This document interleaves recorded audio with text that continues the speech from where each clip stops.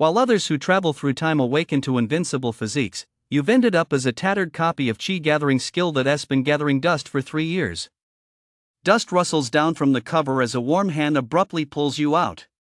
A pale blue stream of data flashes frantically across your retinas: name, Fu, status, reincarnated.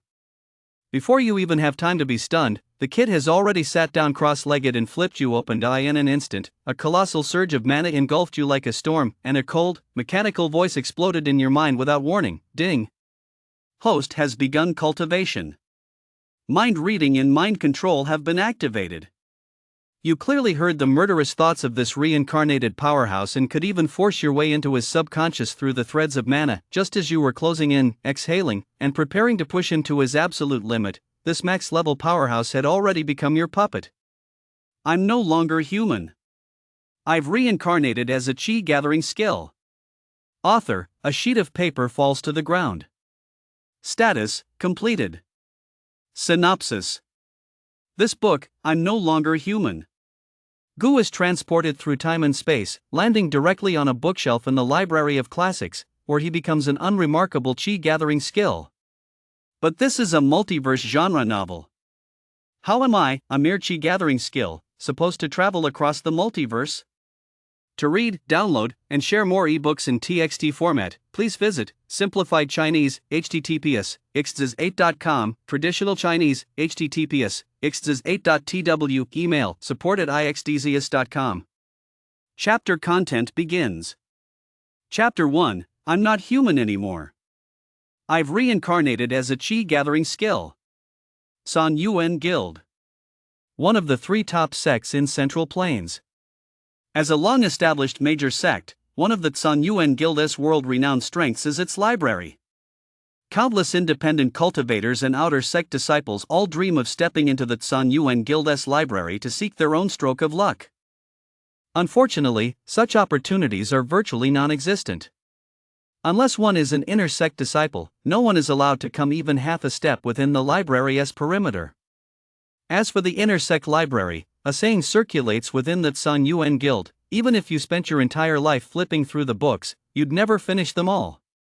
Due to the library's exceptionally prestigious status and its vast collection, many inner sect disciples visit daily to browse, but those who arrive late can only gaze longingly from outside the doors. Of course, the above refers to the inner sect library.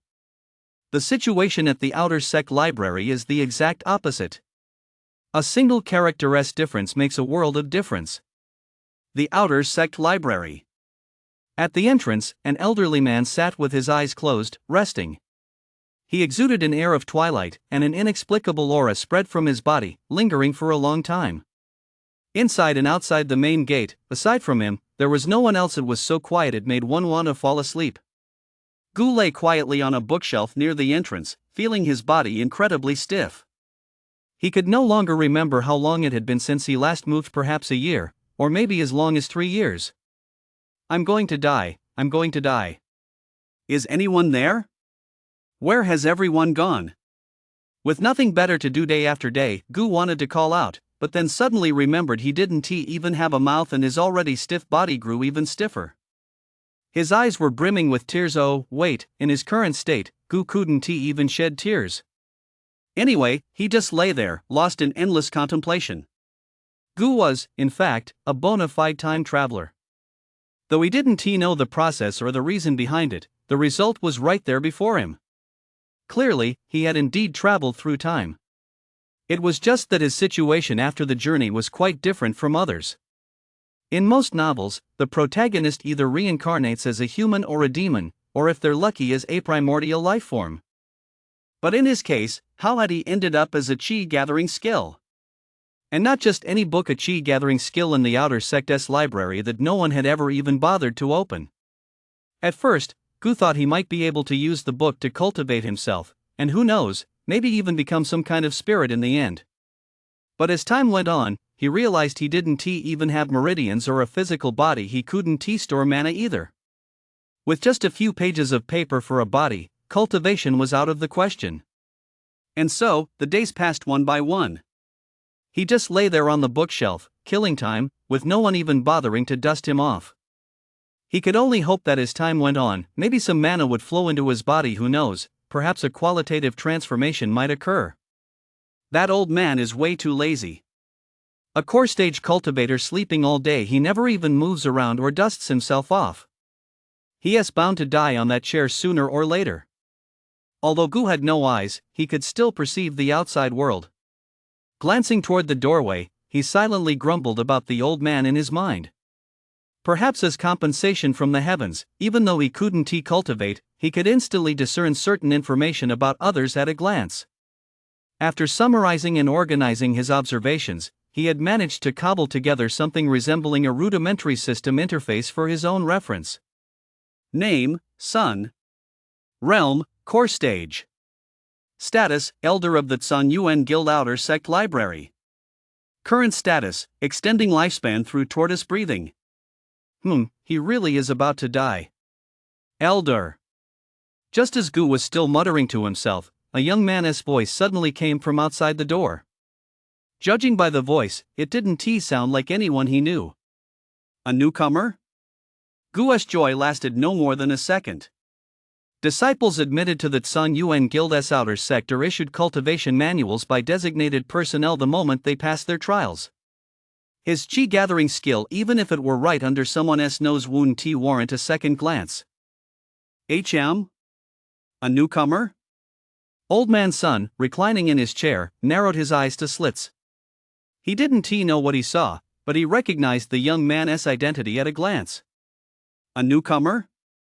It wasn't the recruitment period. Where would a new disciple come from at a time like this? Though puzzled, Old Man Sun noticed the outer sect disciple token clearly hanging from the young man's waist. His identity was in order. He glanced at the library of the Tsun Yuan Guild token resting on the small stool and nodded involuntarily. Go on in, but you may only take one cultivation technique. As soon as Old Man Sun finished speaking, he turned his attention away from the young man and resumed his closed-eye cultivation, working to extend his lifespan. The moment he stepped into the outer sect library, Gu immediately accessed the young man's information. Name, Fu. Cultivation level, Chi gathering stage. Status, outer sect disciple of the Tsun Yuan Guild, son of the third elder of the inner sect. Current status, leisurely. Fu? He is actually the son of an inner sect elder. He just looks a bit ordinary. But what is the son of an inner sect elder doing here in the outer sect library? Could he be playing the part of a weakling to catch the unsuspecting? Looking at Fu's information, Gu showed little emotional reaction, simply staring at him. This kid is here just to have fun. His demeanor didn't suggest he was looking for cultivation manuals or secret texts at all. He was just browsing casually. But then again, why would the son of an inner sect elder even be interested in anything in the outer sect? He is walking toward me? Gu kept his eyes on the other guy as Fu approached step by step, finally coming to a stop in front of the bookshelf. Fu's eyes swept over the bookshelf in front of him, not lingering on a single volume. It was obvious he wasn't interested in any of them. What a hassle. Fu's voice was faint, but Gu heard it perfectly clear. There was a hint of resignation in his words. What's so troublesome? What's wrong with this kid? How could someone so young already have a mental condition that makes him talk to himself? Before Gu could even react, Fu, as soon as he finished speaking, casually grabbed a cultivation manual and turned to leave. Gu, who had been stiff for so long, suddenly found his body growing lighter and lighter. Even the dust on the cover had noticeably diminished. Taking a closer look. Damn it, this kid picked me. Quietly clutched in Fu's hand, Gu felt the warmth of a human touch, a sensation he hadn't experienced in years and wasn't sure whether he should be happy or sad. You've got to admit, this rich kid's got some good taste to actually pick me. But then again, even though I'm a chi-gathering skill, can I even be cultivated? With this doubt weighing on his mind, the Gu who'd been left on a shelf in the library for so long after being transported here finally saw the world outside the library for the first time. This flower is really something. These trees are truly trees. This air outside is truly air. But looking at this scenery, it doesn't seem much different from Earth. Chapter 2, What is it like to be cultivated? Held in Fu's hand, Gu didn't feel the slightest discomfort and curiously surveyed his surroundings. Following a path, he walked forward. Before long, a faint commotion reached his ears. He could vaguely hear the cries of vendors and the laughter of people mingling together. It seemed they were about to enter the main gathering area of the outer sect. Just confiscated demon beast cores, fresh as can be. Come take a look. Not 99.8, not 98, just one crystal to start. One crystal, browse and buy to your heart's content. Pills for sale. Genuine pills distributed by the sect this month, 10 times the price for any fakes. Desperately need crystals, come quickly if you're interested. Looking for a partner to run a quest, just need one more chi gathering stage cultivator. As these voices grew clearer, the bustling scene of the outer sect officially came into Gu's view.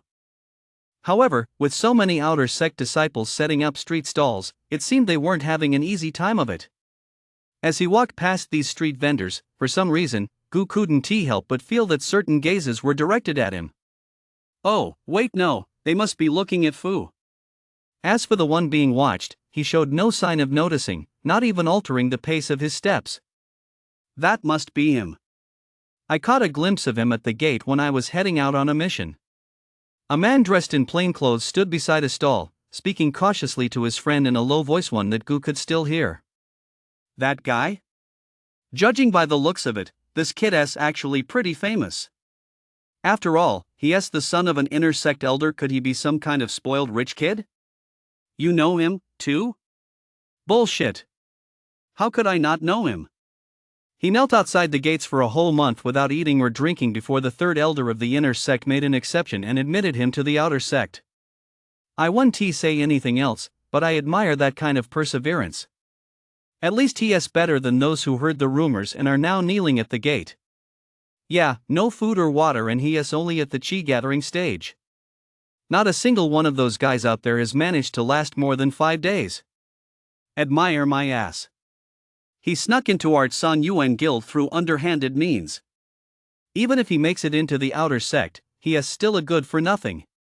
Kneeling for a whole month? What kind of plot is this? A plot from a fantasy or cultivation novel? No, wait. Gu froze for a moment upon hearing this, but then it suddenly dawned on him. The third elder of the inner sect? That is Fu's own father, for crying out loud. What kind of plot is this? At that moment, Gu wasn't just confused, he was utterly baffled, feeling as if his brain was about to explode. Could this be some kind of trial? Bullshit. The street was long, but it eventually came to an end. After passing through a few alleys, Fu finally returned to his residence. It had to be said that, although each outer gate disciple had their own cave residence, the living conditions looked pretty shabby. Looking at them from the outside, one could immediately sense a certain desolation. Inside the cave dwelling, Gu took a quick look at the interior decor. It didn't seem any different from the outside. Is this all the son of an inner sect elder gets? Huh? Wait, why is he still walking? After closing the door to his cave dwelling, Fu didn't lie down on the bed or tidy up the room. Instead, he walked toward a chessboard. This chessboard looked somewhat mysterious. In the world of cultivation, a mysterious chessboard. Gu suddenly felt a bit puzzled. A god mode plot device? The first thing he did upon entering was look for this chessboard. He places such importance on it if it isn't a god mode. As Gu was speculating, he watched Fu move 2 pieces on the chessboard, and then a strange vibration rippled through the air. Not far away, a square entrance materialized on the ground. It turned out to be an entrance passageway. Xin, come here. The moment the entrance opened, an elderly voice rang out, sounding exceptionally kind. Father. Fu's expression, which had remained unchanged for so long, now held a hint of respect and deference. The third elder of the inner sect? Well, this family, using this spot for a secret agent's rendezvous. The passage was somewhat narrow and long, presumably dug on purpose, and Gu knew exactly where it led without being told. The inner sect. Stepping out of the passage, he found himself in a grand hall. Seated in the hall were several elderly men, each wearing a kind smile. Sheener, you've returned just in time. This is your Uncle Li, the Deputy Palace Master. This is your Uncle Wan, the Grand Elder of the Inner Sect. The speaker was Fu's father, who was now smiling as he introduced the others to Fu. Name, Li. Cultivation level, Ascension stage. Status, Deputy Palace Master of the Sun Yuan Guild. Mood, quite amused. Deputy Palace Master? Elder? Quite amused. What on earth is going on here? Wasn't it said that this kid had to kneel outside the outer sect for a whole month before being admitted? And wasn't he supposed to have concealed his identity? Still, these people's cultivation levels are truly impressive. Even the weakest among them is at the nascent stage. What a pity I only have a chi gathering skill right now, so there is no way for me to cultivate. It's a pleasure to meet you all, uncles. Fu, with his elegant demeanor, gave a slight smile and bowed to the group, appearing completely at ease. He was very polite and gracious, but Gu had a vague feeling that Fu had known these uncles for quite some time. The rest of the time was spent on the tedious exchange of pleasantries. It even made Gu feel drowsy. However, the information hidden within was quite substantial. For instance, this kid had indeed pulled some strings behind the scenes. Kneeling there for a month was merely to create a plausible excuse and a convenient opportunity. As for the claim of going without food or water for a month, these uncles had been helping him behind the scenes. Otherwise, he would have starved to death long ago. As for why he did it, Gu simply pieced it together from scattered remarks. Apparently, there is an old fossil in that Sun Yuan Guild, a formidable figure who laid down some ridiculous rules that no one dares defy. But inevitably, there are some bloodlines outside the guild, or descendants who might lack sufficient talent. Over time, there are always clever individuals. Take that Deputy Palace Master, for example. He currently has 2 direct disciples, one of whom was admitted to the outer sect as an exception. After breaking through to the foundation stage and entering the inner sect, he was instantly promoted to a direct disciple. It's said that this disciple was determined to join the Sun Yuan Guild during a major sect war. He charged into the fray at the chi gathering stage and saved dozens of Sun Yuan Guild disciples. As for the twists and turns of this story and whether it's true or not, only the elders likely know the full truth. However, even if they do know, they're stakeholders in the matter, so they'll keep it under wraps. Sheener, I've already had someone find the cultivation technique best suited for you, but it will take some time. As the conversation drew to a close, the Deputy Palace Masters and elders who had come to socialize had already left, leaving only Fu and Mingtian in the Grand Hall. Mingtian looked at his youngest son with great affection, then his gaze fell on Fu's hand. A surge of inexplicable energy washed over him. Gu could clearly sense its immense power. Such was the terror of the nascent stage. Of course, even faced with this energy, Gu didn't feel the slightest bit nervous. What could possibly be worse than being a chi-gathering skill?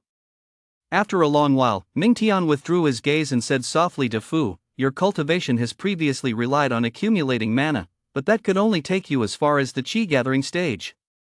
I've carefully reviewed this chi-gathering skill, and it seems suitable for you as a transitional practice during this period."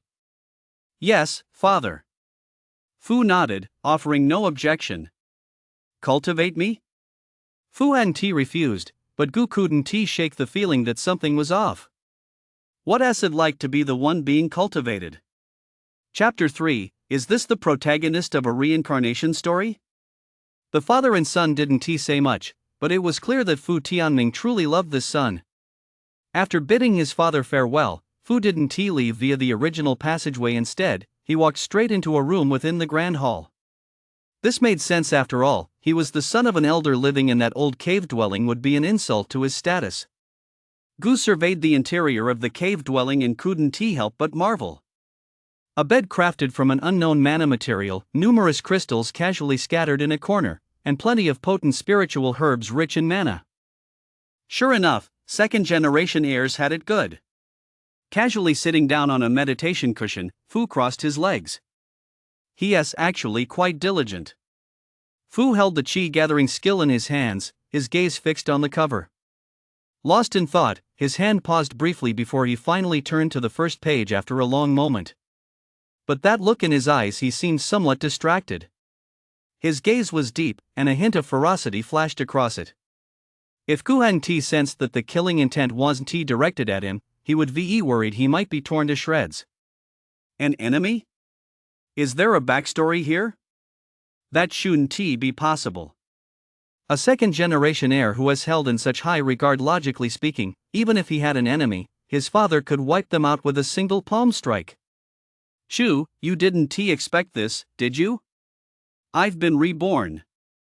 Fu's voice was somewhat low and not very clear, but Gu had a keen ear. Wait a minute. Reborn? Did I hear that right? This kid was reborn? A protagonist from a rebirth story? But that doesn't make sense. The name Chu sounds more like a protagonist than Fu does. Aren't most people with the surname Fu the protagonists of romance novels?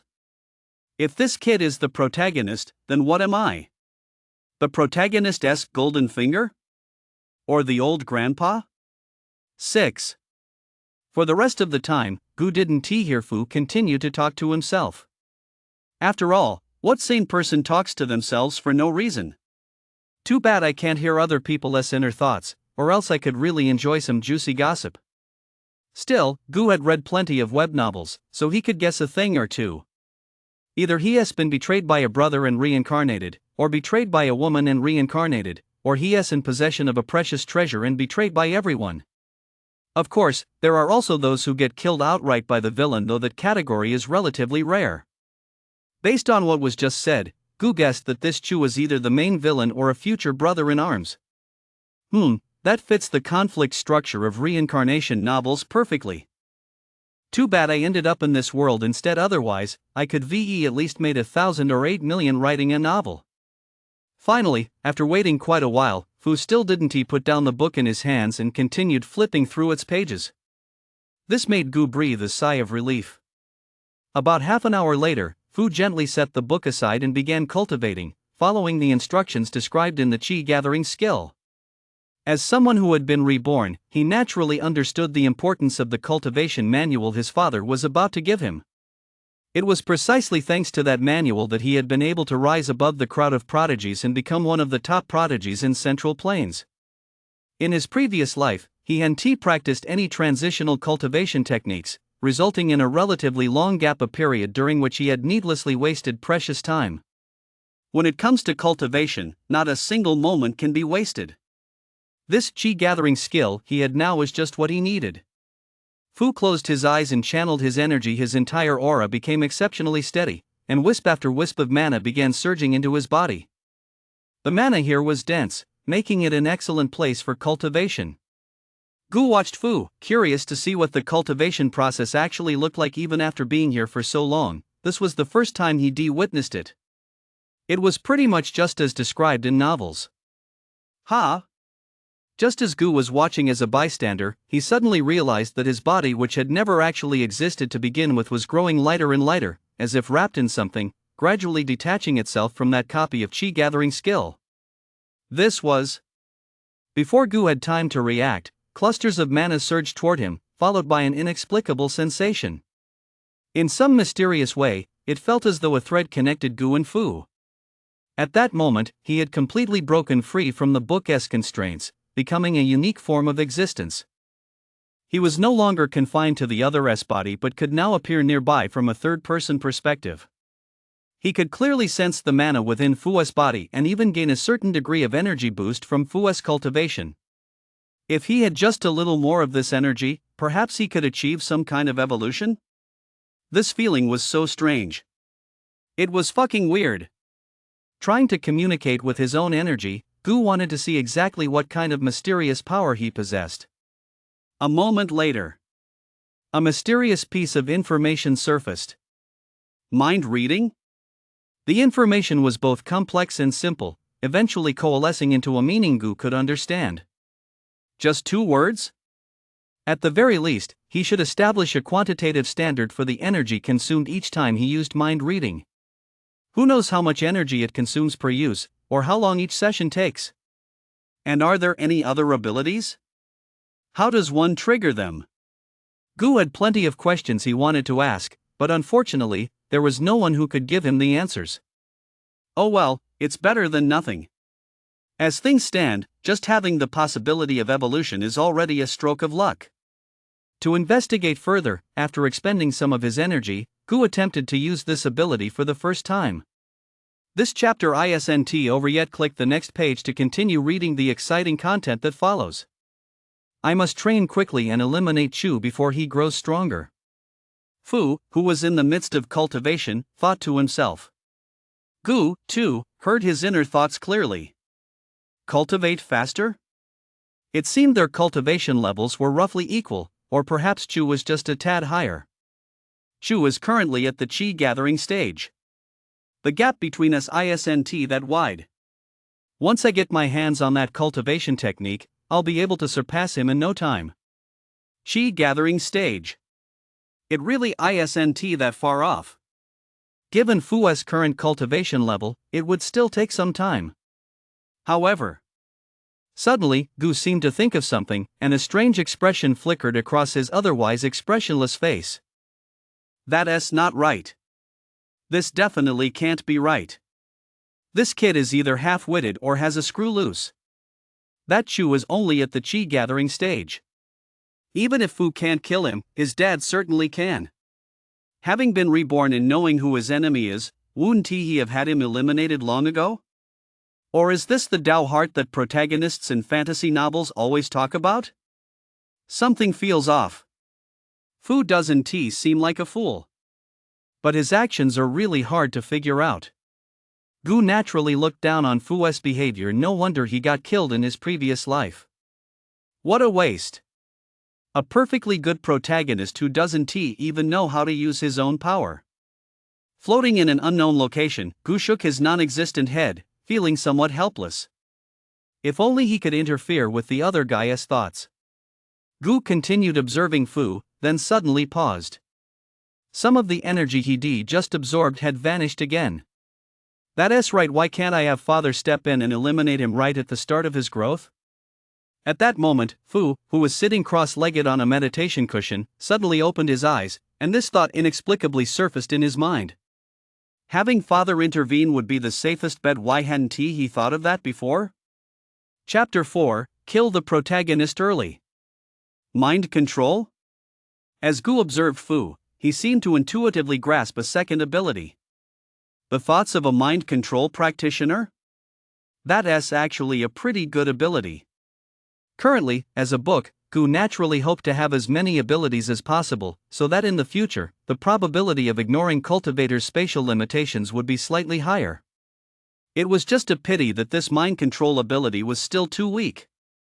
Quietly watching Fu, who was still sitting cross-legged in meditation, Gu could do nothing about it. Sigh, this kid is still too young. He doesn't know to race against the clock. Delay, and things will change. Time passed. Gu had long since lost all sense of time. Whether it was one night, an entire day, or even several days to him, a book, it made no difference at all. After all, he didn't need to cultivate, he just spent his days idling away, waiting to die. In the grand hall, Fu shared his thoughts with his father.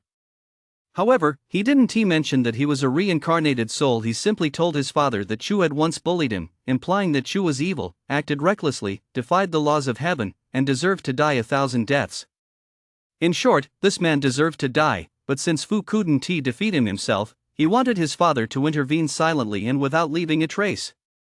Fu Tianming's expression remained largely unchanged as he fixed his gaze on his son's face, lost in thought. As an outsider, Gu listened to the father-son conversation, finding it difficult to gauge whether the father would agree. This Chu, how dare he do such a thing? Fu Tianming's voice was very calm, making it impossible to discern his current thoughts. Please, father, eliminate him. Fu's voice rang out, resolute.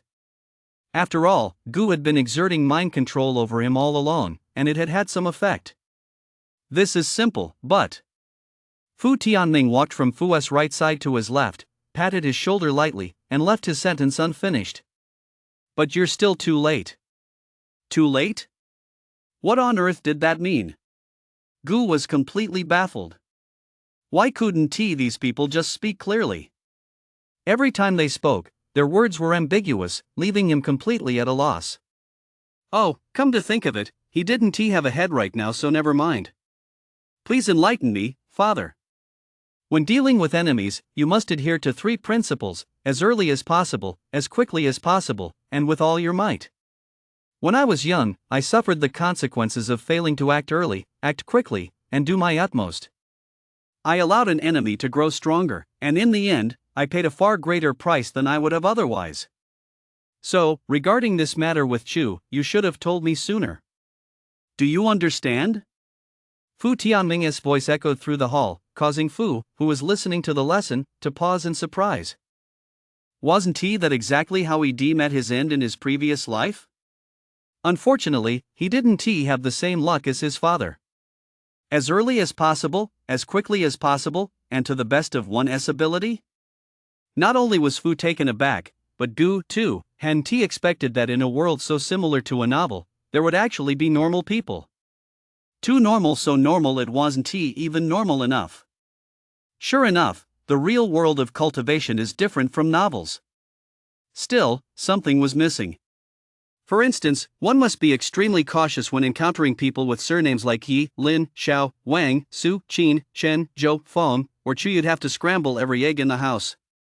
He silently added this to his thoughts, but Gu felt something was increasingly off. What he just added seemed to be aimed at the protagonist. Why did it feel like Fu's approach was drifting further and further away from that of a protagonist?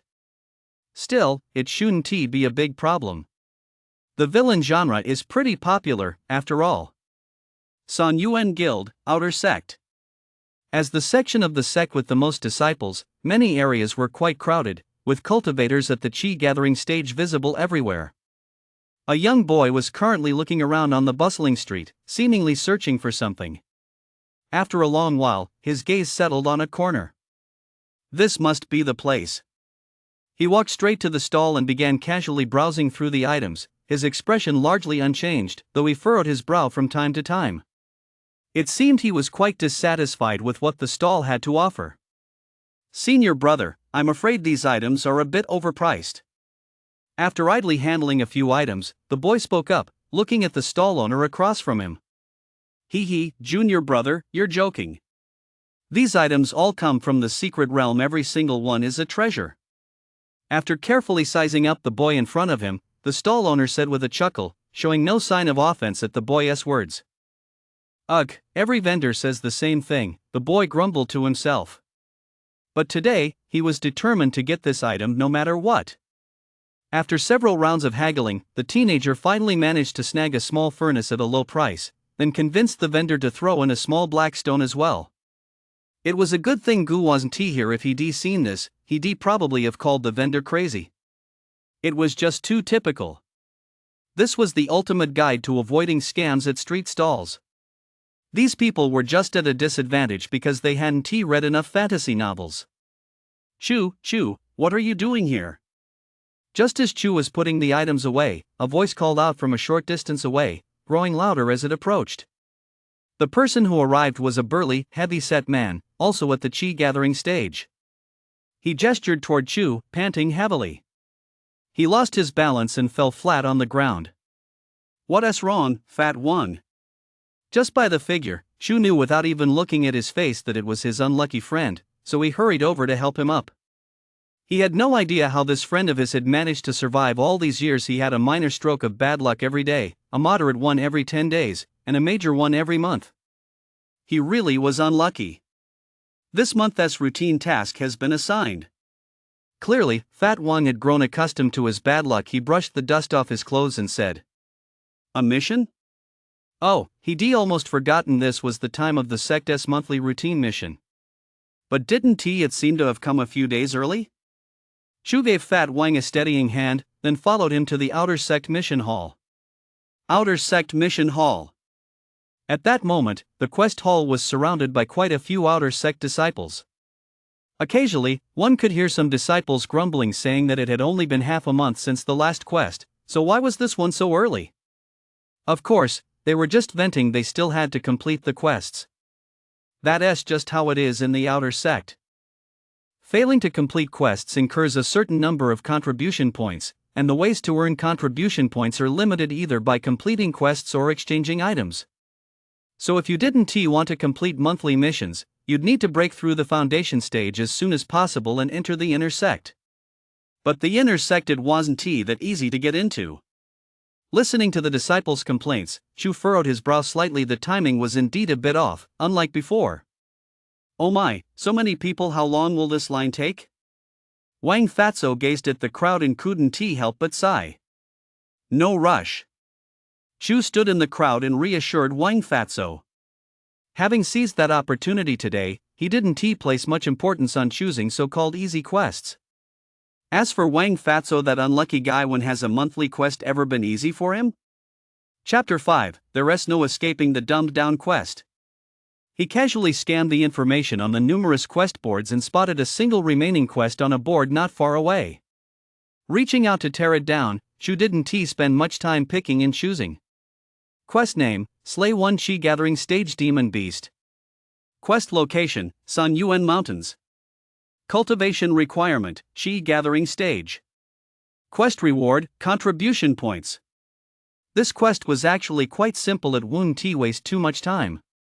Chu thought to himself, a faint glint of coldness inadvertently flashing in his eyes. After all, he didn't have that much time to spare. Let us head out once you've claimed the quest. Just as Chu finished reading the quest details, an aged voice rang in his ear. It was none other than an outer sect elder from the quest hall.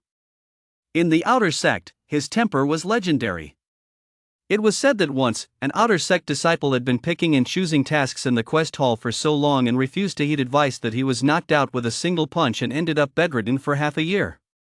So Chu did his best to avoid provoking this elder. He respectfully bowed to him before leaving. Outside the quest hall, one could occasionally hear some outer sect disciples discussing their quests. There isn't a single easy mission this time. I thought I might be able to snag a mission to slay a demon beast or something. There are some, but they're ridiculously far away.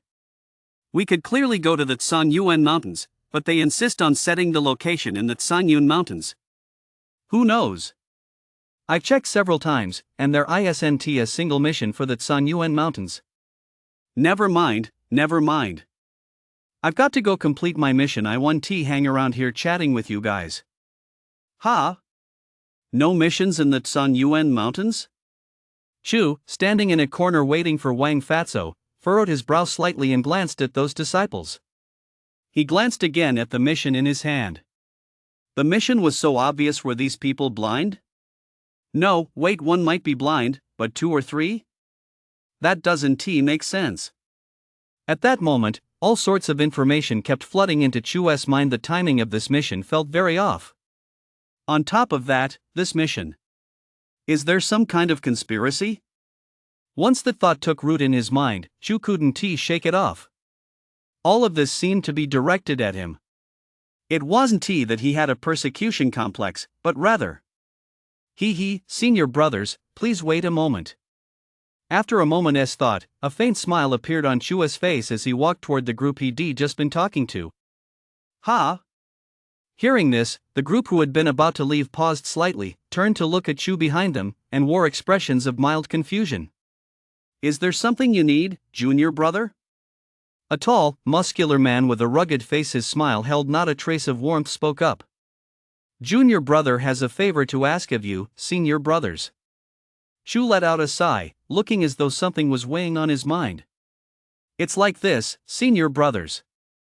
My parents in the mortal realm have just passed away, and I'd like to go to a mortal city to pay my respects. But as you know, outer sect disciples aren't allowed to leave without permission. I was planning to take on a nearby mission so I could go home for a visit, but sigh. A look of desolation crossed Chu's face. He seemed somewhat sad and wasn't in the best of spirits. Hearing this, the burly man with the rugged features understood what Chu was thinking. Exchanging missions. This was actually quite common among outer sect disciples. It was frequent for disciples to swap tasks with others for personal reasons. Junior brother, it's not that I don't want to.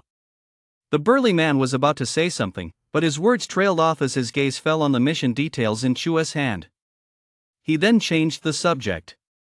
Your filial piety is commendable, junior brother, but as for me, add 10 crystals. All right. Neither of them beat around the bush, each had their own calculations, and it was a win-win situation for both. After taking the mission slip, Chu finally let out a long breath. That mission in the Tsan Mountains was very strange. It just so happened that there was only one mission slip on the board, and it just so happened that so many people hadn't encountered the Tsan Mountains mission. Everything was too convenient. If there wasn't something fishy going on here, he'd have lived all those years for nothing. Is this his doing? Chu's eyes were unusually cold, with a hint of murderous intent flickering within, though he concealed it extremely well. This outer sect mission was going to keep him busy. Inner sect, the third elder's hall. Father, do you think Chu will believe it? Fu stood before his father and spoke after a moment's thought. Meanwhile, Gu had already heard their plan in its entirety. As long as he is not mentally impaired, he'll definitely notice something amiss with that mission slip. He'll surely demand in exchange. Fu Tianming chuckled softly, patting his son on the shoulder as he spoke. But he'll also sense the danger. Yes, he'll likely sense a conspiracy and know we won't give up easily, but so what? We never intended to take action in the Tsan Mountains, and there are no ambushes in the mortal cities. Qin error, let me teach you an unwritten rule: within the Tsan Guild, you must never strike. But outside the Tsan Guild, the moment you step through the door, life and death become unpredictable. Fu Tianming's voice rang out as he continued. Even the Deputy Palace Master and the Grand Elder have done things like this more than a few times. Gu listened to their conversation and couldn't help but admire how strictly these people adhered to the rules. At the same time, he was quite impressed by Fu Tianming's psychological tactics. Alright, make the opponent think you'll strike at the mission location, only to take them out the moment they step outside. Huh? Wait a minute? That's not right. Gu, who had just been admiring the two of them, was instantly at a loss for words. Onoed just praised these guys for being smart, but now it seemed he couldn't escape this brainless, feel-good story. Chu clearly had no idea anyone was out to get him, but with Fu Tianming pulling this stunt, he essentially alerted the enemy. That was totally unnecessary, wasn't it? In any case, that earlier nested plan now seems completely pointless. Since they were going to kill him as soon as he stepped outside anyway, striking while the enemy was unaware might actually have a higher success rate. I really can't figure out what these cultivators are thinking. Could it be that there really is some kind of dumbed-down aura at work here? But they seemed pretty smart at first. Of course, even if he didn't understand their reasoning, Gu couldn't intervene for the time being. His energy reserves were running low, and he needed to conserve every bit he could. As for Fu, Gu had always held the philosophy that as long as he stayed alive, that was enough. After all, he currently needed a massive amount of energy, and the only way to obtain it was through Fu. That said, he wasn't sure if he could still be used by others for cultivation at the same time. If he could absorb the energy of two people or even thousands or tens of thousands, who knows what kind of ability he might evolve. Becoming even freer wouldn't be a pipe dream after all. One should always have dreams. Chapter 6, does it feel like the plot has already been scripted? At the entrance to the Tsan Guild. Several outer sect disciples at the Qi gathering stage were standing guard, while an elderly man, looking somewhat advanced in years, sipped his tea leisurely. His gaze kept sweeping over the outer sect disciples leaving the Tsan Guild, then he cast a wary glance at the many independent cultivators kneeling in line at the sect's entrance. Several old men among the independent cultivators were already kneeling so unsteadily that they looked as if a gust of wind would knock them over. These independent cultivators were still too young. They knew nothing of the ways of the world and actually believed that kneeling like this would get them into the Tsan Guild. How laughable. I wish to join the Tsan Guild. In life, I am a member of the Tsan Guild. In death, I shall be a spirit of the Tsan Guild. I beg the sect for mercy, please allow me to join the Tsan Guild's outer sect. I'm willing to be a menial. I'm willing to be a slave. Stop pushing. As long as I can join the Tsan Guild, I'll work like a beast of burden. Join the Tsan Guild? I'd be happy to die the very next day. I'll die the moment I join. These people are truly desperate. It's just a shame that no one is paying any attention to what they're saying. As everyone knows, using the same method, only one person has ever successfully joined the Tsang Yuan Guild. The truly clever ones have already begun exploring other methods. Chu stood at the sect S-gate, watching the crowd, and his step just as he was about to step forward hesitated slightly. He long heard that there were quite a few people out there trying to cut corners to join the Tsang Yuan Guild, but he never imagined it would be this crazy. However, he didn't have the mental bandwidth to dwell on these matters right now. The most important thing right now was the mission. He went back to study it, and the more he studied, the more he sensed that something was off about the whole situation. It was as if everything had been arranged just for him. According to the original timeline, none of this was supposed to happen. Could there have been a mistake somewhere? Feeling the energy within him nearing the chi gathering stage, Chu still couldn't shake his unease. The gap between the chi gathering stage and the nascent stage was too vast. If Fu's father really did take action, he'd likely be completely defenseless. But something still didn't add up. He hadn't had much contact with Fu yet, so there was no way Fu would have invited his father out. A jumble of information swirled chaotically through Chu's mind, making him feel like he was going to go bald. Better to play it safe. Gu watched Chu from a distance, and the other's basic information appeared before him. Name, Chu. Cultivation level, Qi gathering stage. Status, outer disciple of the Tsang Yuan Guild. Condition, being guided. The information at the beginning was fine, but that last condition was worth pondering. Being guided? The implications here were far from simple. After a moment's thought, Gu glanced at Fu again. Name, Fu. Cultivation level, Qi gathering stage. Status, outer disciple of the Tsang Yuan Guild, son of the third elder of the Tsang Yuan Guild. Status, being guided, under mind control. Guided again? The latter status must have been imposed by himself, but what about the former? Gu turned his attention back to Fu Tianming. Status, being guided. Still being guided. All three of them were in a guided state. If anyone claimed there was no connection between them, no one would believe it. But what could possibly guide a late nascent stage powerhouse? The ascension stage? Or an even stronger powerhouse?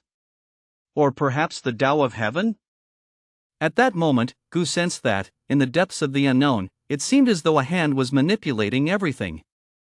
Thinking back to Fu's rebirth, perhaps it was also connected to that hand. Once the pieces were put together, the twists and turns involved would be even more terrifying. He was just a simple chi gathering skill. How had he gotten mixed up in all this? Shiner, rest assured. Your father will strike him down with a single blow and reduce him to ashes. Fu Tianming noticed his son's gaze fixed on the sect's entrance and chuckled softly to put Fu at ease. At ease? Fu was, indeed, at ease. How am I supposed to feel at ease? Gu had been causing Fu nothing but worry. Since he'd been guided, Gu didn't even have to think about it. There was no way Chu could be killed. What if another traitor emerged, fell into the secret realm, saw their cultivation skyrocket, and then, a few years later, swept through the Tsang Yuan Guild? That would be way too fantastical. This kind of plot, though, was truly classic Xuanhuan. It felt like the story had already been scripted. It was just a bit cliché, but it was watchable. Chu paused briefly, surveyed his surroundings, and made up his mind, he had to get out of there quickly. Fortunately, he recently gained the ability to conceal his appearance and aura, allowing him to take advantage of the crowd. Otherwise, it would been nearly impossible to vanish into thin air. Just as he took a step forward, a powerful aura swept toward him in an instant, pinning him to the spot. Nascent stage. It must be a nascent stage cultivator who struck. Chu's eyes widened with terror.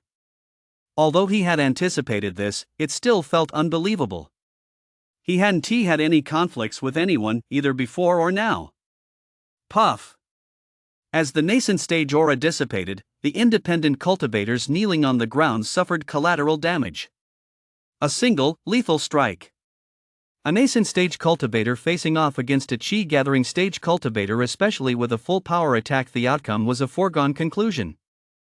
Layers of blood mist exploded outward, leaving only bloodstains on the ground. Crack! Something unexpected happened. Oh no, to be precise, it was something that surprised Fu and Fu Tianming.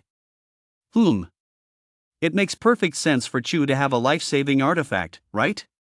As the crisp sound of a jade pendant shattering rang out, Chu emerged unscathed. Even the aura he'd been projecting vanished. Damn it, this is the kind of treatment a protagonist deserves. That Fu guy looks more and more like a villain the more I look at him. A protective treasure? Fu Tianming narrowed his eyes slightly, gathered another burst of sword energy, locked onto the aura, and slashed forward. He was determined to see just how many treasures his opponent possessed. Crack! Boom! Crack! With each of Fu Tianming's attacks, the sound of shattering echoed through the air. Even the old man guarding the entrance had been reduced to a mist of blood, yet Chu was still in one piece. That's just fucking ridiculous. However, Chu wasn't faring much better either. Sweat trickled down his forehead uncontrollably. Thankfully, he secured numerous opportunities before handing out, otherwise, that very first strike would finished him off. Fu Tianming. It really is Fu Tianming. Chu finally got a clear look at the attacker's face after parrying several blows. It was Fu's father. But the timing didn't add up. He clearly hadn't provoked the man yet. The man definitely didn't recognize him. But there wasn't time to dwell on that. Now he had to escape before his last protective treasure ran out. Gu watched the scene before him with boredom, strolling leisurely over to Chu's side. That so-called nascent stage power had absolutely no effect on him. With a hand that wasn't even there, Gu sent a burst of energy straight through the other man's skull. This kid has some remarkable constitution. At this rate, he probably won't die.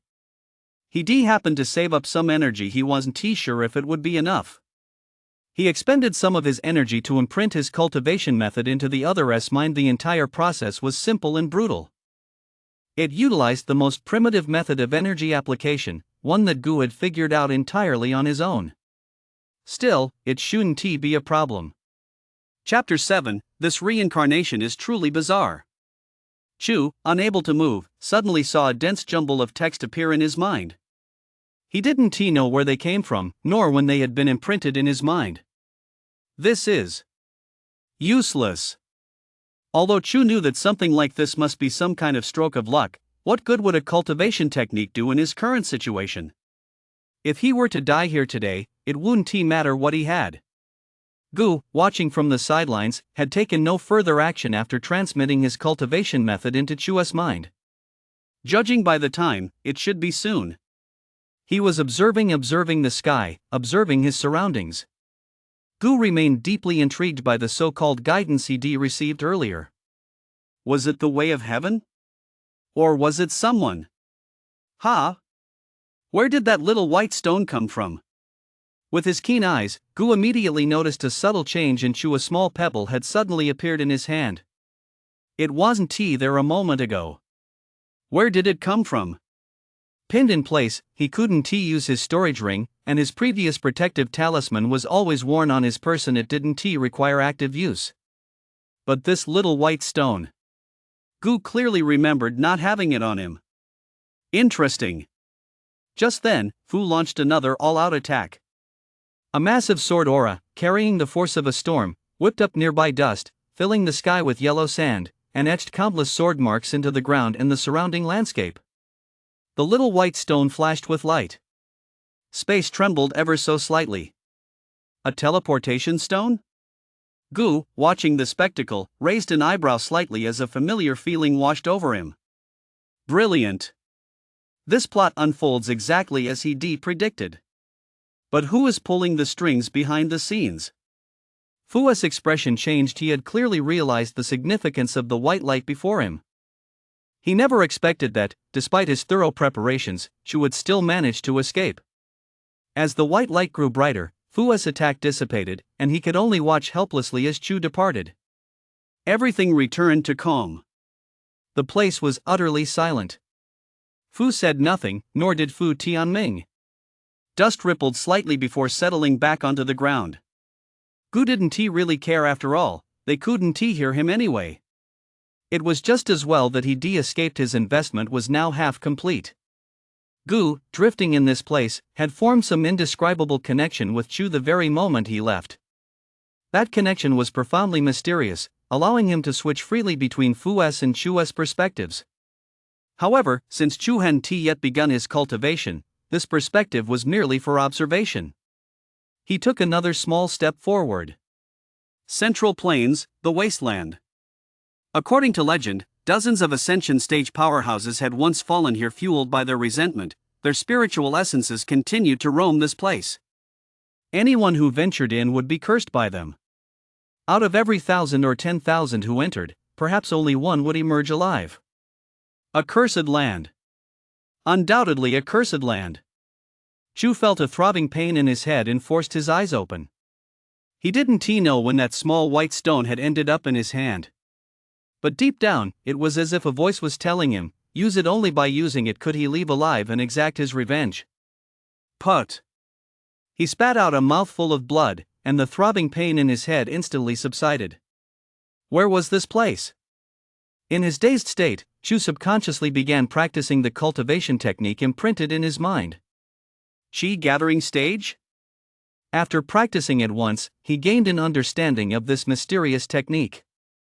It didn't seem particularly special. It was very similar to the most basic Qi gathering skill. But could an ordinary Qi gathering skill just suddenly appear in his mind like this? Absolutely impossible. I never expected that, just after being reborn, I'd already been targeted by Fu again.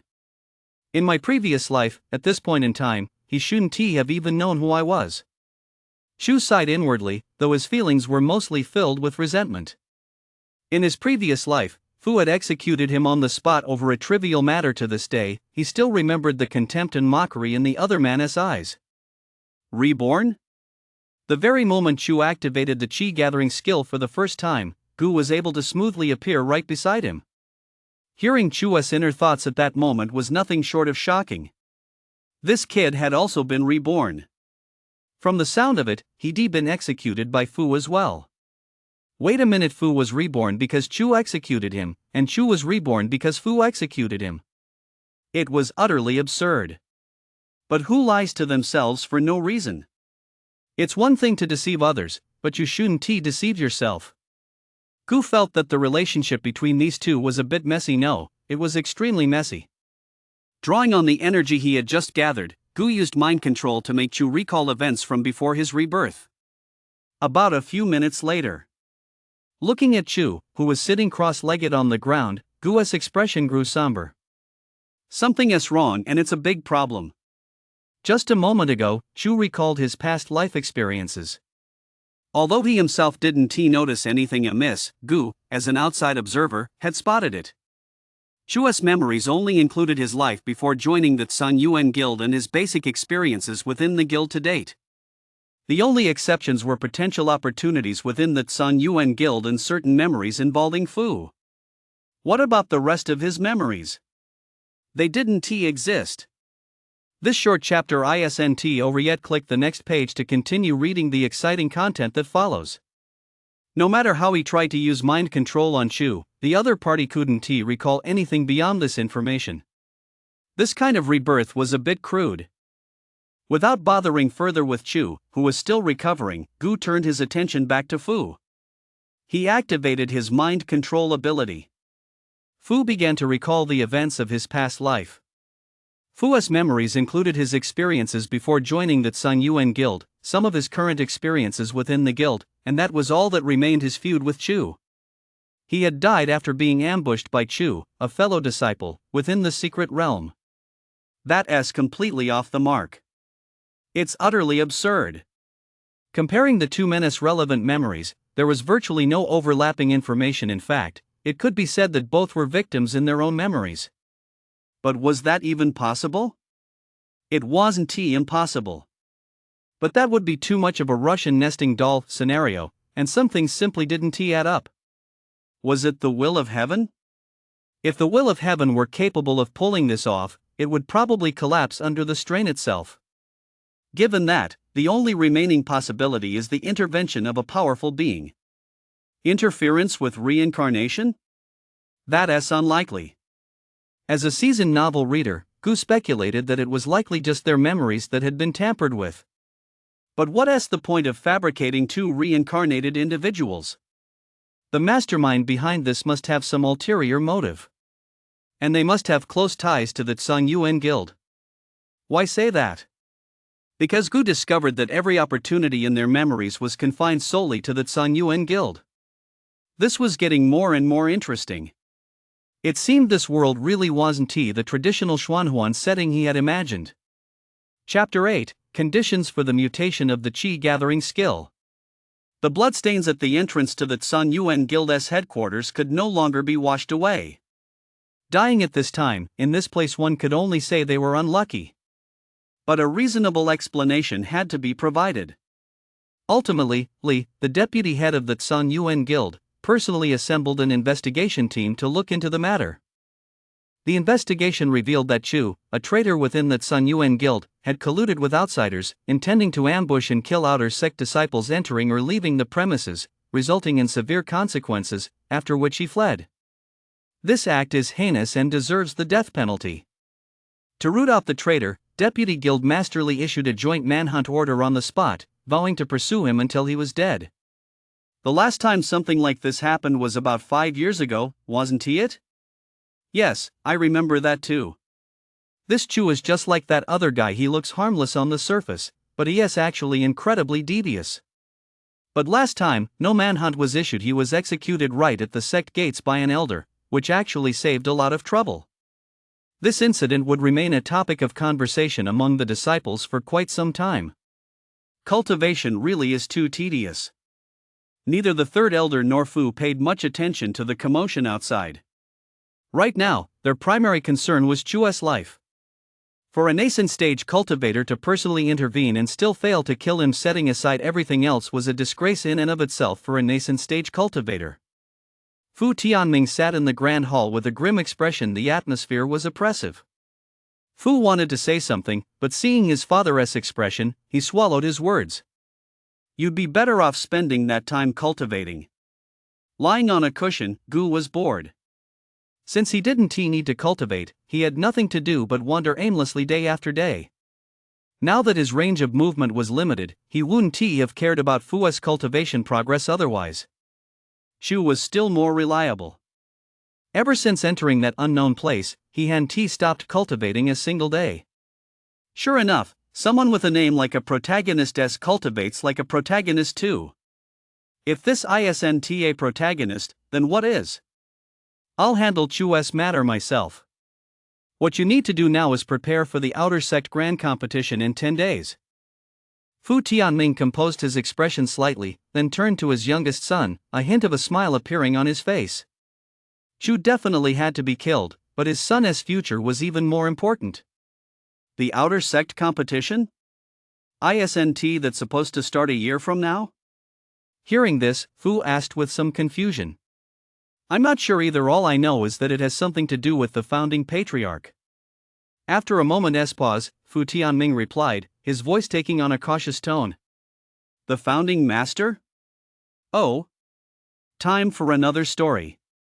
Gu, who was lying down, pricked up his ears and continued listening to Fu Tianming. The founding master's cultivation reached the heavens, and he acted as he pleased. Sometimes he'd alter established customs, and every now and then, he'd even organize some strange events. However, the last time the patriarch intervened was 5 years ago. I wonder what his intentions are behind bringing the sect's grand competition forward this time. Stroking the beard on his chin, Fu recounted stories about the patriarch. Cultivation reaching the heavens? Even the deputy palace master of the Tsang Yuan Guild, an ascension stage powerhouse, wasn't described by Fu as having cultivation reaching the heavens, so this patriarch's cultivation must be quite high indeed. Gu didn't actually have a complete understanding of these cultivation realms. He only knew they were roughly divided into 5 stages: Qi gathering stage, foundation stage, core stage, nascent stage, and ascension stage.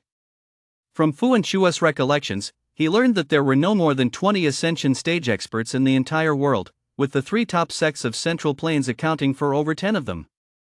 As for that patriarch's cultivation level, it was unclear whether he had reached the great perfection of the ascension stage or had surpassed it. During the last grand competition, both the first-place outer sect disciple and the first-place inner sect disciple were granted an audience with the patriarch and even received opportunities for advancement. In just 5 years, those two went from ordinary chi gathering stage and foundation stage to core stage and great perfection of the core stage, with the nascent stage within their grasp.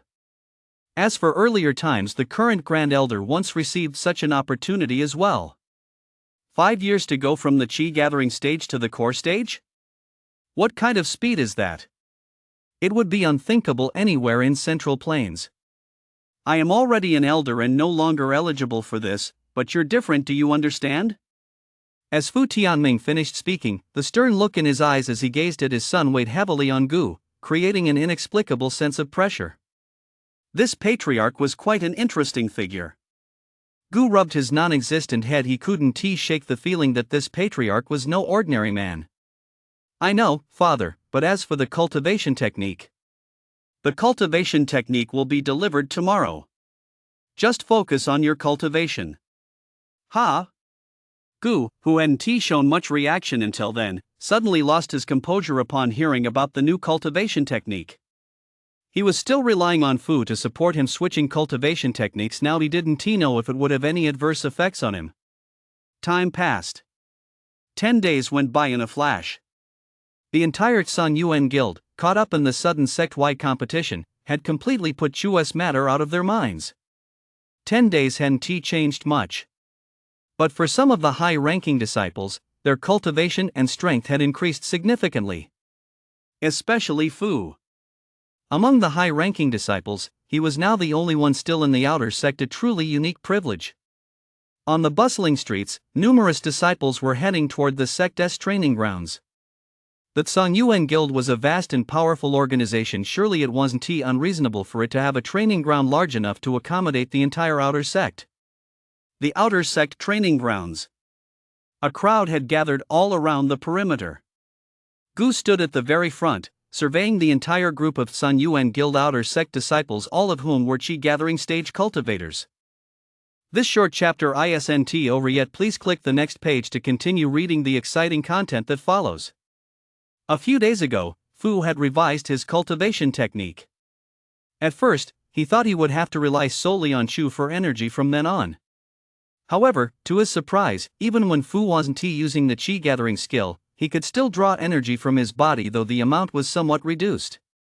Ultimately, it came down to the fact that his own chi gathering skill was simply too weak. Although the energy he gathered over the past few days had brought about some changes, there was still a significant gap compared to some advanced cultivation techniques. Just imagine, if those who cultivated him were stronger than everyone else and progressed faster, wouldn't everyone be scrambling to cultivate him, creating a virtuous cycle? However, these additional benefits come with certain conditions. Gu only learned about these conditions yesterday. Last night, while gathering energy, Gu suddenly gained a clearer understanding of his current level. Chi gathering stage. This was the first time he had ever known his cultivation level. It sounded a bit strange, though, since he never heard of any chi gathering skill cultivation method being categorized by cultivation level. With the emergence of this cultivation level, Gu's understanding of energy also became more profound. The more energy he gathered, the higher his cultivation level and energy cap would rise. After consuming a portion of his energy, he could absorb and replenish it within that cap. Once his energy accumulation broke through the chi gathering stage cap, he would advance to the foundation stage. Upon reaching the foundation stage cap, he would advance to the core stage. Upon entering a new cultivation level, the chi gathering skill would also undergo a certain degree of transformation. Chapter 9: Who can compare to your luck? On the high platform. Many of the outer sect elders had not yet taken their seats, leaving one spot vacant in the center. Core stage cultivation.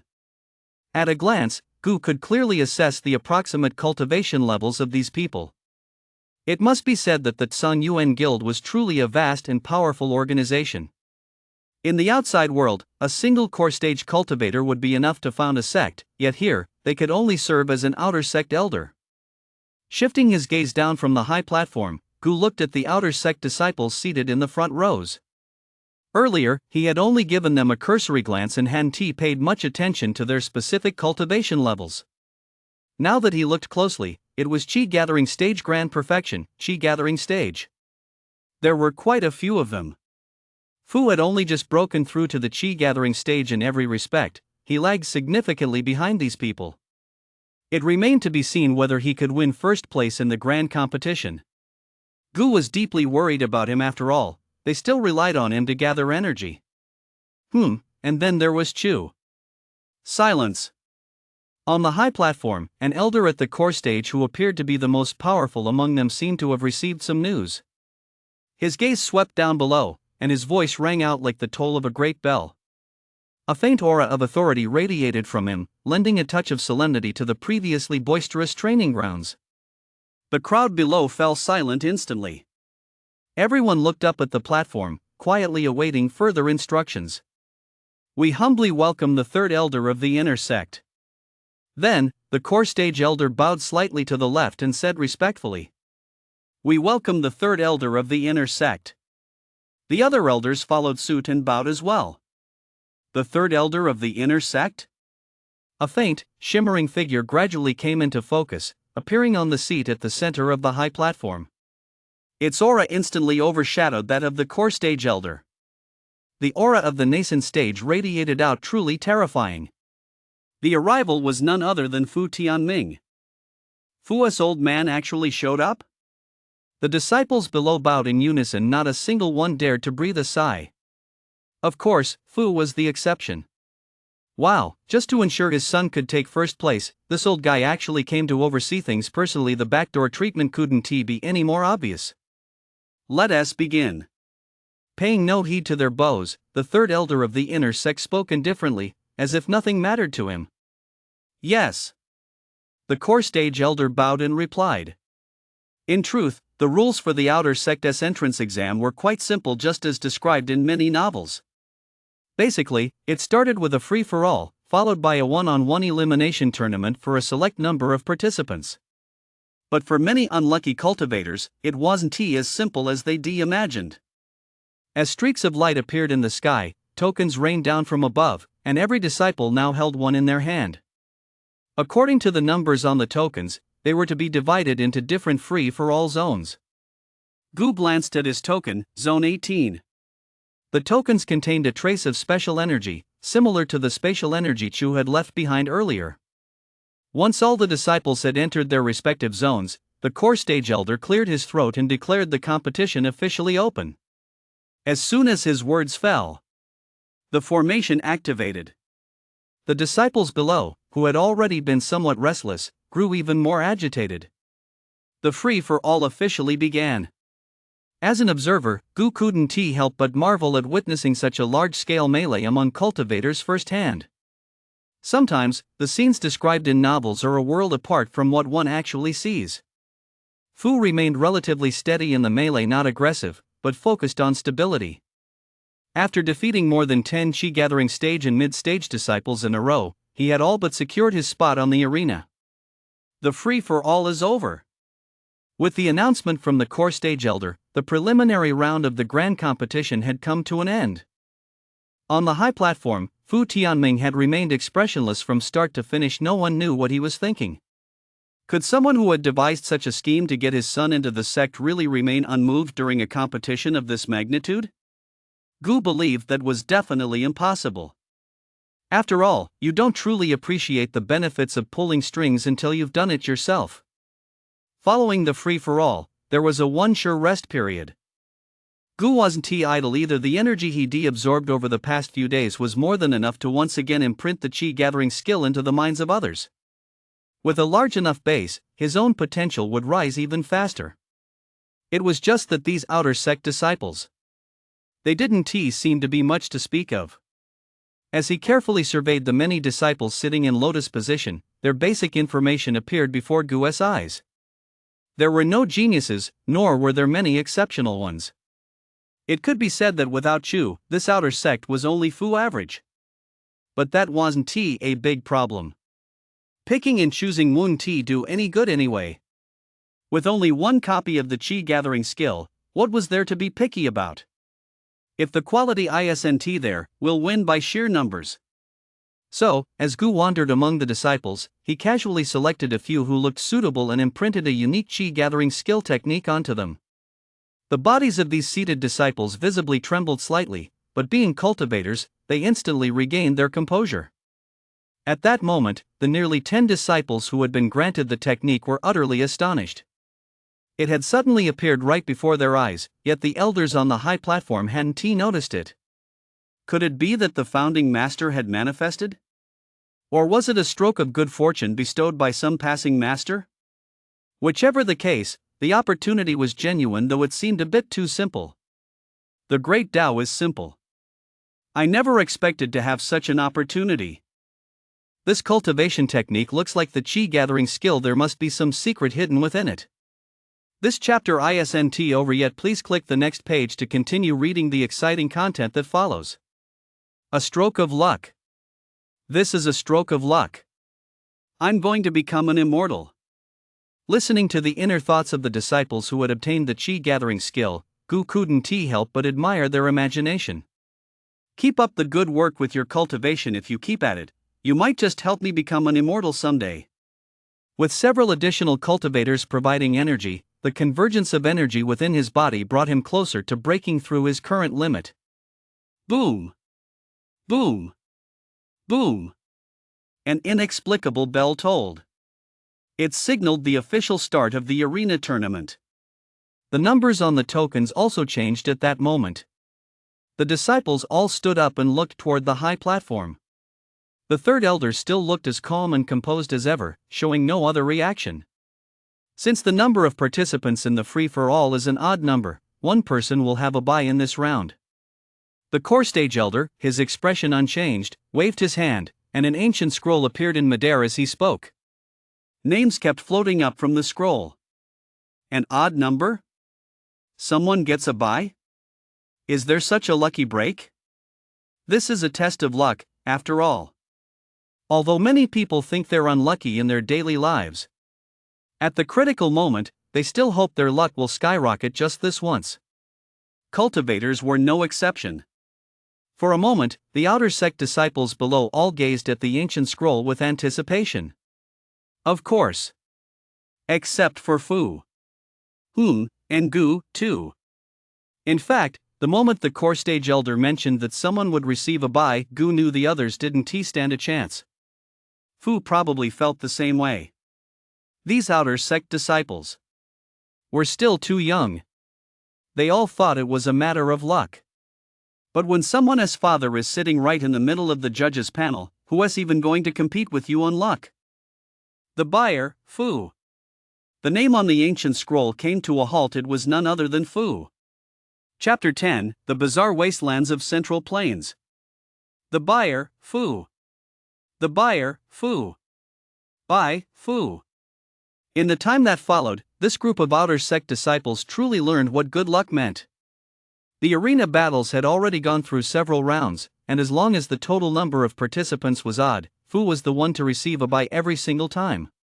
It was a bit shameless. Does this Fu have some kind of connection? How come he gets a bye every time? A disciple who had guessed correctly muttered to his companion beside him, though he kept his voice low and dared not look up at the high platform. Probably not. He was only barely admitted to the outer sect after kneeling in front of the sect for a whole month. If he really had connections, how could he end up like this? Explained an overly naive outer sect disciple. Sigh, he is just lucky there is no stopping him. I'll believe it today, but there are still several rounds to go. Can he keep getting a bye all the way to the finals? Exactly. My luck has always been pretty good. I should at least get a turn. You guys are so naive. Sigh, never mind, I won't say anything else.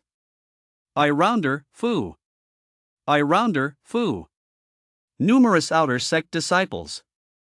On the high platform, several outer sect elders were growing restless and glanced toward the third elder in the center. It was truly hard to accept that such an incident had occurred during the outer sect competition.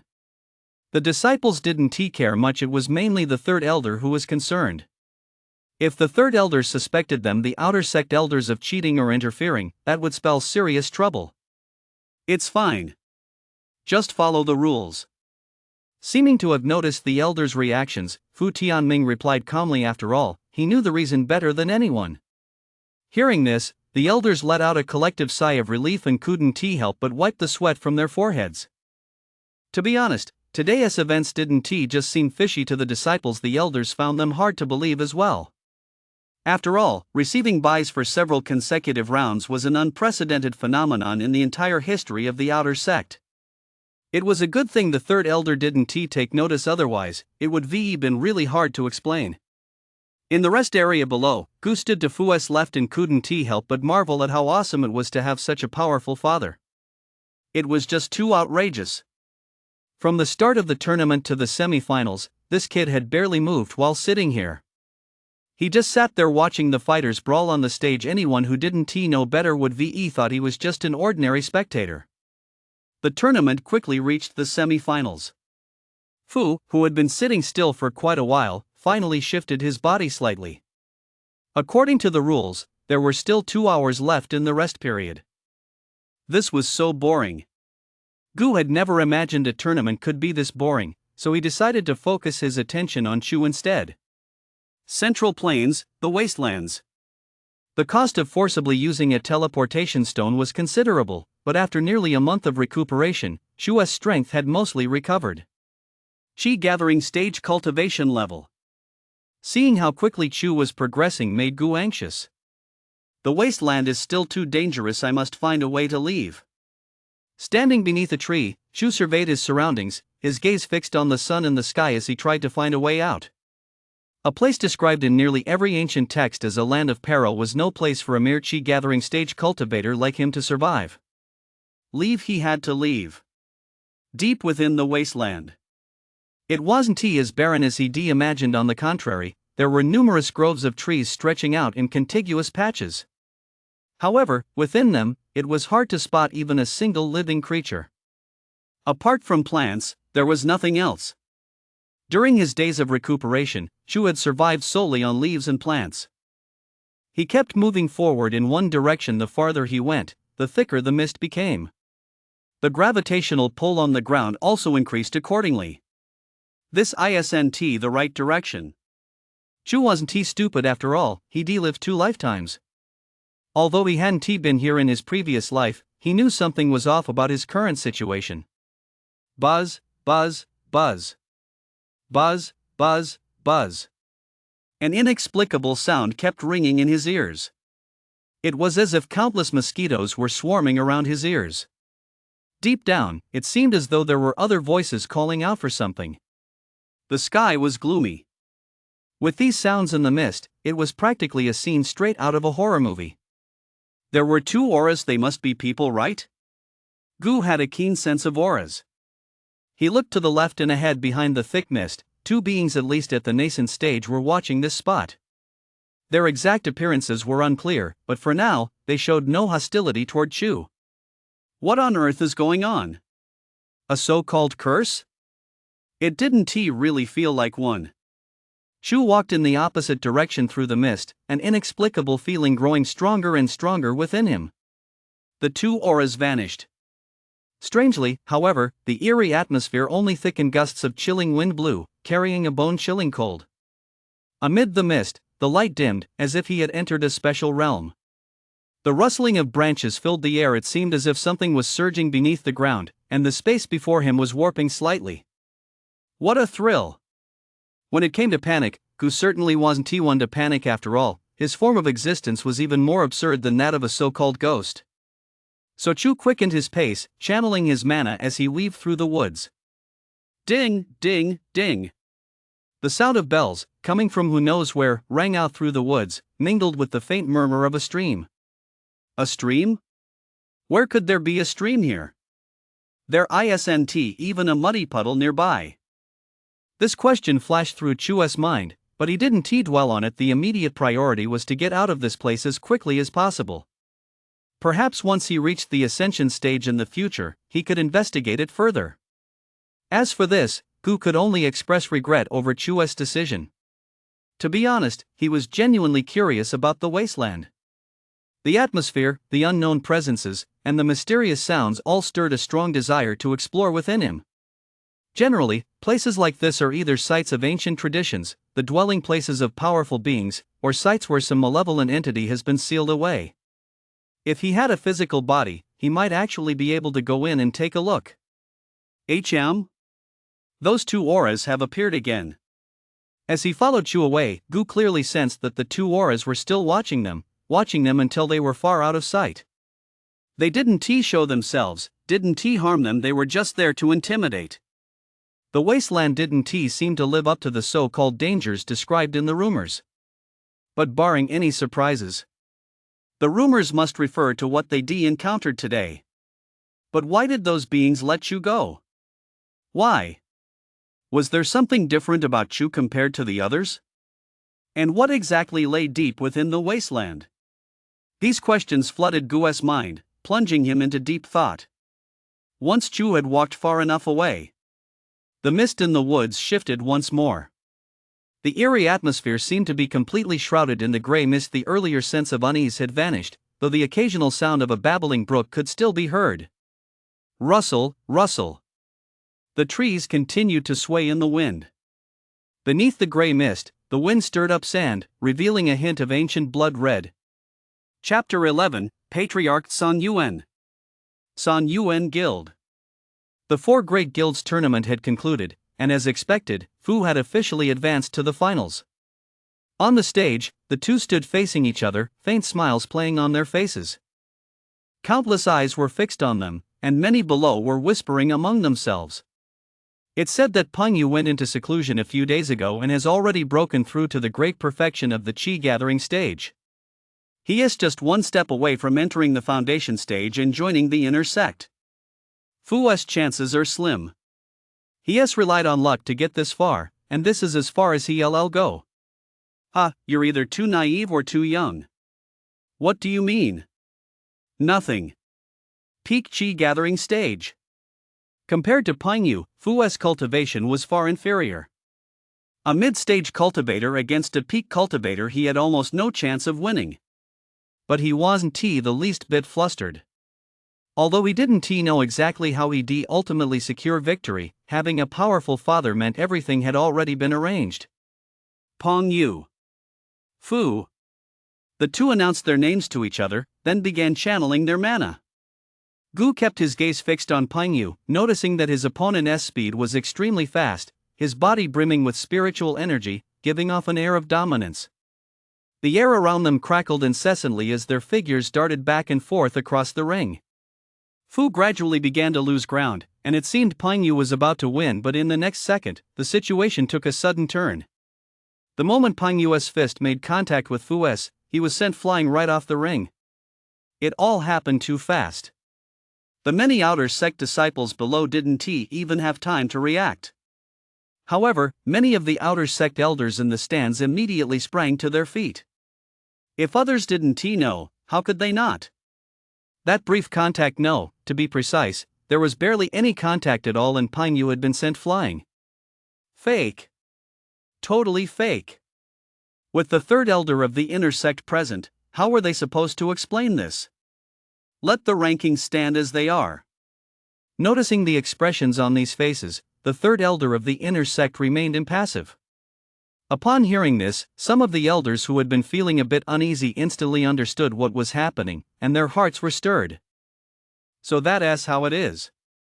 They weren't fools. Since the third elder wanted it, they had to comply. Yes. The elder in charge of officiating bowed slightly and said, "The outer sect competition is over.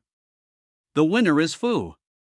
The voice echoed throughout the entire arena, and the outer sect grand competition officially came to a close.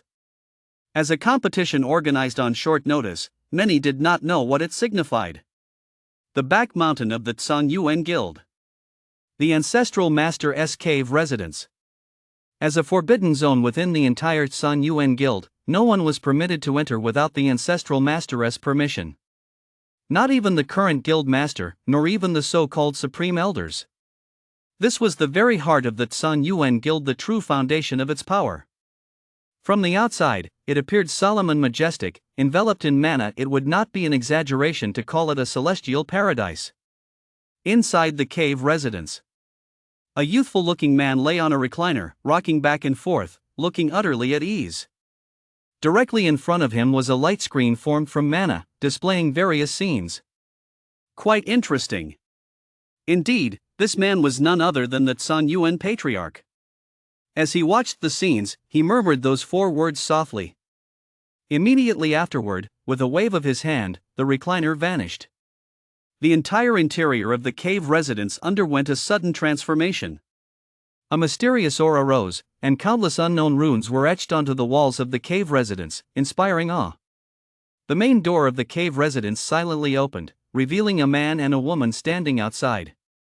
One was at the chi gathering stage, while the other was in the late foundation stage. Come in. Patriarch San Yuan's voice fell slowly. The man and woman trembled slightly, bowed toward the interior, and stepped inside with great caution. As they approached step by step, the mana surging through their bodies began to flutter. At that moment, they felt as though they were being seen through by some unseen force. From head to toe, from the inside out. It was as if no secret could be hidden. Outer sect disciple Fu pays his respects to the patriarch. Inner door disciple Rin Yenran pays her respects to the patriarch. Under the overwhelming aura of authority, Fu and Ren Yenran dared not lift their heads. They could only bow with their heads bowed. Oh, this old fellow looks quite young. Hovering within the cave residence, Gu had originally been quite worried that the so-called patriarch San Yuan might discover him, but now it seemed he overthought it. However, that aura it had likely already surpassed the ascension stage. Ren Yenran? From the high seat, Patriarch San Yuan's voice rang out. It seemed he had ignored Fu. But Gu sensed something odd in that tone. This disciple is here. Ren Yenran? Patriarch San Yuan called out her name again, and the tone in his voice shifted once more. What on earth was going on? Glancing around Patriarch San Yuan, Gu was currently figuring out how to get him to train under him as well. A cultivator at this level wasn't so easy to fool. Please instruct me, Patriarch. Ren Yenran was also completely baffled, looking utterly bewildered, unsure of what the Patriarch meant. Ren Yenran? When he called her name for the 3rd time, Patriarch San Yuan's voice carried a hint of amusement, though he still appeared quite benevolent. Disciple. Puff. Just as Rin Yenran was about to respond again, her entire body exploded. Her flesh and blood then vaporized, vanishing without a trace.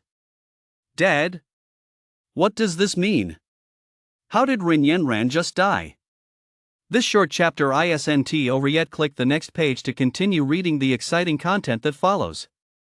That was so fast? There must be something fishy going on. Gu glanced at the spot where Rin Yenran had been standing, then looked at Patriarch San Yuan. That move just now wasn't something someone at the ascension stage could pull off. Name, Lin Xiao Patriarch San Yuan. Cultivation level, above the ascension stage. Status, Patriarch of the San Yuan Guild.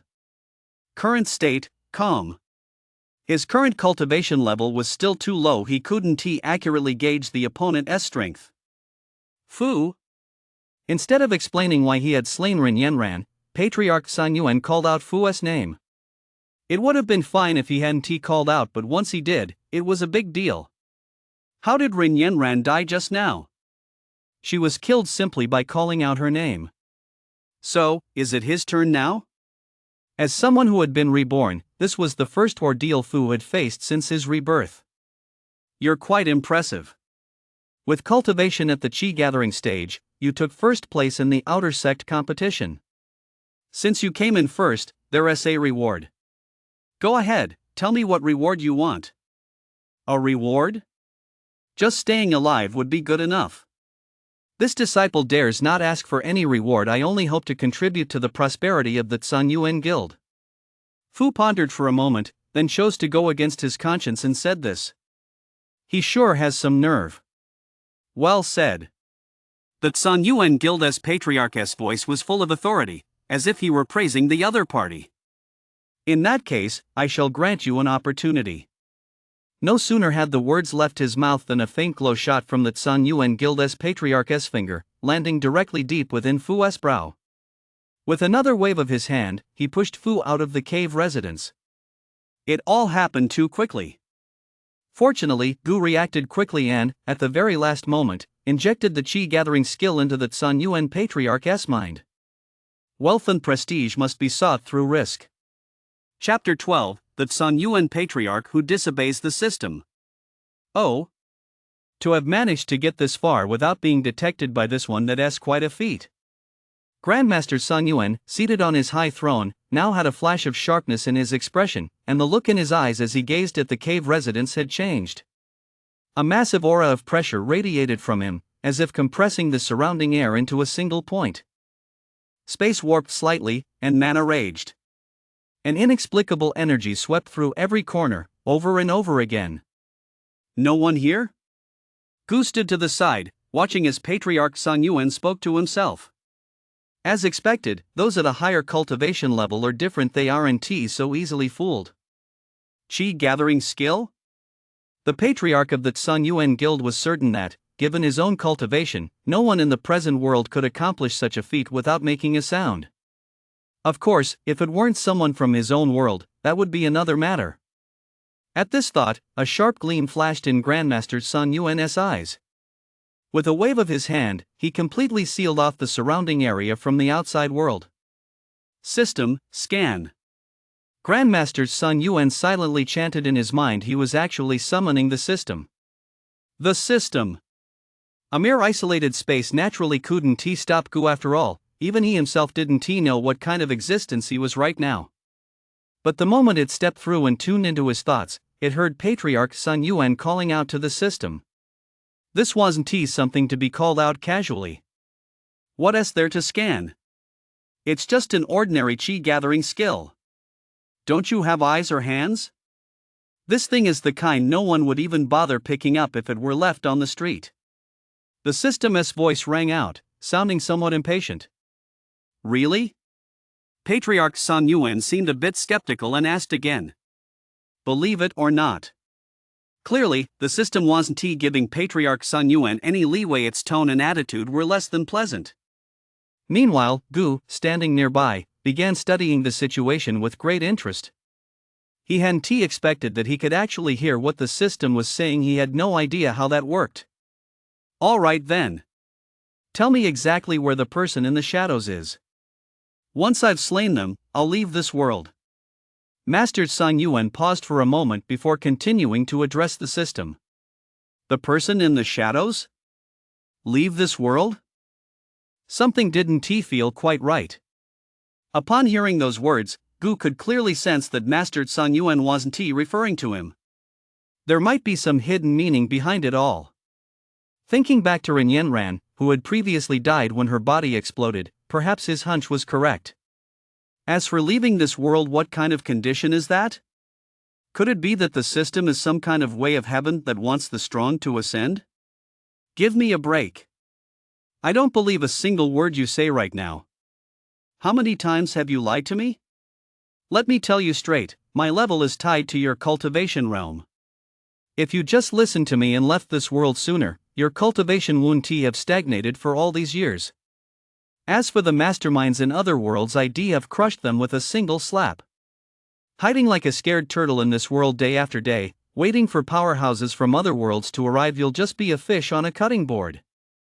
This time, the system had a lot to say, and the information it contained was so rich that even Gu needed to give it some serious thought. Never mind then. You're only thinking about getting out. You haven't considered me at all. At the void stage, staying in this world means I can live as long as the heavens and earth, but going out means danger everywhere, and my lifespan will shrink to just 10,000 years. Why go out? Are you looking to die? Just looking for a little fun now and then. I wouldn't trade this life for becoming an immortal. As Patriarch Sun Yuan spoke, the seat beneath him transformed back into a rocking chair, his words brimming with displeasure at what the system had said. Isn't cultivation all about enjoying life to the fullest? With a lifespan this long, why would anyone want to go out there? That's just crazy. The void stage? What kind of realm is that? To actually live as long as the heavens and earth themselves. But what else with this rule that leaving this world shortens your lifespan? Then just keep having fun. Don't disturb my rest. Call me if you want to leave. The system's cold voice rang out once more, then fell silent. It was clear the system was furious. After all, not everyone is as lazy as Patriarch Sun Yuan. Patriarch Sun Yuan knew the system's temper all too well. He was an orphan who had lived in the mountains since childhood, surviving day to day on handouts from the villagers. When he was 7, bandits massacred his village, and he was the sole survivor. While fleeing into the mountains, he accidentally tripped over a rock, then accidentally let go of what he was holding, and then yet another accidentally rolled straight off a cliff.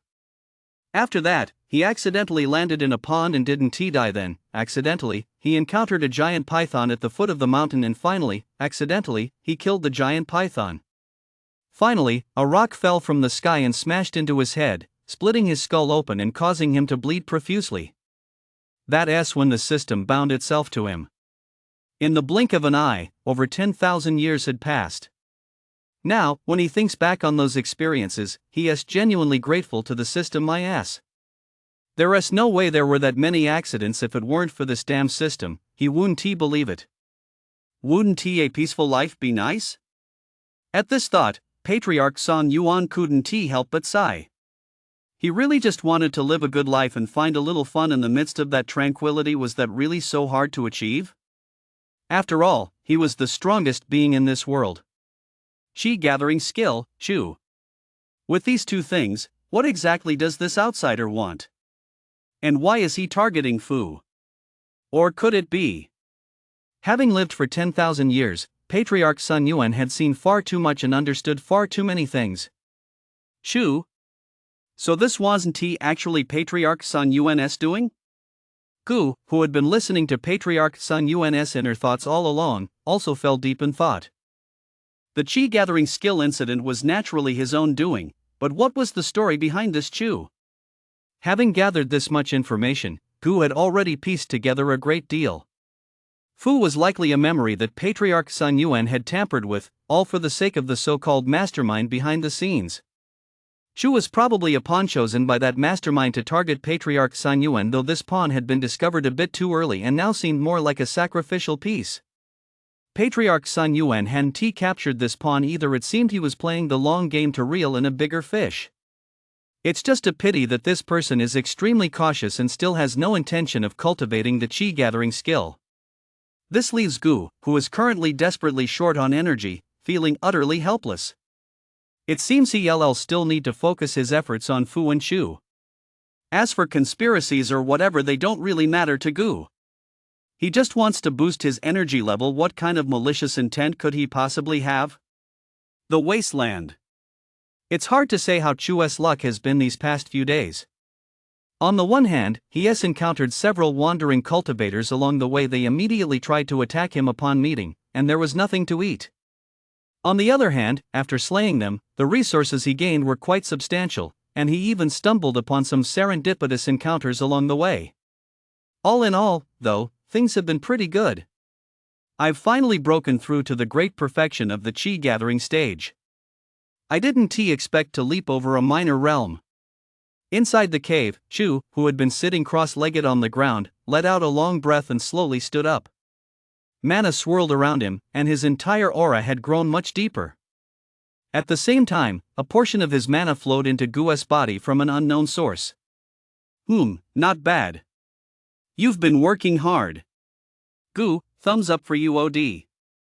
Chapter 13, The Asylum of the Multiverse. A few days later. Chu finally left the so-called wasteland. As a place that struck fear into the hearts of all in Central Plains, it was quite a stroke of luck that he managed to emerge unscathed. Lingyuan City. A large city situated near the wasteland. Although the wasteland was notorious for its eerie nature, it couldn't deter those seeking power and opportunities from venturing there. As a result, the city had become quite bustling, especially since it connected to several major transportation routes, with many cultivators passing through here. There were no guards at the city gates. According to legend, the city lord was an ascension stage powerhouse whose cultivation was second to none under heaven, so no one dared to act recklessly. The bustle here far exceeded that of the San Yuan Guild's outer sect gathering area. As soon as Gu entered Lingyuan City, he looked around, taking in the exotic atmosphere of this foreign realm.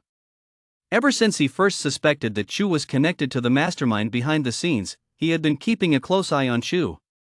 He tried to piece together clues from the slightest hints. However, aside from some so-called reincarnation memories and the chi-gathering skill he had given him, he hadn't noticed anything out of the ordinary. Ha! Just then, Gu suddenly stopped and turned his gaze toward his diagonal rear. Someone? As a chi-gathering skill, Gu's perception had always been keen. He could clearly sense that a gaze had been fixed on Chu just now, only to vanish almost immediately. The person had disappeared just as quickly. The San Yuan Guild? No. Having spent so much time at the San Yuan Guild, Gu was very familiar with the aura of its disciples. But if this were the mastermind, it would be far too amateurish.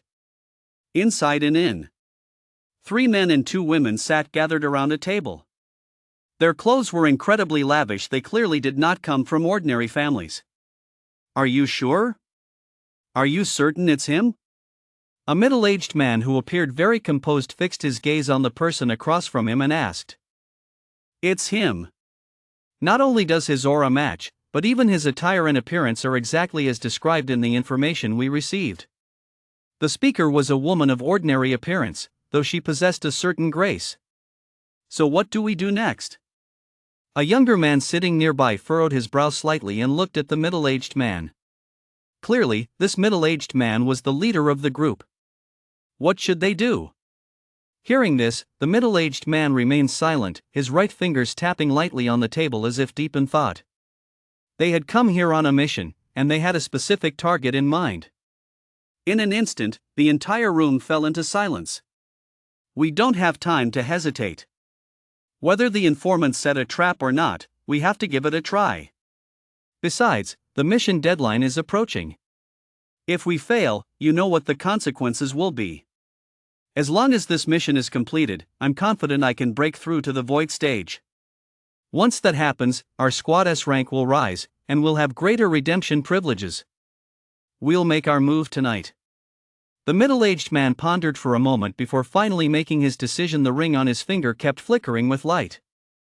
If one observed these 5 people closely, it was obvious that they all wore this ring, and also. Night fell. Chu found an inn early on and checked in. Instead of wandering around, he began his cultivation immediately. Compared to Chu's current state of mind, Gu was much more cautious. The man from earlier that day was stronger than Chu. If he were to strike, nighttime would be the most suitable after all. That is how it's always written in novels, a pitch-black, wind-swept night perfect for murder. Here they come. Just as Chu was about to finish his cultivation, 3 unfamiliar auras appeared outside his door. There were 2 more outside the window. An array? That's right. There's an array as well. Gu continuously sensed these auras, roughly gauging the opponent's cultivation levels. It's hopeless. Every single one of them is stronger than Chu. Even if Gu were to intervene, well, Gu has no hands, so naturally, he couldn't intervene. Floating out from around Chu, Gu made his way straight to the door. Hovering in front of a middle-aged man, he sized him up from head to toe. Name, Zhao Wu. Cultivation level, Ascension stage, Great Perfection. Status, Team Leader. Current status, None. Peak Ascension stage? Such a high cultivation level, and all just for Chu, who is at peak chi gathering stage. Is he the mastermind behind this? Something doesn't quite add up. Gu couldn't shake the feeling that something was off. Drawing on his experience from reading so many novels in his past life, he sensed there must be an even bigger boss lurking in the background. With a faint tap of his non-existent finger, he injected the chi-gathering skill into the man's mind. Who cares about some boss or another? Whether Chu lives or dies has nothing to do with him. Boosting his own strength is what matters most. This place has already been. The middle-aged man was just about to say something when his words abruptly stopped. He looked around in surprise. A cultivation technique that appeared out of nowhere in his mind? Whose doing is this? And on top of that, it wasn't he even detected. An inexplicable fear or perhaps excitement swelled within him. His emotions were, in any case, rather complex. Captain, what's wrong? The woman beside him, seeing her captain cut off mid-sentence, asked in surprise. To bypass the shelter's surveillance restrictions and appear out of thin air in one's mind, it's simply impossible for anyone in this world to achieve that. Not even that system could do it. After giving it some thought, Zhao Wu realized this was the first time he'd ever encountered such a situation. It was said that across the myriad realms, some great beings would occasionally bestow opportunities at random as they passed by, entirely at their own discretion. Moreover, the containment facility's monitoring showed no anomalies, which meant the master of this chi-gathering skill was likely at least on par with the containment facility itself in terms of strength. It looked unremarkable. Could it be hiding some secret? Never mind. Let us get started. Some things simply couldn't be spoken of aloud. It was enough that he knew them himself. The containment facility's surveillance was everywhere. He couldn't afford to speak carelessly. The system? The containment facility? What kind of chaotic, out-of-place element was this? The goo floating all around him really wanted to rub its non-existent head. At first, he thought it was just an ordinary cultivation world. Then he thought it was a cultivation world with a reincarnated protagonist. It turned out to be a system-style story, and now, looking at it, there were even other worlds intruding, suddenly turning it into a multiverse setting. It's just ridiculous. They came for the system, and it's called the containment facility. It must be for Grandmaster Sun Yuan's system. This world is getting more and more interesting. Plus, this guy seems easier to manipulate than Patriarch Sun Yuan. Boom! The next moment, the room Chu was in turned to ashes. Even his clothes barely survived. Poor Chu Ed just narrowly escaped death, only to be sent to the afterlife again. Quite a shame. Gu looked at Chu, who was in tatters and completely bewildered as he was pinned to the ground by the overwhelming pressure. Might as well use mind control on him. After all, he is still a source of energy. Even a mosquito is meat. After all, every time I instill the chi-gathering skill, it consumes energy. So, Chu, who had been crawling on the ground, seemed to realize something, and his previously dazed expression suddenly changed. Ancestor Sun Yuan. You must be looking for Ancestor Sun Yuan. Chu shouted in a hoarse voice, his whole body seemingly drained of energy. Chapter 14, The Trillion Case Database. Ancestor Sun Yuan? What kind of nonsense is this kid spouting? A thought crossed all 5 of their minds, but the other 4 all turned to look at their team leader. In truth, for an ordinary mission like this, he didn't even need to intervene personally. Even the weakest member of their team was at the core stage, more than enough to handle a chi-gathering stage. Grand perfection cultivator, my ass. The multiverse shelter had records of dozens of cases where entire teams were wiped out just for acting recklessly like that. Could it be that he was just bored out of his mind, taking on a mission like this when he was a full-fledged ascension stage grand perfection cultivator? Chu? Zhao Wu cast a calm glance at Chu, and immediately, the other began convulsing and foaming at the mouth. Sometimes, there is no need to ask for information you already know. Ha! The sealing power of the void stage. Chu, looking like a dead dog, slumped to the ground like a pile of mud, completely drained of any strength to speak or act. It must be the system's doing. Looks like soul searching is out of the question.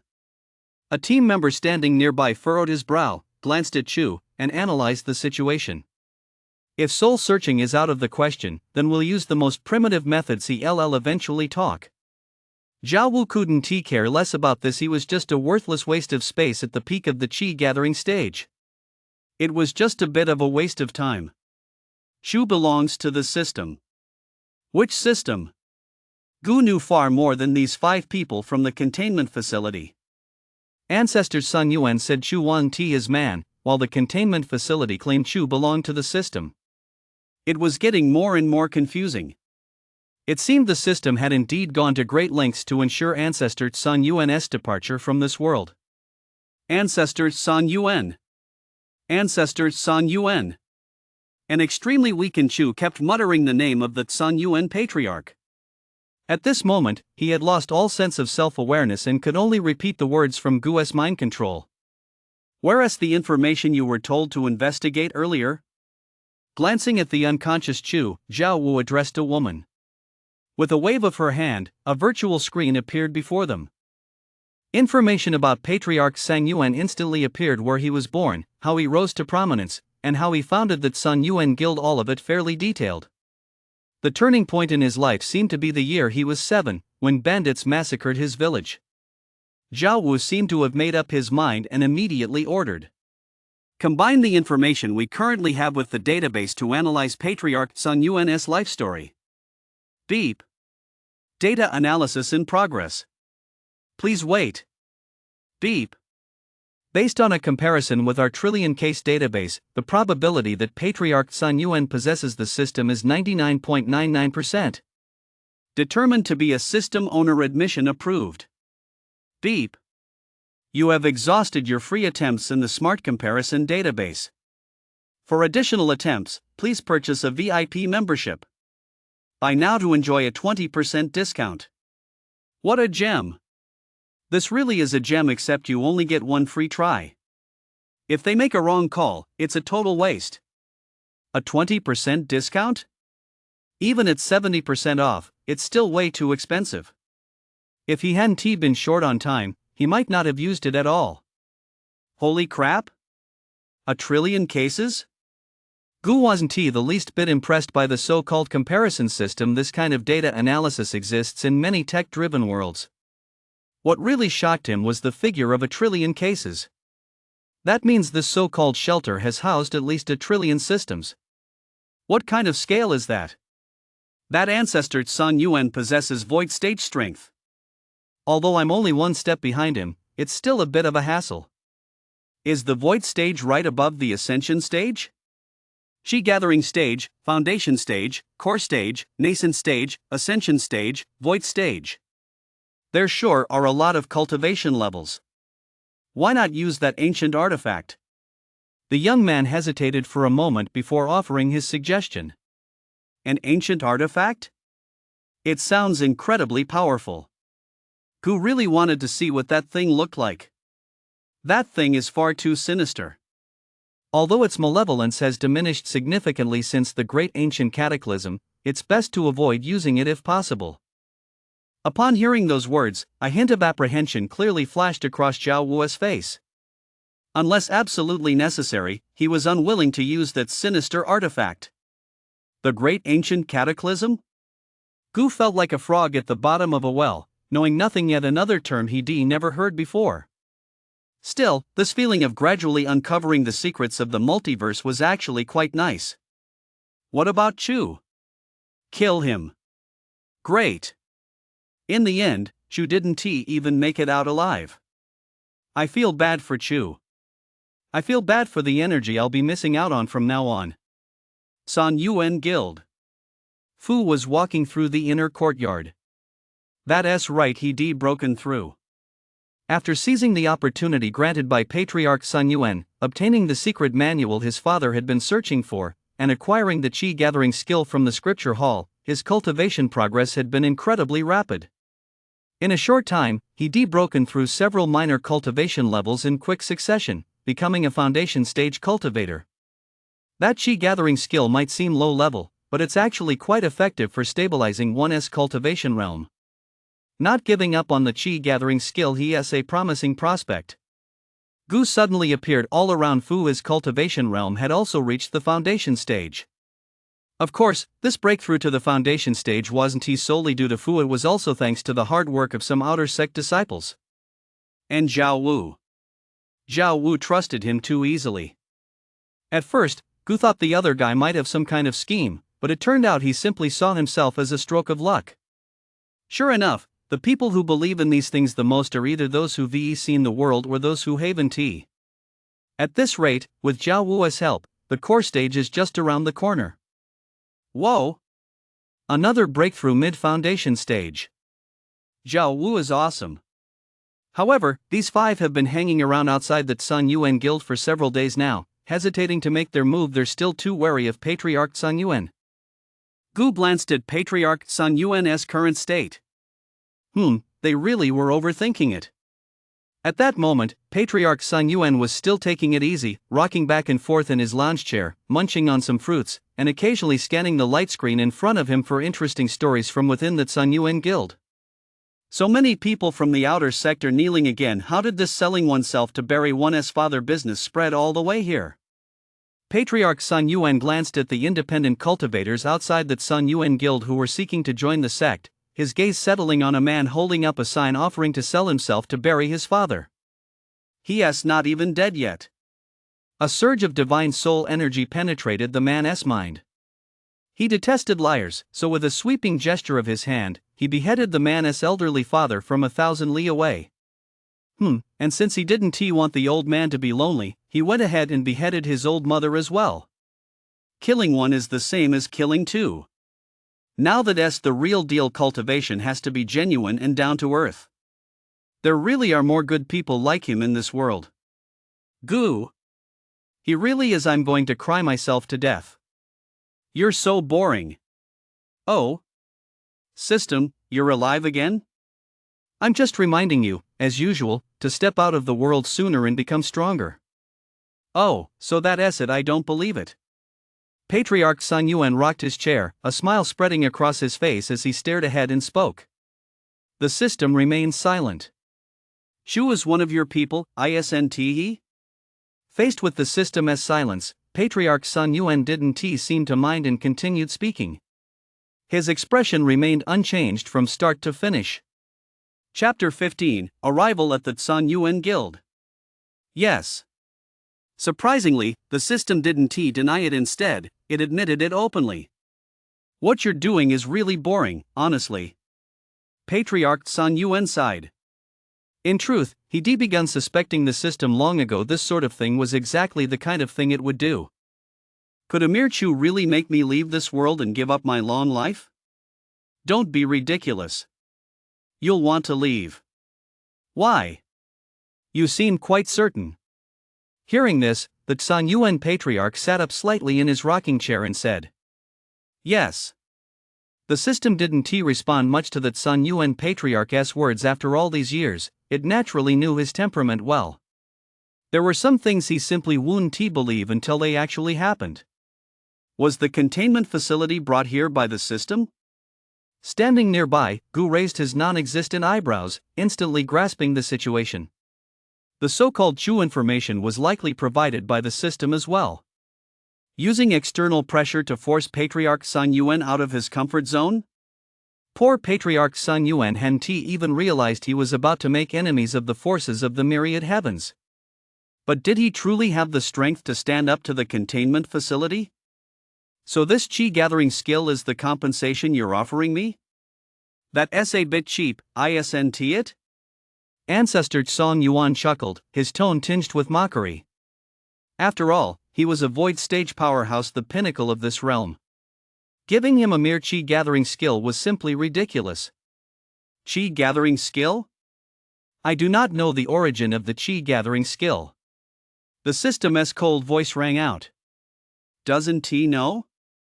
The chi gathering skill wasn't given by you? At that moment, Patriarch Sun Yuan's voice grew stern, and his brows furrowed. No. If the system had eyes, Patriarch Sun Yuan would certainly have stared into them to see if it was lying. If not the system, then who else could it be? Surely there couldn't be a being in this world more powerful than himself? Another void stage cultivator? Or was there truly a visitor from beyond the domain?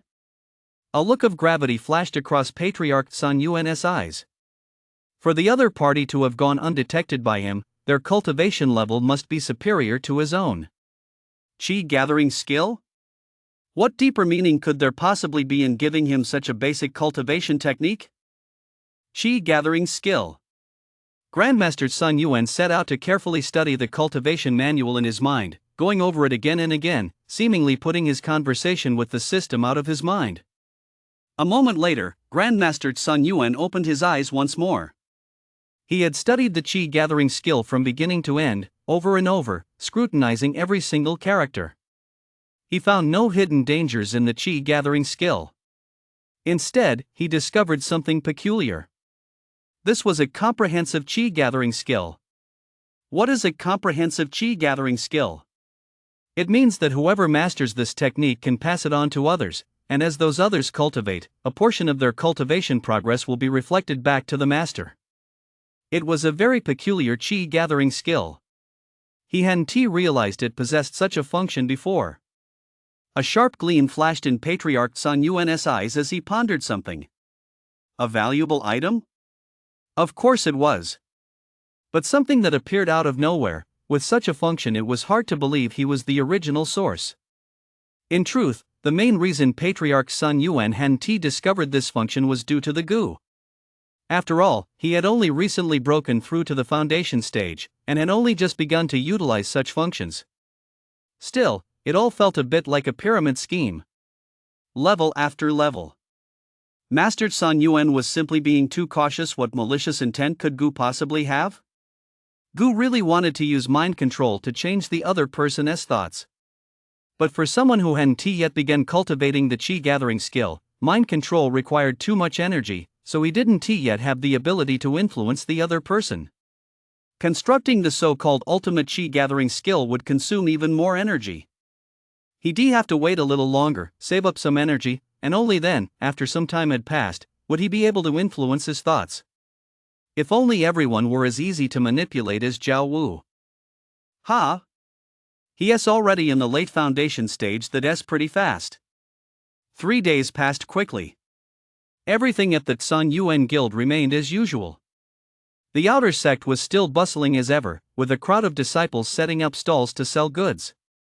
As for the inner sect, every morning a line for the library stretched from the entrance all the way to the inner sect gate. The inner sect of the Sun Yuan Guild.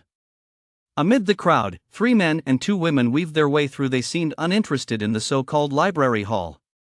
They looked around, finally fixing their gaze on the mountain behind the Sun Yuan Guild.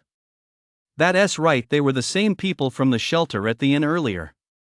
At some point, they had successfully blended into the inner sect without being noticed by anyone. There's an array here, likely a defensive one, just like a turtle's shell. A man holding a spinning wheel spoke softly to the other 4. He seemed quite knowledgeable about arrays. Have the items you were asked to set aside these past few days been completed? Zhao Wu's gaze sharpened as he glanced at them. Only after seeing them nod did he relax. The Void Stage Realm isn't that simple. Especially the Void Stage Realm for those who have mastered the system. This system is a valuable asset, otherwise, why would the Multiverse Containment Facility have taken them in? After all, their cultivation levels don't match those of Patriarch Sun Yuan, so they need to take other approaches. First and foremost, they must seal off the space to prevent the system from escaping. It's already been set up. We can act at any moment. The man beside him nodded and said to Zhao Wu. The day the mission ends is drawing ever closer. If it weren't for the need to set up precautions in advance to ensure absolute success, they likely wouldn't have been able to resist taking action long ago. This short chapter isn't over yet. Please click the next page to continue reading the exciting content that follows. Alright. No sooner had the man finished speaking than Zhao Wu nodded. In the next instant, a colossal aura surged, engulfing the entire Sun Yuan Guild, and an endless sense of oppression swept over them like a raging tide. Mana surged ceaselessly, causing even space itself to tremble slightly. Several blue pillars of light rose out of thin air, emitting a faint glow as they enveloped the back mountain. These pillars gradually coalesced, forming a massive prison that sealed off the space behind the mountain. It happened too fast. Even Gu hadn't anticipated their move. Still, their execution was quite impressive. The sudden turn of events left everyone in the Sun Yuan Guild momentarily stunned. After all, this was one of the world's 3 top powers, arguably the greatest power of the present age. No one had ever dared to attack within the Sun Yuan Guild. Trouble. Enemy attack. A voice rang out from someone pinned to the ground by the overwhelming pressure. Though still able to speak, they were completely helpless. In the span of a single second, the inner sect had lost all combat capability. Even the so-called sect master could only lie face down on the ground, contorted into a rather bizarre posture.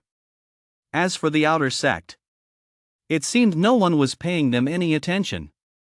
Although they had noticed the upheaval within the Sun Yuan Guild, there was nothing they could do. Merely coming within a hair's breadth of the aura caused their bodies to crack, followed by an explosive death. At the chi gathering stage, they were mere ants among ants. The 5 of them instantly appeared on the back mountain, standing before the so-called cave residents, and soon heard a voice coming from within. "It's been so many years, you're the first." The voice from the cave residents was quite flat, but the very next moment, before the sentence was even finished, a gigantic palm descended from the sky, slamming toward the 5 of them. Everyone felt the space tremble. Dust and smoke swirled, lingering for a long time. Chapter 16, This battle is way too fantastic. "You're not dead?" Ancestor Sun Yuan's surprised voice echoed from within the cave, followed by a figure appearing and disappearing intermittently. The 5 of them, who hadn't even reached the void stage, had actually managed to withstand his earlier attack. They were quite something. No sooner had the words left his mouth than, before the dust had even settled, a massive surge of mana, carrying the intent of a sword, rushed toward them. It had been so many years since he'd drawn his sword, he was eager to see just how long these 5 could hold out. "Be careful of them. You can't defeat them. Look for an opportunity to leave." The system's voice rang out silently, echoing in Patriarch Sun Yuan's ears. "What does that mean? Is this the system's doing again? It really knows how to stir up trouble for me." However, with his highest cultivation level at the grand perfection of the ascension stage and having spent many years deep in the void stage, he did have some confidence in himself. The 5 of them looked somewhat grave as they spread out. As the strongest cultivator among them, Zhao Wu counterattacked swiftly. A massive Dharma form suddenly appeared, soaring straight into the clouds. Wielding some unknown weapon, it charged toward the sword intent before him. Boom! Ripples spread through space. In a world like this, space is, after all, finite. When 2 such powerful forces collide, it's easy for them to exert a certain influence on the space itself. The fact that he could confront the void stage with his ascension stage grand perfection strength was a testament to Zhao Wu's power. This sanctuary really is no ordinary place. Gu had been watching as a bystander the whole time. In fact, he was the one most hoping for a stalemate. Ideally, neither would die, so he wouldn't have to waste his own energy. He was getting closer and closer to accumulating enough energy to influence Patriarch Sun Yuan, and he was still counting on getting Patriarch Sun Yuan to promote the chi gathering skill. So this is the limit of the void stage. Zhao Wu, whether out of bravado or not, wiped the blood from the corner of his mouth and continued his attack. The other 4, lacking sufficient strength, could only form some sort of formation to try to limit the Sun Yuan Patriarch's ability to unleash his full power. It must be said, it actually worked. At least the overwhelming pressure had lessened somewhat. "Visitor from beyond the realm, system, you really didn't lie to me." Seeing their tactics, Patriarch Sun Yuan spoke inwardly to the system. "Yes, they're powerful, and the forces behind them are powerful as well. So you should leave this world as soon as possible."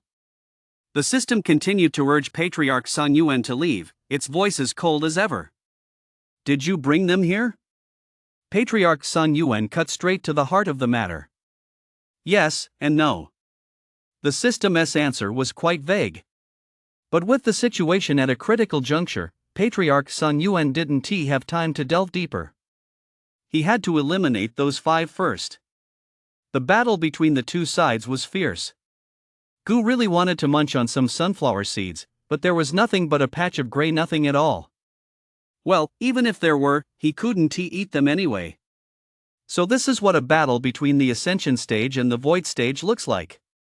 Today was quite an eye-opener. This was the first time Gu had ever witnessed a battle at this level. This space rippled just like the sea. It seemed this world wasn't very high level. If an immortal were to actually show up, the space itself would probably shatter. A spatial confinement formation?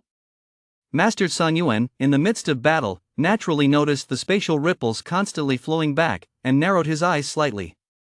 "Host, I can break the formation, but you only have one chance. Otherwise, you'll perish. The system is so noisy."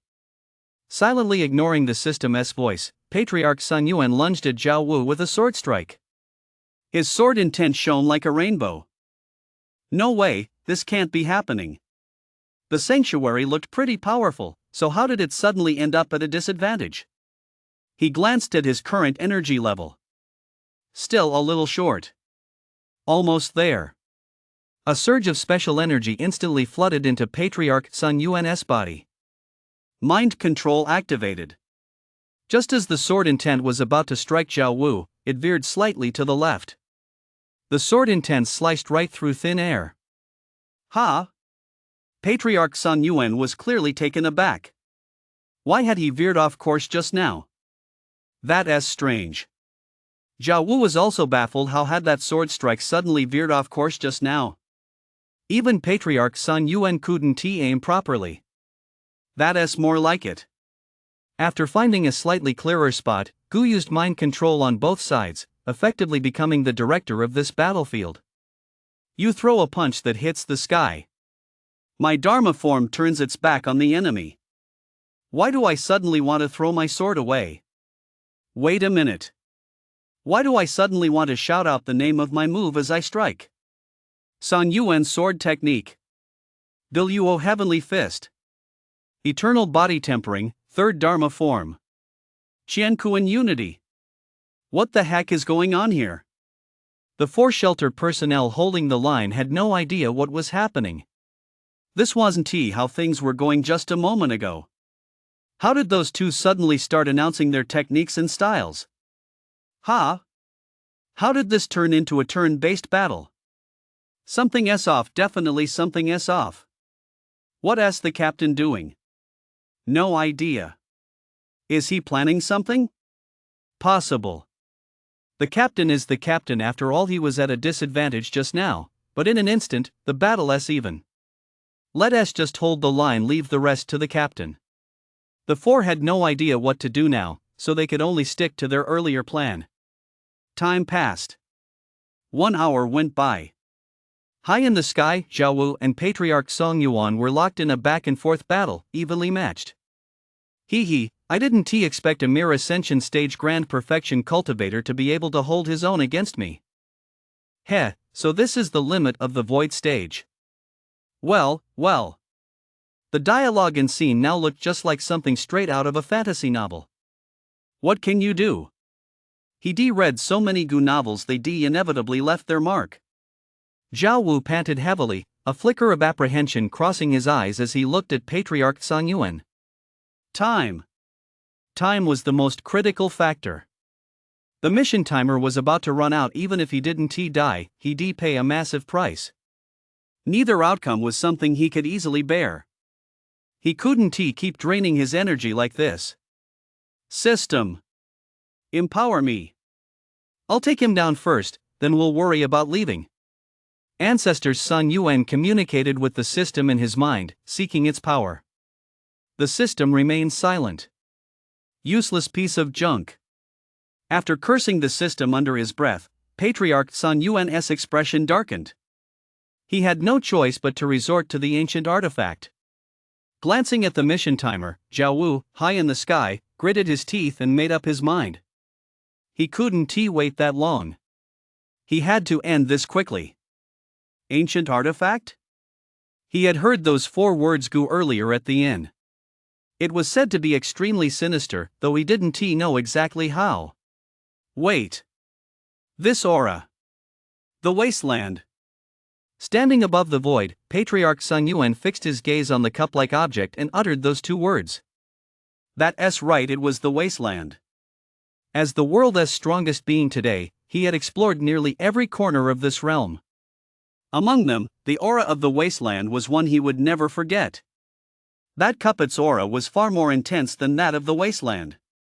Could there possibly be a connection between the two? Upon hearing Patriarch Sun Yuan's words, Gu also recalled the place where Chu had previously strayed. The aura of that place did indeed resemble the one emitted when Zhao Wu summoned the cup. The only difference was that the latter felt as if it were in the heavens, while the former felt as if it were deep underground. Run, run, run. Run, run, run. Run, run, run. For the first time in a long while, the system repeatedly urged Patriarch Sun Yuan to leave, this time with a sense of urgency in its tone. It was, of course, aware of the existence of the shelter. But it also knew the strength of these people. They were merely tools used to force Patriarch Sun Yuan to leave this world, while the system itself served as the bait. But it never expected that this squad would actually possess an ancient artifact. Now it had really messed up. What does this mean? This was the first time Patriarch Sun Yuan had ever seen the system so frantic, displaying emotions unlike anything he'd seen before. It was truly panicking. Run! In an instant, Patriarch Sun Yuan transformed into a beam of white light, streaking across the sky, then broke through the so-called blockade and vanished without a trace. A distant region. Endless mountains stretching as far as the eye could see. Ancestor Sun Yuan glanced over his shoulder and saw no one chasing him. There was no trace of that person's aura nearby either. Only then could he finally let out a long sigh of relief. System, if I'd known, I would listen to you. I never expected these visitors from another realm to be so powerful.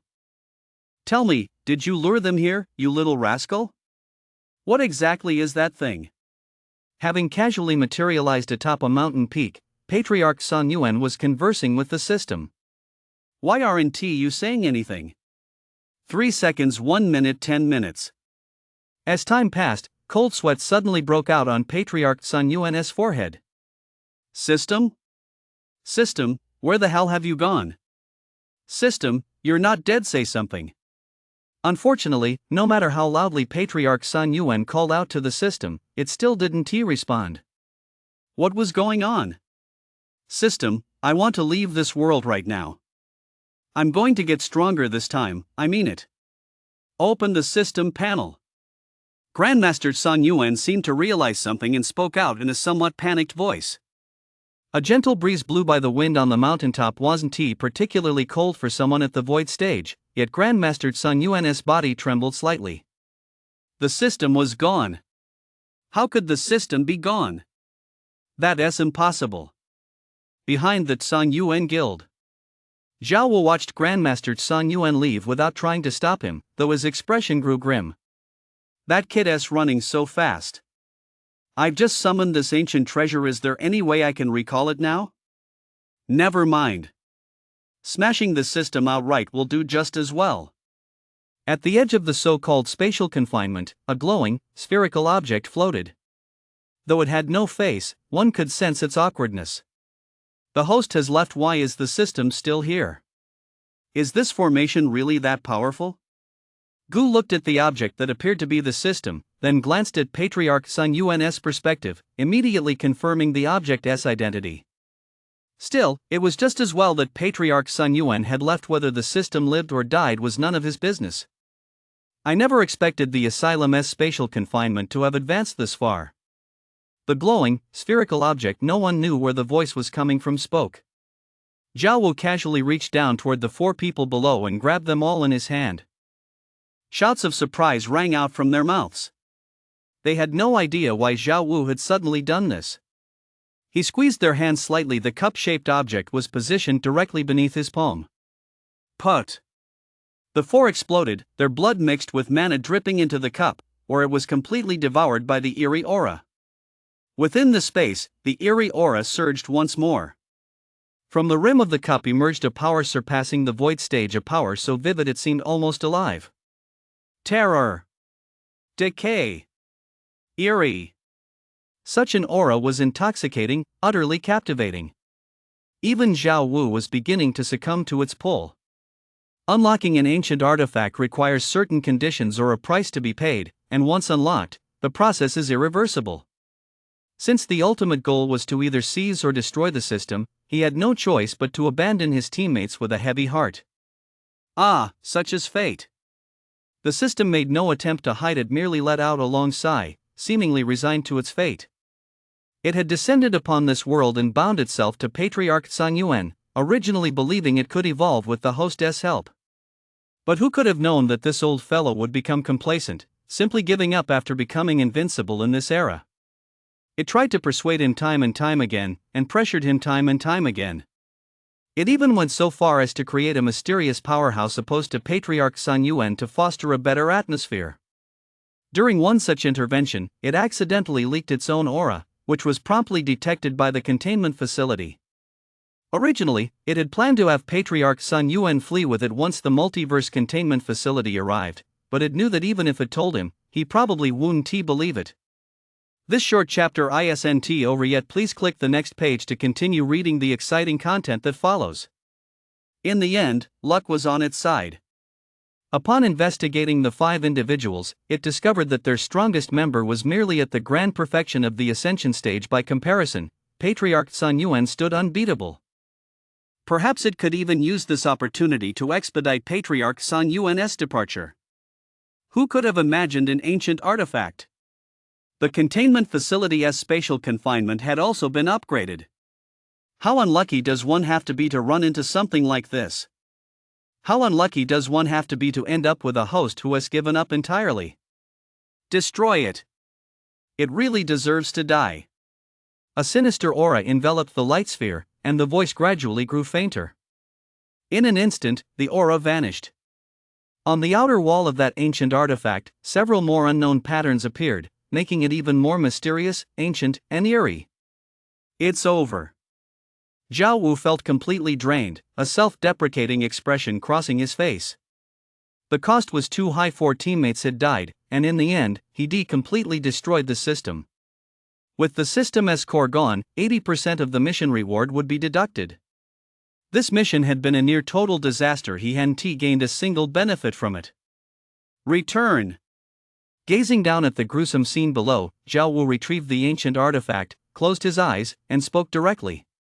In the next moment, the spatial confinement was lifted. A translucent glow appeared around him, and space trembled slightly.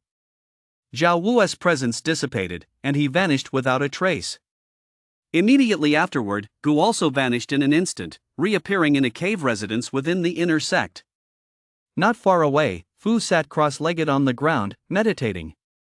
Back in the inner sect? So I can't go with Zhao Wu to the containment facility after all?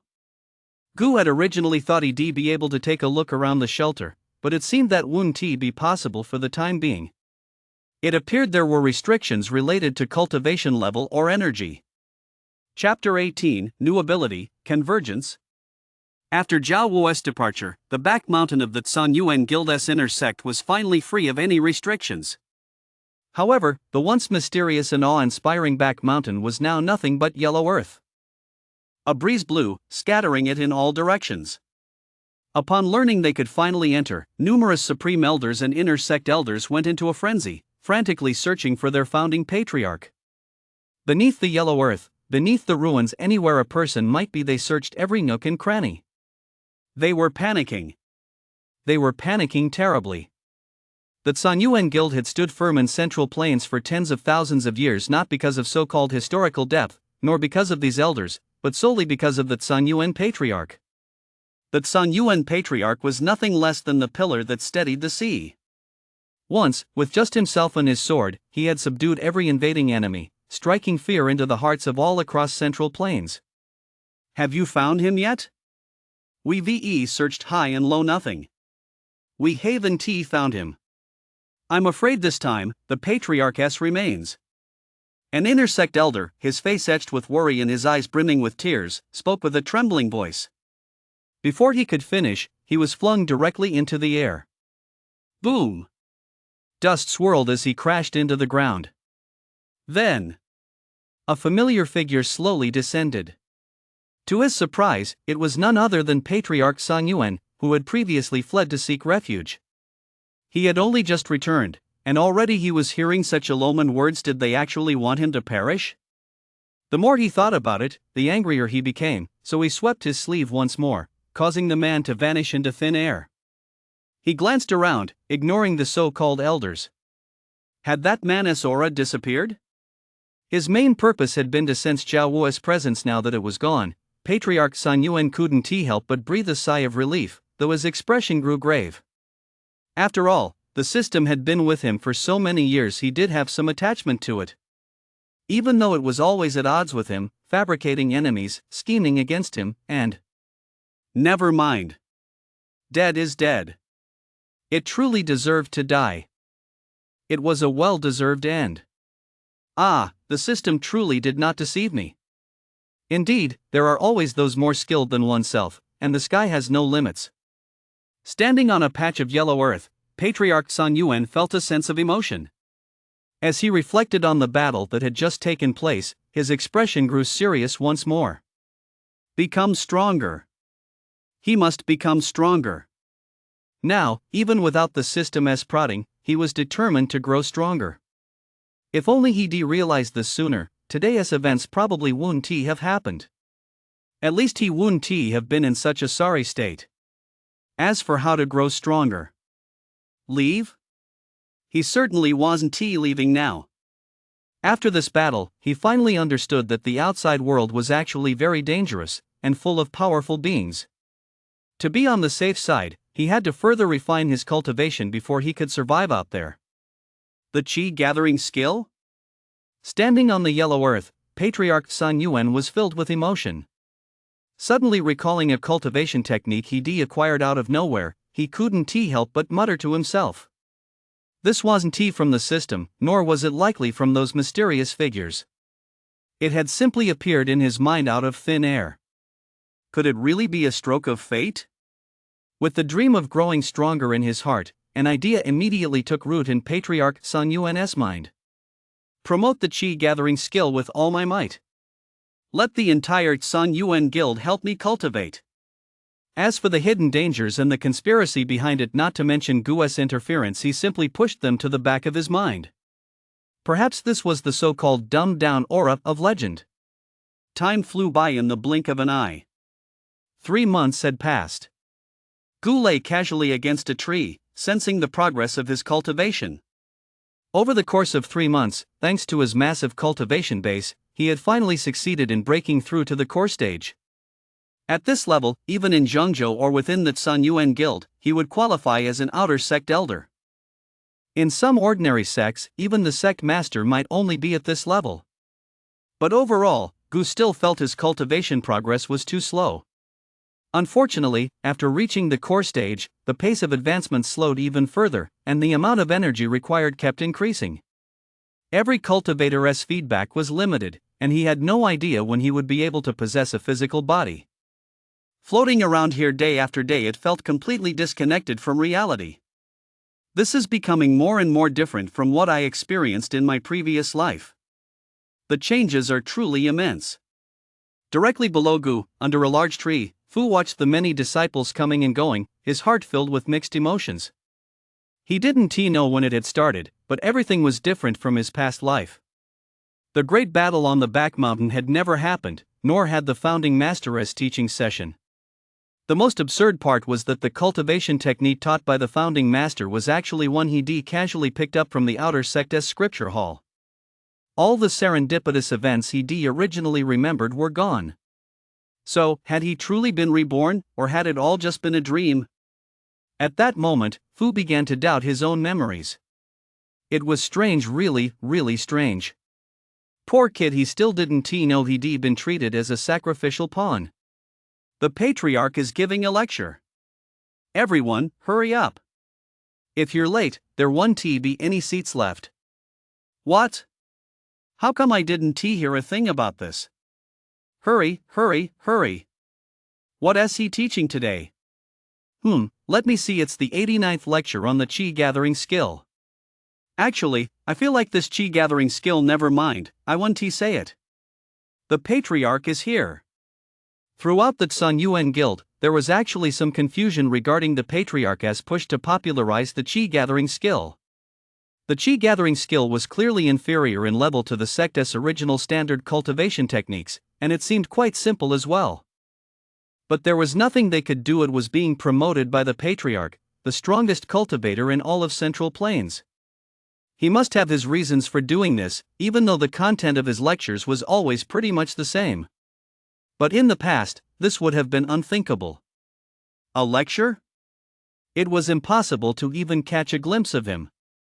This chapter isn't over yet. Click the next page to continue reading the exciting content that follows. Whether inner or outer sect disciples, just getting to see one of them would be a blessing. Naturally, Gu had no interest in these so-called teachings. Everything Patriarch Sun Yuan taught was simply what was recorded in the Qi-gathering skill when it came to depth. He, the true master, was the real patriarch. So Gu began pulling some tricks within the Sun Yuan guild. Occasionally, he stir up conflicts among the disciples to rattle their emotions. The results were quite good. He got to watch several showdowns unfold. With the massive number of practitioners cultivating the Qi-gathering skill, Gu could practically appear in any corner of the Sun Yuan guild at any time, giving him far more freedom than before. It was freedom, sure, but it was also genuinely boring. Some things just lose their appeal when you do them too often. The Sun Yuan patriarch wasn't staging any dramatic storylines, no visitors from beyond the realm were bombarding the back mountain, and no protagonists from other realms had come seeking revenge. Every day, Gu just absorbed energy and teleported around for fun. It offered no sense of accomplishment. The multiverse, he was still thinking about traveling to the multiverse and the 10,000 realms. That old guy, no wonder even the system had given up on him. He was just too pathetic. Oh well, might as well try out his new ability. He found a random spot to sit down, and Gu began to study the new ability he gained after breaking through to the core stage. That massive stream of information coalesced into two characters. Convergence. What is convergence? The information stream offered no explanation, nor did it require Gu to actively activate it. It seemed to be a passive skill. He could only wait for it to take effect on its own. Converge with what? How does it converge? And what is the result of this convergence? In any case, he had no idea. But deep down, there seemed to be a hint of something mysterious. The kind of mystery that's hard to put into words. Chapter 19. After 3 days and 3 nights, he finally mastered the Qi-gathering skill. In a certain cultivation world, a man dressed in rags sat before a massive stone wall, his expression somber and his gaze unfocused. His hair was disheveled, clearly unkempt for a long time, and his gaze was fixed intently on the stone wall opposite him, as if some precious treasure were hidden there. Mysterious patterns were carved into the stone wall, seemingly concealing countless secrets and riddles. These patterns intertwined to form a wondrous symbolic language. Perhaps only a true genius could fully decipher their meaning. The man had been sitting there for a long time, yet he had gained no insight. It should be something like this, so why can't I grasp anything? After sitting cross-legged for so long, his legs were aching, and he couldn't help but begin to doubt his own natural talent. According to the outer sect elder in charge of new disciples, a normal disciple should be able to grasp the cultivation technique on the very first day. Now, 5 days had passed. All the other disciples had gained some insight and left, leaving only him and the person across the stone wall still here. Could it be that both of them were good for nothings? That shouldn't be possible. It made sense for that good for nothing across from him. But he, after all, was a transmigrator. How could he also be a good for nothing? That's right. The man before him, dressed in rags, was named Lin, a transmigrator from a world of advanced technology. As for how he ended up here, he still hadn't figured it out. All he remembered was that one night, he'd gone to bed and fallen asleep, only to wake up lying in the middle of a forest. It was a place rarely visited by humans. He survived in the wilderness for 3 days and 3 nights, nearly perishing out there, but luckily, he'd come across a kind-hearted passerby. The kind stranger gave him water and food. It was precisely because of that kind stranger that he came to realize this world was one of cultivation. He had been transported here. For someone from the tech world, being transported to another world wasn't all that unusual. It's a common trope in many novels and movies. So, on the kind stranger's advice, he followed him to a sect called the Qingshan Guild to seek a master and begin his cultivation. As for the Qingshan Guild, it was no small matter. According to that kind stranger, the sect was led by a nascent stage cultivator, and every elder was at the core stage, making it the largest sect in the vicinity. As it happened, those days coincided with their recruitment period. Lin barely met the requirements but successfully joined the Qingshan Guild, becoming an outer sect disciple. However, according to the Qingshan Guild's tradition, before he could begin cultivation, he had to go to the stone wall to comprehend a cultivation technique. Whatever technique he comprehended, that was what he would cultivate. And so, Lin had been sitting there for several days now, without so much as a peep. There was someone else across from him. System?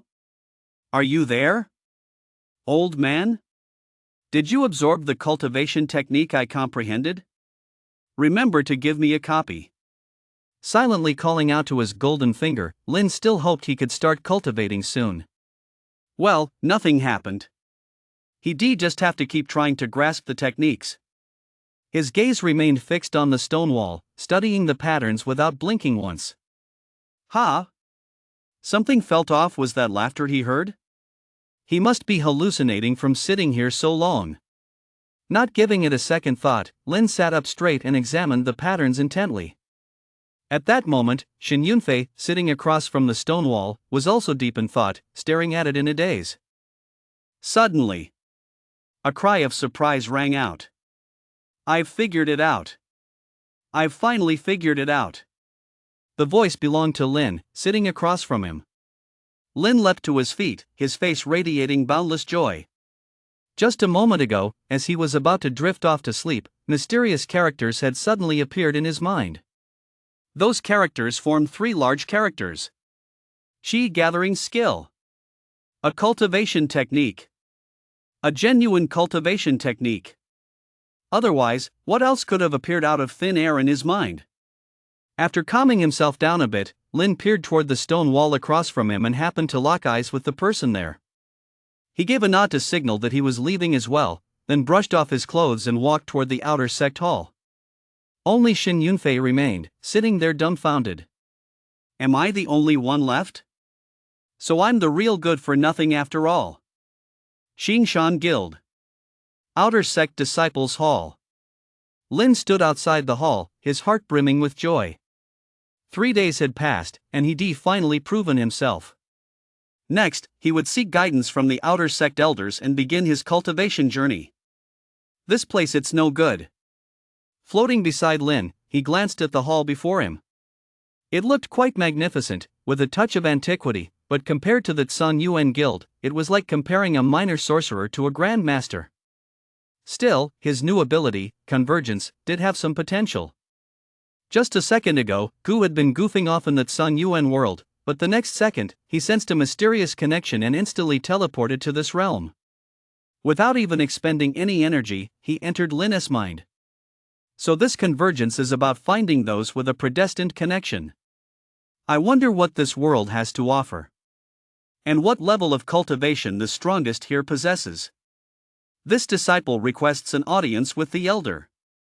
Standing outside the disciples' hall, Lin bowed respectfully toward the interior. A voice then came from within. Come in. The voice belonged to someone who sounded very old. Stepping into the hall, Lin was met by the sight of an elderly man with the dignified bearing of an immortal. However, his gaze was slightly peculiar at that moment. He scrutinized Lin's entire body, circled him once, and then reached out to feel his pulse. It was clear he was still quite puzzled. Elder, what is this? Lin was completely baffled by this series of actions. Not knowing what was going on, he spoke hesitantly. Ha, it's nothing. I just didn't expect you to successfully grasp the cultivation technique inscribed on the stone wall. The elder made no attempt to hide his surprise and replied cheerfully.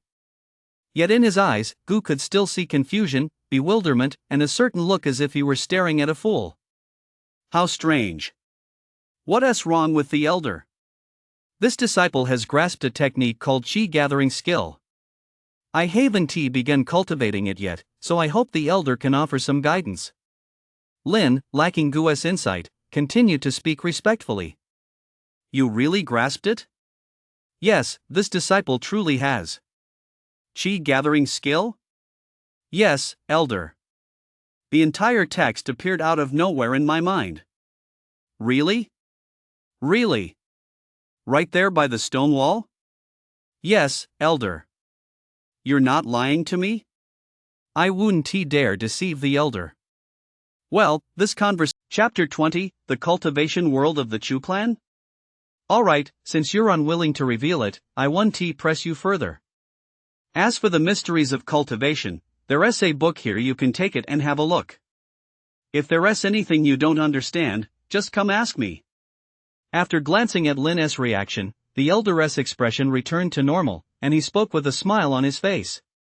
He looked just like an elder caring for a younger generation. It was very strange. There was definitely something off about this elder. Gu expended a bit of energy to directly access the elder's information. Name, Luidao Lu Erden.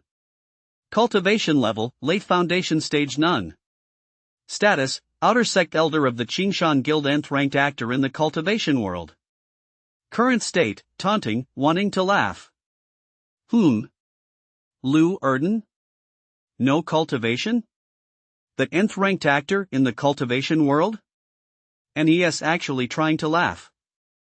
That's way too much. The earlier parts didn't seem that outlandish, but what the heck is this nth ranked actor nonsense? What on earth is going on here? After seeing Lu Erden's personal information, Gu couldn't help but voice his skepticism. He then looked around, his eyes darting about. He had a bold idea. A very bold one. That everything before his eyes was a sham. Combined with the personal profile he'd just seen, it was clear that this Lu Erden had absolutely no cultivation. What about the other disciples and elders? What about the Qingshan Guild? Or even the entire world? If it was all fake, then what exactly was this simulated cultivation realm? A simulation of cultivation? Or was this just a play staged by someone with a twisted sense of humor? Poor Lin had been played without even realizing it. And he was still getting all excited about it. Due to limited energy, Gu therefore did not waste the energy required to pass down the chi gathering skill on Lu Erden. Outer sect. Incredibly bustling. This place was different from where he'd been earlier by the stone wall. It was similar to the outer sect of the Tsangyuan Guild. Name, Zheng Sanyuan Zhang Jianren. Cultivation level, Qi gathering stage none. Status, Qingshan Guild outer sect disciple actor Noan in the simulated cultivation world. Current state, can't help but laugh, fully immersed in the role. Name, Dong Pengfei Don Yuan Hang.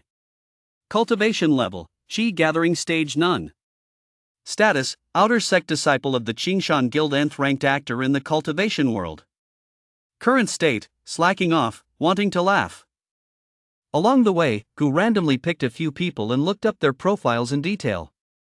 The results were predictable. They were all actors.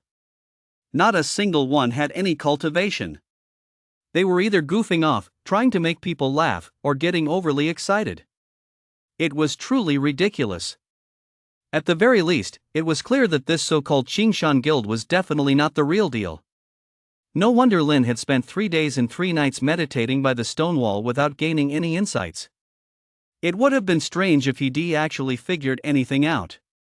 Recalling the look on Lu Erden's face when he found out Lin had gained insight, it all made sense now. They were pulling a fast one on a fool, and the fool took it seriously, even claiming he'd truly gained insight. Anyone would be surprised they'd think the fool had actually lost his mind. But where was the camera? It couldn't possibly be a murder mystery game, could it? Gu's energy began to radiate outward, enveloping a certain area as he scanned for the possible location of a camera. He found nothing. Pretty good technology. Just as he was walking toward the outer door dorms with Lin, Gu, who was scanning for information, fixed his gaze on a young man. This person's information was different from everyone else's. Name, Sanya. Cultivation level, Qi gathering stage none. Status, outer sect disciple of the Qingshan Guild extras and production staff for the Immortal World production. Current status, slacking off. Production staff? Looks like this so-called Immortal World production is probably a TV drama or variety show. Perfect, you're the one. He expended some energy to open a new perspective on Sanya. This way, while performing so-called post-production work, Gu can gather more information.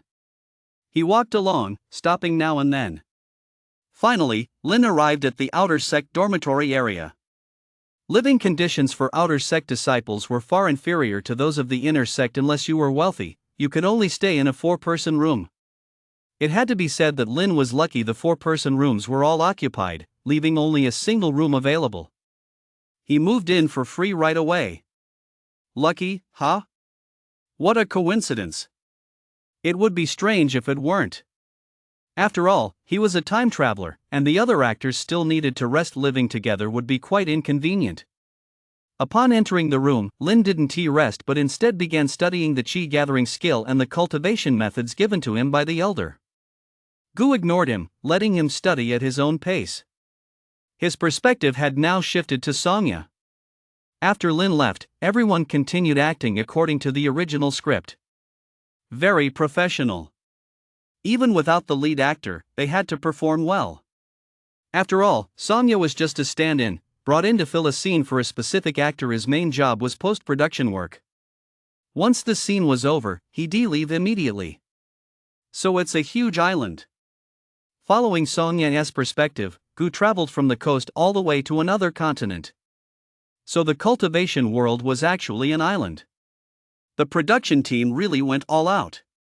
The cost, the manpower, and all the cultivation-related technology, it was all on a massive scale. Songya took out her phone, opened an app, and turned on the live comments. The screen was densely packed with comments from viewers. The scene was Lin's dorm room. I was blown away. Honestly, it's pretty funny that Lin actually claimed he'd attained enlightenment. Ha ha. A sheet of paper hits the ground. Seriously, this reality show is so authentic. Just the sets alone must have cost hundreds of millions, but I still love room number. Everyone, come check it out. Don't love me too much, actually, I want to see how he is practicing. He hasn't mastered anything yet. It'll be so awkward when he goes out. Alleluia, am I the only one who thinks this isn't right? The strongest passers-by king, yeah. It's actually a live stream? And there's more than one live stream? There are other victims too. Great. Gu watched the live stream and found himself increasingly impressed by the production team. Stream number 3, Linus Room. Get ready for the childhood friends reuniting storyline. Is the female lead ready yet? Make sure to coordinate the extras. Everyone needs to act their parts well. You'll be well compensated. Post-production team, where are you? Where the hell have you gone? Songya was sitting nearby when he heard the production team's voices. He immediately hurried toward the director's area. Inside the vast room, countless pieces of equipment were arranged in an orderly fashion, with busy figures darting back and forth among them.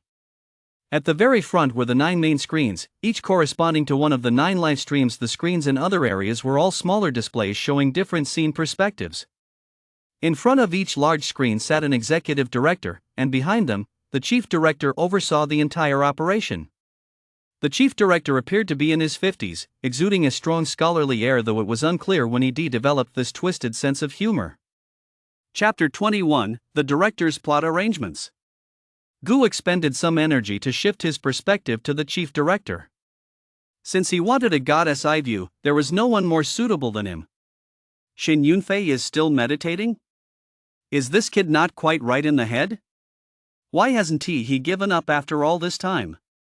The director, sitting in front of screen 6, watching Shin Yunfei on the screen sitting cross-legged and on the verge of fainting, couldn't help but remark. Within the entire Qingshan Guild, there were only 2 transmigrators.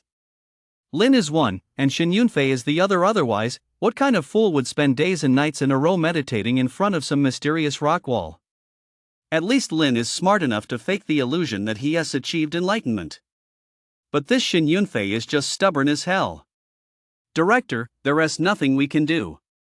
We've sent several actors to try to talk him out of it, but he won't listen.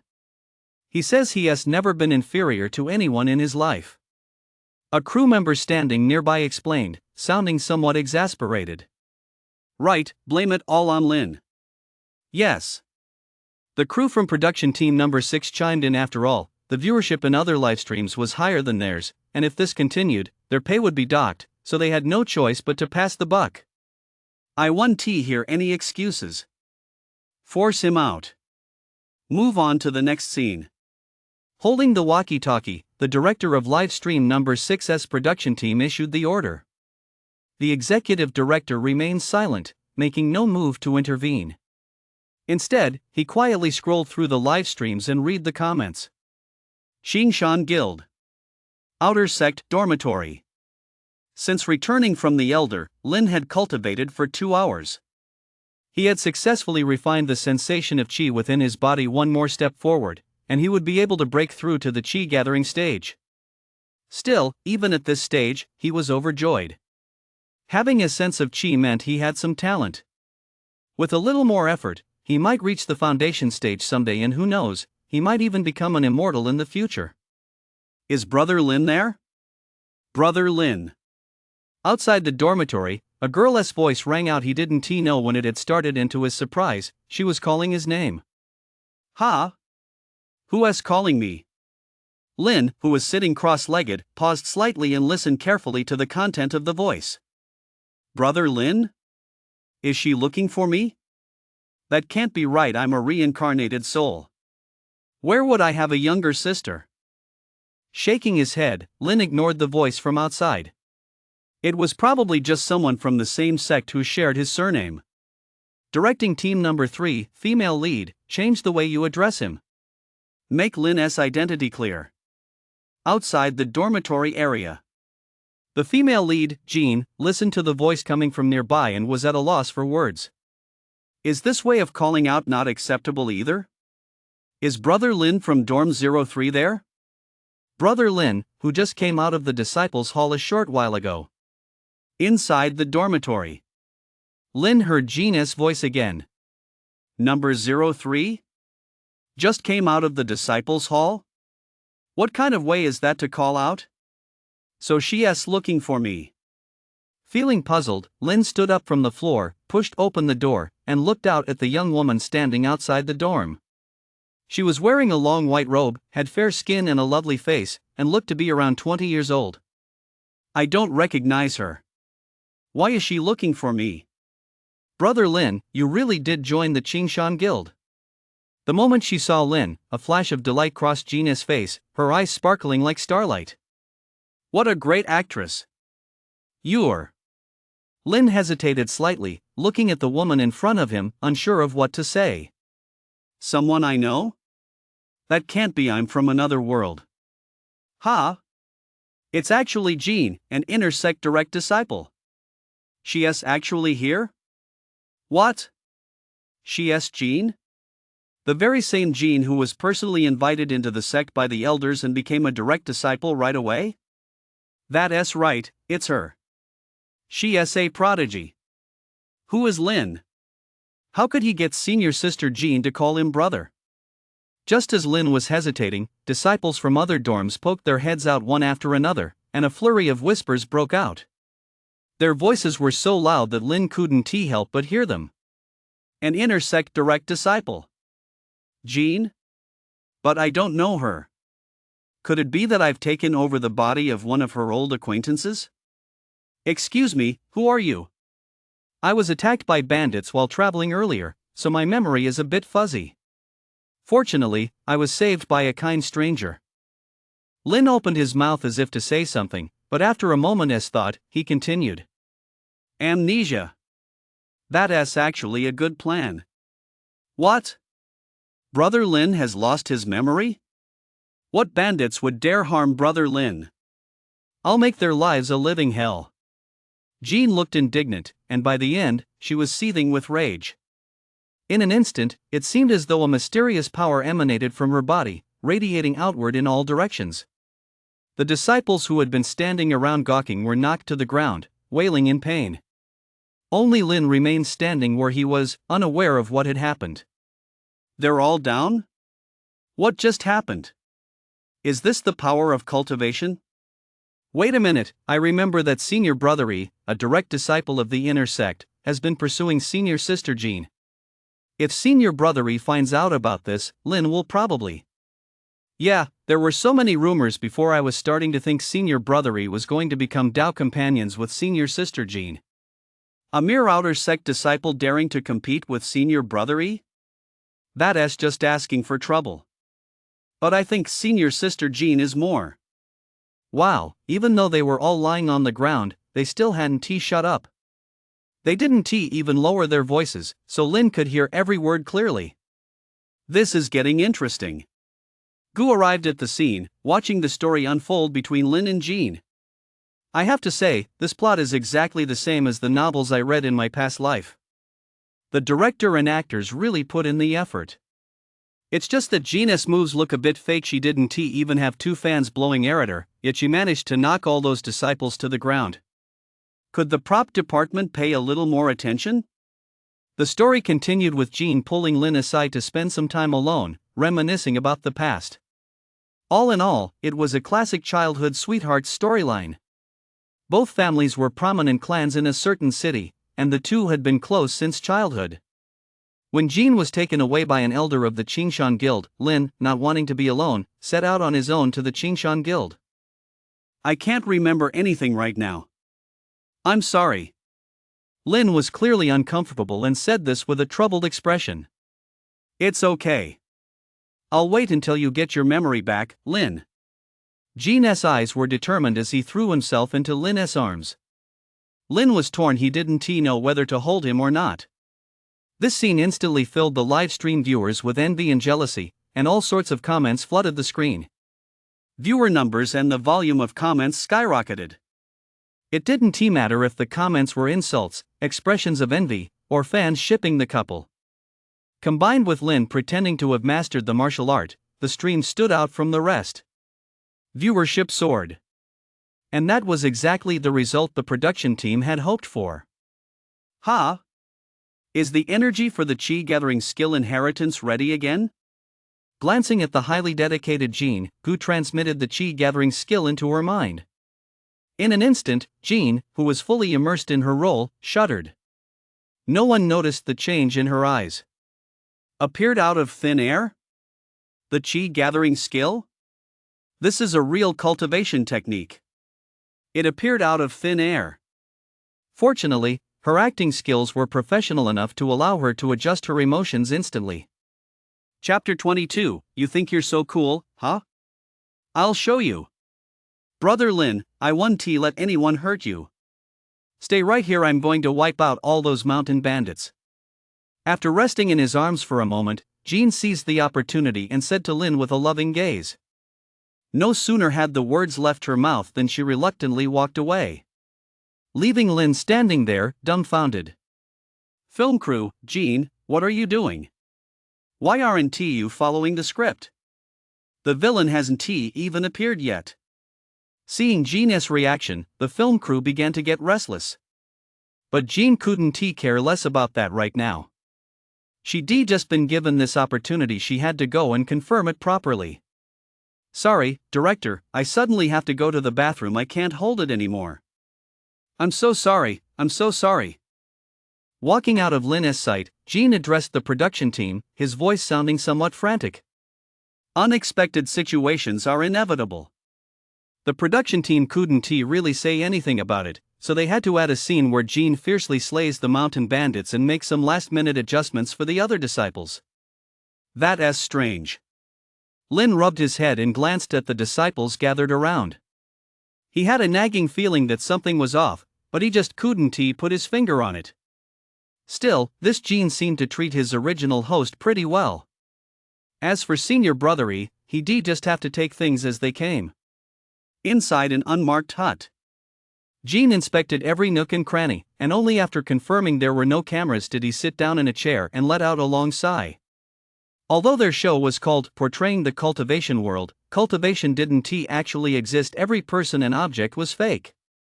With current technology, was it even possible to conjure cultivation techniques out of thin air?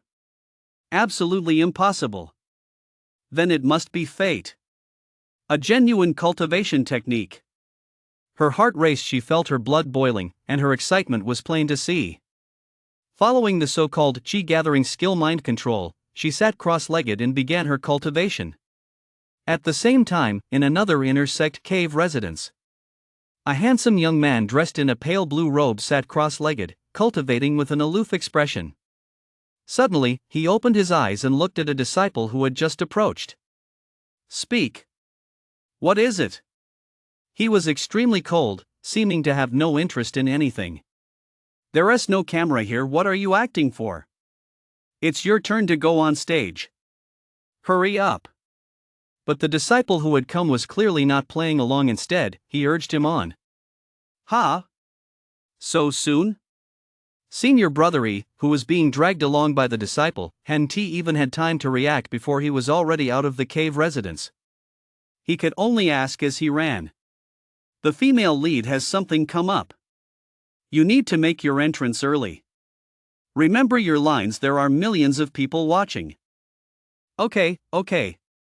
Senior Brother E replied meekly, his earlier cold expression gone. A moment later, the two arrived at their destination. In the dormitory area there. The outer sect disciples were still pointing and whispering.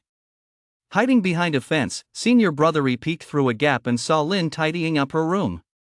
Directing crew, villain in position, action. Hearing the director's command, Senior Brother E smoothed out his clothes, stepped out from a blind spot, and resumed his usual cold expression.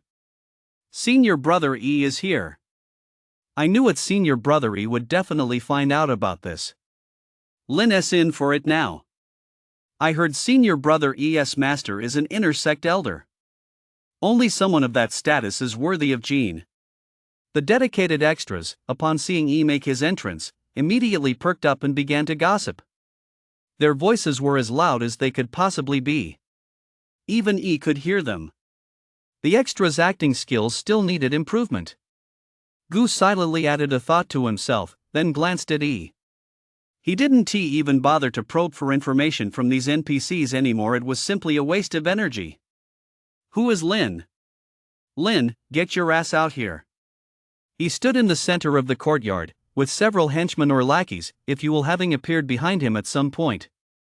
One of the chubby henchmen swept his gaze around the area with an arrogant smirk and said, Senior Brother E of the inner sect is here. If Lynn doesn't come out to pay his respects, do we have to go fetch you? Another henchman continued. A typical fantasy novel plot, and one of the most classic ones at that. In Gu's previous life, hardly anyone enjoyed plots like this anymore. One could only say that this world's tolerance for such things was actually quite good. This villain was truly villainous. If he were Lynn, he'd have slapped him right across the face. I am Lynn. May I ask what business Senior Brother has with me? Lynn stepped out of the room, carrying some trash, which he casually tossed outside. He glanced at ES attire and replied. Having overheard the others' discussions earlier, he was mentally prepared. But he hadn't expected them to show up so soon. He'd at least hoped to wait until his cultivation broke through to the chi gathering stage. Now that he had absolutely no cultivation, wasn't he just asking to be bullied for nothing? I was wondering who it could be. Turns out it's just a good-for-nothing who hasn't even reached the chi gathering stage. Looking like that, and you actually dare to compete with this young master for a woman? He fanned himself with the folding fan in his hand, then snapped it shut with a click. E eyed Lynn and said mockingly. What is there to say? Lynn certainly hadn't reached the chi gathering stage, but he hadn't been trying to steal a woman either. Those novels were pretty realistic. He never expected that in the real cultivation world, there would actually be people like this. So what should he do now? After thinking about the novels he'd read, for some reason, a phrase suddenly popped into Lynn's mind, as if it were urging him to say it. This chapter isn't over yet. Click the next page to continue reading the exciting content. Ha! Senior Brother, I've never provoked you, nor have I ever competed with you for a woman. If you truly intend to bully the weak today, then I'll just have to accept my fate. But I have one more thing to say to you, Senior Brother. What goes around comes around. Never look down on a poor young man. As Lynn spoke each sentence, his entire aura shifted.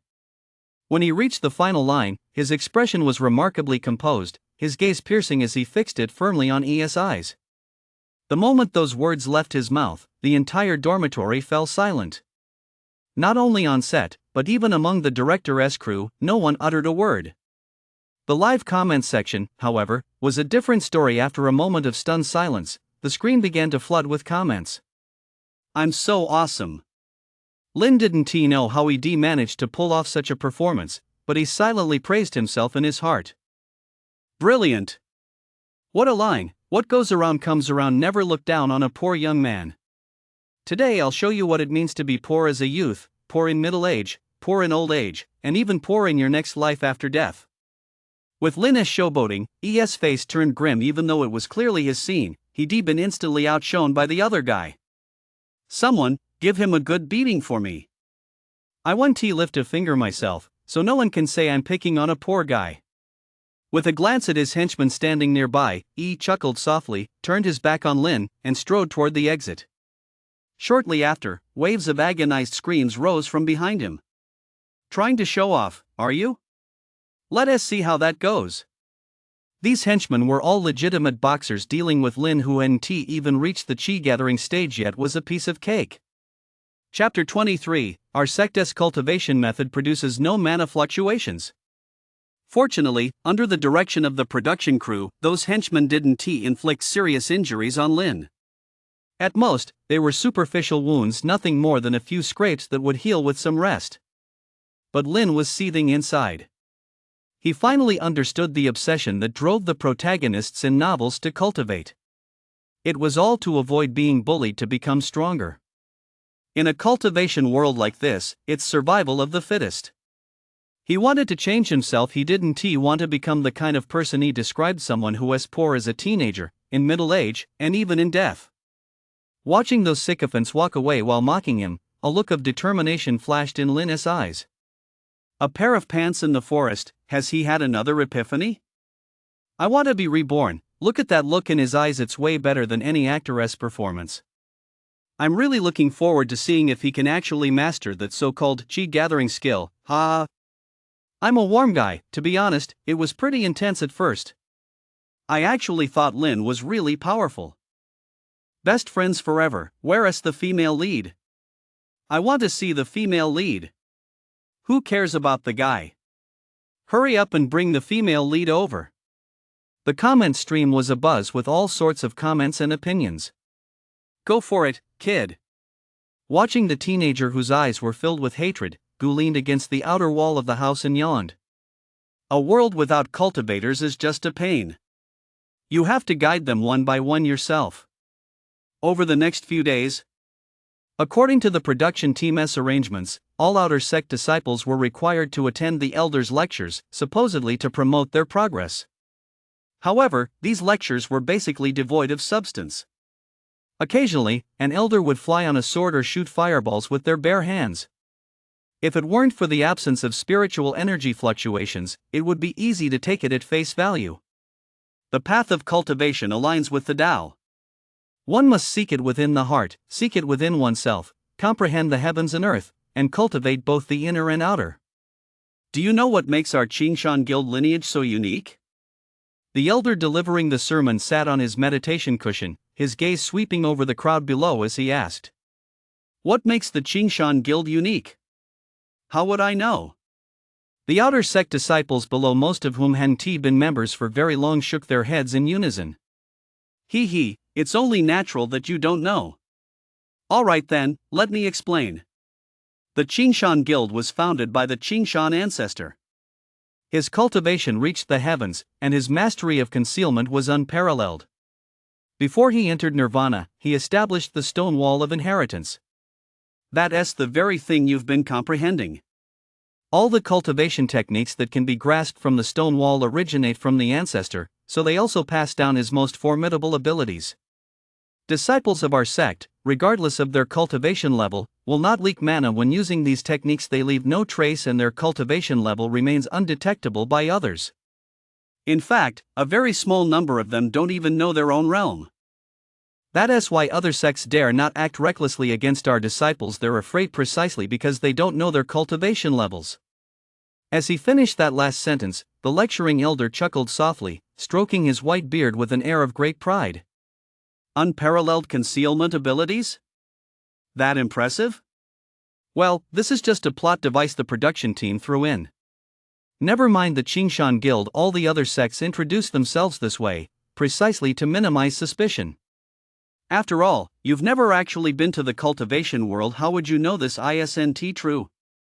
So that's how it is.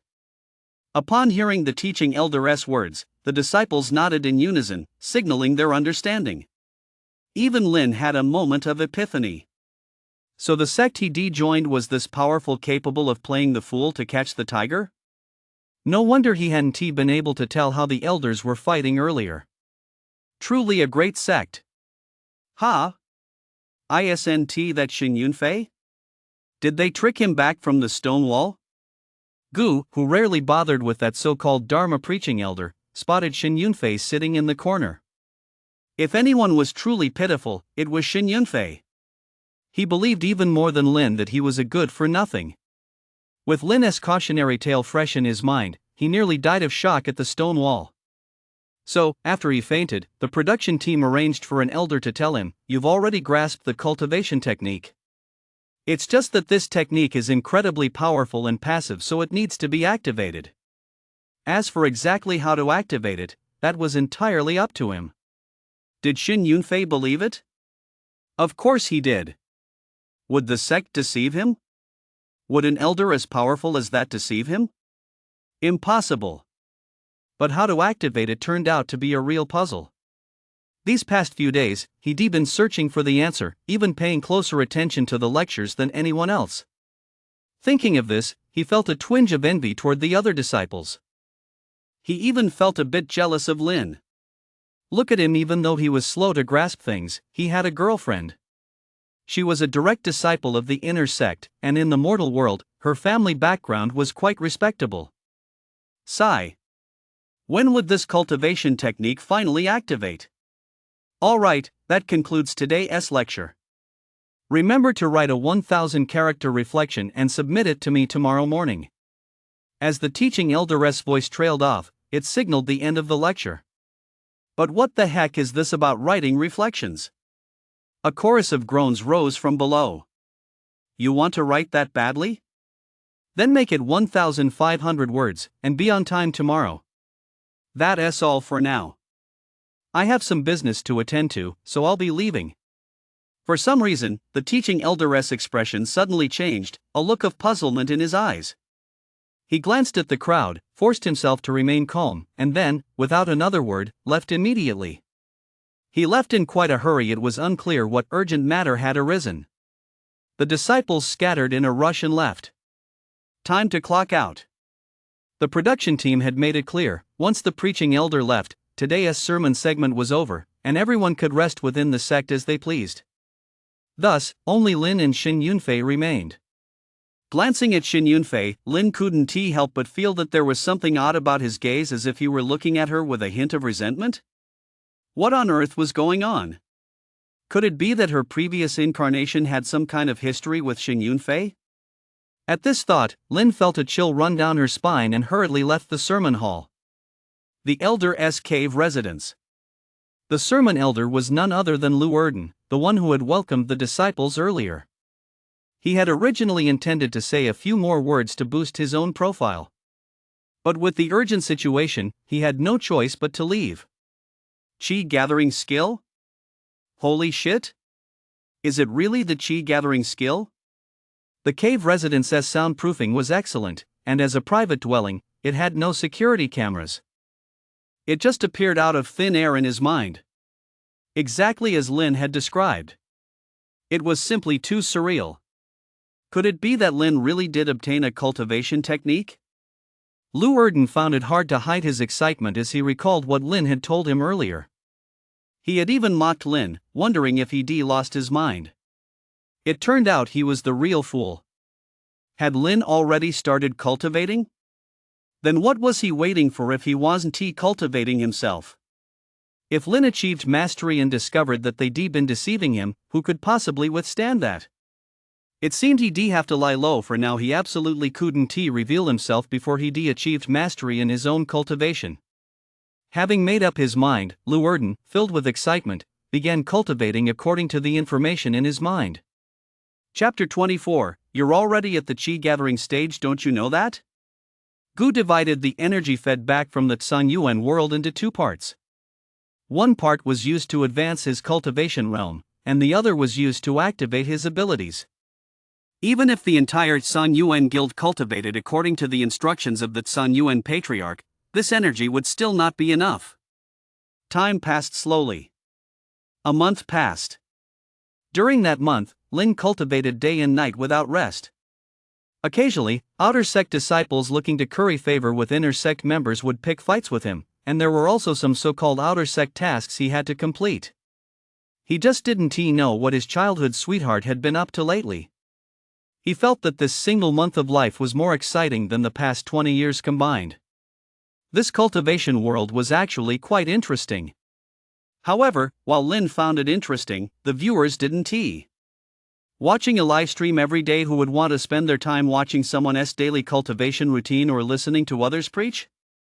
An occasional troublemaker might be entertaining, but this day in, day out routine was downright boring. But a script needs time to build up. There will be both climaxes and lulls in the plot, and seeing the dissatisfaction with the production team and the live comment stream. The production team is also quite distressed. Their salaries and performance bonuses are tied to viewership numbers. What to do? Let us ramp up the plot. Forget all that build up. Since the audience wants a fast-paced show, let us give them a fast-paced show. The screenwriters will have to work a little harder, and the extras will have to work a little harder too. What? The outer sect competition? Right. Rumor has it that the winner gets to enter the secret realm. What is it called again? It's the Qinglu secret realm. They say it's full of rare treasures and ancient legacies. It seems the secret realm isn't owned by any single sect, but is jointly owned by the 5 great sects. Right. When the time comes, the Qing Tian sect, Qing Di sect, Qingren sect, and Shang Shui sect will all send representatives into the secret realm. If the secret realm didn't restrict entry to those at the foundation stage or above, we outer sect disciples probably won't even have a chance. Lin had just stepped out the door and bought a pastry to eat by the roadside when he overheard passing disciples discussing a particular topic. The outer sect competition? And the Qinglu secret realm? He was currently only at the Qi gathering stage. He wasn't sure if he even qualified to compete. As a transmitter, Lin understood the significance of secret realms to cultivators. In novels, the protagonists usually obtain vast quantities of treasures from them. He certainly couldn't miss such a golden opportunity. Excuse me, when is this outer sect grand competition taking place? Lin stopped a disciple to ask for details. He was definitely going to participate. It's just that at the Qi gathering stage, he'd likely end up as cannon fodder. When does it start? Over at the production team's headquarters, they were in the midst of a discussion. I don't care. If the audience isn't happy, we have to start right this very moment. With the director making the final call, the others couldn't argue and had no choice but to agree. So the disciple replied, "It starts in 1 hour." Didn't you know? Well. Their execution is pretty efficient. It's just a bit tough on the extras. Just a little bit more and I could have inherited the Qi gathering skill. Gu sat in an unknown location, watching the bustling crowd below. Over the past month, he hadn't been idle either.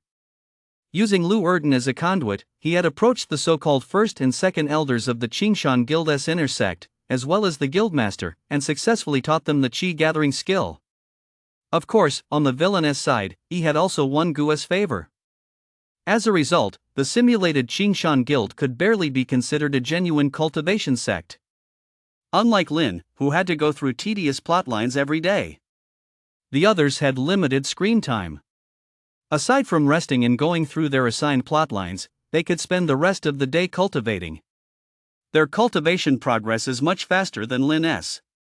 The guildmaster, who rarely shows his face and cultivates day in and day out, has been at the Qi gathering stage for quite some time.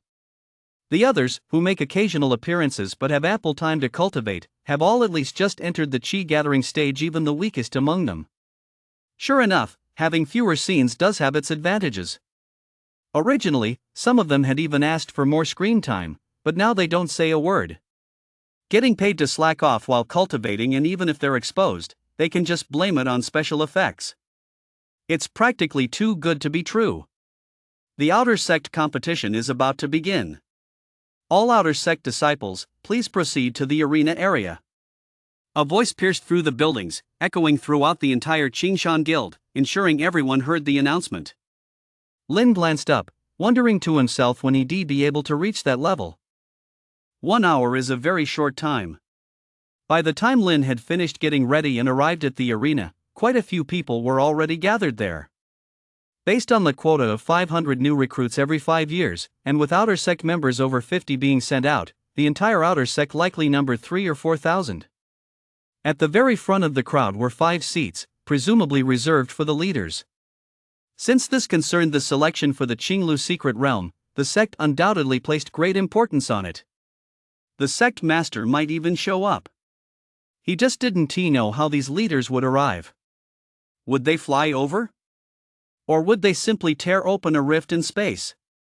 Just thinking about it got him a little excited. Among the crowd, 2 people were the most excited of all. Xin Yunfei and Lin. Xin Yunfei had always kept a low profile. He felt like his journey through time had been a lonely one. He couldn't even sense his own cultivation level, yet that elder had called him a once-in-a-million genius. They said he'd already activated his cultivation technique. But he didn't feel a thing, nor had he practiced at all. The elder simply stated that he'd already broken through to the Qi gathering stage. It was very strange. If the elder hadn't said it himself, he would thought someone was deliberately tricking him. Qi gathering stage? It's only been a month. Could it be that he really is a genius? He waited for quite a while. Finally, several figures appeared at the very front, shrouded in a dense white mist that obscured their features. The figures rode flying swords, approaching from the horizon, with a faint glow flickering at the tips of the swords. 5 elderly men with the dignified bearing of immortals stood upon the flying swords, scanning the crowd below and nodding slightly.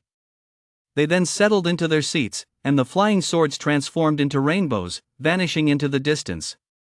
That trick is kind of lame. Gu could see it clearly. The flying swords had some sort of remote control device, and they were suspended by wires behind their backs. Combined with the white mist, the ropes were completely hidden. These 5 old men didn't look familiar at all. He had no idea where they'd been recruited at the last minute. Still, that trick alone was enough to leave Lin, who had only just reached the Qi gathering stage, deeply impressed. Not to mention Xin Yunfei, he still had no idea how to use spiritual power. I am the Grand Elder of the Outer Sect, and I will personally preside over this grand competition. I hope everyone achieves excellent results. This Grand Elder was no ordinary figure. He spoke in elaborate, well-structured speeches. If it weren't for the production team's prompts, he probably wouldn't have finished for another hour. Ahem, without further ado, I hereby declare the Outer Sect Grand Competition open. No sooner had the Grand Elder finished speaking than an endless glow of colorful clouds rose up, illuminating the area. 50 battle platforms stood ready, with disciples already taking their places on 48 of them. No one has gone up yet? Lin glanced around and noticed that everyone was remarkably calm, standing motionless where they were. Chapter 25, The Elders Must Be Testing Me. What do most viewers enjoy watching the most? Naturally, it's the protagonist's scenes. If the setup dragged on for hours, which viewer would still want to stay in the livestream? So, the production team had specifically reserved a spot for Lin and Xin Yunfei. If the audience loves watching it, let them get their fill. Whereas Lin, hurry up and get on ring 49. Xin Yunfei, where are you? 2 voices rang out in quick succession, startling Lin and Xin Yunfei, who had been watching the spectacle and causing them to look ahead. At that moment, a path had formed in front of them, with numerous disciples lined up on both sides, seemingly waiting for them to take the stage. But we haven't drawn lots yet. Before Xin Yunfei could finish his sentence, he felt a force pushing him from behind, propelling him forward. By the time he realized what was happening, he had already been pushed to the very front. Lin was treated the same way. The 2 exchanged glances, each wondering what the other was thinking. Unlike Lin's excitement, Xin Yunfei was genuinely anxious. Having never actually fought before, Could he really defeat these opponents relying solely on what the elders had said and the methods the professor had taught him for using spiritual energy? As the two stepped onto the stage, the comments sections in both live streams exploded. Sure enough, the audience loved this kind of drama. Outer sect disciple, Jai. Standing opposite Lin was a very muscular young man. His muscles were straining against his clothes to the point of bursting, who bowed his hands slightly toward Lin and spoke. As he listened to the other S-words, Lin began to gauge his cultivation level. The Qingshan Guild truly lived up to its reputation as the most secretive. Even standing this close, Lin could still detect not a trace of spiritual energy from Jai. Outer door disciple, Lin. Lin was just about to mimic the other man's gesture and bow his hand. But before he could even finish his sentence, he saw the other man unleash a punch straight at his stomach. Qingba fist. The muscular man roared, his fist about to land squarely on Lin's stomach. Ha! Dada's punch? What the heck? Lin was still trying to figure out the name of the move the muscular man had called out, and forgot to dodge the punch. In that split second, he thought to himself, oh no. At his current cultivation level, nearly the chi gathering stage, how could he possibly block this punch?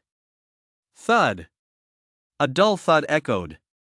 Lin's stomach took the full brunt of the punch. Wait a minute. It doesn't seem to hurt. Why don't I feel a thing?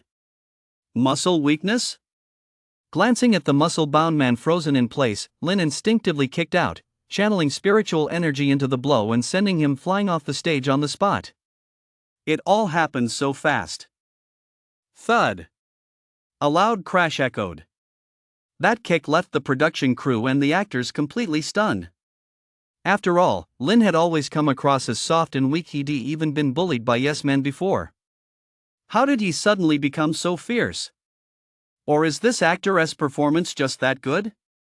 I'm shocked. Who actually saw that kick clearly? Was it Lin who kicked him?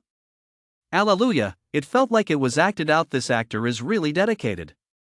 The strongest street fighter, whether it was acted or not, the effect was really impressive. Don't love me too much, the production team really knows what we want to see.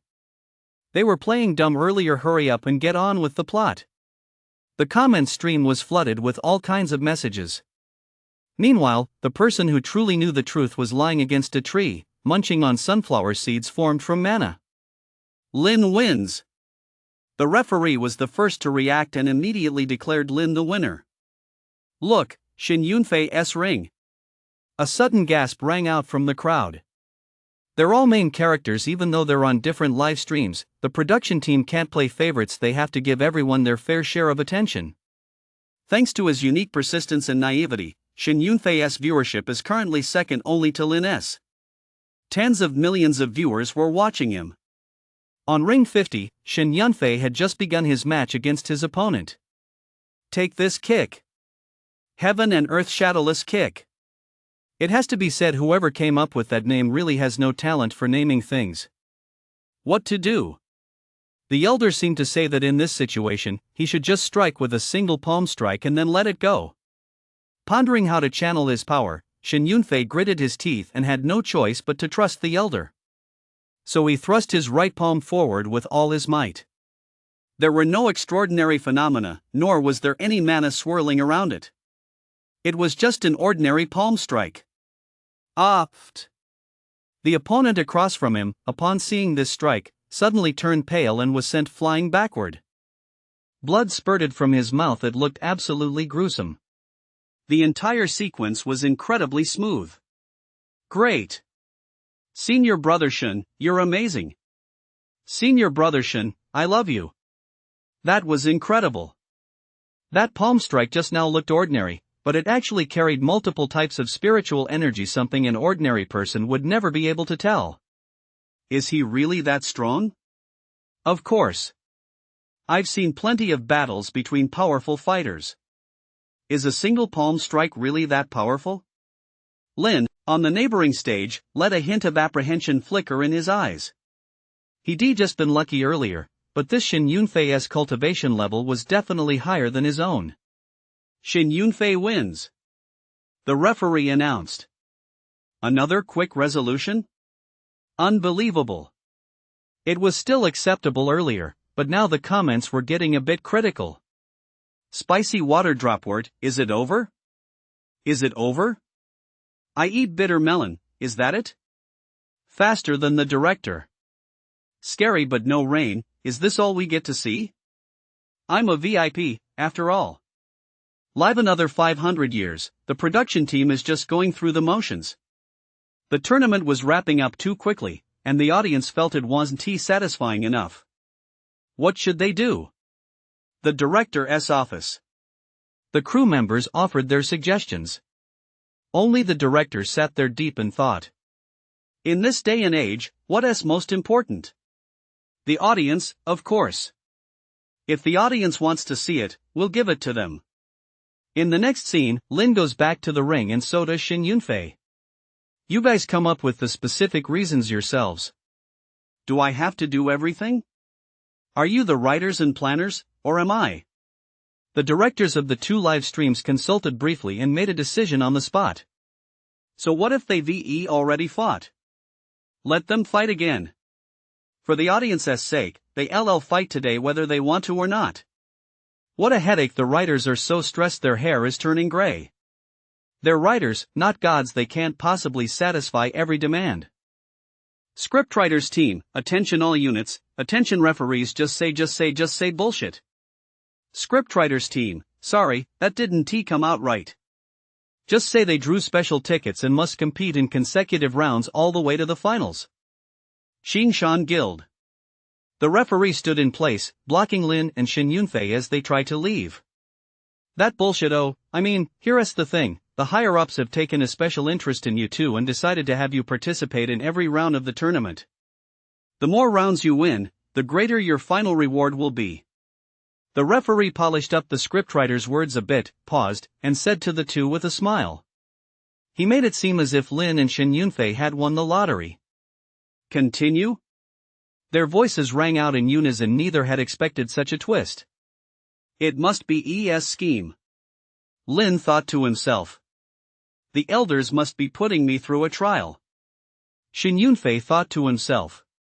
Chapter 26, is he actually trying to flatter me to my downfall? In any case, no matter what they thought, the arena tournament had to continue. Round after round, round after round. It seemed as if this arena tournament would never end. Standing on the stage, Lin felt at a loss for words.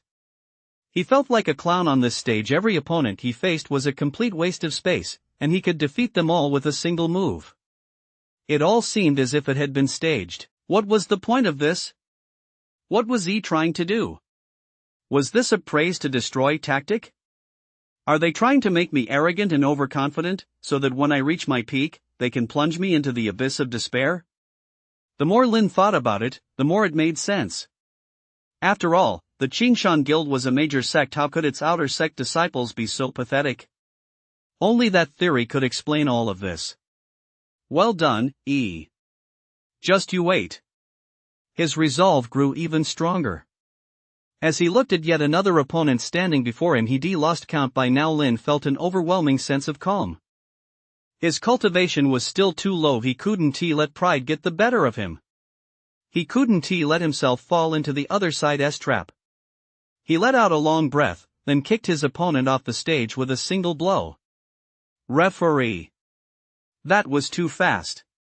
The production team had instructed them countless times to control the pace of the match, yet the fighters stepping onto the stage couldn't even withstand a single move from Lin.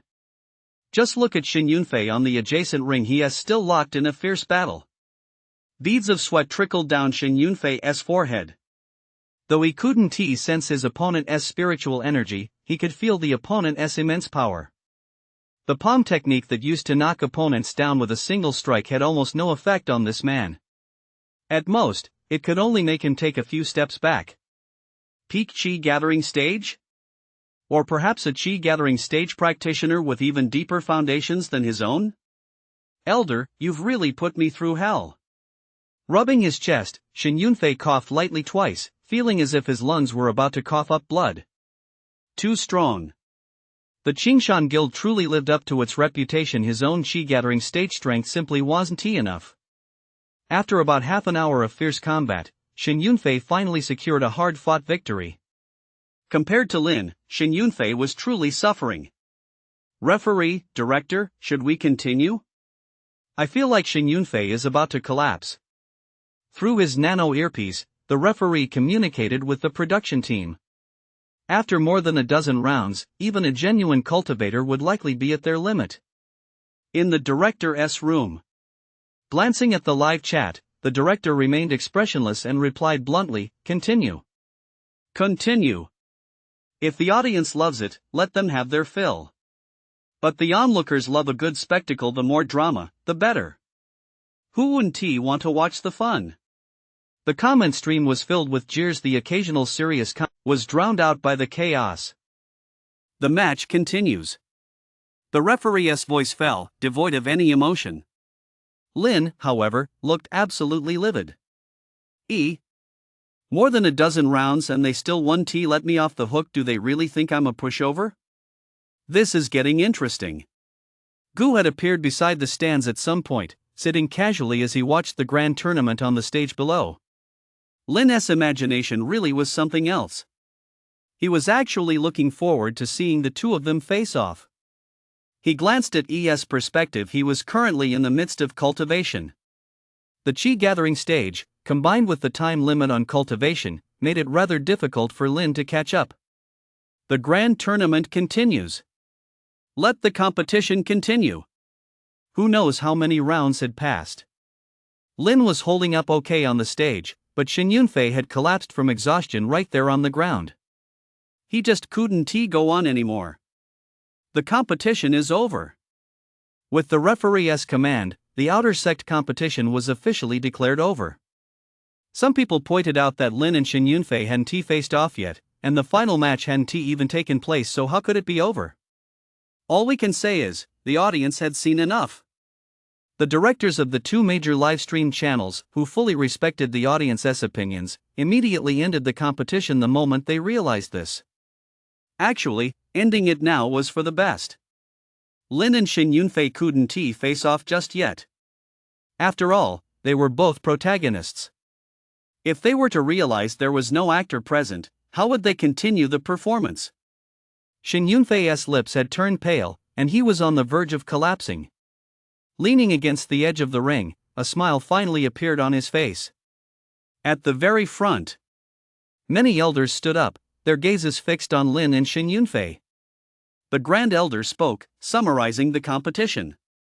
In essence, he praised everyone for doing a great job and expressed his hope that they would do even better in the future. I hereby announce that Lin, Shin Yunfei, Wang Huan, and Lin Chengdong have earned the qualification to enter the Qinglu Secret Realm. After the event concludes, proceed to the Outer Sect Elders Hall. No sooner had the words left his mouth than a thin mist began to rise, enveloping the 5 elders in the stands. Soon after, a long sword flew in from the horizon, and the elders rode it away. This followed the same principle as the opening sequence. Outer Sect Elders Hall. The Grand Elder of the Outer Sect was currently chatting with the other 5 elders. It would be great if our identities were real. I'd really like to cultivate. Yeah, the production team's set design is pretty impressive. Sometimes I even get the feeling that this is a real world. Speaking of which, what are our sect master and the Grand Elder of the Inner Sect even doing? They're taking the money, but won't even appear on camera. They're leaving this grand competition to us. Exactly. They're not professional at all. They actually claim to have diarrhea and have been holed up in that rundown shack every day. We haven't seen them in ages. Maybe their bodies have already started to rot. Inside the Elders' Hall, the 5 elders chatted back and forth, discussing recent events. Just as they were getting into the thick of their conversation, the sound of the production team calling for them to get ready reached their ears. They straightened their robes, sat up straight, and adjusted their gaze to look out toward the hall. This short chapter isn't over yet. Please click the next page to continue reading the exciting content that follows. Come in. The Grand Elder's voice was full of authority, echoing throughout the entire hall. Greetings, elders. The 4 of them respectfully entered the hall and bowed toward the elders seated above. Rise. I won't dwell on the importance of this expedition to the Qinglu secret realm, but since it involves the allocation of our sect's resources, I hope you'll take it seriously. You are all prodigies of our sect's outer sect, each with your own strengths. But remember, there are always those more talented than you, and there are always greater heights to reach. Here are 4 pills rewards you earned in the grand competition. These are called Yunling pills depending on your individual talent. They can accelerate your cultivation progress. The secret realm will open in 10 days. In the meantime, continue to train diligently. Return and prepare. The Grand Elder finished his speech and then dismissed the crowd. The Qinglu secret realm. This was a side quest specially designed by the production team, requiring massive investments in funds and technology, as well as extensive manual verification. As for promotion. Aside from promotions in the livestream, there were promotional videos on major TV networks and online platforms, playing on a continuous loop, with posters plastered all over the streets and alleys. The goal was to build anticipation and attract more viewers. And this Qinglu secret realm is touted as the most authentic cultivation realm in the world today.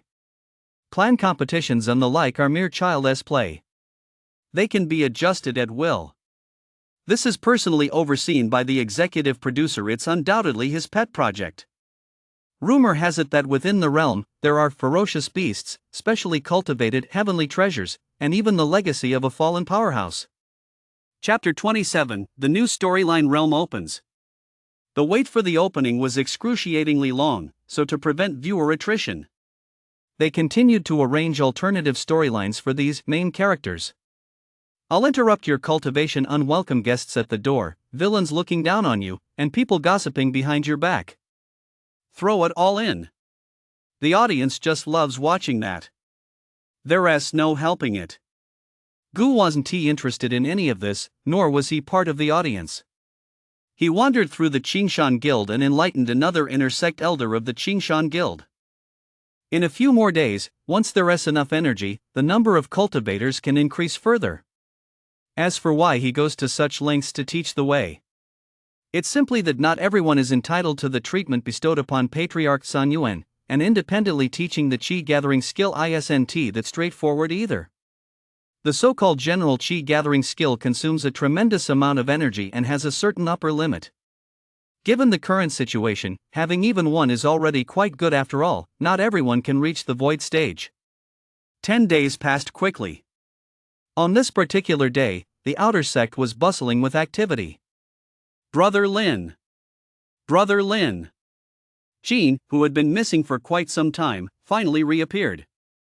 Her big eyes sparkled, a smile on her face as she called out Lin's name. Childhood sweethearts? Lin, who had been pondering how to protect himself once he entered the Qinglu secret realm, immediately looked up upon hearing Jean's voice. Senior sister Jean, that day you went to. That's right, Brother Lin. I've already wiped out all the bandits in that area. If it weren't for Master telling me to focus on my cultivation, I would come to play with Brother Lin long ago. Jean's voice was soft and gentle, a sweet, mellow tone that was a pleasure to hear. The comments section exploded with messages, with people immediately calling her wife. Thank you, Senior Sister Jean. You really didn't have to go to such lengths. Lin, just call me Ling. Why are you being so formal all of a sudden? As she said this, Jean's large eyes glistened slightly, making her look especially endearing. Ling. After a moment's hesitation, Lin was about to try to reason with her, but when he looked up, he spotted he standing there. He stood there, his eyes cold, as if looking at a dead person, yet brimming with jealousy. Shouldn't I give him a piece of my mind? This he has made things difficult for me time and time again. Sooner or later, I'll avenge this humiliation. Oh? Isn't this our outer sect prodigy, Junior Brother Lin? I never expected you'd actually qualify for the Qinglu secret realm. You've certainly made some progress since last time. He locked eyes with Lin, putting on a masterful act. With a forced smile and a slight flick of the fan in his hand, he addressed Lin. This is exactly how a villain should be played. After saying that, he analyzed his own performance and realized it was actually quite flawless. Maybe in the future, he could even become a specialist in playing villains. Thank you for your concern, senior brother. I've certainly made progress. As for what was said that day, please keep it in mind. The tension between them was palpable, but in reality, only Lin was actually angry. Soon after, the head of the Qingshan Guild arrived in person. Everyone paid their respects. Standing at the front, the Qingshan Guild master's gaze lingered on several figures. Lin? E? And Jean? I didn't expect there to be quite a few genuine cultivators in our Qingshan Guild. As the least busy of the actors, the Qingshan Guild master's cultivation level was slightly higher than theirs, so naturally, his sensitivity to mana was greater. However, since the show is still in progress, there are no conflicts of interest for the time being. Let us stick to the script. The Qinglu secret realm is jointly owned by the 5 sects, so there are 5 entrances. You must remember, under no circumstances lose the tokens in your hands, or you won't be able to return. Additionally, you absolutely must not take a life. Although the 5 sects compete for resources, we ultimately share the same roots. We are not enemies. Looking at the 4 people standing before him, the sect master's voice fell as he outlined the precautions for entering the Qinglu secret realm. Killing people is definitely out of the question. As for this livestream, at the very least, we can't. Very well, the auspicious hour has arrived. The 4 of you, please prepare yourselves. I will now, together with the other elders, open the passage to the secret realm. After speaking, the sect master took a few steps back. Exchanging glances with the elders, they each took their positions at different points. What was this? Lin and the others looked at the elders in confusion, unsure of what was about to happen. They'd only seen the elders during rehearsals, so the other extras were naturally very curious about the opening of this secret realm that had been hyped for so long. #@%, The sect master let out a loud shout, forming an unknown hand seal at lightning speed. Although no one knew what he was shouting, it felt incredibly powerful. #@%. The other inner sect elders followed the sect master's lead, shouting and forming their own hand seals. Instantly, the thin mist dispersed. Well, here we go again, the standard routine. However, this time seemed a little different. The next second, endless golden light shone in the void, forming 5 distinct rings of light. From somewhere in the depths of the void, it seemed as if sacred chanting was echoing, reciting an unknown incantation. The ethereal sound resonated throughout the entire entrance area of the secret realm, and an inexplicable sense of oppression swept over them. Look, it's a phoenix! Someone exclaimed loudly, pointing at a shadowy figure in the sky. Amid the mist, a giant red bird with outstretched wings and flames swirling around its body was soaring through the air. The vermilion bird! It's the vermilion bird! The crowd below stared in awe. The comments section exploded. So these are the 4 symbols? Lin gazed at the ethereal figures in the void, murmuring to himself, his eyes sparkling with determination. Sooner or later, I'll ride a divine beast myself. Shen Yunfei gazed at the ethereal figures, a bold ambition rising within him. Goo! This is hard to evaluate. All I can say is that the technological progress is definitely impressive. With technology like this, it's no wonder they dared to create a cultivation-themed version of The Truman Show. In the void, the 4 symbols began converging toward the center and, in an instant, started to slowly merge. It was a gate. A unique gate frame composed of light. No one knew what lay within. So, was this the entrance? Then, the gate frame transformed into a pillar of light and landed at the very front of a mountain range. Boom! The once intact mountain range let out a deafening roar, and to everyone's surprise, a cave entrance suddenly appeared at its base. It was actually a motorized retractable gate. But it seemed to have fooled quite a few people. Bathed in light and shrouded in endless mist, it truly looked like the entrance to a secret realm. The secret realm has opened. The 4 of you, hurry inside. Glancing at the light-drenched opening, the production team was urging him on, saying this setup wasn't cheap, so he had no choice but to urge Lin and the other 3 to hurry inside. Yes. The four bowed slightly and, as instructed, walked into the entrance of the secret realm, disappearing from sight. Chapter 28, The First Encounter of the 10 Main Characters. Meanwhile, several small vents on either side of the passageway quietly released a certain gas. The four who had just entered the passageway instantly felt their minds grow hazy and collapsed to the ground. The production team was busy. They were coordinating the various tasks following the disciples' incapacitation. Production team, all extras groups, carried the disciples entering from each area to their designated locations as planned. Although the so-called secret realm was an underground space, it still needed to maintain an air of mystery. At the very least, entering it by simply walking down a staircase would easily arouse suspicion. After careful consideration, they decided to knock them unconscious first and then carry them away, allowing them to experience the mystery of the secret realm. Fortunately, Lin's current cultivation level was low, otherwise, the production team might not have been able to fool him. Time passed. Lin felt his mind growing hazy, and his entire being was in a daze. It took him quite a while to realize he had already entered the Qinglu secret realm. Where did the others go? Glancing around and rubbing his head, Lin discovered that the 3 people who had entered with him were nowhere to be found. It seemed the secret realm randomly teleported those who entered to different locations. Truly worthy of being called a secret realm. Following the narrow path through the underground space, Lin had no choice but to keep walking. Here, with no map and no signs, he could only rely on his intuition. Before long, he found himself standing at a 5-way intersection, lost in thought. A maze? No, this secret realm couldn't be that simple. It certainly wasn't just a simple maze. Running his hand along the walls at the intersection, Lin tried to sense the mana in each direction. Unfortunately, he detected nothing. This mana was exactly the same as in the outside world. It seemed the secret realm's builders had long anticipated that someone might use mana to cheat. Roar! Roar! Roar! Just as Lin was agonizing over his decision, the sudden roar of a ferocious beast echoed from deep within one of the intersections. A creature? According to relevant theories, where there are ferocious beasts, there are treasures. I'll go that way.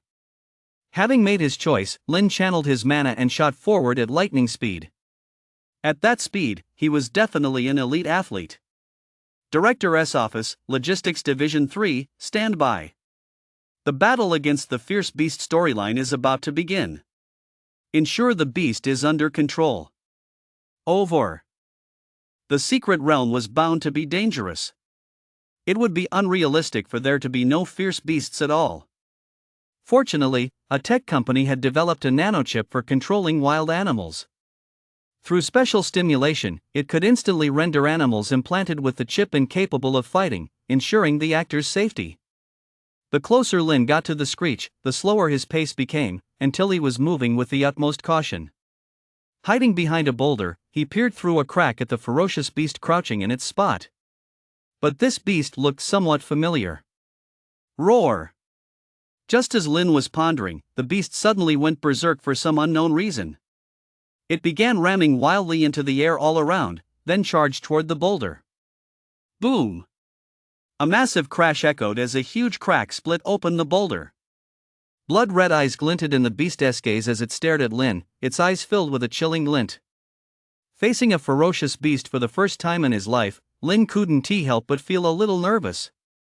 I didn't expect the beasts in this world to be so formidable. Gu sat casually in one spot and glanced at the so-called ferocious beast.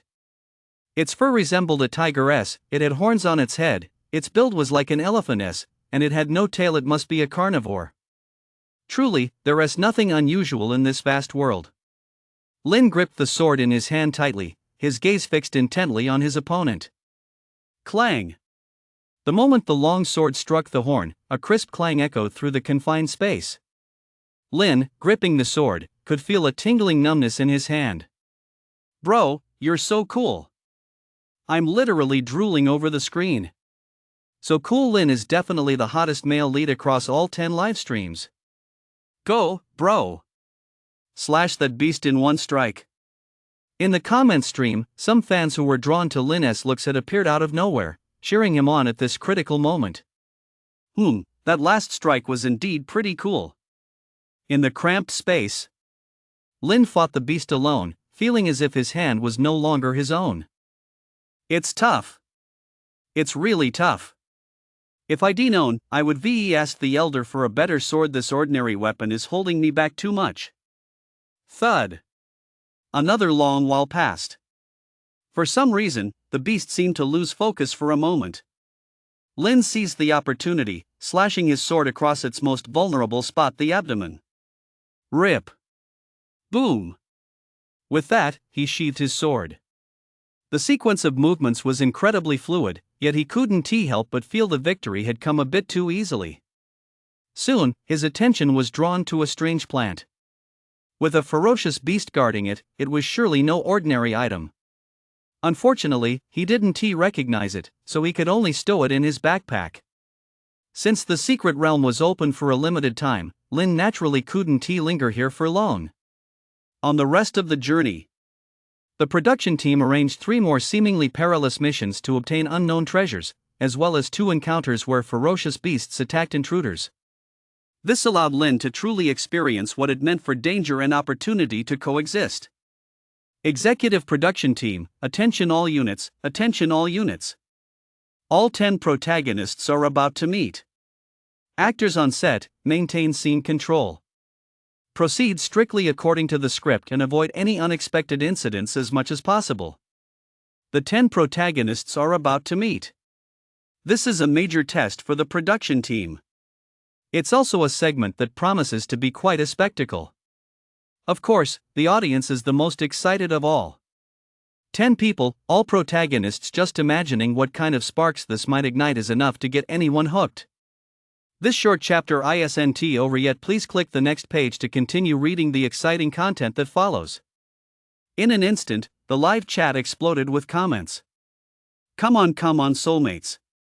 After the production team gave their instructions, everyone in the secret realm heard a call coming from the depths. The voice came from far away, then drew near, only to recede again. At times it was faint, at others clear, and it seemed to carry a sense of age and history. The land of heritage? Those 4 words flashed through the minds of all 10 protagonists. Long before entering the secret realm, they had been given 2 missions. One was to collect rare natural treasures, and the other was to obtain the so-called heritage. The former was for the sect's resource allocation, the latter was for their own personal growth. Without hesitation, they all headed toward the source of the sound. At first, the passage was so narrow it could barely accommodate a person, but after walking a few dozen steps, it suddenly opened up. It wasn't until Lin stepped out of the narrow passage that he realized what the core of the secret realm truly meant. This place actually had towering mountains, mist, a majestic hall, and all kinds of plants growing. There was even a glow emanating from the ceiling. This was completely different from the environment he had been in before. The true core of the secret realm. So this was the real secret realm. The scenery was every bit as stunning as any scenic spot outside, truly wondrous. Lin scanned the area and noticed several people standing at the other passageways.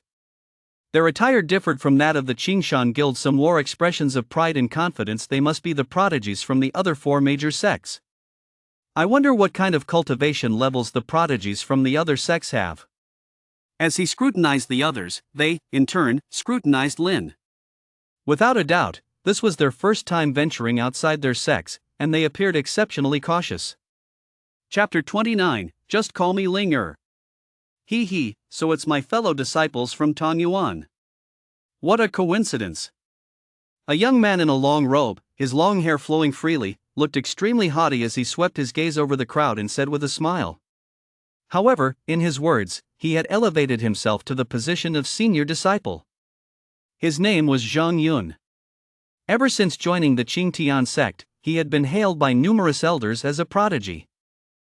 In the entire outer sect, not a single person could match him. Oh, wait, there was one, but only one. What is a chosen one? A timid, meek person is certainly not a chosen one. Not to mention that he was a transmigrator. After all, anyone who had ever fought him hadn't lasted even a single move. If he wasn't arrogant, who else would be? I was wondering who it could be. So it's junior brother Zhang. I never expected junior brother Zhang to have survived being mauled by a ferocious beast. That's quite a miracle. From another passageway emerged a man in a green robe. It was clear the two had a history. That's right, he was Zhao Ting, Zhang Yun's only rival. The two had clashed at the Qingtian sect, let alone here. Interesting. The other 8 protagonists listened to their bickering, their expressions varied. Some looked down on them, some laughed it off, and others remained impassive. Lin said nothing, watching quietly. Before they entered, the sect master had emphasized that there are always those more skilled than oneself, and the sky is not the limit, and it was certainly not just an empty saying. Among this group, there might very well be some prodigies lurking. We're all fellow disciples from the same lineage, there's no need for this. I am Mo Yuan of the Qingshui sect. Hong Yi of the Qingdi sect. Mo Yuan was trying to smooth things over, but in reality, he was taking control of the conversation. The others quickly announced their identities one after another. Lin was no exception. Yet the tension remained palpable. When prodigies meet, they're bound to clash head-on. But the audience loves it. Zhang Yun is awesome. This is exactly how a protagonist should act, so cocky. I'm only watching for Zhang Yun, I can't even bear to watch the others. Why does Lin seem so unresponsive? Did the other prodigies scare him senseless? By the way, their cultivation levels are all fake. What would happen if all 10 of them fought at once? This is killing me with laughter. Am I the only one who finds this funny? They all think they're so tough, but they're just ordinary people. The way they're showing off is killing me. Exactly. If they knew this was a reality show, would they dig a hole and bury themselves? What's the director still standing there for? Move the plot along. I want to see them scheming against each other for that opportunity. The screen was swamped with comments. Unless you turn them off, you couldn't even see the actual footage. The extras stir up trouble and set traps, and the other main characters just fall right into them. Several of the main characters almost came to blows. I have to say, they're completely at the mercy of the situation. How many years? How many years have passed? I never thought this day would come again. That mysterious voice from earlier rang out again. Its source was unknown. It seemed to be coming from everywhere. Gu, come on, it can't be coming from everywhere. Those little speakers are scattered all over the place. As the voice appeared, the group stopped arguing and taunting each other. They began to listen quietly. You're the worst batch of disciples I've ever taught. Ahem. I never expected that in just a few short years, your natural talent would decline so rapidly. The mysterious voice coughed lightly twice, covering up the awkwardness of having misspoken, while also taking a jab at the so-called protagonist's natural talent. The group fell silent. No one argued back. After all, they were here to claim someone else's legacy. How could they possibly talk back now? A glimmer of light suddenly rose. On the previously empty mountainside, a phantom figure appeared out of thin air. Its features were indistinct. This must be the owner of the mysterious voice from earlier. The next moment, the ethereal figure reappeared at the foot of the mountain. It appeared right in front of Lin again? Holy shit! That nearly gave me a heart attack, a point-blank attack. Greetings, senior. Someone realized what was happening and, before anyone else could bow, respectfully bowed. Greetings, senior. Once one person reacted, the others followed suit. There's no need to call me senior. I'm merely a guardian spirit protecting my master's legacy. Just call me Ling. The ethereal figure smiled and continued. Ling? With a voice as rough as yours, you want me to call you Ling? That title is even worse than senior. Gu could only say that the production team really knew how to gross people out. The crowd below exchanged glances. Though they found it a bit off-putting, they still called him as he requested. Senior Ling. No, adding senior still sounds weird. It just doesn't match that voice at all. If you had a female voice, it wouldn't be this bad. The land of succession is full of unknowns. What you gain here depends entirely on yourselves. That's all I have to say. Go climb the mountain. The ethereal figure flickered in and out of view, and the moment it uttered the final word, it appeared directly at the mountaintop. Has the succession already begun? So soon? The main characters exchanged glances with one another, their thoughts unknown. Shin Yunfei, let us go together. Lin walked over to Shin Yunfei's side, patted him on the shoulder, and said. After all, both Shin Yunfei and he had gone through the arena round-robin tournament together, so he had no doubts about Shin Yunfei's strength. Moreover, there was no conflict between them, and they hadn't really crossed paths much in the past. All right. Shin Yunfei glanced at Lin, thought for a moment, and agreed. At the foot of the towering mountain, the 20 people split into a dozen or so groups. It was clear that some sect's disciples were divided internally. Zhang Yun, arrogant and haughty, was the first to set foot on the mountain trail, a look of utter disdain on his face. He was, after all, a one-of-a-kind prodigy. He wouldn't stoop to associating with them. The opportunity was his, and so was the legacy. So before he even climbed half a meter, he was blown back down by a sudden gust of wind. It was truly embarrassing. Gu. To be honest, after observing them, Gu found that very few were worthy of his guidance. Several of the main characters were far too arrogant. He simply couldn't stand them. He had no idea where the production team had found these people. Every single one of them had their noses in the air. He didn't like it. Climbing a mountain is a technical skill. The production team had carefully selected various technological features specifically to increase the difficulty of the climb. If it were really that easy, what would the planning and writing teams be for? While everyone here was pondering how to climb the mountain, the live stream suddenly cut to a commercial. Building this secret realm was incredibly expensive. Without a big spending sponsor, it would have been impossible to complete. At such a critical moment, they had to run a commercial. The footage continued, but the voiceover kept playing. Sume fans, no matter how heavy the load, they blow it away effortlessly, giving you a typhoon-like experience. The world's top-tier wind tunnel supplier, with technology that's light years ahead. As the first ad the production team ran in the livestream, you can imagine how much money the sponsor invested. It looped 3 times straight. Tired from climbing? Drink Iron Ox. A body as tough as iron, invulnerable to anything. Hold on tight. Chewing gum. I just can't stop hiking, I'm just that cool. After about 10 commercials had played, the sound in the livestream finally returned to normal. Chapter 30, every time he trains, the viewers in the chat can't help but laugh. Once the commercial break ended, another person stepped forward from the crowd at the foot of the mountain. Junior brother looks a total mess. Looks like senior brother here will have to step in. Facing Zhang Yun's earlier mishap, Zhao Ting chuckled. The two of them were always butting heads. Now that he could see Zhang Yun get humiliated, he naturally took the opportunity to rub salt in the wound. Saying this, Zhao Ting paid no attention to the others and stepped directly onto the narrow mountain path. Whoosh! Puff! It was incredibly smooth. Zhao Ting's descent looked exactly like Zhang Yun's. Truly the mark of someone from a sect. With 2 consecutive failures to climb the mountain, the others' minds began to race. Hee, so this is it, junior brother, it turns out you're all talk. Seeing Zhao Ting end up just like himself, Zhang Yun burst out laughing, showing no regard for the other's dignity. It was laughable, all right. The others could laugh, too. But here's the problem. Who could actually make it to the top? Faced with such a treacherous mountain path, even if the legacy were right up there, they wouldn't be able to reach it. You are all prodigies.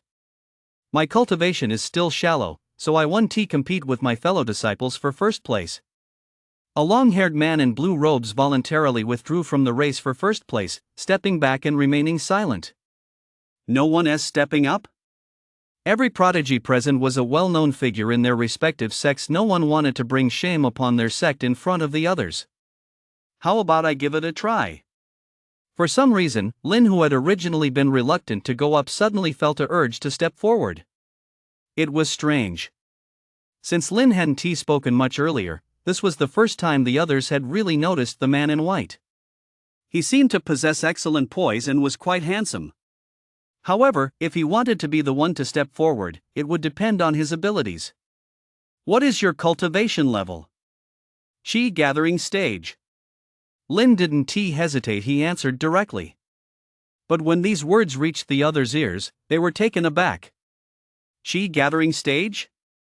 Everyone present was at the Qi gathering stage, even the weakest among them was at that level. With cultivation like that, he actually managed to enter the secret realm? Was the so-called Qingshan Guild running out of people? Facing the stares of the others, Lin felt a bit helpless. He didn't want to show off, but he couldn't shake the feeling that something up there was meant for him. Besides, his Qi gathering stage seems to be quite different from others at this stage. Since he already wasted time down here, he might as well go up and give it a try. Taking a deep breath, Lin let a faint trace of mana emanate from his body. Given his limited cultivation, this was already the absolute limit of what he could do. He set foot on the mountain path. Immediately, he felt a gust of gale force wind. The gale contained no mana, yet it offered immense resistance. Using the mana surrounding him to overcome the resistance, Lin climbed step after step, and after a few strides, he vanished into the thin mist. Ha! He made it up? None of their Qi gathering stage participants made it up, yet a mere Qi gathering stage practitioner did? At that moment, the production crew was completely baffled. Production team, props? Where the hell are the props? Weren't we told that unless they let someone through, not a single person would make it up? Props. Production team, the props team is having their monthly bonus docked. Props. This mountain climb is also. The instant he vanished into the mist, just as Lin was about to say something, he lost consciousness. That's right. He'd been knocked unconscious again. Since someone had already successfully climbed the mountain, the wind resistance affecting the others was reduced, and they all stepped into the thin mist. Then they all passed out together. Professional hidden realms often require only the simplest methods. A mysterious space. Inside a small room, Lin felt a bit dizzy and completely drained of energy. This was the second time. He remembered experiencing the same symptoms at the entrance. Now that it was happening again, he must have stepped into another mysterious place. He carefully surveyed his surroundings. The place looked ancient and quaint, but aside from 4 doors, there was nothing but empty space. What kind of place was this? Doors? Another choice? Second trial, the mysterious city of Green Willows. Each person may open 1 door per hour. Behind each door lies either an opportunity or a danger. There is only one exit from the entire labyrinth. Good luck. In the ancient-looking space, Senior Linger's voice coming from who knew where echoed, explaining the rules. The Green Willow Labyrinth? Pondering Senior Linger's words, Lin examined the 4 doors, then reached out and pushed one open. Creak. The door swung open, revealing a room decorated in exactly the same style. He wondered if it had been done by the same contractor. But on the floor lay a small box. Was this the so-called opportunity or danger? As he stepped inside, the door behind him slowly closed. Well crafted, but the execution lacks a sense of mystery. It's missing something. Gu materialized around Lin, his gaze piercing through the so-called door and into the room, fully grasping the entire structure of the mysterious city of Green Willows. This included the traps in certain areas, as well as what was inside those boxes. After all, he was at the core stage a genuine cultivator. 9 live streams, each showing a different scene. Some of these people had already opened their treasure chests and obtained their contents. Among the items were things like tissues, unidentifiable little stones, some route fragments, and a few fruits that looked quite peculiar. Why is it a steamed bun? And it's still warm? This chapter isn't over yet. Click the next page to continue reading the exciting content that follows. Meat-filled? Lin opened the chest in front of him and, upon seeing the steaming bun inside, his expression instantly turned a bit peculiar. What happened to the promised opportunity? What about the promised danger? Just a bun? Well, I am actually a bit hungry right now. He used mana to check the bun for poison, then took a big bite. Juices spurted out, and the meat was perfectly fragrant. It was a truly rare treat of a bun. You ask why I'm describing a single bun in such detail? All I can say is Lee's Bun Shop. 500 locations nationwide. Signature meat buns with a rich, savory flavor. Wow, so delicious. Mom, I want another one. Comment stream. That's right, it's an ad. Otherwise, why do you think those boxes are filled with food and daily necessities? If we don't advertise, where would the money come from? Lin looks as if he is the star of this meat bun commercial. All I can say is, that meat bun is just that good. With his belly full, all he could do was wait patiently. For most people, this process would feel incredibly long, but for Lin, it was different. After all, he really does know how to cultivate. Usually, whether it's the plot or a quest, someone is always interrupting his cultivation. It's like watching commercials to unlock the plot.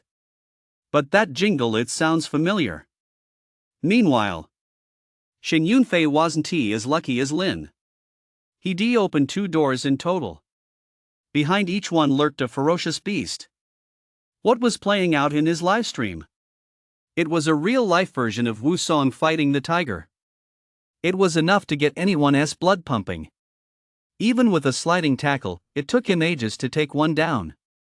For someone at the chi gathering stage to look so disheveled was a bit embarrassing. But the viewers in the comment stream loved it. If they liked it, he'd adjust the world behind the doors to suit their preferences. Even if there were no ferocious beasts, he could make some appear. Lin had the highest viewership and was used specifically for advertising. Shin Yunfei, on the other hand, focused entirely on delivering an adrenaline-pumping experience. It was simply perfect. Ever since the Qinglu Secret Realm dungeon was unlocked, the show's viewership had skyrocketed. I hope the next one isn't a ferocious beast. Leaning against a ferocious beast, Shin Yunfei let out a sigh. A secret realm truly lives up to its name. Even with his cultivation level, he could barely defeat this beast. Production team, viewers are tired of battles against ferocious beasts. Prepare Plan 2. Target, Shin Yunfei. All departments, copy that. Another hour passed. Lin continued running ads, but when Shin Yunfei opened the door, everything changed. First, he lost consciousness. Then he found himself in a small mountain village. Lying on a bed, a woman walked in and called him Goer. Goer? Had he been transported again? Lying on the bed, Shin Yunfei fell into complete silence. Just a moment ago, he had been inside the secret realm. He was one of the prodigies of the Qingshan Guild's outer sect. He was a chi gathering stage cultivator. Was this a dream, or had he really traveled through time? Goer, aren't you going to get up yet? The sun's already high in the sky. Just look at yourself. What young man is as lazy as you? No wonder you can't find a wife. The nagging voice in his ear was driving Shin Yunfei crazy. Wasn't I in the Qinglu Secret Realm, where I just slew a ferocious beast? Looking at the old woman in front of him and his surroundings, Shin Yunfei muttered to himself. Then he was slapped across the face. You call that a ferocious beast? You're daydreaming again. You're just a cowherd daydreaming about becoming an immortal. Do you really think you can cultivate? Get up and tend the cows. The old woman slapped Shin Yunfei across the face, leaving him dizzy and disoriented, and snapped sternly. But I'm not. You're not what? Forget it. You what? Daydreaming about cultivation every day? It was all a lie? He couldn't cultivate? Were all the things he experienced before just a lie? Was he just an ordinary cowherd? At that moment, Shin Yunfei was overcome with self-doubt. The live chat exploded with laughter. I have to say, the production team really pulled off something interesting this time. Honestly, I wanted to see Lin enter this illusion right away. Ha ha ha ha. Watching Shin Yunfei completely baffled, I really can't help but laugh. People in other livestreams have entered the illusion too seriously, it's hilarious. It was fake cultivation to begin with, and now his Taoist resolve has completely crumbled. When it comes to the biggest letdowns, this is exactly what I love to watch, he. That slap was real. This is the first time anyone has dared to slap Shin Yunfei in the face. He is, after all, an outer sect prodigy, ha ha ha ha. It worked like a charm. This illusory realm is quite ingenious. Of course, this isn't the so-called Qinglu secret realm, it's just a village the production team set up nearby to facilitate the assessment. Chased out of the house by this lady, Shin Yunfei stood there, a cow in tow, looking dazed. He waved his hand, trying to channel his mana to chop down the tree across from him. But a gentle breeze blew by, and nothing happened. It seems his past memories really might have been just a dream. Shin Yunfei muttered to himself, finding it hard to accept for the moment. Oh? Isn't the Shingoer? Why were you up before the sun has even set today? Along the road, by the fields, some villagers saw Shin Yunfei leading the ox and said sarcastically. This made the others by the fields burst into laughter. He didn't answer, he simply went to tend the cattle as his mother had told him. In a daze. Not a cultivator? Just a cowherd? Was it all a dream? It was all a dream. A patch of grassland. Shin Yunfei leaned against a tree, lost in thought, with the cow tied to the tree, left to graze freely. He didn't know how much time had passed. Something's wrong. I have two sets of memories. Even if this were a dream, it couldn't be this vivid. Suddenly, Shin Yunfei realized something and jumped to his feet. He rolled up his sleeves and lifted his shirt, discovering that the scars from his earlier battle with the ferocious beast were still there. This short chapter isn't over yet. Click the next page to continue reading the exciting content that follows. That's right. No doubt about it. None of this was a dream. The injuries are all still there. How could this be a dream? He'd been so dazed just now that he'd forgotten about his physical condition. Wait a minute? Has Shin Yunfei attained enlightenment? The production team's special effects are still lacking. Guest technology just isn't advanced enough yet. This guy is way too dumb.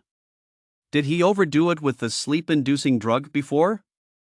Is something wrong with his brain? By the time you see this message, you've actually been in a deep sleep for 20 years.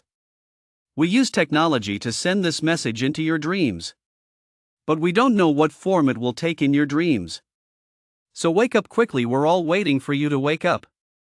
It must be an illusionary trial. And my cultivation has been restricted, no wonder. Once he realized this, Shin Yunfei immediately felt a surge of excitement. Since it's an illusion, there must be a way to break through it. After tending to the cattle with peace of mind, the sun began to set. For the past several hours, he'd been constantly figuring out how to wake up. Night fell. After dinner, Shin Yunfei said nothing and went into his room. He pulled out the kitchen knife from his robe, its blade flashing continuously. Clang, clang, clang. Clang, clang, clang. That's right, he was sharpening the knife. Break through the illusion? Easy. One swing of the knife, and no matter what kind of illusion it is, it'll all vanish. The simplest, most direct solution. You could say the production team's brainwashing skills were just too strong. It led Shin Yunfei to pick up the knife. Now it was the production team's turn to panic. This is a variety show. They can do whatever they want, but no one can die. Although one death wouldn't be a problem, their big spending backers could handle it. But that old woman was the mother of one of their backers. She was just here to experience real life. Just a cameo appearance. If this acting experience turned into an experience of being a corpse, where would they even go to complain? Production team, immediately. Right now. Knock Shin Yunfei unconscious. Send him back to the secret realm. Gritting their teeth as they watched the live stream, the production team was forced to end this illusion. Boring. Floating in the director's room, the elusive Gu watched the panicked production team with waning interest. Chapter 32, the production team decides to let the audience determine the plot. When Shin Yunfei came to again, he found himself back where he started. A familiar room, familiar decor. Sure enough, everything that had happened before was just an illusion. But he didn't seem to have killed anyone, so how did this illusion end? Strange. Filled with confusion, Shin Yunfei felt a throbbing pain in his head, as if he downed several gin of counterfeit liquor. Ever since entering the secret realm, he'd been experiencing this sensation more and more often. The master of this secret realm must have some twisted sense of humor. After gathering his thoughts, Shin Yunfei let out a long breath, then stepped directly through the next door. The mysterious city of Green Willows. It was clear the entire production team had put a lot of effort into this. Aside from a few commercials, the entire livestream was quite satisfying for the audience. While observing Lin Esgu, his non-existent eyebrows suddenly arched. Foundation stage? Someone broke through to the foundation stage? That fast? In an instant, Gu vanished from where he stood and reappeared inside the Qingshan Guild Master's cave residence. That's right. It was this guild master. Even Gu Henti expected that an actor playing the role of the guild master would actually possess such exceptional natural talent. How much time had passed? Even with the speed bonus from cultivating the chi gathering skill, it shouldn't have happened this fast. Among the other elders who'd been taught the techniques, the most advanced was only at the chi gathering stage. Not a single one had reached the great perfection stage. Impressive. The production team was impressive too. They managed to find someone with such natural talent to play the guild master. At this rate, this guild master was about to become the real deal. He checked his own cultivation level. The core stage was still a long way off. It just goes to show that there are too many places where energy is consumed. His cultivation path is far more difficult than these people's. It's all because he has just a chi gathering skill. The labyrinth of Green Willows. You have to admit the production team really has some perseverance. They stretched the entire timeline of the labyrinth of Green Willows by a whole month. Of course, over the course of a month, the extras certainly won't stay here the whole time. They use secret passages to follow designated routes back to their own cave dwellings, where they can enjoy air conditioning and electronic gadgets. That's just how good the extras treatment is. The dorms for everyone other than the main characters in the sect are just like that, too. Then it's just a matter of waiting for the production team's instructions who is supposed to appear where, and who needs to make an entrance right now. You could say that, aside from the 10 main characters, everyone else is living quite comfortably. It's been a month. I really never expected Zhang Yun to get so hooked on the illusionary realm for a whole month. I didn't expect that either. He's way too cocky. Who would thought that herding cattle could be so impressive? This is hilarious. I just watched the livestream. He was already planning a blind date, only to get rejected by the girl. If this were a real cultivation world, Zhang Yun would probably have died in the illusionary realm. In the comment stream, even though a full month had passed, the viewers' enthusiasm remained undiminished. Basically, aside from Lin and the other two, all the remaining main characters had entered the secret realm. The content of the secret realm was still something many people loved to watch. Production team, prepare to enter the next phase of the secret realm trial. As for the one stuck in the illusionary realm, just let him stay there. At that moment, the production team's voice rang out. After a month's hiatus, the third round of trials officially began. As for why they didn't lock up the one who was trapped, well, let us just say, as long as people love watching it, they'll keep airing it. All departments, copy that. The third round already? Gu, appearing out of nowhere, stood behind the executive producer, his gaze fixed on the video feed of the third round of trials. It was a massive platform, with a gigantic pillar standing at its center. On the pillar, 3 large characters were inscribed in intricate script: Harmony Pillar. Harmony Pillar? What the hell is this thing? Even Gu, who spent so long in the real cultivation world, couldn't make heads or tails of it. Question marks flashed across the comment stream as well. What the heck is this? I don't get it. Production team, the so-called legacy isn't something everyone can obtain. We're a legitimate cultivation world, it has to be realistic. A legitimate cultivation world?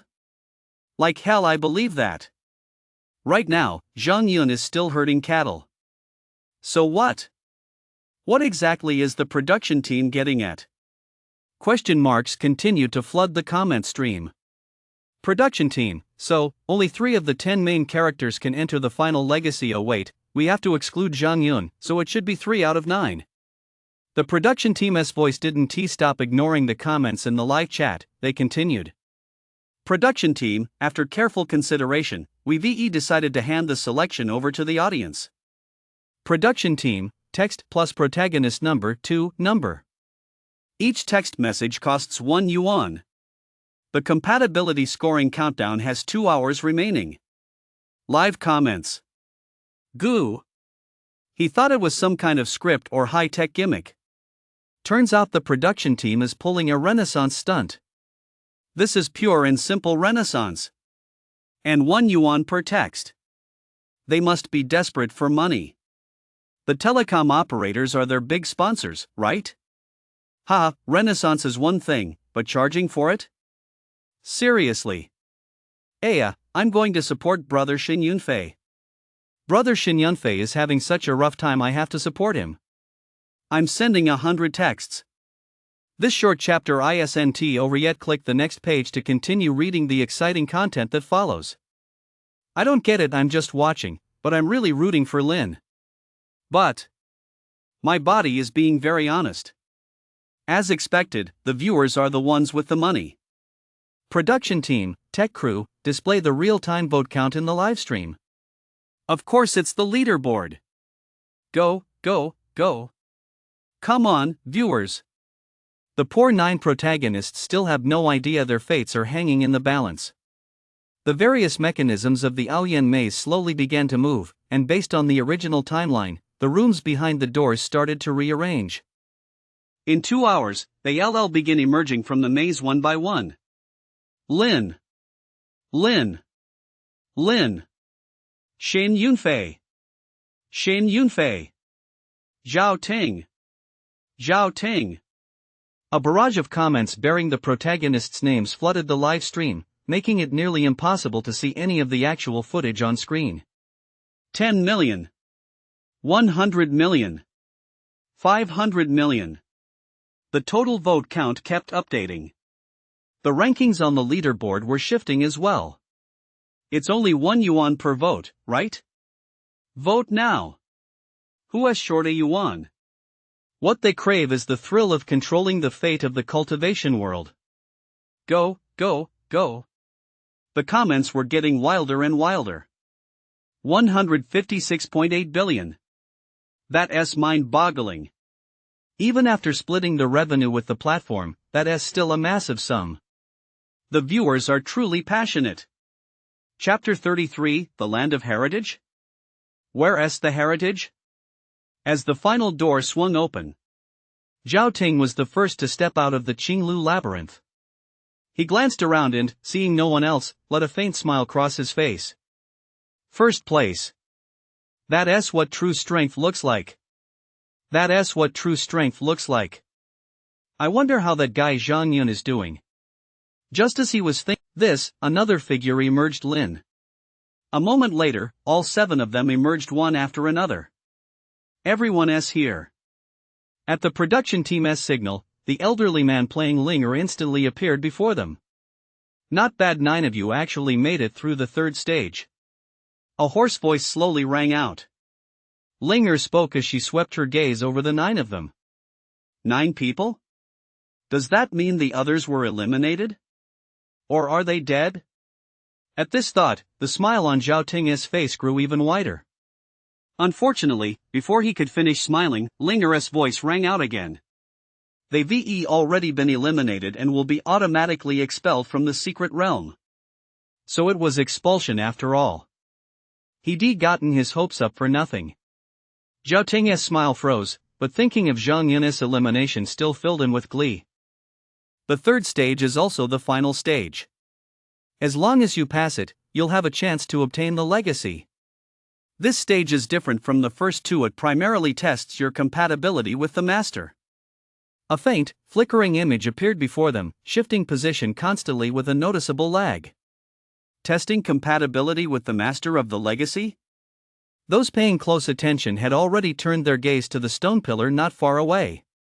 The pillar looked very plain. It didn't even have any mysterious patterns. It must be a valuable treasure. You can go up and give it a try. As long as the light reaches 9 bars, you'll advance to the next stage. Those who don't reach 9 bars are eliminated. Standing beside the stone pillar, Linger quietly waited for the first brave contestant to take the test.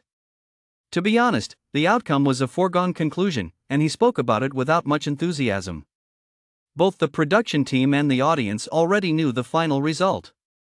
No surprises at all.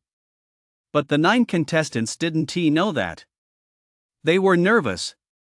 Watching them so tense made the live chat burst into laughter. The live chat was laughing, and the production team was laughing too. I'll go first. A man who looked very frail was the first to step out of the crowd and walk toward the stone pillar. He didn't look very familiar. Lin couldn't even remember his face. All he saw was the man reaching out to touch the stone pillar, then about to close his eyes. Eliminated. Before the man could even close his eyes to focus, Senior Linger immediately declared him eliminated. To her, reaching out and closing one's eyes was a complete waste of time. Eliminated already? That's way too childish. A thin mist appeared, and with a gasp, the frail man vanished. Next. Waving away the mist before him, the Phantom's voice rang out once more. Who is going? This is way too intense. A verdict based on a single touch. I'll go. Shun Yunfei volunteered. To be honest, he was a bit tired, not just mentally, but physically as well. The sooner this was over, the sooner he could leave. He reached out, and the verdict was delivered. In one fluid motion. In a mere second, the light from the giant pillar shot skyward. Did it work? So, where exactly does the 9 grids observe from? Congratulations. You have a high level of compatibility with the master and may enter the legacy realm. Encouraged by Shin Yunfei's success, the remaining few raised their hands one after another. Eliminated. Eliminated. Pass. The Phantom's voice grew increasingly emotionless as it coldly uttered those 2 words. When the mist finally cleared completely, only 3 people remained in the spacious arena. Lin, Mo Yuan, and Shin Yunfei. That's right. All I can say is, the Qingshan Guild is awesome. Congratulations on earning the right to enter the legacy realm. I hope you gain something from it. The Phantom's voice grew fainter and fainter until it faded completely, and as the sound vanished, the Phantom itself disappeared entirely. The 3 exchanged glances. That's it? They didn't know what to say. Maybe they should go check out the path ahead first? The 3 set off together, walking toward the small bridge in front of them. As they stepped onto the bridge, a chill swept over them, and in the stillness, it seemed as if a voice was calling out their names. Lin. Shen Yunfei. Mo Yuan. Yep, that's right, it was just sound effects. The production team was just trying to set the mood. There was even a sword pool. As far as the eye could see, it was filled with long swords. There's a stone wall over there. Lin's gaze fell on the distance, where he spotted a stone wall. A stone wall? Another stone wall? Surely they wouldn't have to sit cross-legged in front of it for days on end, trying to grasp the final legacy. It should be different from before. This place gives me a very strange feeling, but I can't quite put my finger on it. As the only cultivator, Lin's perception was far keener. He furrowed his brow and said. Then, he continued walking deeper inside. The further he went, the more of these so-called stone walls he encountered. They looked like blades, thrust into the ground. Awe-inspiring. Utterly awe-inspiring. Especially seeing them in person, it was a truly spectacular visual experience. Truly worthy of being called the Land of Legacy. This land of legacy is so vast, where exactly is the legacy? Lin stood before a long sword, his brow slightly furrowed, pondering the so-called legacy. According to what Senior Linger had said, everything in the land of heritage depended on them. But how were they supposed to figure this out on their own? By the way, what exactly is this legacy the production team gave us? I haven't figured anything out. Me neither. Could it be the swords in the sword pool?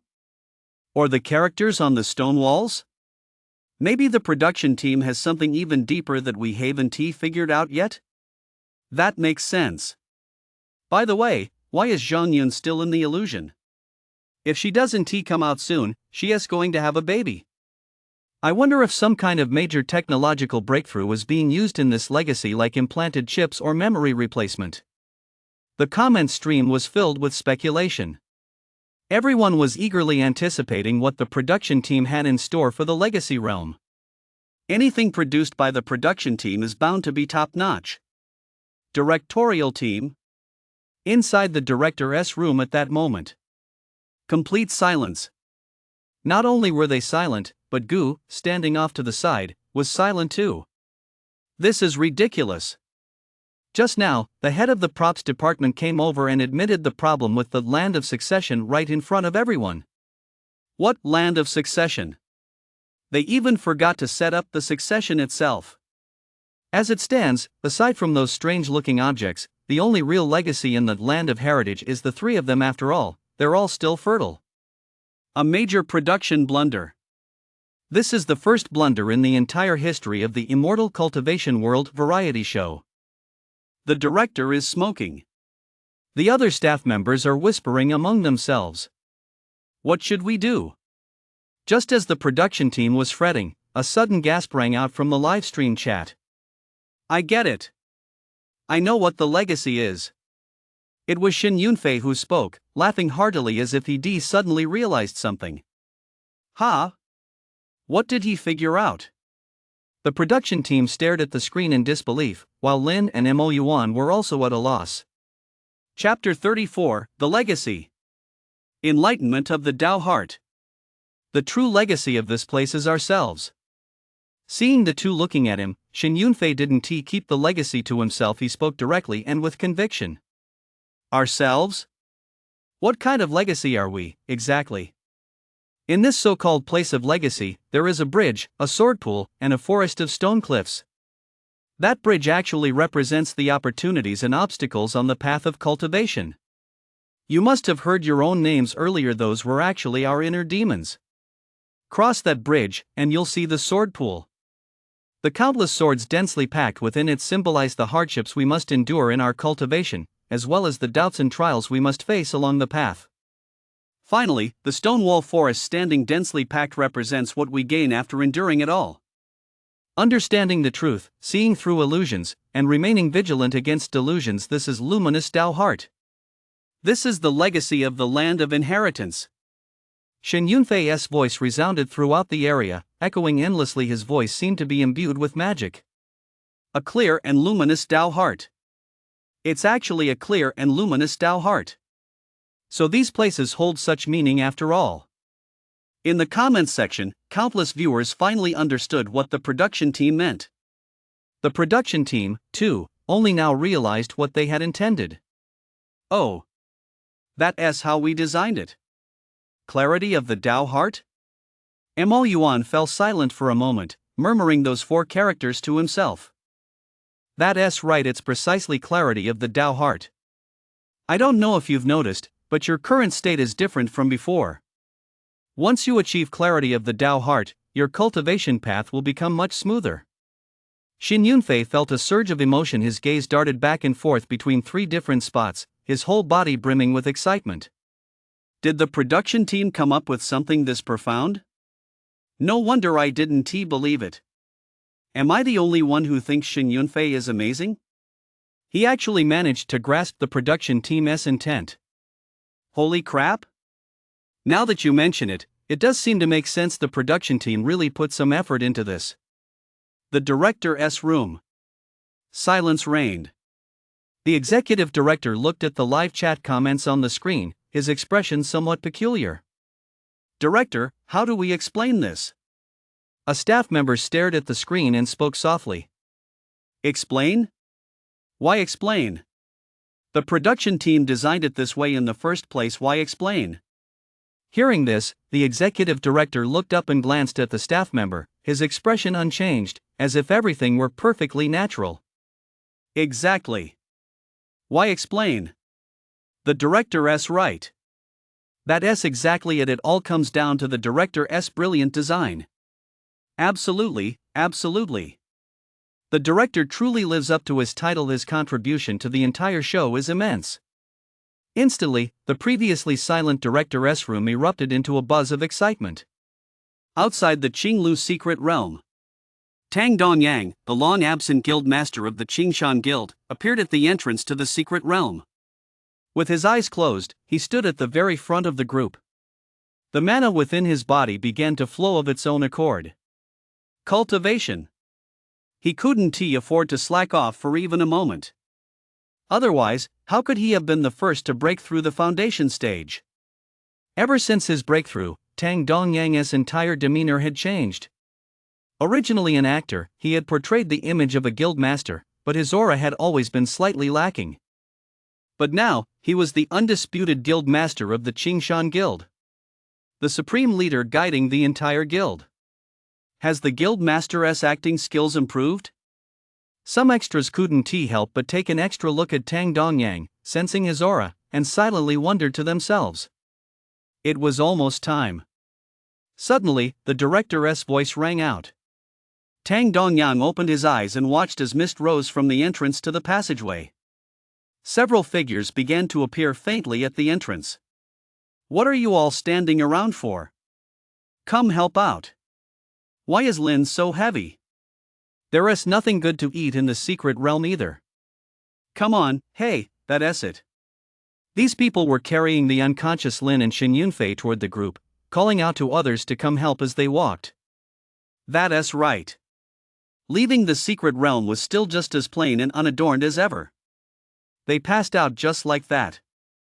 Simple and brutal. Once the people were settled, those who needed to leave went their separate ways, and the extras were finally given the day off. A quarter of an hour later. Where am I? Lin was the first to wake up. His mind felt a bit muddled. The secret realm was truly mentally draining. You could pass out at the drop of a hat. He glanced at the people around him, and his memories came flooding back. So they did come out after all. Damn, my head really hurts. Greetings, Sect Master. Crawling to his feet, Lin straightened his clothes and bowed toward Tang Dongyang. But before he could fully bow, he felt an inexplicable force lift him up. This was the first time Tang Dongyang had used mana in front of so many people. It worked quite well, actually. A fleeting look of surprise flashed across Lin's eyes, but he quickly recovered. This was, after all, a world of cultivation. Being able to lift someone with mana was perfectly normal. And this was the sect master, no less. The most powerful figure in the entire sect. Simply lifting someone was nothing to be surprised about. After exchanging a few casual words, he stepped back behind the crowd. Lin brother. Are you okay? From within the crowd, a crisp female voice came from behind Lin. Brother Lin? That nickname, even without turning around, he knew exactly who it was. Junior brother, you're quite lucky to have made it back safely. Ever professional, suddenly appeared behind Jean, looked Lin in the eye, and said coldly. This short chapter isn't over yet. Click the next page to continue reading the exciting content. That voice too. He was straining his voice, doing his best to play the villain, speaking in a sarcastic, mocking tone. That's right, I guess that's how it's supposed to be played. Just listening to myself makes me want to slap myself. By the way, can I clock out after I'm done with this performance? So it's you, senior sister. Lin smiled at Jean, automatically ignoring E, and struck up a conversation with her senior sister. See? I'm not even acknowledging you. The Qinglu Secret Realm event officially came to an end. The once bustling Qingshan Guild returned to calm once again. The sect held a victory celebration. They specially bestowed valuable items upon Lin and Shin Yunfei. Among them, the most abundant were cultivation accelerating pills that tasted like chocolate. Thank you, sect. As for the production team, they reaped even greater rewards from this massive dungeon run. They were rolling in both popularity and money. No sooner had this ended than they were already being urged to design the next major quest, and all the advertising fee quotes had to be renegotiated. So busy. Really, really busy. The next few days were all about daily cultivation routines. As the protagonists, Lin and Shin Yunfei spent their days eating chocolate taking cultivation pills. Just as they were about to start cultivating, they get picked on. All sorts of showboating and humiliations. It looked more and more like a fantasy novel the more they watched. Where's that unfamiliar aura coming from? Just as Gu had found a good spot to watch the show-off and humiliation scenes, intending to thoroughly enjoy the spectacle, a faint aura caught his attention. From the direction of the inner sect? The next moment, Gu vanished from where he stood. Chapter 35, Observer from Another World. The inner sect. The spacious streets were teeming with extras. Having stayed in this place for quite some time, they had naturally grown accustomed to life here. On ordinary days, they go out for a stroll or occasionally pretend to argue with others. After all, they simply played the role of extra A as it was written in the novel. The clamor and hubbub made the scene seem quite lively. But there was one person weaving through the crowd, saying nothing and doing nothing. This person wore a short black robe, had an ordinary appearance, and carried a sword at his waist, secretly observing everything around him. A sect? The more he observed, the more his brow furrowed. He discovered that these people in this place were extremely peculiar. In particular, these so-called sect disciples, he couldn't sense any mana fluctuations from them at all. Could this be a method of concealing one's aura unique to this world? With some confusion and speculation in his mind, the man in the black short robe continued toward the inner sect hall. He needed to confirm more details. Inner sect Elders Hall. Standing at the entrance of a grand hall, the man in the black short robe looked up at the name inscribed on the door. He sensed no aura of authority emanating from it. In that respect, it was quite different from his own world. What are you doing standing here, kid? What's with your clothes? The new inner sect uniforms were issued just yesterday. Why aren't you wearing one? Just as the man in the black tunic was deep in thought, a voice came from behind him. Is he talking to me? The man turned his head and glanced at the other person, his gaze settling on him. Still no mana fluctuations. An ordinary person? Or perhaps someone of a profound cultivation level? Looking into the other's eyes, the man detected nothing out of the ordinary. Moreover, the man's demeanor didn't resemble that of a cultivator in the slightest. Combining this with what he'd seen earlier, could it be that this sect? A thought suddenly flashed through his mind. I don't know where I lost that set of clothes. I was just about to go claim another one. With his sect's concealment talismans, he naturally wasn't afraid that anyone would discover his cultivation technique originated from another realm. The only bit of bad luck was that the other side of the passage happened to be a sect from another realm, though fortunately, he hadn't been spotted by any of their powerful cultivators. After all, he was here on a mission. For the sake of his sect, he needed to gather more information about this world. It disappeared right after I handed it out? You extras, you don't know what you've got until it's gone. Come with me. Hearing this, the man's face turned slightly angry, and his tone carried a hint of reprimand. After the scolding, he still led the man in the black robe away. Had he gone unnoticed? Feeling slightly relieved, the man in the black robe followed closely behind the other man. They walked down the street and entered a room. There was actually a basement beneath the room. Inside the basement, quite a few people were sitting around chatting, with the Qingshan Guild livestream playing on a screen in front of them. They were munching on sunflower seeds while discussing the show. This Lin guy really is a joke, making up some cultivation technique out of thin air and sticking with it for so many days. Yeah, but I still think Shin Yunfei is the funniest, getting duped by that actor posing as an elder, not even knowing what his own cultivation level is. All I can say is that our show is incredibly authentic. To pull off a whole cultivation world like this, I really admire the director." He walked into the basement. As the man in the black robe listened to their conversation, a thought crossed his mind. Huh? Why is there a glowing orb up there? It's glowing without any spiritual energy? And that thing that made a sound earlier, it must have been some kind of video display, still showed no signs of mana. This world really is strange. These are all extra outfits. Pick a set for yourself. Just this one at 1T, be easy to get another one later. By the way, what is your name? The staff member seemed to have just thought of something and asked the man in the black robe his name, though his tone was quite casual. Name? My name is Zhang Ding. The name was definitely a fake. His real name was Zhang Fan. Who in their right mind would use their real name in a foreign world? Xiao Ding, these clothes normally cost money, but seeing how hard you've been working, if you help clean up this place, I 1T charge you. Oh, so that's what this staff member had in mind. Clean up? Zhang Fan nodded. He didn't refuse. He needed to gather more information here. Only by obtaining a comprehensive picture could he ensure his sect was properly prepared. He changed into his new clothes and grabbed a broom. Then he began eavesdropping. Do you guys think there are really cultivators in the world? Aren't you getting a little too caught up in the show? You actually believe in cultivation? If there really were cultivators, wouldn't our show have been cancelled ages ago? You're right. All we can do is experience what the world of cultivation is like through this show. No cultivators? A show? What do they mean by show? It must be called acting. Acting, a play? Is it all fake? While cleaning, Zhang Fan pricked up his ears to listen to their conversation. Actually, that made sense.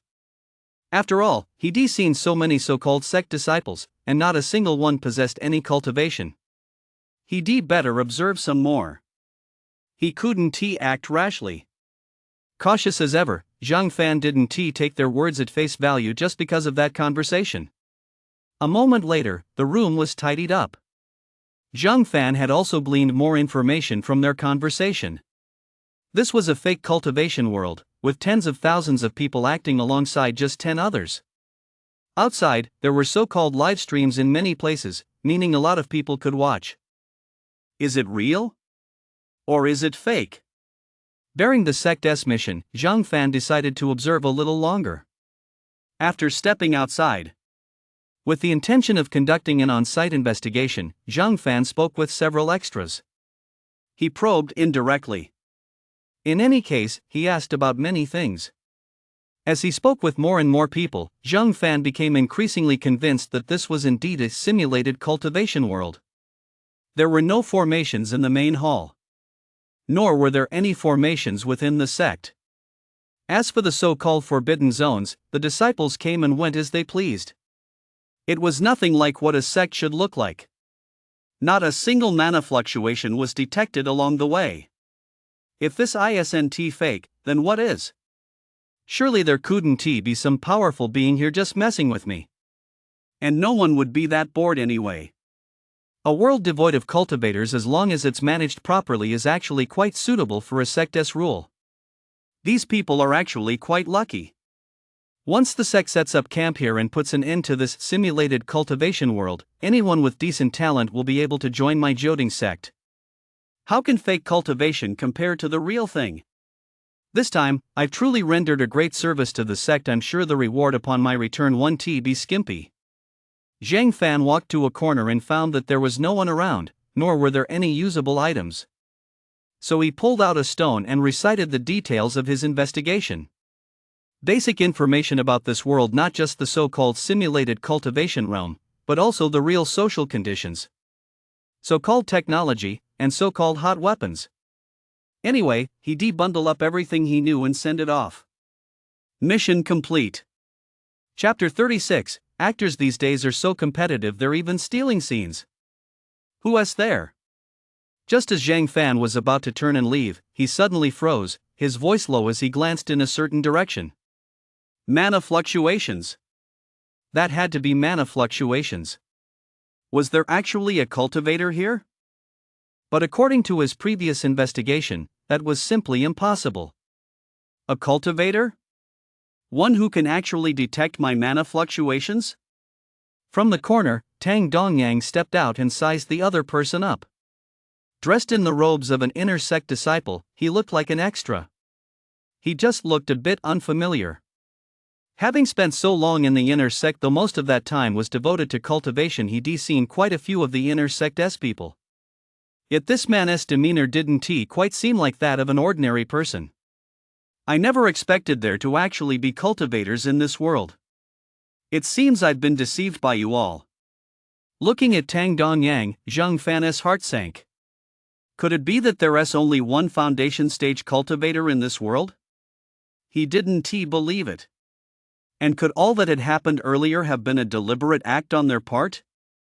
Also that he would transmit the information back to his original sect, allowing them to set a trap and wait for him. The more he thought about it, the more certain Zhang Fan felt his suspicions were correct. After all, he barely sent the message before he was discovered. Damn it! Cursing silently to himself, Zhang Fan decided to flee this place first. This world? With Tang Dongyang's appearance, Gu was also on the scene. Hearing the frustration and regret in Zhang Fan's words, he seemed to have formed some suspicions. A visitor from another world? And a cultivation world, at that. But judging by the situation, he must have been tricked by the production crew. Oh, wait, the production crew didn't actually trick him? Interesting. First, he encountered the multiverse shelter in that Sun Yuan world, and now he has met cultivators from other worlds in this realm. His experiences have certainly been quite eventful. He subtly channeled a bit of energy to exert mind control. A sense of danger immediately welled up in Tang Dongyang's heart, and he reached out to grab Zhang Fan. A massive surge of mana swept through the narrow passageway, causing slight cracks to appear in the walls. So they really did come to capture me. Zhang Fan steeled his resolve, his form shifting as he drew the sword at his waist. This was a genuine magical treasure. As cultivators both at the foundation stage, who lived and who died, would come down to skill alone. A magical treasure? Tang Dongyang's heart skipped a beat. This was his first time fighting a cultivator at the same cultivation level, and he never engaged in actual combat before. For a moment, he truly struggled to hold his ground. There really is a gap between cultivators. Watching the two battle, Gu felt a sense of awe, but given the current situation, there wasn't much time for Tang Dongyang to learn from experience. The top priority was to capture this visitor from another realm first and determine whether his arrival was accidental or intentional. Recalling the fluctuations he sensed earlier, Gu furrowed his brow once more. The mana surging from the two of them was exceptionally fierce, colliding wildly and triggering a continuous series of explosions. The trunks of withered trees by the roadside were blown apart, and stone walls were shattered to pieces. Such a massive commotion naturally drew the attention of others. Outside the street, extras who had been chatting were startled awake by the loud explosions. Curiosity being human nature, they peered from a distance through the smoke toward the source of the noise. The longer the battle raged, the more cold sweat beaded on Tang Dongyang's forehead. Although he had practiced his offensive and defensive techniques beforehand, his experience paled in comparison to Zhang Fan's. He acted on impulse. He really had acted on impulse just now. He actually struck first. While devising a countermeasure in his mind, Tang Dongyang struggled to hold his ground. Holy crap! The production team actually has a plotline here? Is this the enemies attacking the sect storyline? That's the sect master, right? It must be. I knew these past few days had been a bit dull. Turns out this was waiting in the wings. These special effects, this technology, holy crap, the action is way too fast. I wonder how much this cost. Shoo, we're extras. Can you guys even act? At a time like this, you're supposed to be shouting about an invasion by the outer sect or something. Show some professionalism, will you? Right. That makes sense. The outer sect is invading. Hurry up and notify the elders. The extras chatted among themselves, then began their professional performance. Shouts of all kinds rang out non-stop. Tang Dongyang looked at the crowd gathered to watch the spectacle and nearly got smacked to death by Zhang Fan. Still hanging around? Do you guys eat every piece of gossip you come across? At this rate of destruction, everyone nearby was going to be dead in a moment. Gritting his teeth, Tang Dongyang used mana to levitate above the house, balancing precariously on an iron longsword. He just had to hold on a little longer. He knew there were other cultivators in the area, he just needed to wait for them to intervene, and things would be much easier for him.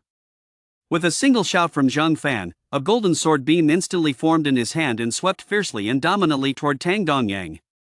Mana erupted with a thunderous roar, and as the two types of mana energy intertwined, they bathed the entire alley in a light that made it seem as if it were ablaze. Foundation stage. This is what the foundation stage is all about. Tang Dongyang's face darkened as he gasped for breath, watching Zhang Fan stand tall in midair, a wave of regret welling up within him. What on earth was I thinking, actually attacking him like that? If I don't die today, I'll definitely make this unknown cultivator pay the price. Sigh, these people are such a headache.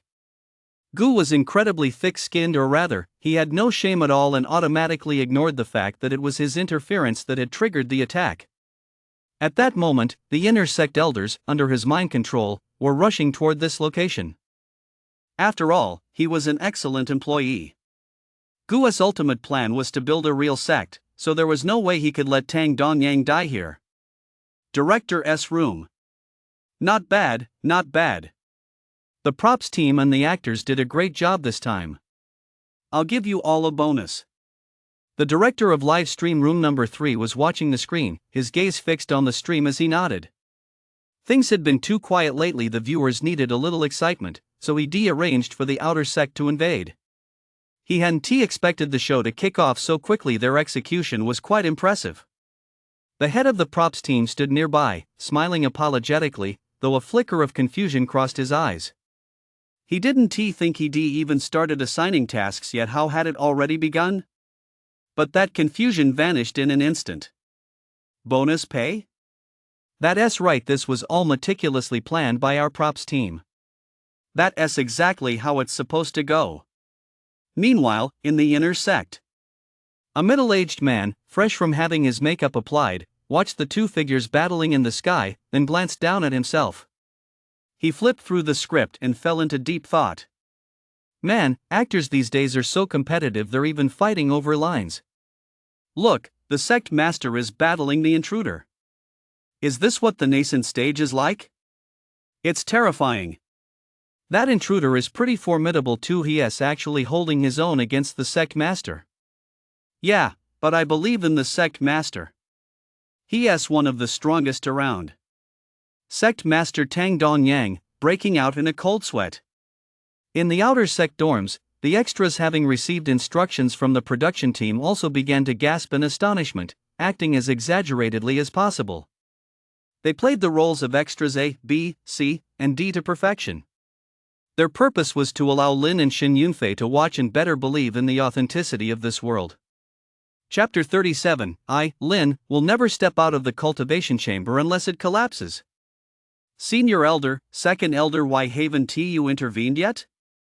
Tang Dongyang felt himself on the verge of exhaustion. His gaze fell on the two elders below, and he shouted loudly. The two had been watching from below.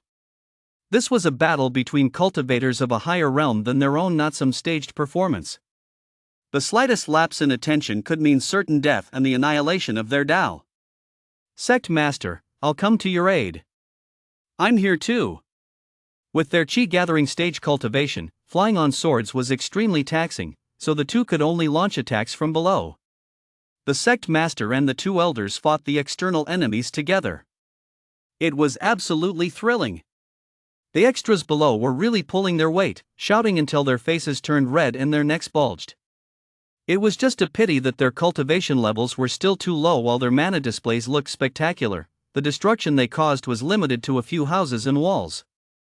3 of them were ganging up on a foundation stage cultivator from another realm. Only the sect master and the other two elders knew just how intense and fraught with difficulties the battle truly was. With the two of them joining the fray, the situation on the battlefield stabilized slightly. Zhang Fan, the foundation stage cultivator from another realm, had exhausted the mana sustaining his suspension in midair and plummeted back to the ground. Strike! An inexplicable conviction that they must win welled up in the hearts of the first and second elders as they swung their mana-infused long swords. Boom! Under the barrage of attacks from the three, even Zhang Fan was unable to hold his ground. The impact is too great. Gu glanced at the spectators around him and the hidden cameras, then instantly used mind control on Tang Dongyang to kick up a cloud of dust. Everything became hazy. Vaguely, some figures could be seen, and some angry roars could be heard. Put! Unable to defend himself, Zhang Fan was pierced in the chest by a small iron sword and immediately spurted blood. There is something wrong with this guy. Destroy his physical form. Tang Dongyang pulled out his long sword, then thrust it into his opponent's head once more. Corpses were absolutely forbidden from appearing on camera. Fakes were acceptable, but the real thing was out of the question. Mana was channeled in, causing his body to expand. The two exchanged a glance and channeled their own mana as well. Zhang Fan's body grew larger and larger. Finally, it swelled into a balloon. Boom! A mist of blood sprayed in all directions. Zhang Fan couldn't withstand the pressure and exploded on the spot. It was finally over. Sect Master Tang Dongyang dropped his long sword to the ground and lay there, completely exhausted, his body covered in blood. The other two weren't much better off either. Their lips were pale, and they felt as if their bodies had been drained dry. I'll explain what happened here later at my place. Tang Dongyang, panting heavily and seemingly forcing himself to suppress his injuries, said to the first and second elders. The two knew the gravity of the situation and nodded. What's really going on in there? I don't know. Could the sect master have? Are you stupid? We're just putting on a show from over here. It'd be a miracle if anyone actually died. I think I saw a bloodstain. Someone's body just exploded just now. Too bad I couldn't see it clearly. Technology isn't as advanced as you imagine. The extras outside the cloud of dust, seeing that the main characters were nowhere to be found, began to discuss the situation. A moment later, the dust cleared. 3 figures emerged, faintly visible. It was the sect master and the 2 elders. The intruder has been dealt with. Everyone, disperse. With his hands behind his back, Tang Dongyang's calm gaze fell upon the surrounding disciples as he spoke with authority. No one noticed that his left hand was already slightly cracked. Yes, sir. The crowd withdrew. Their eyes, however, lingered on the bloodstains mixed with the yellow sand on the ground, wondering if it was dog's blood or pig's blood. At that moment, the entire Qingshan Guild returned to calm. Is this what the nascent stage is like? Xin Yunfei watched from afar. Though he didn't really know exactly what had happened, he couldn't help but marvel. He wondered who the intruder really was, someone bold enough to set foot on the Qingshan Guild's territory. Filled with pride for his sect, Xin Yunfei eagerly went to ask the elder about his cultivation. Well, if he could actually cultivate, he'd barely qualify as diligent. The inner sect elders' hall of the Qingshan Guild. The moment he entered the hall, Tang Dongyang shut down all surveillance equipment and then closed the doors. Put. Blood spurted out. The man who had been full of vigor a moment ago suddenly looked several years older.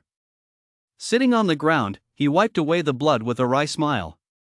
Cultivation, it turns out to be this cruel. Even crueler than he'd imagined. It was his first time killing someone. He'd merely put on a brave face. If he hadn't practiced slaughtering chickens and ducks in his daily life, it would have been a truly embarrassing spectacle. I never expected the sect master to be a true cultivator as well. The first elder, his face deathly pale, offered a blood-stained smile. He had no choice. The blood had congealed on his face. Indeed, I never expected any of you to be cultivators. The second elder sighed deeply, clutching his chest, his face ashen. This was the first time the 3 of them had ever conversed like this. Previously, they'd merely exchanged polite nods. Even I didn't foresee today's events. I didn't want to intervene at first, but that man turned out not to be a cultivator from this world. Coughing incessantly, Tang Dongyang cut straight to the chase and recounted his conversation with Zhang Fan. Not a cultivator from this world? Upon hearing this, the other two's eyes narrowed slightly, their shock plain to see. A visitor from another world. That implied a great many things. No one knew what kind of powerful figures existed in that other world, nor what its values were. If this was a one-time incident, it might be manageable, but if there's a permanent portal, the entire world could be in danger. This is trouble. I wonder if that world will invade.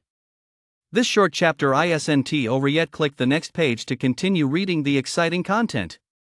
Sect Master, are there any other powerful? The cultivation room was destroyed. Chapter 38, what's wrong with the protagonist?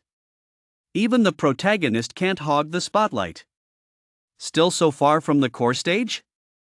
These people aren't putting any effort into their cultivation at all. Gu spent his days just coasting through life, occasionally dropping by Tang Dongyang's inner sect to take a look, then stopping by to check on our protagonist, Lin. A full month had passed since the last great battle. The production team hadn't pulled any stunts, just rolling out little subplots now and then to test Lin and Shen Yunfei. There are still plenty of viewers who love watching this kind of cultivation routine. The ratings are pretty good. Today, it's ES' turn to provoke him as usual. It's like clockwork. Anyway, as long as he completes this task, he can spend his time however he wants. The chi gathering stage is within reach. Lin, you're such a good for nothing. After gathering his emotions, he was about to launch into his masterful acting. But the moment he kicked open the door to Lin's room, halfway through his line, the words got stuck in his throat. Ha! I'm a loser. Fine, I guess I should thank you for showing up on time every day, ha. Lin, sitting cross-legged on the floor, didn't even bother to stand up. He opened his eyes, glanced over, and then closed them again. He stole my line. Did you guys see that? He stole my lines. I'm the villain. What's wrong with this protagonist? Even the protagonist isn't supposed to steal lines. Noisy, huh? Fine. Since you want to mock me, go ahead and mock me, then leave. I'm in a hurry to practice. Lines. Those are all my lines. This guy isn't professional enough. The lead isn't up to par. He's not dedicated at all.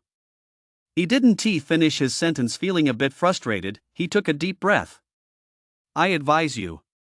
Advise me to mind my own business and stay away from Jean, or else I won't hold back. Production team. Gu. Arrogant. This kid's getting cocky again. Showing off, huh? I've said it before, I hate show-offs the most. Senior brother, let us teach him a lesson. In a situation like this, a good beating would do the trick, just like a few months ago, so one of ES henchmen among the actors said. A beating? Sounds good. But Lin should be able to cultivate. These guys probably aren't a match for him. No. How about a pill refining and artifact forging competition? Throw in some special effects that have the audience absolutely hooked, right? But Lin and Shen Yunfei don't know how to do that. That suggestion won't work. I've got it. Show off. Besides the action-packed stuff, audiences love watching characters show off and play the underdog who is actually a powerhouse. Do you guys remember the fabricated identity we created for Lin? You mean? Right, exactly. In the director's room, where they'd been at an impasse for a long time, they finally reached a consensus. Next up, moving the plot forward. Gu listened to the so-called plot from the sidelines, unconcerned. He was just a ruthless, immortal destiny machine. That's exactly it. No Lin. Tang Dongyang was truly impressive. He was almost at the mid-stage of the foundation stage.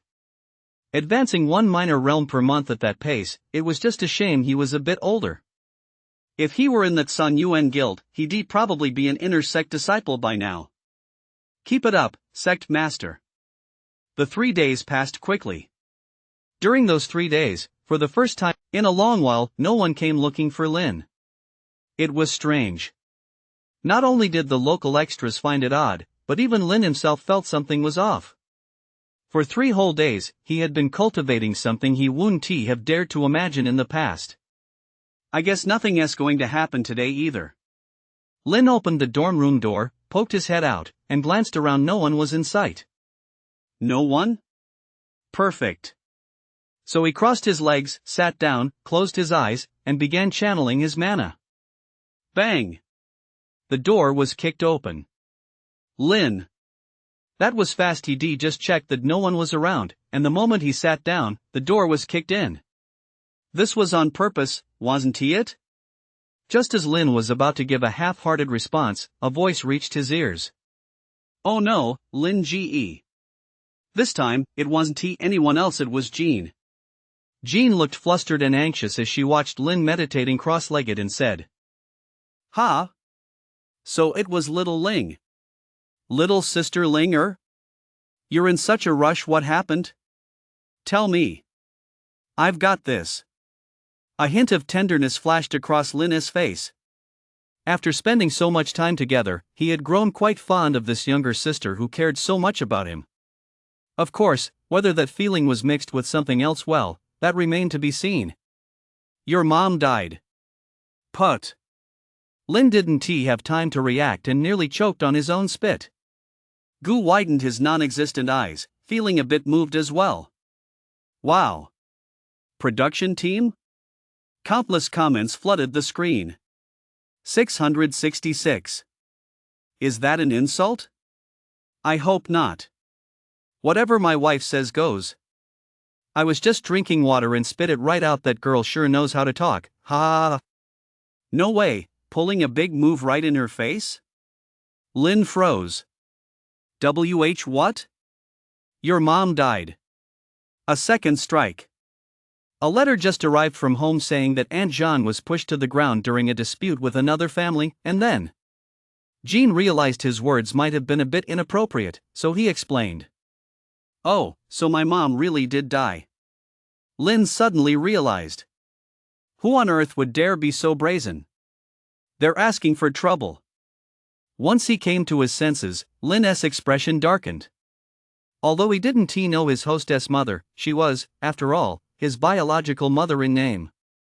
Since he had taken over this body, not only to keep up the act but also to inherit the karmic debt, he had to do something.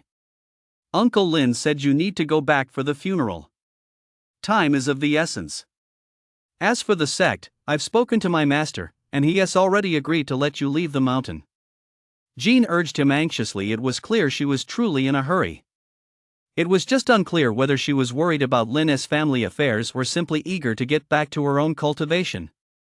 Chapter 39, Beat the Young One, and the Old One shows up. This novel truly doesn't disappoint me. Half an hour later. At the entrance to the Qingshan Guild. Lin had already packed his bags and was ready to leave. Why so fast? It could only be said that Jean had earned quite a bit of credit.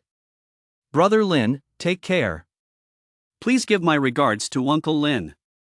Got it. A brief exchange, tinged with a touch of affection. Ever since he first crossed over and successfully joined the Qingshan Guild, Lin had never left its territory. Now, stepping onto this land once more, he couldn't help but feel a bit sentimental. The sky is high, let the birds fly. Oh wait, it seems the guild has set a time limit on this departure, and he must return by the deadline. Outside the Qingshan Guild, the production team had established quite a few settlements. Those towns and villages had a distinctly ancient feel to them. What a massive investment! You could say these were semi-permanent structures. I noticed before that these towns were actually pretty nice. Walking through a town far from the Qingshan Guild, Lin took in the exotic scenery as he went.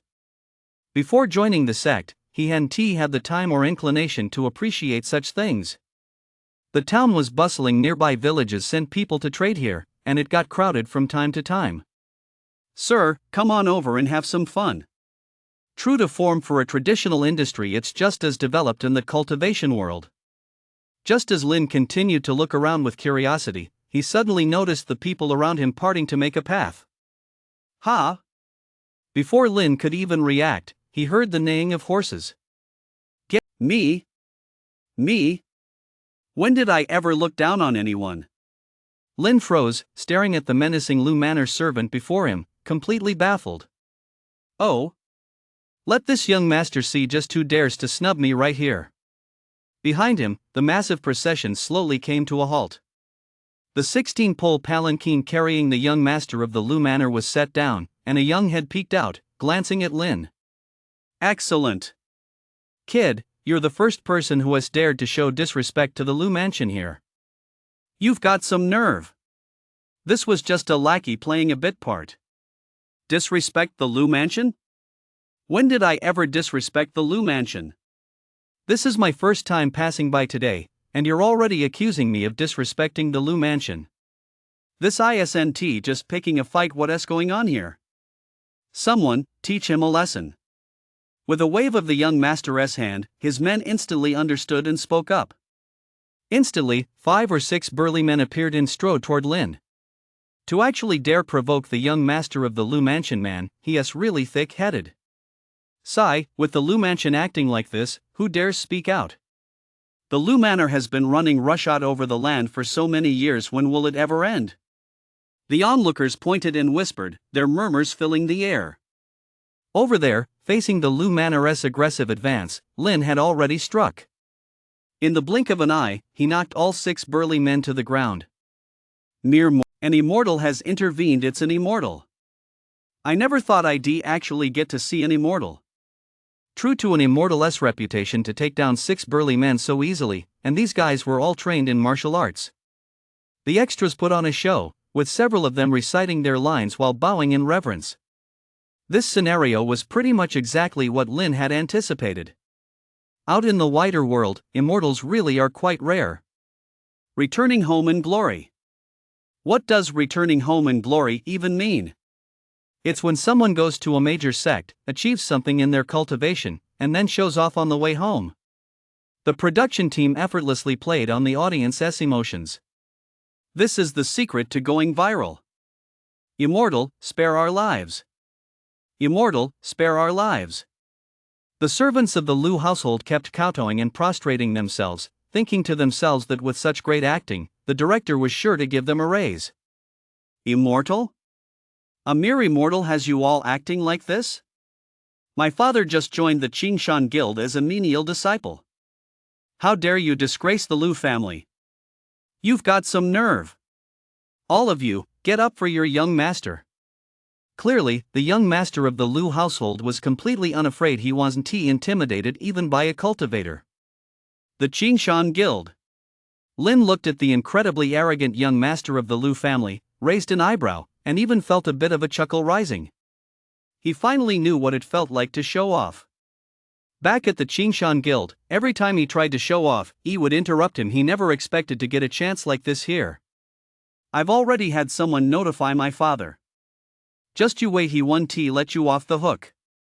The young master of the Lu family was mid-sentence when, before he could even finish speaking, he and his palanquin were sent flying. Who dares to harm my son? The timing was perfect. No sooner had he been flung out than his father arrived.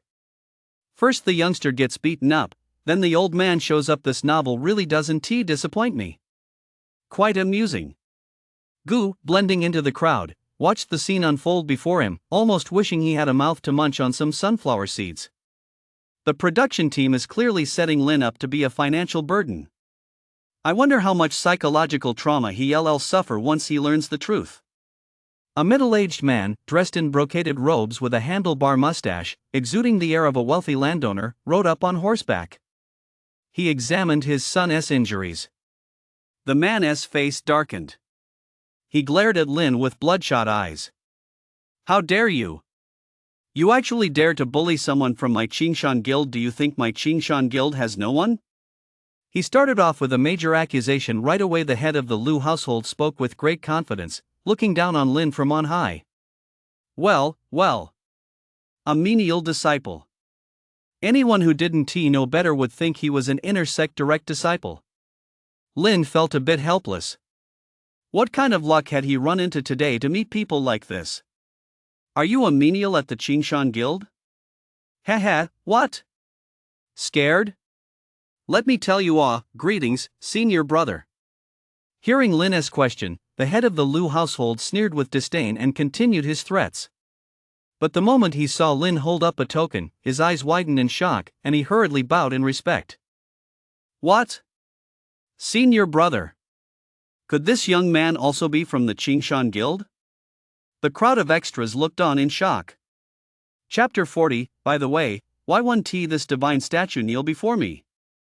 The rest of the story was straightforward. The head of the Lu household, tears streaming down his face and snot running from his nose, sobbed as he told Lin he'd been wrong. He promised to break his son's legs as soon as he returned home and hoped, in the spirit of one family, one sect, that the matter would end there.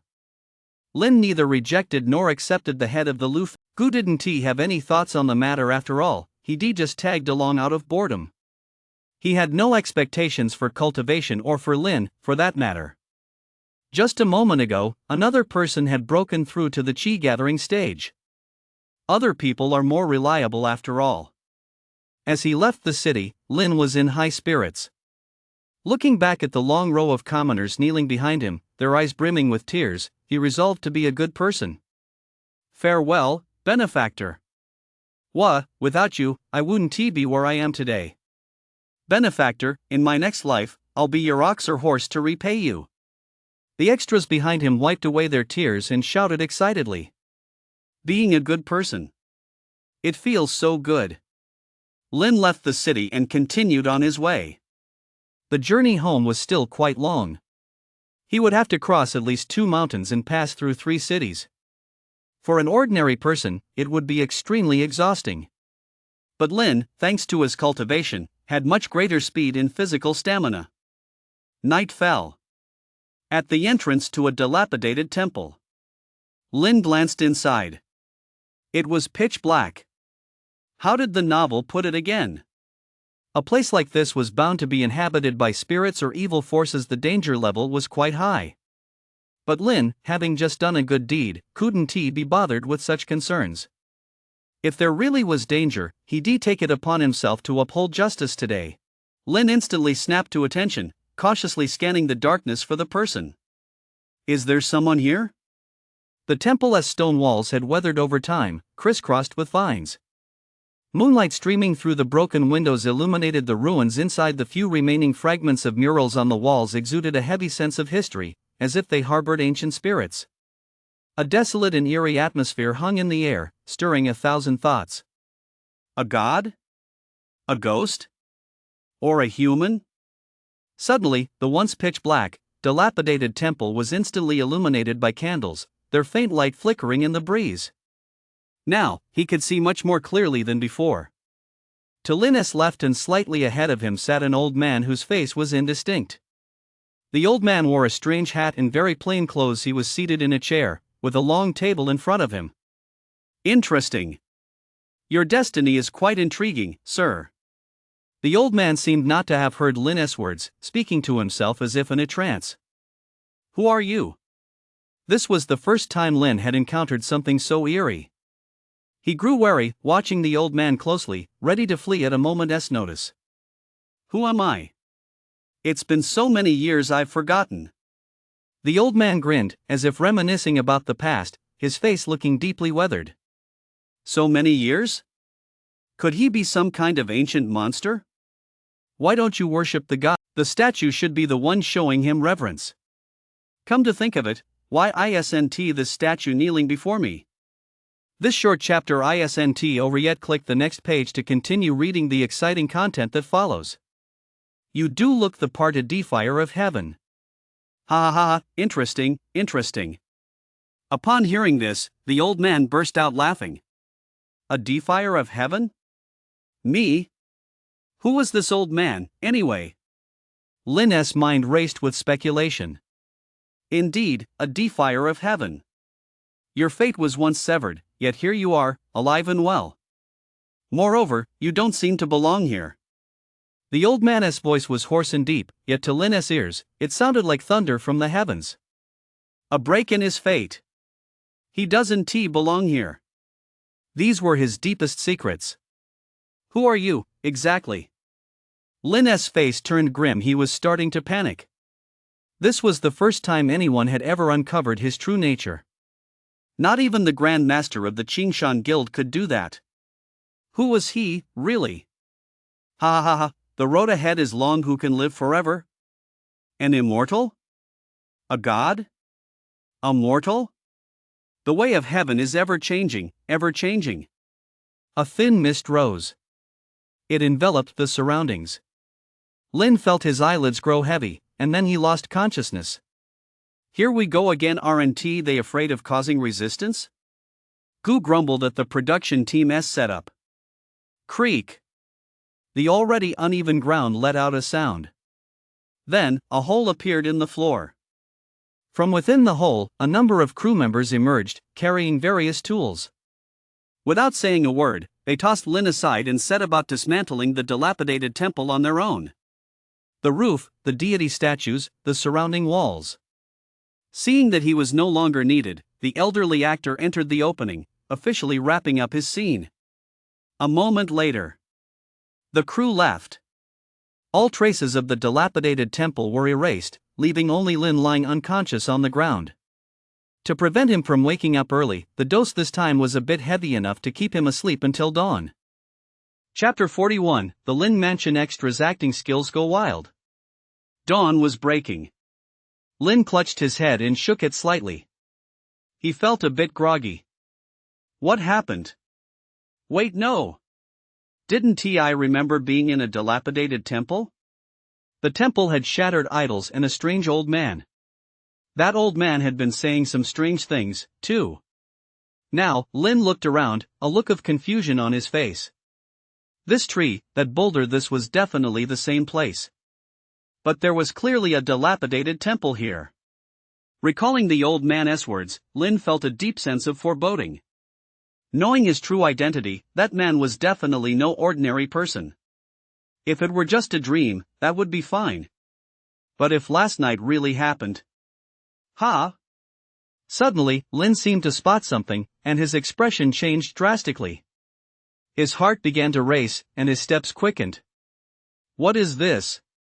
A piece of paper. How could there be a piece of paper out here in the middle of nowhere? Picking up the paper from the ground, Lin looked at the side with writing on it. The way of heaven is unpredictable, the way of heaven is unpredictable. It was him. It wasn't a dream. It really wasn't a dream after all. Sweat dripped from Lin's forehead as he clutched the piece of paper tightly in his hand. The mysterious old man, the eerie, abandoned temple. Who exactly was he? Even the sect master wouldn't be capable of such feats. Could he be a powerhouse beyond the nascent stage? Or perhaps that old man was actually a god? A whirlwind of thoughts swirled through Lin's mind as he kept muttering the words on the paper. The other party knew his identity but didn't attack. Instead, he offered a hint. That meant he was safe for now. So what was he, then? A pawn? Or a sacrificial piece? With his extensive experience reading novels, Lin's gaze grew sharp as he pondered what the other party was truly thinking. After a long while, he let out a deep sigh.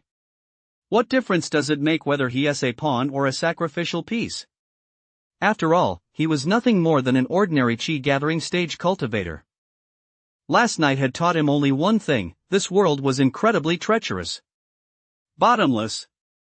A mere chi-gathering stage cultivator, he could be drowned at any moment. Hearing Lin's inner thoughts, Gu couldn't help but admire Lin's mental agility. The protagonist truly lived up to his name. Even as a protagonist merely acting a part, he perfectly embodied that unique state of mind. The production team had definitely struck gold. An actor who could fill in the blanks on his own. It couldn't get any better. Production team, let us celebrate this little subplot. The production team had been closely watching Lin's reactions. During a long, wordless solo scene, Lin perfectly portrayed the reaction one should have when encountering a bizarre situation. Shouldn't the scriptwriter get a reward for this? Time passed. Lin's pace grew faster and faster. He already knew that the longer he stayed out in the wilderness, the more situations he would encounter. With his current cultivation level, his only option was to speed up his journey. As a result, a journey that would normally take several days was compressed into just 2. It just goes to show that danger spurs progress. He had arrived. Lin stood before a massive city, gazing up at the 3 large characters inscribed above the gate. Luoyun City. This city was unlike any Lin had seen before. The city walls were towering. Ordinary people would have no chance of scaling them. At the city gate, armored soldiers wielding standard-issue weapons were inspecting the citizens entering and exiting. There sure are a lot of people. Looking at the crowds coming and going, the line stretched on and on. The line of people leaving the city wasn't too bad, but the line of people entering was probably several hundred meters long. It was incredibly bustling. Even standing outside the city walls, he could hear some of the sounds coming from within.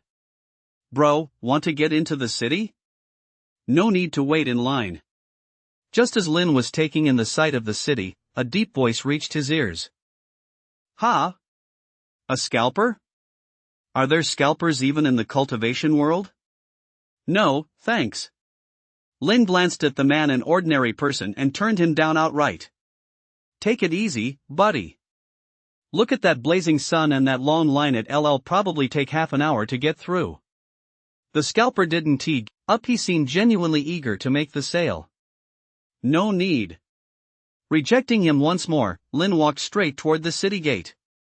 He had returned for a funeral, so naturally he couldn't afford to waste time. Stop. Go to the back for inspection. The city guards, seeing Lin approach, coldly blocked his path. Lin didn't even glance at them. He simply produced a token and walked right in. The soldier froze for a moment, then his face betrayed shock. Qingshan Guild. It was actually a high-ranking disciple of the Qingshan Guild. Come on, he has already gone. Why are you still acting? Just as this soldier was getting into character, a fellow soldier extra nudged him, snapping him back to reality. Enough with the act, let us in already. It's blazing hot out here. Hurry up. The extras waiting in line were also grumbling. It was clear the sun was truly intense. He walked into the city. Lin looked at the unfamiliar streets and glanced around curiously. Then, he stopped in front of a shop. It wasn't because he wanted to buy anything, but because he didn't know how to get home. With directions from a passerby, Lin successfully found his way. After walking for about 15 minutes and passing through numerous streets, he finally arrived at the gate of the Lin mansion. The entire Lin mansion, from top to bottom, was draped in white silk. He was home.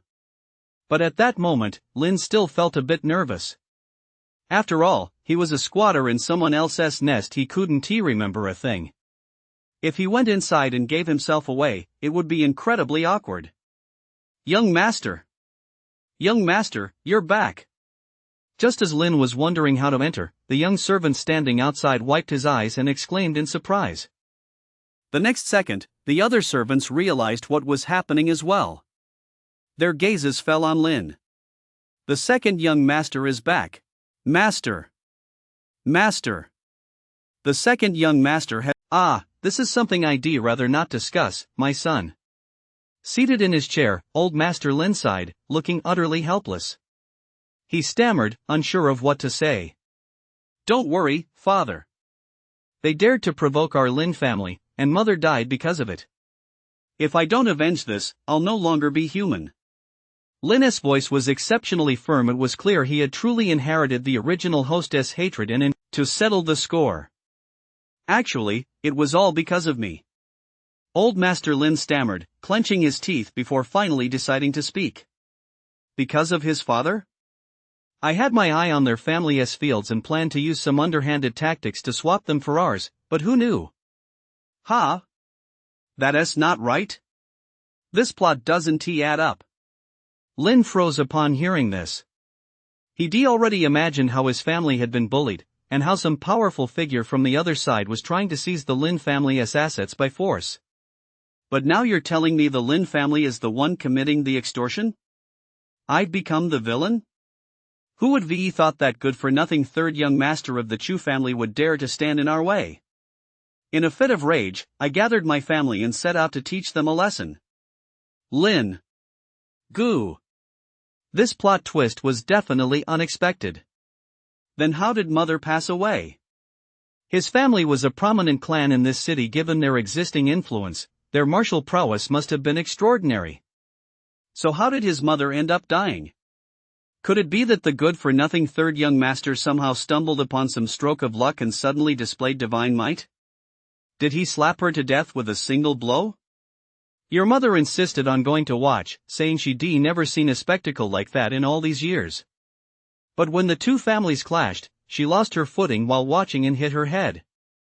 Mr. Lin knew this was a difficult truth to share, but with his son asking so directly, he had no choice. Lin. Gu. Comment stream. This time, even the comment stream fell silent. That way of dying was indeed a bit outlandish. Who knows which screenwriter came up with that? Dad, so you called me back because... The emotions Lin had been building up instantly vanished, leaving only awkwardness. After a moment of silence, he spoke. Well, it's like this, that third young master of the Chu family is indeed quite formidable. He actually knows magic. We're all mere mortals. Your older brother isn't much use either. He's just a spoiled rich kid and no match for him at all.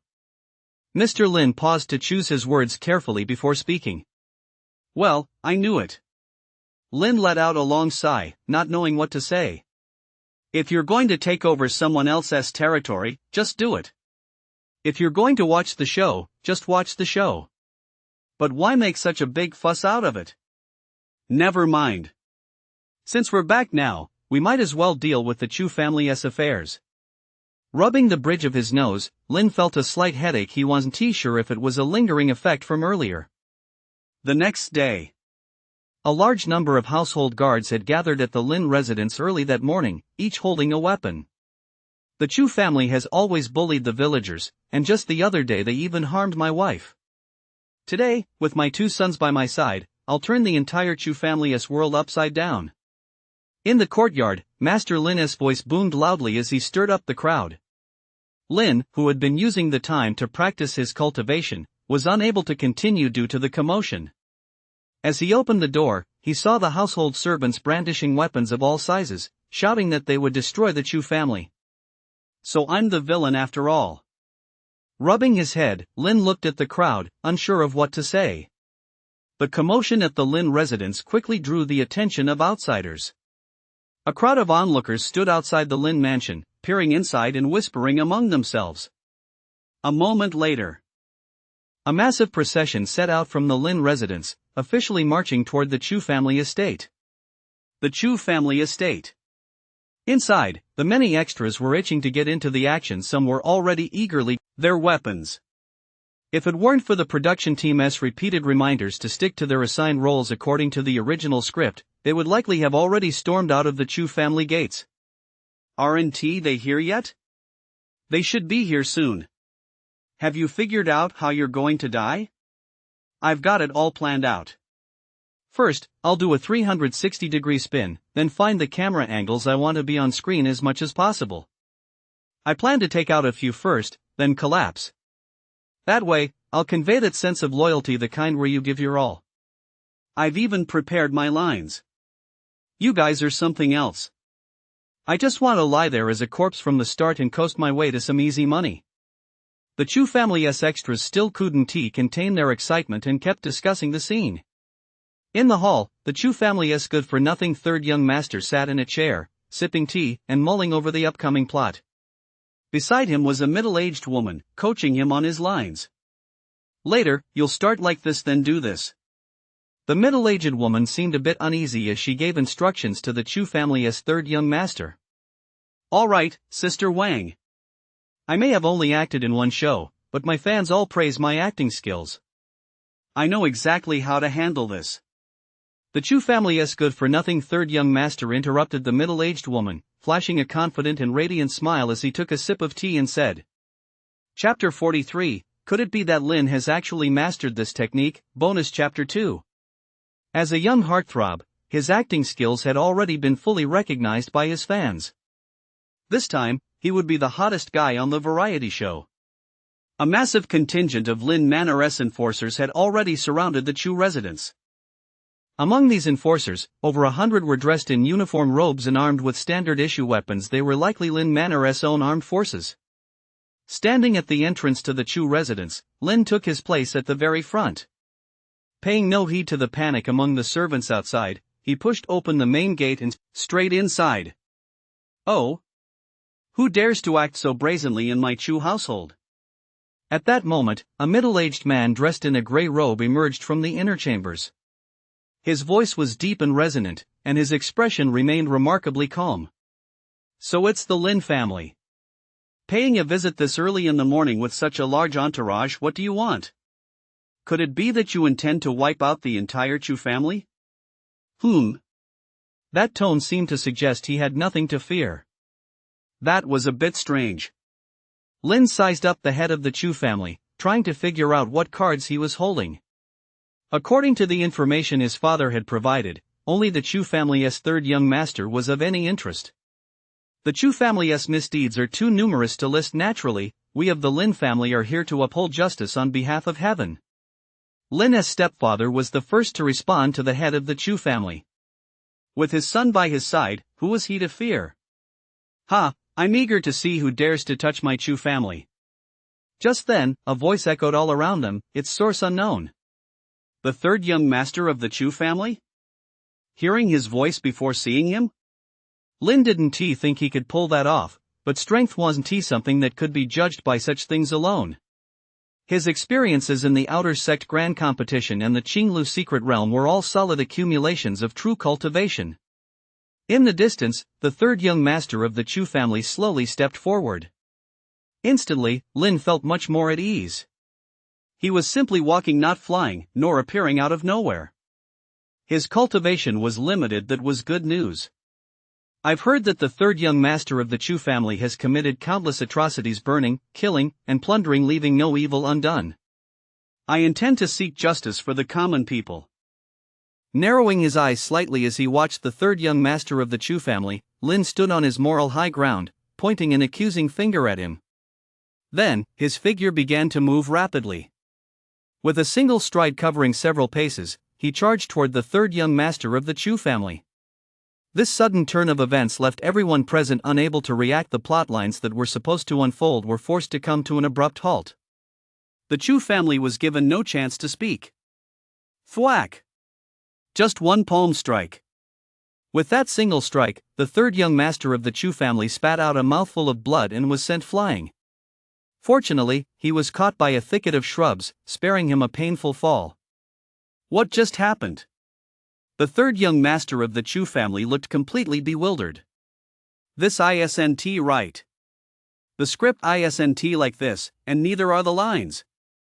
According to the plot, he was supposed to have several lines of mockery, then take the moral high ground to ridicule the Lin family. Only then would he make his move. Where are my lines? Where's South my close-up?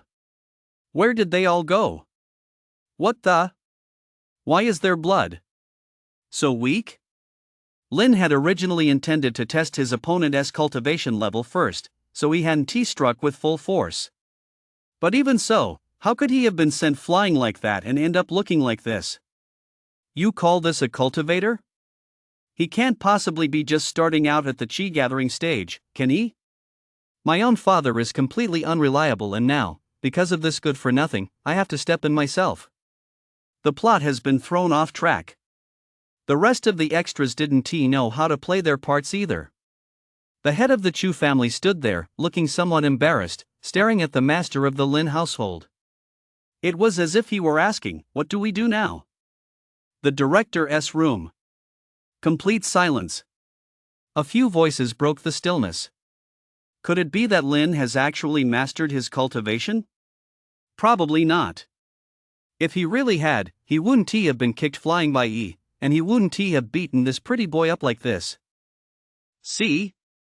We really shouldn't have cast a pretty boy. His physical conditioning is terrible. What do we do next? You're asking me? Are you the producer, or am I? Looking at the third young master of the Chu family, who had been sent flying into the bushes, Lin lost all interest. Boring. Go ahead and continue. The Chu family isn't all that impressive. Lin shook his head, having no desire to intervene further. He expected them to be much more formidable. This was pointless, truly pointless. The Lin and Chu families remained locked in a standoff.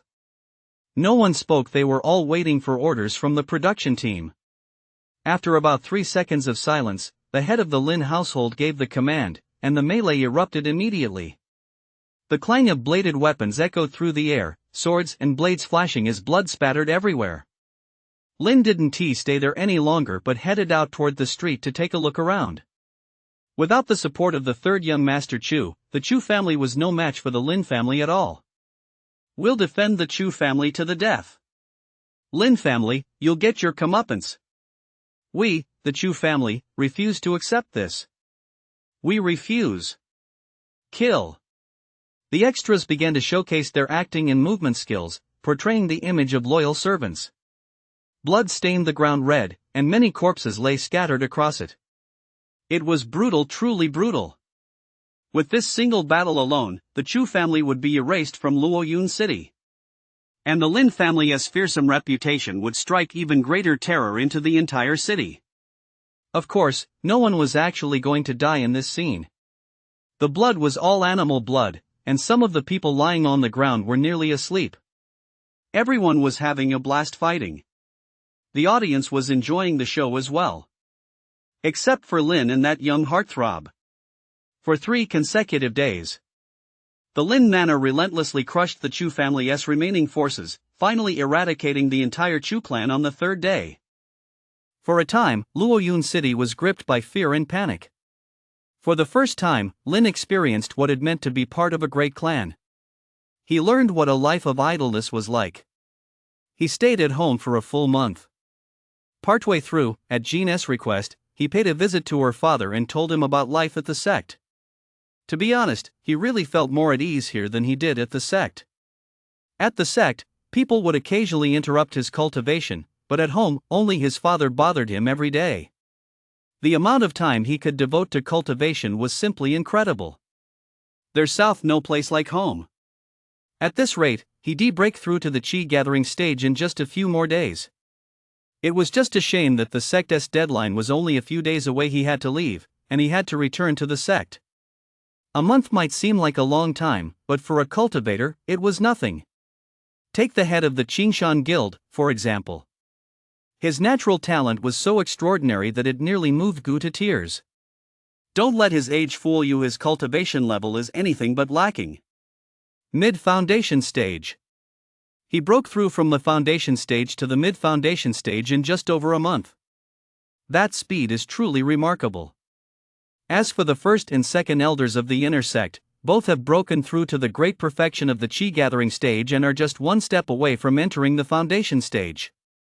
Among the rest, aside from the few Gu had recently guided, the lowest cultivation level was the Qi gathering stage.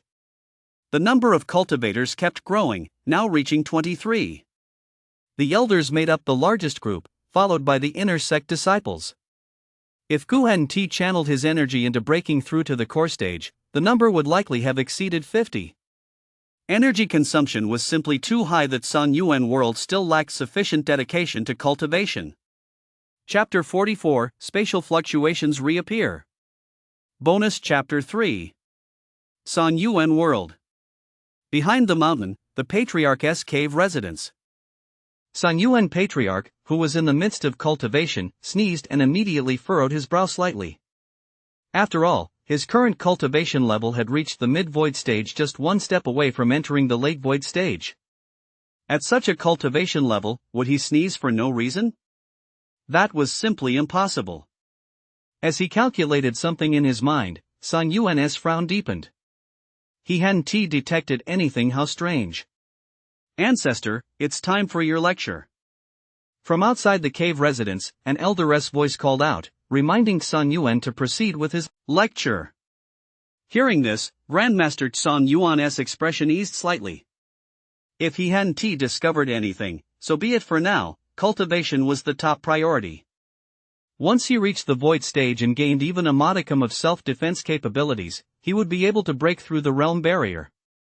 Back when the system was active, it had only described the benefits of breaking through the realm barrier. He truly had no idea what lay beyond. The derived world. Lin bid farewell to his family and set out on the journey back to his sect. He didn't even need to think about it. The journey ahead would certainly be anything but peaceful. The wilderness. Lin moved through it at breakneck speed, no longer interested in the so-called scenery. His experience from the trip here had taught him that the longer he lingered on the road, the more trouble he'd run into. He passed through forests and across grasslands. Ha!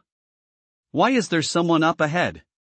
Just as Lin was hurrying along, he spotted a figure in the distance that was growing larger and larger.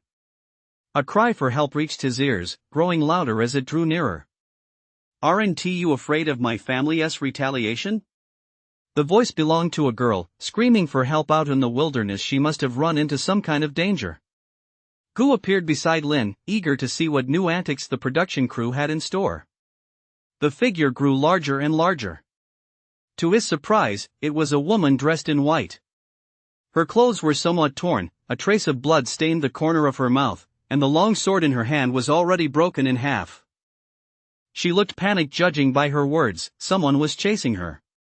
Oh, great. So it's the knight in shining armor plot. The production team really is a bunch of traditional fantasy fans. Please save me. The woman ran up to Lin, her face instantly lighting up with joy, as if she'd found a rescuer. What the? Someone's chasing her?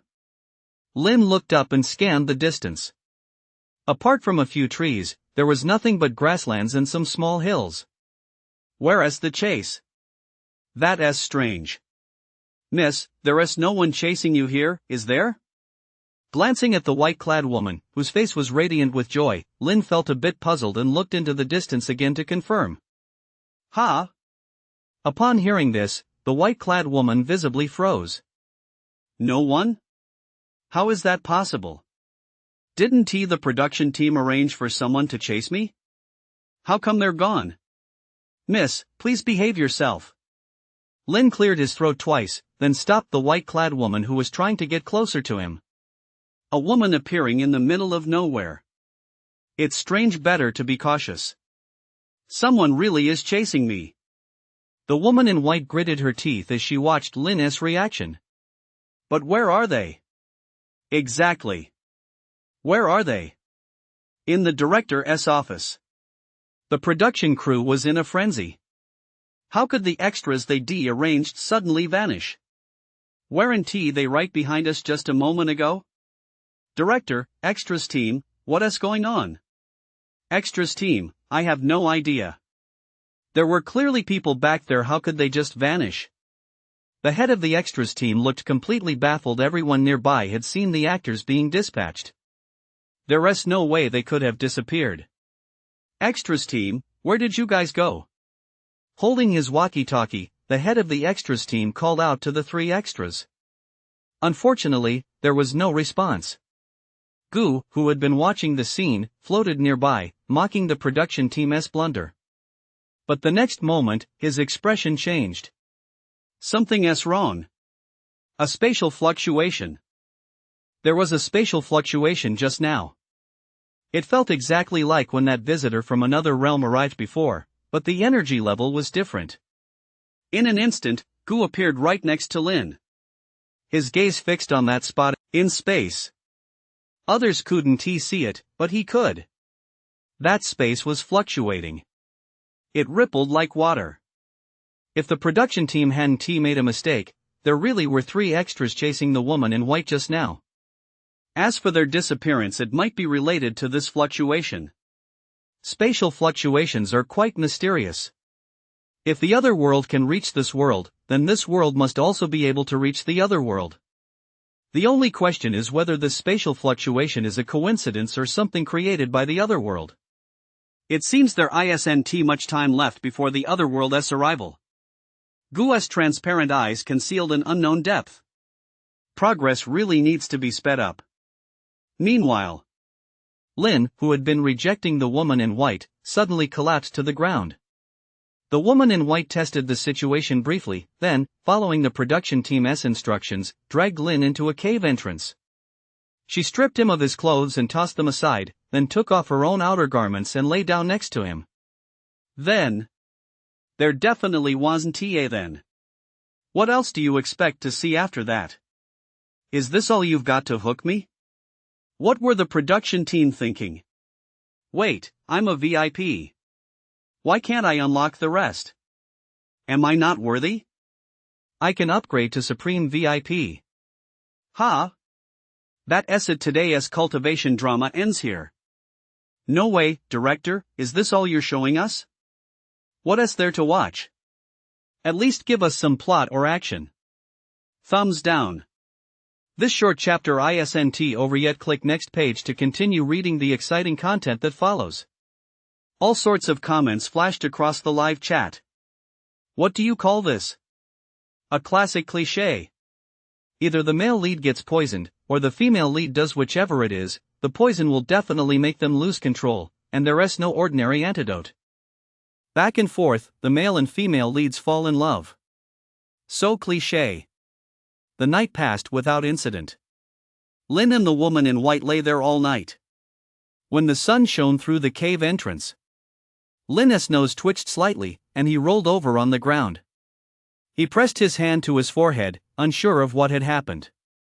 Yesterday, he'd been talking to a woman in white, and then what happened? His throbbing headache made it hard for Lin to think clearly, so he had to start by getting up from the ground. But when he saw the woman beside him, he instantly snapped to attention. He glanced at his own body, then at the ground, then at the woman. Oh no! Anyone could figure out what had happened last night. But he had absolutely no memory of it. He'd never encountered anything like this before his rebirth. You lecher! What did you do to me last night? Just then, the woman in white opened her eyes. Realizing what had happened, she immediately drew her sword and shouted. Ha! Me? How am I supposed to know? Lin, who had been framed, stammered slightly. He genuinely had no idea how to handle the situation. Poor kid, he had no idea he'd fallen into a trap set by a woman. Miss, I'm sorry. I'll take responsibility. I'm an outer sect disciple of the Qingshan Guild. My name is Lin. I'll marry you. Lin let out a long breath, steeled himself, and said with a serious expression. The woman remained silent, saying nothing. Never mind. Let us just pretend this never happened. No, I'll take responsibility. You can't take responsibility. My father has already betrothed me to the holy son of the greatest family in the Central Realm. Your status as an outer sect disciple of the Qingshan Guild is nowhere near enough. The woman in white sighed, put on her outer robe, and didn't give Lin a chance to say anything else. She walked out of the cave and into the thin mist that had risen at some unknown point. By the time Lin ran after her, she was already nowhere to be seen. Goo! He couldn't even begin to comment on this plot twist. Chapter 45, Schemes from Another World, Bonus Chapter 4. In a certain cultivation world, 3 ordinary people, emitting no mana fluctuations whatsoever, were bound tightly and thrown into the center of the grand hall. Their mouths appeared to be gagged with something. Unable to speak, they could only mumble incoherently. On a high dais at the top of the hall's steps, a dignified middle-aged man stared intently at the 3, exuding an aura of authority. His fingers tapped the armrest repeatedly as he pondered something. On either side of the hall stood several cultivators. Even the weakest among them was at the early core stage. The atmosphere was oppressive, and waves of overwhelming pressure forced the 3 ordinary mortals to kneel involuntarily. Their bodies trembled, and their mumbling cries grew louder. Sect Master, the inspection of these 3 is complete. There are no traces of cultivation on their persons. As for specific information regarding that world, the Sect Master will need to investigate it personally. The elderly man, who appeared to be at the core stage, bowed toward the high seat as he reported the details concerning the 3 ordinary mortals. No traces of cultivation? That did match the information Zhang Fan had relayed. But where was Zhang Fan? More than 2 months ago, the Nine Tripods sect had used a secret treasure to open a gateway to another world. Since they didn't know what dangers lay on the other side, they could only send a foundation stage cultivator to scout the situation first. Zhang Fan was the one sent. According to the original plan, Zhang Fan was supposed to return within the specified timeframe after delivering the message. But for more than 2 months, aside from that initial message, there had been no word from Zhang Fan. Where is he? He can't have just vanished, can he? Or was he slain by a powerful being from the other world? In any case, to avoid misinterpreting the information, the Jioding sect decided to proactively gather intelligence on the other world. By briefly opening a spatial portal with the secret artifact, 3 people happened to be swept into the spatial fluctuations. I am aware. From his high seat, the patriarch of the Nine Tripod sect slowly nodded, indicating he was aware of the situation, and gave a light wave of his hand. In the next instant, his ordinary eyes emitted a golden glow, releasing the 3 mortals from their restraints. Spare my life. Spare my life. I'll tell you anything you want to know. One of the mortals knelt on the ground in panic, sweat dripping from his brow as his body trembled. He was just an extra. How could he have ended up in a situation like this? If it had just been a regular cross-dimensional journey, that would have been fine. He might even have ended up as the protagonist or something. But now that all 3 of them had been captured together, simply staying alive was a struggle. Cultivators.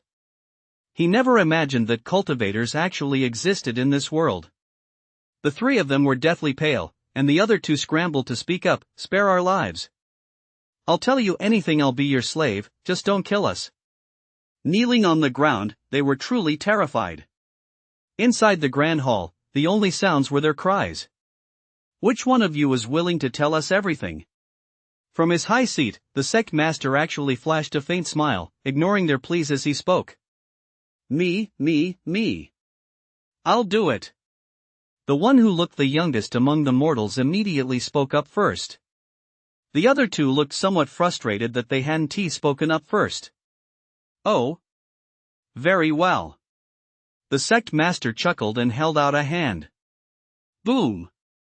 In an instant, the man who had just spoken was sucked into his hand. A blood-curdling scream rang out as his body trembled uncontrollably, shaking faster and faster. Thud. In the space of a single second, the man fell from his hand and tumbled down the steps. On the high dais. The sect master, his face expressionless, began to probe the information within the man's soul. The mortal's physical constitution and the quality of his soul were simply insufficient to sustain a full scan. But it was enough. A dramatization of the cultivation world? A variety show? It's exactly the same. Having obtained the information he sought, sect master tapped his finger lightly on the armrest and spoke. It matched the information Zhang Fan had provided. The elders below nodded in agreement.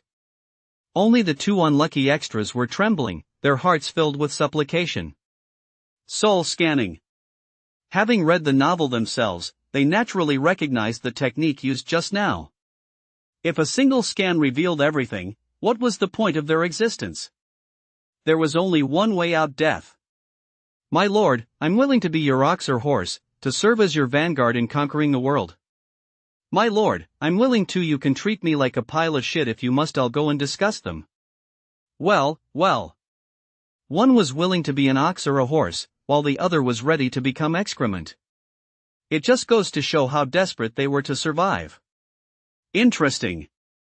The sect master stared at their trembling bodies, a smile spreading across his face. But to the 2 of them, that smile looked no different from a demon-esque grin. Terror. The hairs on the back of their necks stood on end. So this is what a true cultivator looks like. What do you think? The sect master already had a plan in mind. 2 people who knew the situation in the other world, as long as they were properly controlled, could be a valuable asset. We leave the decision to you, sect master. The elders passed the buck, leaving the decision entirely to the sect master.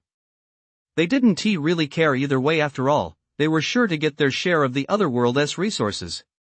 All they had to do was suck up and go along with it. But there was still no word on Zhang Fan. It was a very strange matter.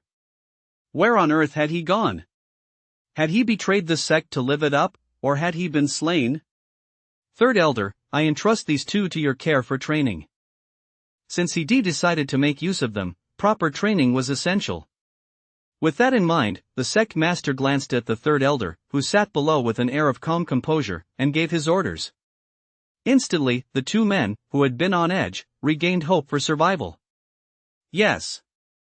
The elder knew exactly what the sect master meant. It meant nothing more than branding them with a slave mark so they could be easily controlled.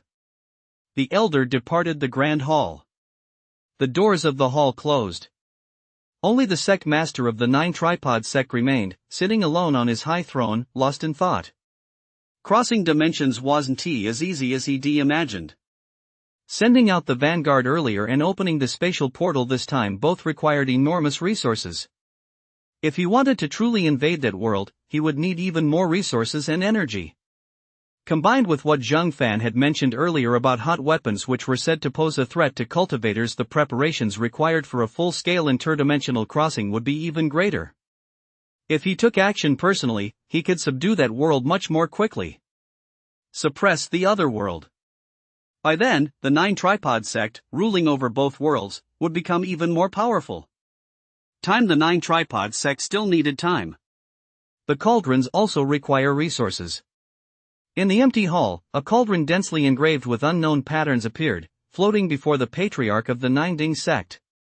It emitted a faint, eerie aura that was slightly repulsive. Fortunately, however, this eerie aura wasn't very strong. One wouldn't detected without careful sensing. This secret treasure was something he had acquired by chance. He had also discovered its purpose by chance. It was deeply fated to him. And it was deeply fated to the 9 tripod sect as well. Perhaps this was the opportunity bestowed upon him by heaven. Cauldron, oh cauldron, you truly are a fine thing. What a pity you cannot accelerate cultivation. Reaching out to take the cauldron in his hand, the sect master muttered to himself as he turned it over in his palm. The cauldron glowed, as if in response to him. In the silent hall, only his voice echoed. From this day forward, the 9 Cauldron sect stepped up its plundering and acquisition of resources. Chapter 46, The Qingshan Guild Sect Master with Exceptional Insight. Bonus Chapter 5. Qingshan Guild. Ever since parting ways with the woman in white, Lin had been somewhat distracted. She was his first woman, though he never knew what had happened, nor did he know her name. Yet those words had left a deep impression on him. What is cultivation really for? For immortality? To do as one pleases? Or to protect the ones you love? Standing at the entrance to the Qingshan Guild, Lin heard the mountain guards greeting but didn't respond, walking into the sect on his own. Brother Lin, you're back. Suddenly, a clear, young female voice rang out. Jean had appeared beside Lin without him noticing. Looking at the listless Lin, Jean wrinkled her nose, looking somewhat puzzled. What's wrong, Brother Lin? Has something serious happened at home again? Stepping in front of Lin, Jean looked at him with concern and asked. No, it's nothing. Only then did Lin realize that Jean was already standing right in front of him. Startled, he tried to brush it off with a smile. Really? Jean seemed a bit skeptical and continued to ask with concern. Really? I just had a few new insights into my cultivation and need some quiet time. Making up an excuse, Lin smiled at Jean. Before he could finish speaking, he felt something soft press against his chest. Jean had thrown herself into his arms and whispered in his ear, Lin, no matter what happens, Linger will always be here for you.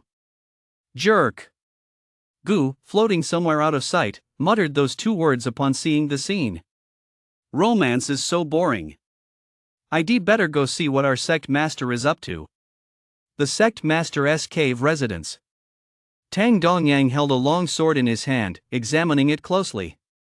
The sword's design wasn't particularly unusual. It had patterns on the hilt, and the blade emitted a silvery glow. During his previous battle with that being from another realm, his opponent had perished, but he brought this long sword back with him.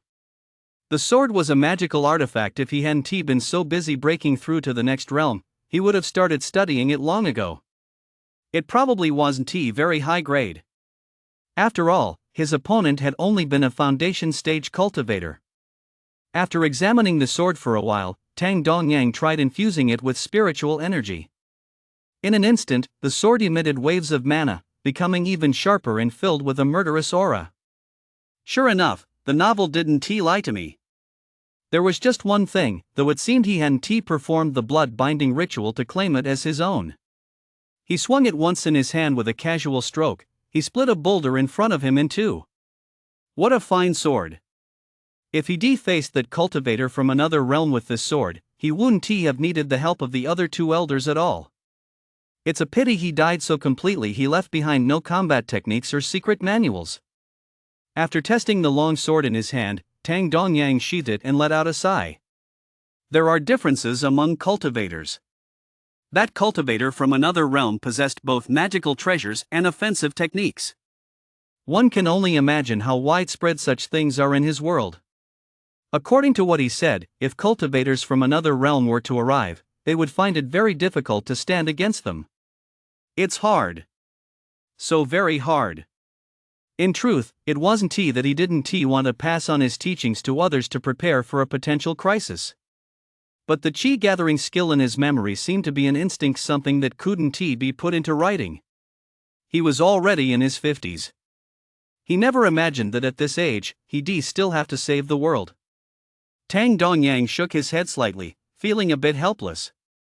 As things stood, he would have to figure out the secret manuals and combat techniques on his own. Hanging his long sword at his waist, Tang Dongyang let out a long sigh and headed straight for what the sect called the Back Mountain. Parts of this so-called Back Mountain hadn't even been renovated by the production crew. It was a desolate area, with dense forests covering the slopes. After all, combat techniques are something people figure out on their own. If others can grasp them, why can't he? Gripping his long sword, Tang Dongyang gazed at the trees before him with a look of righteous determination. Move by move, he began to develop his own combat techniques. Combat techniques built from scratch?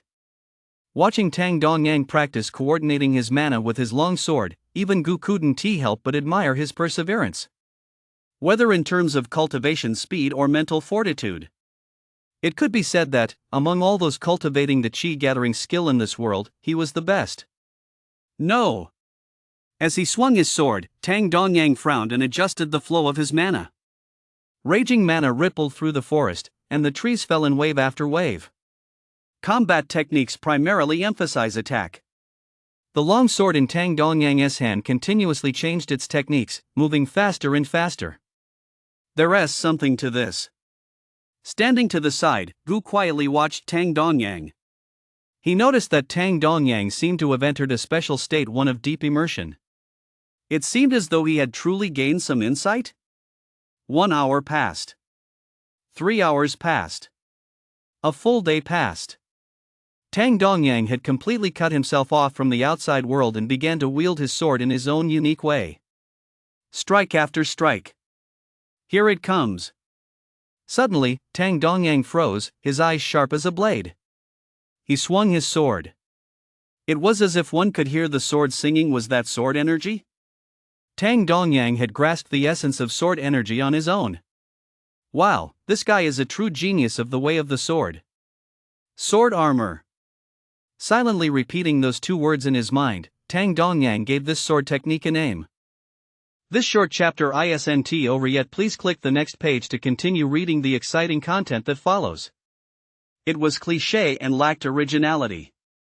But for him, it was nothing short of a great start. He had indeed managed to grasp offensive techniques on his own. With this sword technique, even that man from the other world wouldn't be able to block it. The sword energy enveloped Tang Dongyang, making his aura even sharper. His entire being resembled a sword freshly drawn from its scabbard. He exhaled a deep breath at that moment. Tang Dongyang's mind was calm. He didn't rest. He continued to delve deeper into his understanding. Since there was sword A, there would surely be sword B as well. Time passed. Another 7 days passed. Gu paid no attention to how Lin's storyline was unfolding. Instead, he remained on the back mountain, watching Tang Dongyang's cultivation. Sword strike after sword strike. The sword energy surrounding him grew increasingly dense. This man could be considered a prodigy. His own luck was truly remarkable. Observing Tang Dongyang's current state, Gu assessed his strength. With just an ordinary sword, he could take on nearly 5 Jing fans. If he made further progress in defense and speed, he might even gain the upper hand against a cultivator at the peak of the foundation stage. Fighting above his own level. How terrifying. The more Gu watched Tang Dongyang, the more satisfied he became, and he couldn't help but compare Lin to him.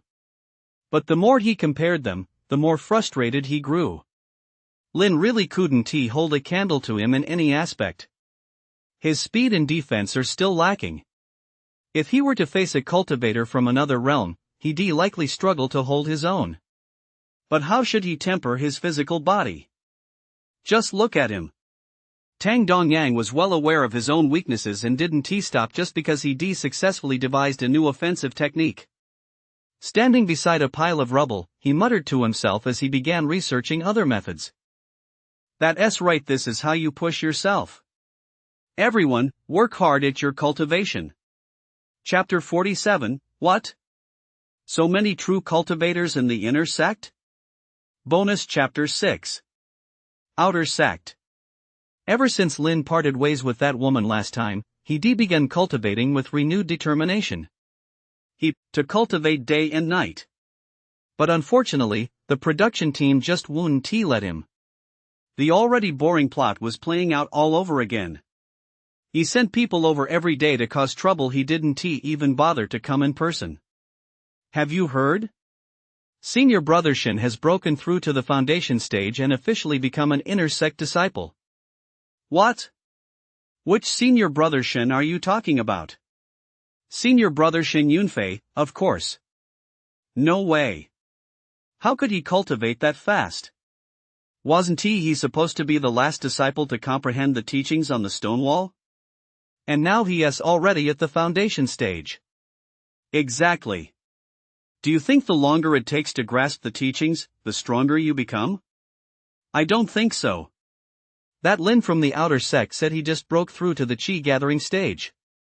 That slow? Well, he certainly can't compare to Senior Brother Shen Yunfei. Walking down the street, Lin spotted a group of people huddled together, presumably chatting.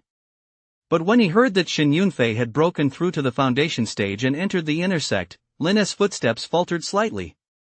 He thought back to several months ago, when Shen Yunfei and he had been comprehending the cultivation technique one after the other. He never imagined Shen Yunfei would have reached such a level already. Lin's heart was filled with mixed emotions at that moment. After all, being surpassed by someone who started later than him was something no one could accept, let alone when he needed to keep getting stronger. Shen Yunfei? I'll catch up to you. Wait for me in the inner sect. Muttering to himself, Lin was lost in thought. According to tradition, a special ceremony is held when outer sect disciples are promoted to the inner sect. It symbolizes their formal induction as the backbone of the sect. Shen Yunfei's promotion ceremony was scheduled for that afternoon. Countless outer sect disciples had gathered to watch the spectacle and network. They formed circle after circle around the outer sect hall. Yunfei, with so many people watching you, what are your thoughts? Elder Wang, who had been guiding Shen Yunfei all along, stroked his beard and said with a smile. Thoughts? It seemed he really didn't have any. Looking down at the envious gazes in his now even more splendid robes. Sometimes he almost thought he was dreaming. Was that how he broke through to the foundation stage? No way, it was too easy. He hadn't even felt a thing. It all happened that morning. Early that morning, Elder Wang had entered Shen Yunfei's dormitory to deliver the good news. Congratulations! You successfully broke through the foundation stage while you were sleeping. Yes, Shen Yunfei had learned of his breakthrough from Elder Wang, which left him feeling a bit dazed. It feels a bit unreal. Shen Yunfei said honestly. You'll get used to it. You're the disciple I hold in the highest regard. You possess exceptional natural talent, and you're the only one like you in the entire sect. Once you're in the inner sect, you'll need to stay focused and work hard at your cultivation. Elder Wang's face was full of pride as he looked into Shen Yunfei's eyes, unable to contain his smile. The most gifted? Shen Yunfei took those 4 words to heart, let out a long breath, and smiled back at the crowd below. When his gaze fell on Lin, it lingered for a few extra seconds. Then he turned his attention elsewhere.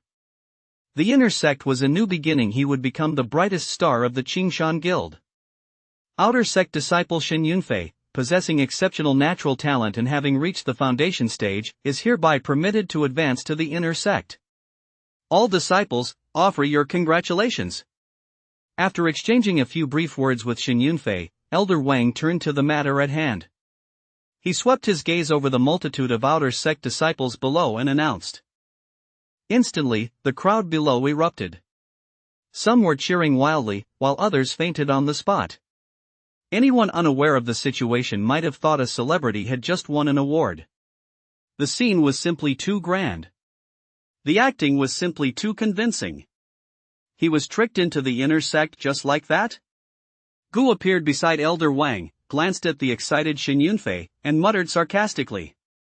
That's right. Elder Wang, who had been helping Shen Yunfei all along, was also Gu's successor. Who would ve thought? He'd only been practicing for a short while. His true cultivation level was merely at the chi gathering stage. On the live stream feed, Shen Yunfei's triumphant air stood in stark contrast to Lin's despondency. At that moment, it seemed as though they belonged to 2 different worlds.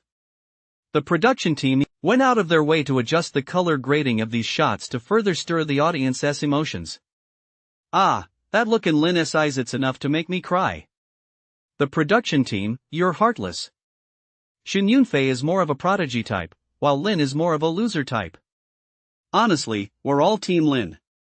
Seriously, guy above? You actually want to be on par with Lin? Do you have a female lead knocking on your door? Lin gets harassed over and over every day. If it were me, I'd probably go crazy. I hope the production team treats him a little better. Exactly. That's the spirit. 10 live streams definitely can't be exactly the same. There needs to be a sense of variety to spark audience discussion, boost engagement, and increase ad revenue. The chat was flooded with tear-jerking comments. The inner sect today is nothing like it was a few months ago. The inner sect used to be lax and disorganized. Even outer sect disciples could come and go as they pleased. The head of the Qingshan Guild personally approached the directors of the 2 live streams and offered his suggestions. Access between the outer and inner sects must be strictly controlled. Ideally, they should be kept separate to lend the inner sect an air of mystery, heighten the protagonist's interest, and enhance the authenticity of the viewing experience for the audience. The directors agreed, and clearly, the results have been positive. At the very least, for the true cultivators of the inner sect, this has significantly reduced disturbances. In addition, over the past few days, the Qingshan Guild Master had been touring the inner sect, searching for and making arrangements regarding certain matters. This short chapter isn't over yet. Please click the next page to continue reading the exciting content that follows. All done in secret, hidden from the production team and the cameras. As for Shen Yunfei? Who cares about Shen Yunfei? Inside a small room, Tang Dongyang and Yi sat face to face, staring at each other. Wait, how did you figure out my cultivation level? Yi was the first to break the silence, saying with a touch of exasperation. He had originally thought he was the only cultivator besides Lin, but now it seemed that assumption was a bit far-fetched. I am, after all, the guild master of the Qingshan Guild. Everything is under my control, heh? Tang Dongyang shook his head slightly and said with a smile. The Grand Master of the Qingshan Guild, indeed. You're not even a real Grand Master. He had been about to ask why he was pretending to be the Grand Master, but upon seeing the other man's half-smiling, half-serious expression, he swallowed his words. You aren't actually the Grand Master of some sect, are you? Swallowing hard, Yi hesitated. If that were the case, it would explain why the other person knew he was a cultivator. And what about that chi gathering skill? The more he looked at the other person's half-smiling, half-serious expression, the more shocked he felt. This thought grew stronger and stronger. No way. Something like this. Just know that there is more to it than you realize. You're not the only cultivator in the entire Qingshan Guild.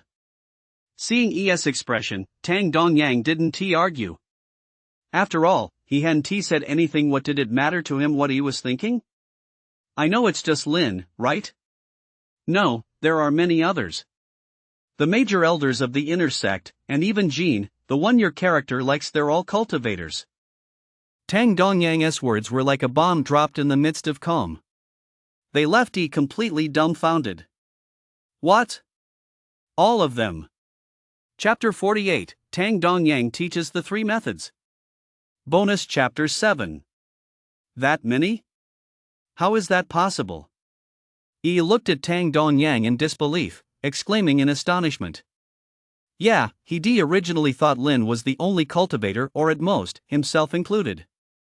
But then Tang Dongyang suddenly appeared and claimed he was a cultivator too. He thought 3 was about right, but then Tang Dongyang told him that the inner sect elders and even people connected to the characters he was acting alongside were cultivators as well. If he'd known there were so many cultivators, why the hell would he have even bothered pretending? I've seen plenty like you. You must know that this world is far from as simple as you imagine. Tang Dongyang picked up the teacup in front of him, took a sip, and sat there with an air of utter composure as he spoke. Not as simple as he imagined? Yeah, it certainly wasn't simple. He cast another glance at Tang Dongyang, a hint of awe flashing in his eyes. His chi-gathering skill might even be connected to this man. But why would someone like this come looking for him? Did he value his talent? As if. He knew himself well enough. He had absolutely no talent to speak of. You're wondering why I sought you out, aren't you? Tang Dongyang locked eyes with as if reading his thoughts, and said with a smile. Do you think there are other worlds? Other worlds? It's possible. Then would people from that other world be friendly toward us? I don't know. Maybe not. That's right. Before encountering people from another world, no one knows what their attitude is or what they'll do. But now we know. As Tang Dongyang's voice trailed off, it resonated like the toll of a great bell, echoing throughout the entire room. Hearing this, E's eyes narrowed slightly, and he stood up immediately. What? He wasn't a fool. He could grasp the meaning behind Tang Dongyang's words. People from another world have already appeared? When did they appear? And what has happened? I've encountered them and fought them. They're formidable, and that world is formidable as well. Tang Dongyang's voice grew deep and solemn. His expression lost its earlier smile as he spoke. Silence. The room fell silent. He had no idea what level of cultivation Tang Dongyang possessed, nor how many secrets he harbored. But if even someone at the chi-gathering stage, a realm he himself was in, was described as formidable, what was he, a mere chi-gathering stage cultivator, worth? The people from that other world actually harbored hostility. I'm getting old, after all. My current strength is limited. One person cannot stand against an entire world, which is why I need you. Standing up, Tang Dongyang paced a few steps around the room, then turned to face his expression tinged with a sense of twilight, as he spoke. Those words contained a wealth of information. There was much that could decipher. First and foremost, he was old, and his current strength was limited. But what about his strength in the past? He couldn't stand alone against an entire world. But what about when he wasn't old? Tang Dongyang's status and power were clearly extraordinary. He was so mysterious that it was hard to fathom him. Add to that the sudden appearance of the chi-gathering skill. Could it be? What do you need me to do? After pondering for a long time, he asked. He was merely at the chi-gathering stage. There was only so much he could do, and the idea of confronting the other world was still almost unimaginable. Join the true Qingshan Guild and fight together against the enemies from the other world. I can join, but I still don't understand why you'd choose me a chi-gathering stage cultivator. Do you think the chi-gathering stage is weak? This world has only just begun. Tang Dongyang shook his head and pushed open the door. Sunlight streamed into the room, brightening it considerably. The world has only just begun? That means the Qi gathering stage isn't week after all. So that's how it is. Part of his confusion was now cleared up, and a unique gleam of determination shone in his eyes. Just beginning meant more opportunities, and it also meant that the final divisions hadn't yet been settled. This was an era brimming with opportunity. Follow me. Tang Dongyang stepped out of the room and said. Behind the two of them, Gu materialized. He hadn't expected Tang Dongyang to pull off something like this. As the foremost figure in the cultivation world, he actually resorted to the art deception, speaking in half-truths and half-lies to cultivate an air of mystery. He even led and the others to suspect that their cultivation techniques originated from him, prompting them to join the so-called True Qingshan Guild. Promising. It certainly spared him the trouble of unifying the cultivators himself. When the time came to confront the other world, they wouldn't be a disorganized rabble. If he wanted to play at being mysterious, let him play. After all, he'd be the one reaping the benefits in the end. The Inner Sect Elders' Hall. More than 10 people stood in the hall, creating a slight commotion. They were all cultivators Tang Dongyang had found. The weakest among them was at the Qi gathering stage, and most were part of the first group initiated by Gu. At that moment, the group of over 10 was chatting openly for the first time. I didn't expect you to be a cultivator too, kid? Heh, if you are, why couldn't I be? So does that mean all 5 inner sect elders are cultivators? The Qingshan Guild really is what it's cracked up to be. Gene, I never would guessed you've been hiding your true self pretty well. You guys sure have a lot of free time. Isn't anyone worried about enemies from other realms? As soon as those words were spoken, the once lively hall fell silent for a moment. The doors to the hall swung open. Tang Dongyang led the way, followed by Yi. Another one? The moment Jean saw Yi, a look of surprise flashed across his face. This kid's acting is so unprofessional, and he is a cultivator too? So the last one is our big villain, Yi. Ha ha ha ha. A voice broke the silence, easing the tension slightly, as the speaker said with a smile. Instantly, the atmosphere in the great hall became more relaxed. There were more than 10 chairs in the hall. Tang Dongyang's was at the very top. Everyone found a seat and then turned their gaze toward Tang Dongyang. They were all gathered here because of him, and had agreed to join the Qingshan Guild to fight against the so-called enemies from another realm. Since you all have had the good fortune to cultivate and have joined my Qingshan Guild, you are all disciples of the Qingshan Guild. To fight external enemies, we cannot rely on just one person, nor even 2. It requires the collective effort of all of you. Tang Dongyang spoke in a loud, resonant voice that carried a hint of authority. We await your instructions, Guild Master. The crowd replied. On the path of cultivation, techniques form the foundation, while combat skills serve as a supplement. If you possess mana but do not know how to use it, your combat effectiveness is nearly halved. I possess 3 techniques. The first allows one to condense sword energy to slay demons and evil spirits. The second enables one to shift one's form to evade attacks. The third allows one to refine the physical body and temper one's constitution. Since you have all joined my Qingshan Guild and recognized me as your guildmaster, you must master the 3 techniques of Qingshan. Tang Dongyang's voice was calm, and he spoke extremely slowly as he glanced around at the crowd. The 3 methods. It's actually a teaching. Secret techniques involving combat, movement, and the physical body. How generous. To possess such secret techniques, our guild master is indeed not as simple as we imagined. Chapter 49, Blow Up the Training Room Again. Bonus Chapter 8. Thank you, Sect Master, for imparting these teachings. The dozen or so people below were stunned for only a moment before performing the disciple-less bow toward Tang Dongyang. What a display of grace! Even Gu, standing nearby, couldn't help but admire Tang Dongyang's actions. To offer up one's own insights without reservation is not something just anyone can do. No need for such formalities, this is simply your destiny.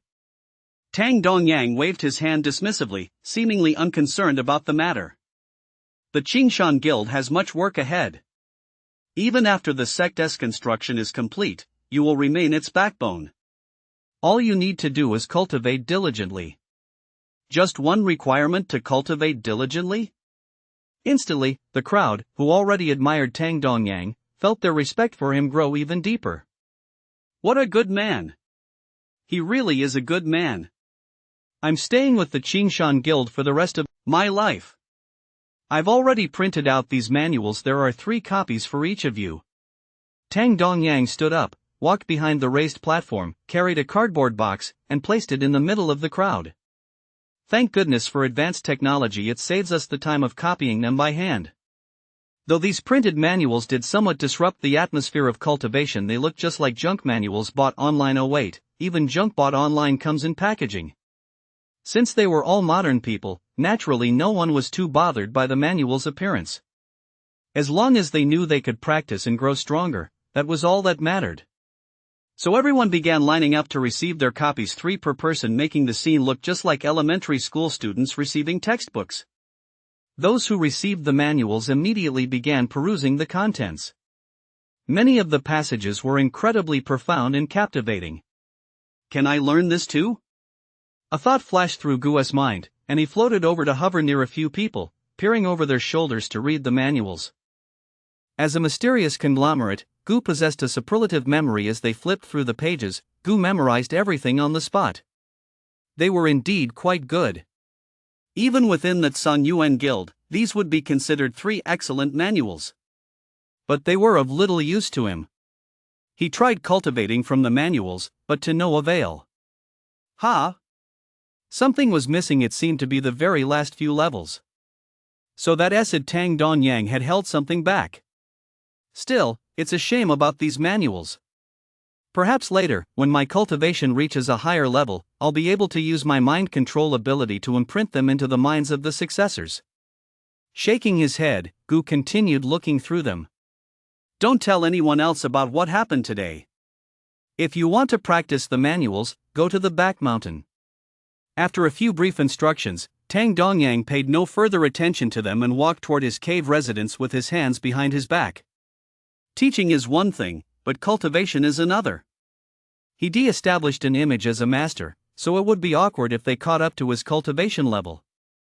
Back at his cave residence, he went straight into seclusion. The back mountain. The group who had received the manuals began cultivating according to Tang Dongyang's instructions. Those with swords practiced sword intent. Those without swords practiced body techniques. He carefully read through the 3 manuals and ultimately chose to train his physical body.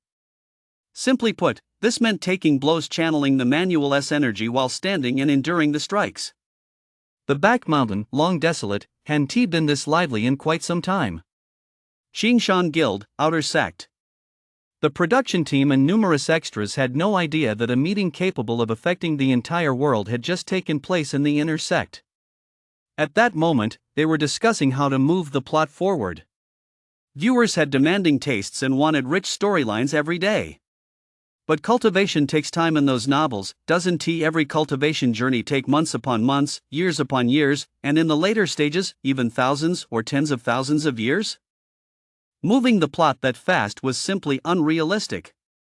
Our livestream's viewership can't keep up with Xin Yunfei's anymore. Look at this, what should we do next? The director of Livestream Channel 3 stood among the staff, holding a document, whatever it was, and tapping the table in front of him as he asked, "What should we do? Should we push the plot forward and have him enter the inner gate? No, every livestream has to be unique. If we've gone with the useless protagonist trope, we have to stick with it until the end. How about starting a harem storyline?" A staff member wearing black glasses offered his suggestion. That's an option. Any other ideas? The director nodded. There were quite a few male viewers right now, and some female viewers were swooning over him. A harem storyline wouldn't be a bad idea. I think we should add a plotline about an undercover agent from the outer sect who infiltrates the Qingshan Guild to steal valuable items, only to be recruited by Lin in the end. Not bad. That works too. The director nodded again. Since we're going this route, why not have a female disciple from the outer sect go undercover in the Qingshan Guild dressed as a man and even get intimate with the protagonist? Suddenly, a young man had a flash of inspiration, synthesizing the ideas from everyone who had spoken before. Wait a minute? That actually works. Great! Great! All three of you get bonuses. If anyone else has suggestions, just put them in a proposal and email it to me. Everyone will get a reward. The director made the decision, and it was clear his mood had brightened considerably. His team of producers and screenwriters sprang into action, fleshing out the specific plot details. Ordinary plots just don't grab people's attention these days.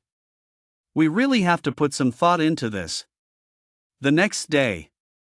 Outer sect. Lin woke up very early, ready to face another day with his idiotic fellow disciples. He opened the door, counted the heads, and found no one there. Is someone going to kick down the door again in a minute, complaining about this and that?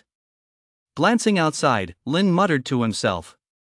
He'd come to understand some of the patterns of the cultivation world, and life had been going pretty well these past few days. Hello, senior brother. Where is dorm room 4? This short chapter isn't over yet. Click the next page to continue reading the exciting content that follows. Just as Lin was about to close the door, a voice reached his ears. I knew it, someone was bound to show up. He sighed and turned to look toward the source of the voice. Then, Lin froze. You. What's wrong with me?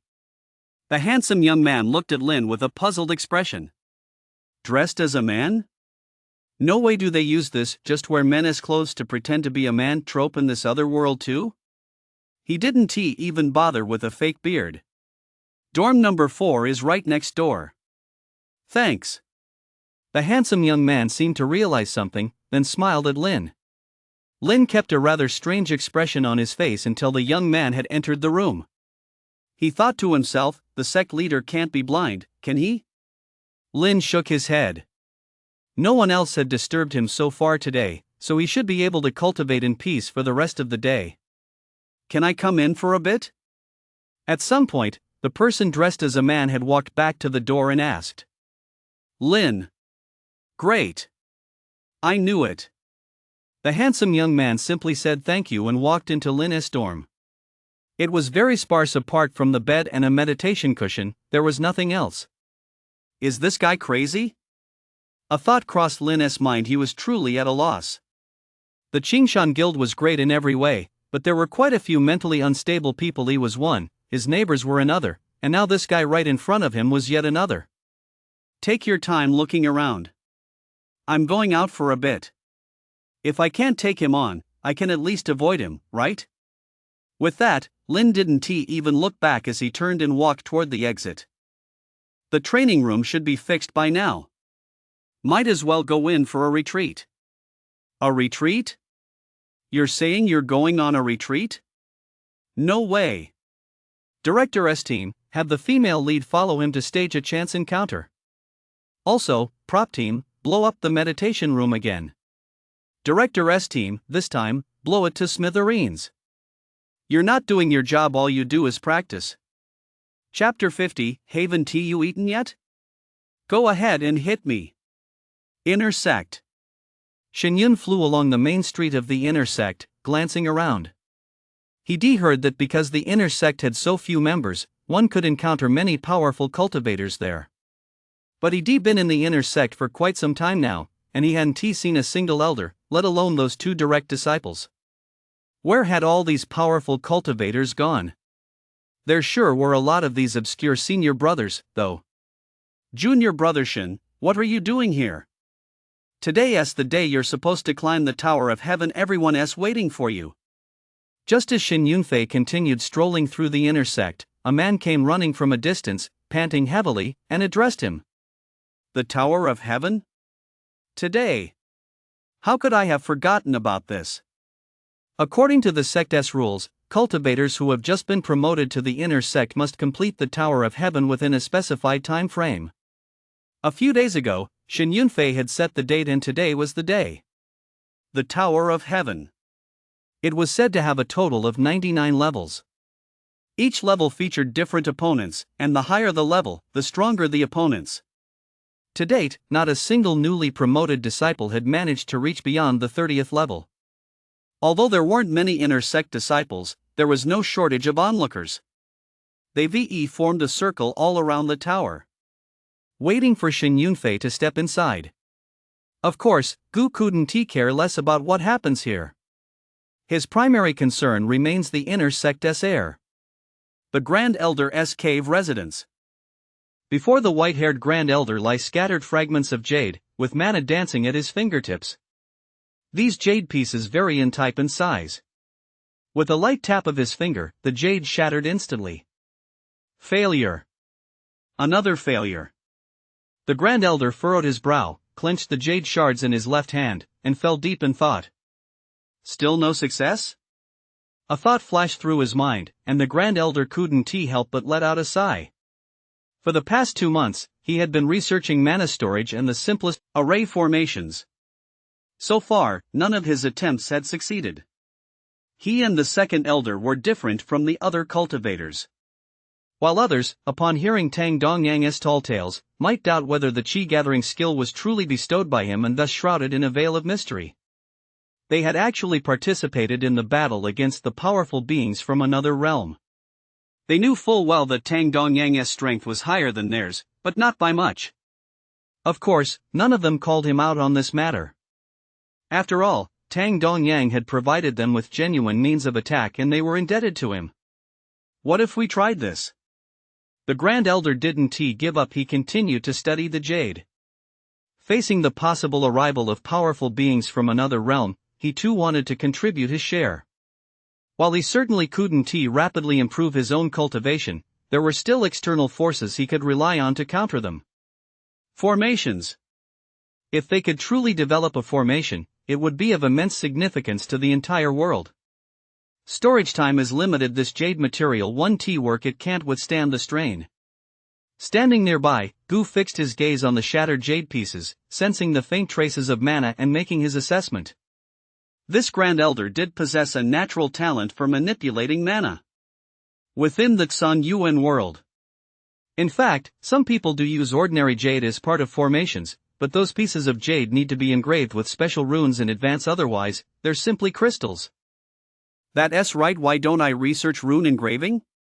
After briefly exerting a bit of mind control on the Grand Elder, Gu didn't linger any longer. Engraving runes isn't as simple as one might imagine. Amid endless variations, figuring out patterns that follow certain laws starting from scratch, who knows how long it would take? 10 years? 100 years? Or even 1,000 years? This was a kind of long-term investment for Gu. Shaking his head, Gu's figure began to fade away. Does that even work? Before Gu had even vanished, the Grand Elder's excited voice suddenly rang in his ears. Ha! What on earth? Surely he couldn't have actually carved an inscription. Things aren't that coincidental. Gu looked puzzled and turned toward the Grand Elder. The Grand Elder had already risen from the bed and pulled back the pillowcase, revealing the massive jade stone inside. The jade was incredibly smooth, but impurities were still clearly visible within. Mana? There's actually mana stored inside, and it's still flowing steadily. That's right. If the jade is large enough, it can withstand mana even without engraving a rune. The Grand Elder wore a smile on his face, as happy as a child, gesturing wildly as he muttered to himself. So it wasn't about engraving a rune after all. That gave me quite a scare. I knew it wouldn't be that simple to build something from scratch on my own. Still, using a larger piece of jade is actually a pretty good idea. It's no small feat to come up with a solution like this. Gu had hardly ever seen a piece of jade this big. As he examined the jade closely, Gu realized it could still absorb more mana. He just didn't know where the limit lay. This thing is great, but it's expensive. A piece this big, if he were to ask for more, who knows how many secret stashes the Grand Elder has. Armed with the experience from the first one, the Grand Elder picked up the phone to contact jade merchants and purchase more of the same kind. There were size limitations, too. Money? What money?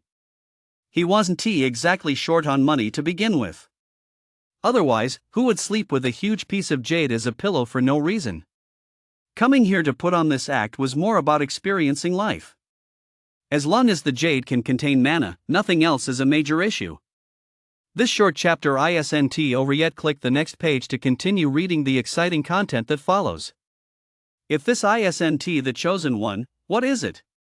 To have mastered the use of mana in such a short time, this grand elder is truly a talent. Silently giving him a thumbs up, Gu vanished from where he stood. Behind the mountain. Wasteland. Jean gripped a wooden stick in his hand, channeling mana to strike the shirtlessy repeatedly. He let out a blood-curdling scream but remained lying face down, motionless. This scene was simply too beautiful for words. If Lin had come by and seen this, he'd probably be completely baffled. Keep going. Hit me harder. After his scream, he gritted his teeth and shouted. Haven't you eaten today? Well. This guy sure knows how to phrase things as if he is afraid he won't be beaten to death. Good thing I didn't choose body tempering. The sect master's body tempering is way too hardcore. If my old bones had to go through that, I wouldn't even know how I died.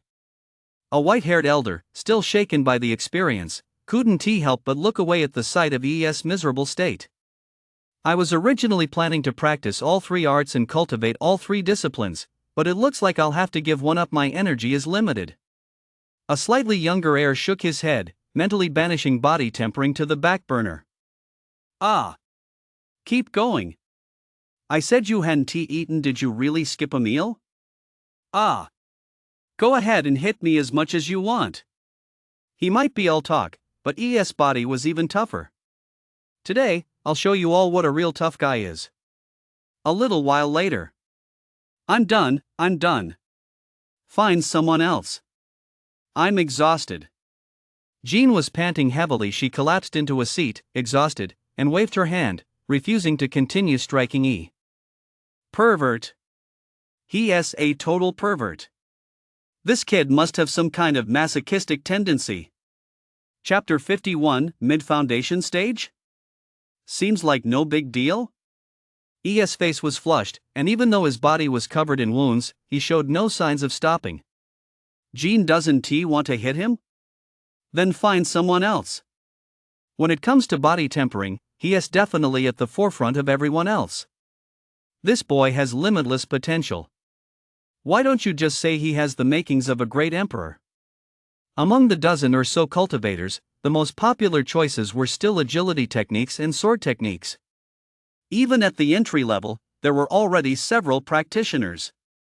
Their cultivation levels were a bit lacking, but that was unavoidable. Who's going to hit me?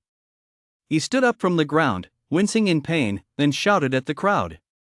That asking for a beating look of his truly captured the essence. For a long time, no one responded. With his enthusiasm waning, he had no choice but to figure out a way to practice withstanding blows on his own. Or maybe jump off a cliff?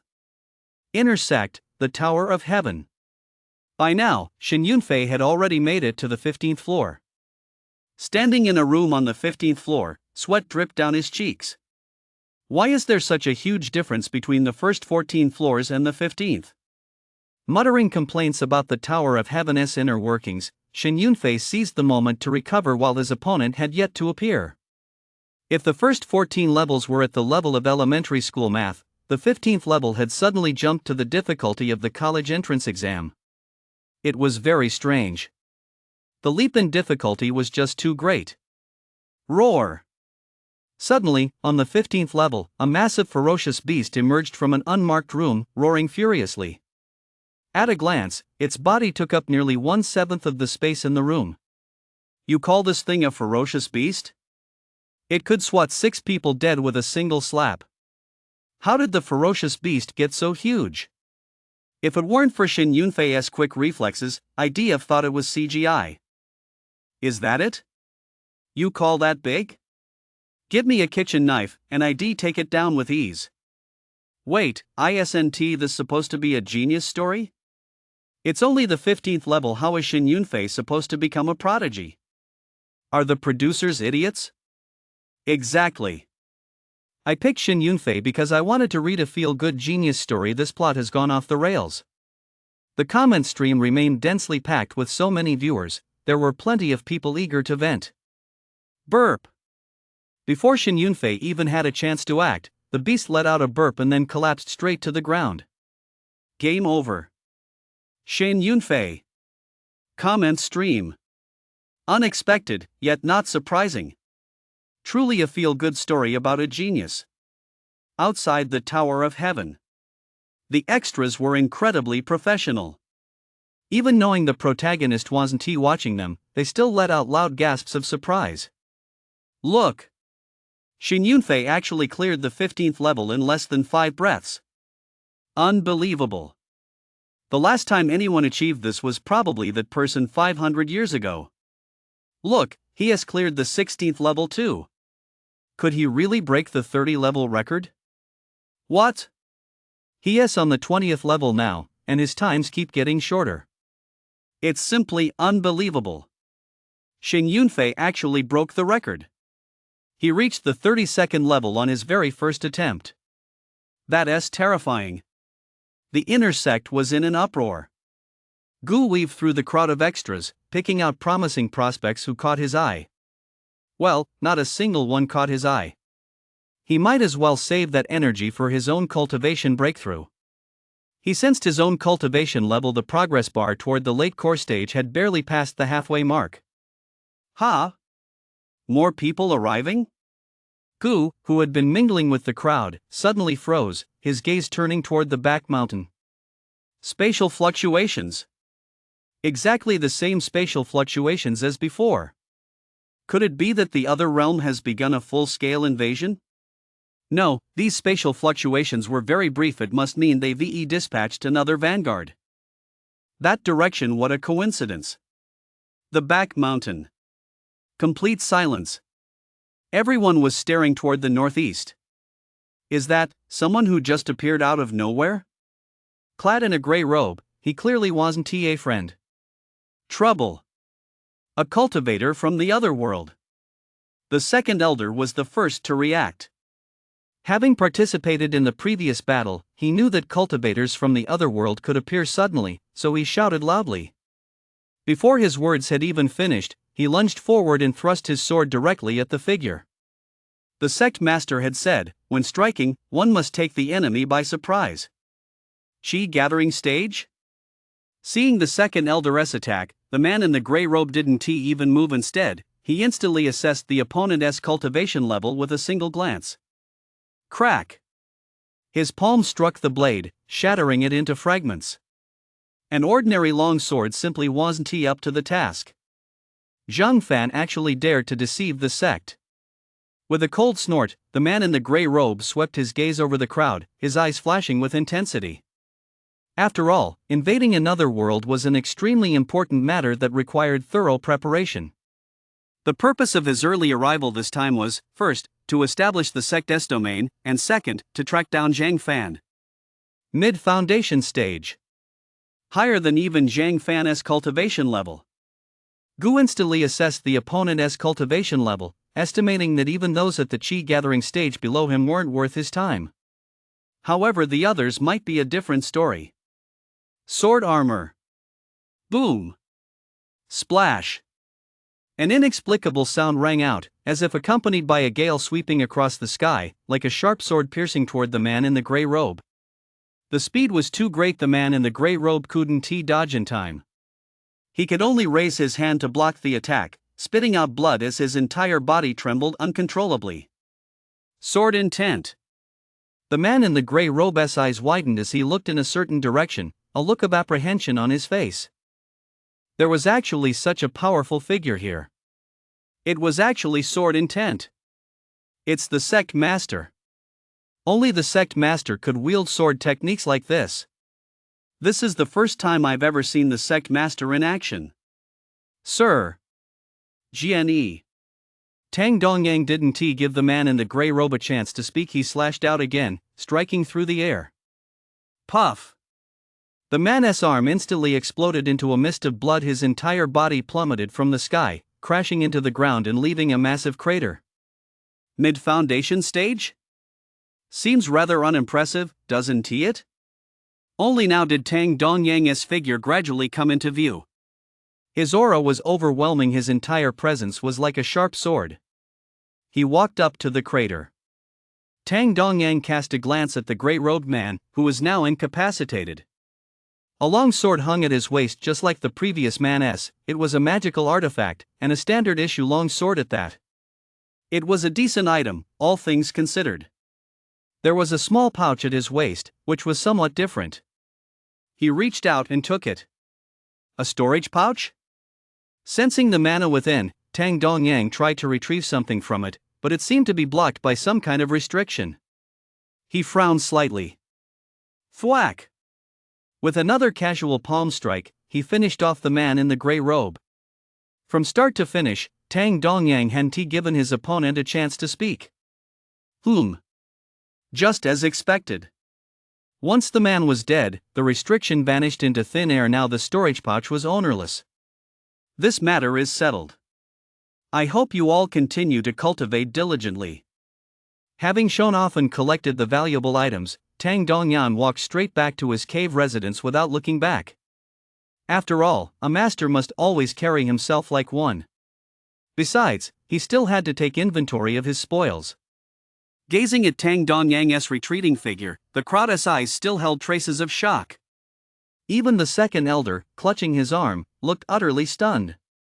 Was this really the same Tang Dongyang who had participated in the previous ambush against the cultivator from another realm? In such a short time, his strength had actually reached this level. Unbelievable. Chapter 52, Do I have some kind of special constitution? What kind of junk is this? Are these foundation stage cultivators from the other world really this poor? Inside the sect master's cave residence, Tang Dongyang paid no heed to his image as a distinguished figure, scattering the contents of his storage pouch all over the place.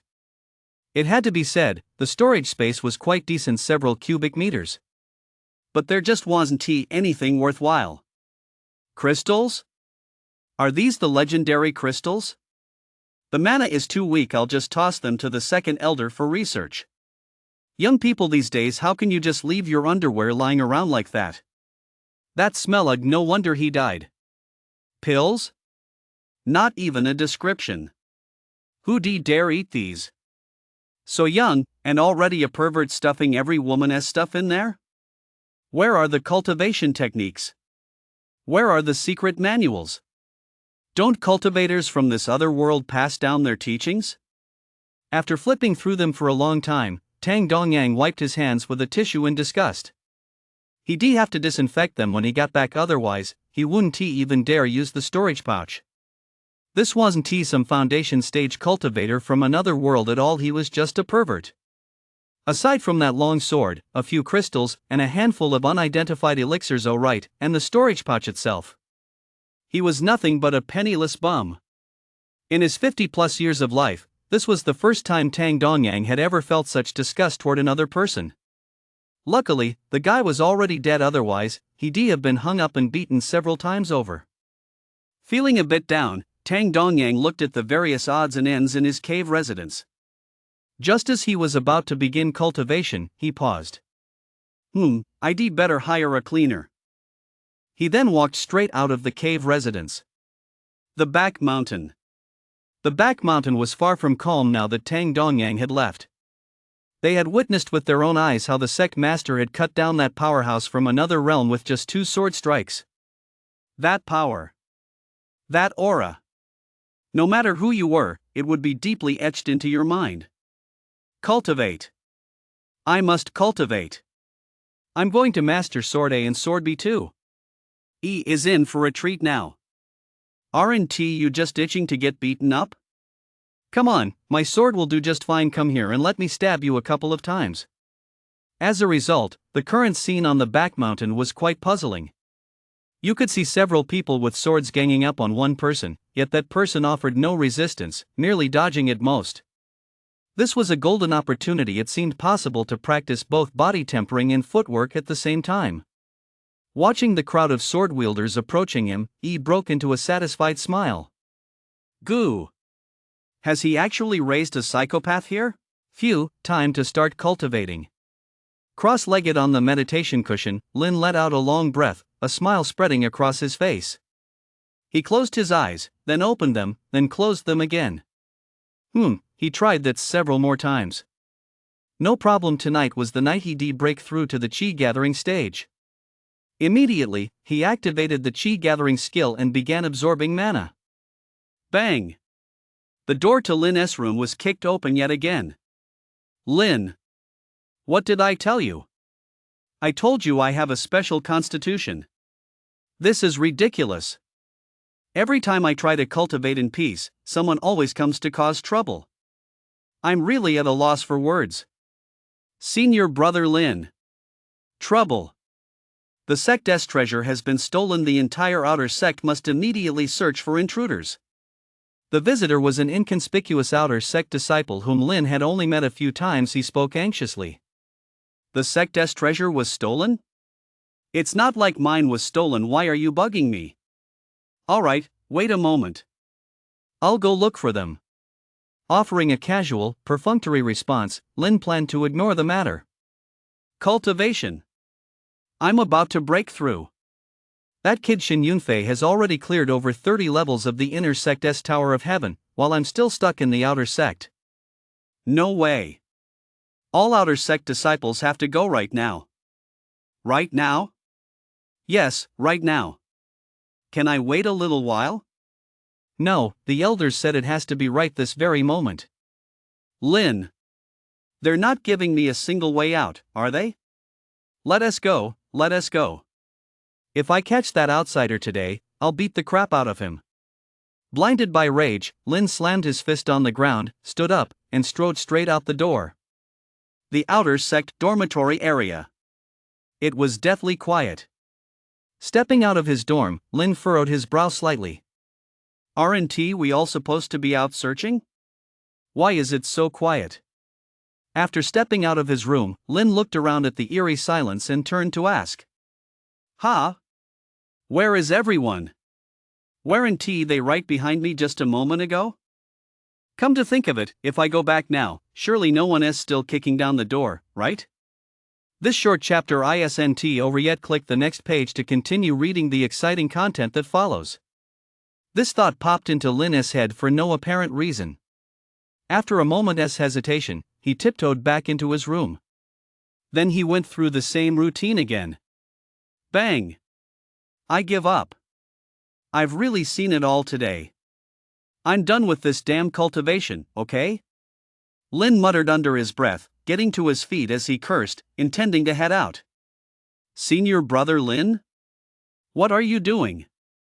The speaker was a man with delicate features, the new neighbor who had moved in not long ago. It's you? What are you doing here so late? Lin had always felt that there was something off about this neighbor, who was dressed as a man. I heard that an outside enemy had infiltrated the sect and stolen a treasure, so I came over specifically to see if senior brother Lin was still off. The new female lead was smiling as she spoke to Lin, but before she could finish her sentence, she let out a startled cry. Her hairpin came loose, and her long hair instantly fell to her waist. The image of a delicate young woman was revealed in that moment. The atmosphere instantly became a bit awkward. I'm not dressed as a man. The female lead was so flustered that she even forgot to keep up her disguise, blurting out. This made the atmosphere even more awkward. Are you trying to? Just as Lin was about to say something, a voice came from outside the room. Hurry! That person walked this far and then vanished. Looking for someone? Shoo, I'll hide for a moment. The woman glanced outside, then found a cabinet and hid inside it. At that moment, even if Lin were as clueless as could be, he could guess this woman's identity. So this was an undercover agent from another sect? Bang! The door was kicked open. Anyone in here? Have you seen a woman about this tall, with a face as beautiful as the moon, a curvaceous figure absolutely stunning wearing a black headscarf and a black mask? The disciple who entered was holding a long sword. He glanced cautiously around the room before addressing Lin. Are you here to arrest someone or visit a brothel? And how exactly did you know she was as beautiful as the moon with a black headscarf and mask on? She's inside. Go get her. Hearing this, Lin remained expressionless, choosing not to dwell on these details. He pointed at the wardrobe with his finger and said nothing more. New female led. Arresting disciple. Production team. Chapter 53, Senior Brother, It's Bad News Your Whole Family is Dead. With Lin's help, the infiltrator from the rival sect was quickly brought to justice. As she was escorted out of the room, the woman continued to stare at Lin with a look of utter disbelief. Even the other two extras gave him a second glance. No one had expected the plot to take this turn. What happened to the forbidden romance with the infiltrator we were promised? You're a tough nut to crack, aren't you? I guess that's all for tonight, right? Lin watched the three of them as they were about to leave and couldn't help but ask again. That's it. The extra paused for a moment before replying. I really didn't see that one coming from Lin. I hereby announce that the Qingshan Guild Loyalty Award goes to Lin. I'm dying of laughter the moment he opened the closet. The new female lead's expression was pure bewilderment. I bet even the production team didn't expect Lin to do that. Ha. Hurry. Lin's about to train again, keep kicking the door. Seriously, I'm crying my eyes out. Lin really is a great guy. The live stream chat flashed with comments. Even after midnight, the viewership remained in the millions. He closed the door. Finally, some peace and quiet. Lin walked wearily to the meditation cushion and sat down. A quarter of an hour passed. Half an hour passed. No one came in. I'll just start cultivating right away. Mana swirled around Lin, though the camera couldn't capture it. After a long while, Lin opened his eyes and exhaled a breath of stale air. Chi gathering stage. Although this was only a small step in his cultivation realm, it was a giant leap for him. In the director's booth, silence reigned.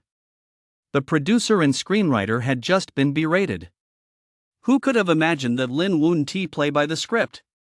Was it because the female lead wasn't pretty enough? Unbelievable. Since Lin isn't playing by the rules, we won't let him have his way. The director, his face dark with anger, stared at Lin on the screen, then turned his gaze to the others in the meeting and said, "Give him a blood feud, wipe out the entire Lin family." Wow, what? Is Lin that smart? It is indeed something to do with your family, senior brother, but I hope you'll brace yourself. Did something happen to my dad? He is so anxious. Last time it was my mom who died, this time it can't be my dad, can it? No. The young disciple shot Lin a strange look and said. Upon hearing this, Lin's expression relaxed considerably. As long as it wasn't his father who had died, it wasn't the worst possible news. It shouldn't be a big deal. Then what happened? Go ahead and tell me it's okay. Lin chuckled softly, patted the other's shoulder, and said, "Your entire family is dead." The young disciple gritted his teeth and told the truth. Lin. What? My whole family was murdered? How is that possible? Lin's expression changed instantly. His entire aura shifted as he stared wide-eyed, speaking in disbelief. There's one more thing. I hope senior brother could. Looking at Lin, whose face had turned ashen, the young disciple began to stammer again. Speak up. His entire family was dead. What other bad news could there possibly be? The entire Jean family has also. Lin. Great. The producers and screenwriters really had no conscience this time. Not only had the Lin family been written out, but the Jean family had been written out as well. What did you say? Who did this? Speak up. Who did it? Lin grabbed the other man by the collar. In just a few short minutes, he suffered 2 devastating blows. He was absolutely furious. The Lin and Jean families had been close for generations. The last time he'd gone home, the head of the Jean family had often dropped by for a visit. He never imagined they'd all die together. Who did it? Taking a deep breath, Lin forced himself to calm down, controlled his emotions, and asked. But his hands were trembling uncontrollably. Even though he'd only spent a short time with them, he'd truly come to regard them as his own family. When family members suffer such a tragedy, no one could remain rational. I don't know. They said the investigation is still ongoing. Still under investigation? Don't know? That means they died under mysterious circumstances. Was it an enemy? The Chu family? Or E? Poor E, even while being beaten, she is still being suspected. How is Linger now? Senior sister is currently in seclusion. She hasn't heard the news yet. Lin fell silent. He felt he had to go home. He had to find out who dared to do this. As for Jean, don't mention anything to Linger for now. His body trembling, Lin felt the sky grow dark and foreboding, and his footsteps grew incredibly heavy. He closed his eyes, and tears trickled down the corners of his eyes. A desolate scene. The once bustling city now lay in utter silence. The crumbling city walls seemed to have weathered the passage of time. Lin stood not far from the city gates, his brow furrowed. The entrance, where long lines should have been forming, was completely empty. Not a single person in sight, not even a guard. In an instant, Lin seemed to realize something. That disciple had deceived him. It wasn't he, just his family. Every family in this city had suffered a terrible calamity. A gentle breeze blew, bringing a chill. Crushing leaves underfoot, Lin walked toward the city center. There was no one. The streets remained utterly desolate. Inside the wide-open shops, only merchandise lay scattered about. Where were the people? There were none. Following the route etched in his memory, he made his way toward the Lin mansion. Apart from his footsteps and the sound of the wind, on the live stream, the production team had deliberately added music and filters. The whole thing was designed to be utterly heart-wrenching. The viewers were totally hooked on it. And so, Lin walked out of the sect and officially set foot into the incredibly treacherous world of cultivation. Time passed. Before he knew it, 2 months had passed. In those brief 2 months, so much had happened. As the world's current strongest cultivator, Tang Dongyang had officially reached the late foundation stage, and his sword technique had evolved from sword armor to sword wu. This technique alone was powerful enough to slay a cultivator at the peak of the foundation stage. Of course, Tang Dongyang was naturally unaware of this conclusion, as it was Gua's assessment of him. The first, second, and even third elders of the inner sect had all officially reached the foundation stage. With such a lineup, even in the ordinary cultivation world, they could barely be considered a minor sect. E's cultivation had plateaued at the peak of the chi gathering stage. He now focused more on tempering his physical body, and now, with his physical body alone, he could hold his own against cultivators of the same realm. However, this alone was still insufficient to contend with the other world. While these cultivators were worried, Gu was even more so. These were all people he had invested in. He hadn't reaped much return on his investment yet, and he couldn't afford to lose them under his watch. At this rate, if they could hold out for a few years or even a decade or so, they might be able to stand up to the other world. But what if? Sure enough, advancing in cultivation while doing nothing was not that easy. The Back Mountain. It had long since become a sacred place for many cultivators. Every day, people came to cultivate and discuss the way. Jean, your older brother Lin has returned after avenging you. Why are you still here cultivating? A young man who was cultivating on the back mountain looked up as Jean approached and teased him. Then, several people around them burst into laughter. That's right. Someone else even avenged you for you. He is such a devoted man. If I were you, I'd fall for him. Another cultivator, eager to watch the spectacle, said to Jean with a laugh. Oh? Are you two just bored today? Need some help with body tempering? Jean showed no reaction whatsoever to their teasing, merely responding with a smile on his face. Although his tone was flat, that smile didn't look like it belonged to a good guy. Damn it! I almost forgot this woman is at the grand perfection of the chi gathering stage. Instantly, everyone else fell silent. Are you going to help me with my body tempering? Whatever you want me to say, I'll say it. Suddenly, a simple, honest voice rang out from behind Jean. It was none other than E. Well, I wonder if there is something wrong with this body tempering. He wasn't he like this before. How come the more he cultivates, the more guileless his speech becomes? It's really quite bizarre. Get the hell away from me, you jerk. Stop faking that voice to trick people. Do you think I won T beat you to death? Seeing that it was still E who had spoken, Jean rolled her eyes. Beat me to death? Sure. Go ahead. Hearing this, he kept up his voice, chuckling. Jean. He is hopeless, completely hopeless. If you've got this much time to spare, why don't you go pick a fight with Lin? The elder just took a look at him. He is about to enter the chi gathering stage.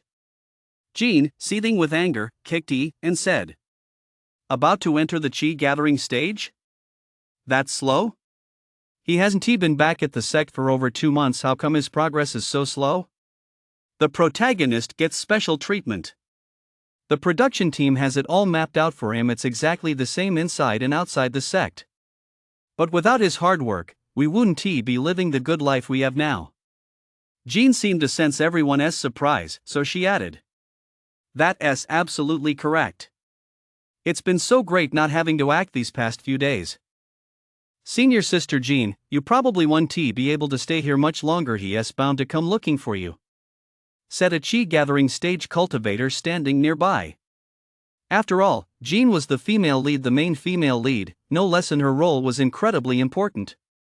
If he comes looking for me, just tell him I'm dead. The disciple who had spoken. Then tell him I'm still in seclusion. That's right, deep seclusion. As if I'd have time to act out some romantic nonsense with him. Jean waved her hand, flatly refusing to meet Lin. Her time was too precious. Her cultivation was right at the peak of the chi gathering stage, a critical moment as she prepared to break through to the foundation stage. Why would she waste it on some guy? With that, Jean left without looking back, heading deep into the mountains behind the temple. She actually intends to go into seclusion. If she is not going, then I'll go meet him. He narrowed his eyes slightly, shedding his previous good-natured demeanor. His aura shifted as well, and that gaze sent a chill down the spines of those around him. What happened the last time he had that look on his face? That was when he chased after more than a dozen cultivators, begging them to beat him up. He nearly wore them out. That scene was simply too good to be true. As soon as the words left his mouth, he vanished from where he stood. These people, why do they seem less and less like the cultivators from the Tsun Yuan world? Rubbing his non-existent head, Gu watched Jean and Yi walk away, lost in thought. Chapter 55, Intersect Direct Disciples. That's all they're worth. They didn't even kill me. Is Linger still in seclusion? Upon hearing this, Lin didn't press the matter further.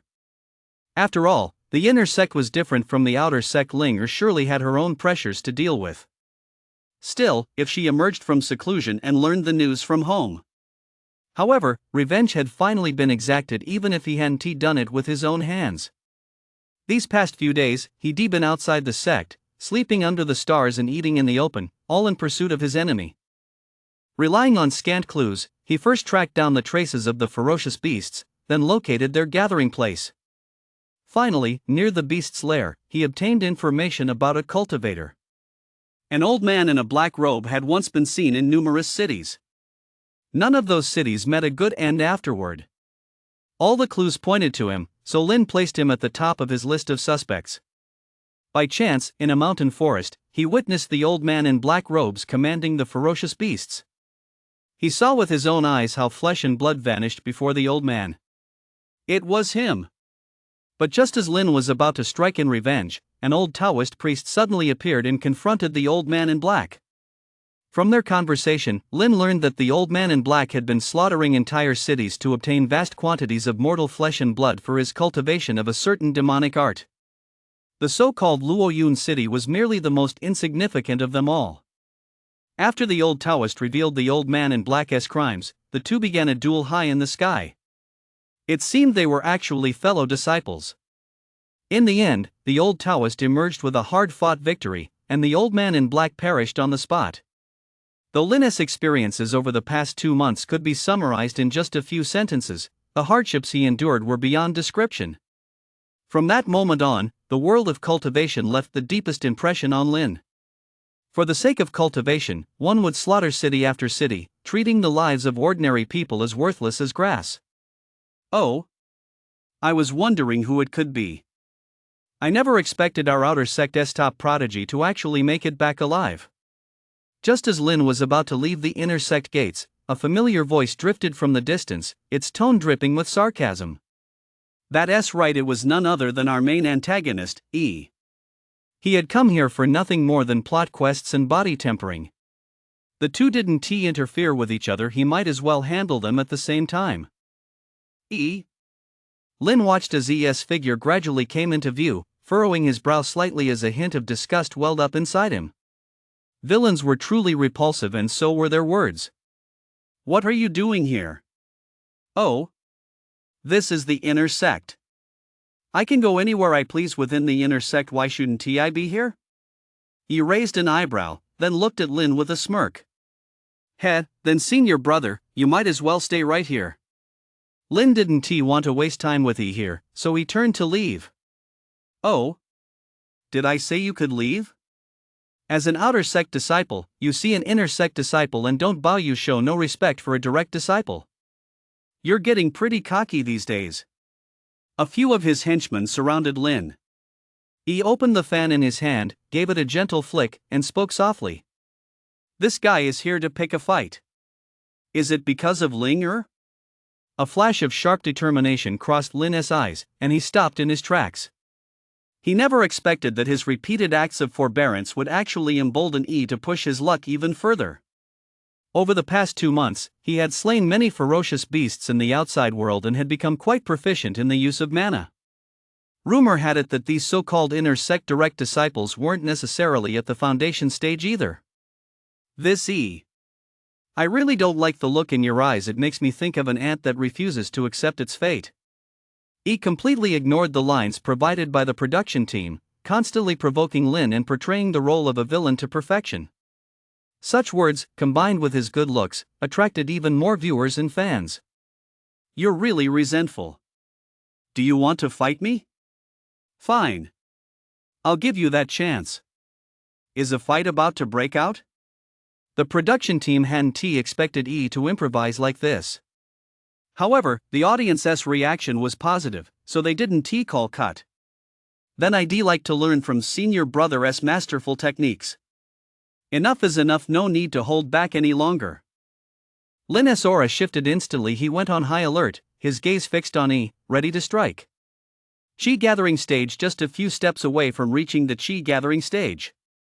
Too low. Glancing at Lin's mana fluctuations, he smiled. A powerful aura surged from his body in an instant. Peak chi gathering stage. Half a step away from the foundation stage. Sensing ES aura, Lin's movements grew slightly sluggish. I told you, whether you're middle-aged, elderly, or even reincarnated after death, you'll still be just as poor. He unleashed a punch. Charged with mana, it kicked up dust from the ground in a fierce, relentless attack. You can tell right away whether someone's got what it takes. Oh no! Lin screamed inwardly and immediately tried to dodge. But his speed simply wasn't enough, he could only watch as the punch came straight at him. Boom! If he couldn't dodge, he'd have to meet it head-on. He, too, channeled mana into his hand and clashed head-on with E. Thud! Instantly, Lin was sent flying through the dust, slamming into the wall behind him and leaving a human-shaped imprint. Weak. He furrowed his brow. He thought that after killing so many ferocious beasts out there, Lin would put up a better fight. He hadn't expected it to be so uninteresting. With strength like this, he couldn't even accelerate his body tempering process. All his enthusiasm was gone. Put. Lin clutched his chest, coughed up a mouthful of blood, and began coughing uncontrollably. Was the gap between the outer sect and the inner sect really that wide? Average strength and inner sect direct disciple, and that's all there is to it. They didn't even manage to kill me. Lin was incredibly defiant, a smile played on his face, and he didn't back down one bit. Those special effects, I actually thought they were real just now. Wait, isn't Lin an actor? How come he's going along with spitting blood and getting knocked flying? That doesn't make sense. Yeah, I noticed that too. Now I'm starting to think Lin is an actor too. Is the production team in on this to trick us? No, he is a trained fighter. Didn't you notice the muscles under his clothes? You wouldn't be able to block that punch either. Poor Lin, he just lost his family, and now he has injured himself. Am I the only one who thinks he is super handsome? He is the ultimate villain. I love him so much. It's all scripted. If you take it seriously, you've already lost. In the live chat, everyone had their own thoughts on this match. Some viewers even suspected that Lin was in on it. Your bones aren't as tough as your mouth. Throw him out. He showed no reaction whatsoever to Lin's words. He glanced at him, waved his hand, and signaled his men to toss Lin out. Then, with a hint of disgust, he wiped his fist. Gu stood to the side. The more he looked at the more he felt the man was the epitome of a villain. Had he really hit the jackpot here? Those henchmen were very obedient and moved swiftly. A few of them lifted his upper body, a few his lower body, and they tossed Lin right out. Chapter 56, he actually managed to set up a formation. Outer sect. Lin dragged his heavy body, walking step by step toward the outer sect dormitory area. His expression was grim. It was unclear what he was thinking.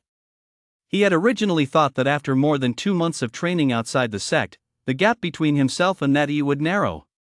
But after their recent skirmish, he finally understood why the other was a direct disciple. He was definitely at the foundation stage. He had no idea just how far along that person was in the foundation stage, though. Hey! Isn't that Lin? He looked full of energy just a moment ago. How did he end up looking so bedraggled in the blink of an eye? On the street, someone with a keen eye pretended to speak quietly to the person next to them. The voice was loud enough for Lin to hear every word clearly. I think I know, he provoked Senior Brother the direct disciple, and got beaten up. It looked like Senior Brother just threw a single palm strike. It was way too easy. Huh? That easy? Isn't it true that no one in the outer sect can match Lin? The outer sect doesn't mean a damn thing. The inner sect is still the strongest in our sect. The man beside him shook his head, then glanced at Lin and said. All along the way, the whispers and pointing at Lin never stopped. But he deliberately pretended not to hear them, walking step by step back to the dormitory. Yet the more he turned a blind eye, the more unrestrained those people became. Is the outer sect so lawless now? I am the outer sect's designated senior brother. Have you all forgotten your manners? Lin stopped in his tracks, turned to look at the people pointing and whispering, and said coldly. In an instant, the entire street fell silent. No one had expected Lin to actually talk back today. It was truly strange. Greetings, senior brother. For some reason, the extras sensed an exceptionally strong aura emanating from Lin at that moment, so they all bowed and greeted him. On the live chat, various words of praise scrolled by, interspersed with some comments accusing him of bullying the weak and fearing the strong. The Grand Elder's cave residence. The Grand Elder hadn't left his cave residence much for 2 whole months, spending day and night researching so-called formations. Gu looked at the Grand Elder and noticed his hair was disheveled and his clothes were filthy. He didn't look the least bit like an elder. How exactly should this formation be arranged to be effective? As he fiddled endlessly with the crystals and pseudo-crystals in front of him, the wrinkles on the Grand Elder's face deepened. What a headache! He was losing hair every day. If this kept up, he'd be completely bald. In front of the Grand Elder lay a small notebook detailing the various arrangements and activation methods for the crystals. It was a thick volume, a testament to how difficult it had been to start from scratch. Like this? No. It should be like this. With a sigh, the Grand Elder tossed the crystals aside. Not a shred of progress. What a waste of time. Buzz. Suddenly, just as the Grand Elder was about to take a break, a buzzing sound abruptly rang in his ears. Mana? It was the vibration of mana. The Grand Elder looked slightly surprised, then scanned the area for the source of the fluctuation. In a corner, a haphazardly arranged formation was emitting a faint glow. It's him. That's right. Pulling out his phone, the Grand Elder snapped a photo right away. He then ran to the back, grabbed a notebook, and began identifying the types of crystals, their energy levels, and whether they were self-generated materials. Only after finishing these tasks did the Grand Elder resume studying the formation before him.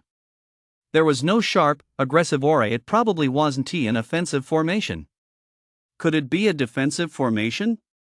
He tested the formation's defensive capabilities, but that wasn't it either. Not defensive, and not offensive either. What on earth is this thing? Somewhat puzzled, the Grand Elder furrowed his brow, then suddenly sensed a wisp of pure mana drifting out. Is this a spirit-gathering array? The Grand Elder had already caught up on quite a bit of cultivation-related knowledge. His eyebrow shot up, and a look of delight spread across his face. Let us try again. Sitting cross-legged in the gap within the formation, he was immediately enveloped by a sensation of mana unlike anything he'd felt before. It's definitely a spirit-gathering formation. Standing nearby, Gu was completely dumbfounded. After messing around like that for over 2 months, he actually managed to create a spirit-gathering formation? Just how high is this old guy's talent for formations? Unbelievable. It's the spirit-gathering array. It's the spirit-gathering array. I've actually figured out the spirit-gathering array. Ha ha ha ha ha ha. The Grand Elder laughed wildly, completely oblivious to his image. After a long, unrestrained burst of laughter, the Grand Elder didn't immediately announce his findings. Instead, he studied the array before him and attempted to recreate it based on the size of each crystal. Although the mana was scarce, this was a huge step forward. This one, then this one. Put a large one here, a small one there, then like this, like this. His hands moved ceaselessly, yet the arrangement of the crystals remained exactly the same. Done. No reaction. Which step went wrong? Staring at the unresponsive crystal array before him, the Grand Elder furrowed his brow. Something's off. The order of placement is wrong. The orientation is wrong, too. Then, following the array placement sequence recorded earlier by the camera, the Grand Elder began to rearrange the array. In order, by orientation, by size. Buzz, buzz, buzz. A familiar sensation immediately arose. Just as expected. The order, orientation, and size, not a single detail can be missing. Wow! Gu, standing nearby, was completely dumbfounded. So this was another way to set up a formation. If even one step had been missing, the spirit-gathering formation wouldn't have activated today. He didn't know what to say that the Grand Elder had managed to hit such a slim chance. However, although the mana within the spirit-gathering formation was scarce, it could still slightly accelerate cultivation speed, which was of immense significance to the entire Qingshan Guild.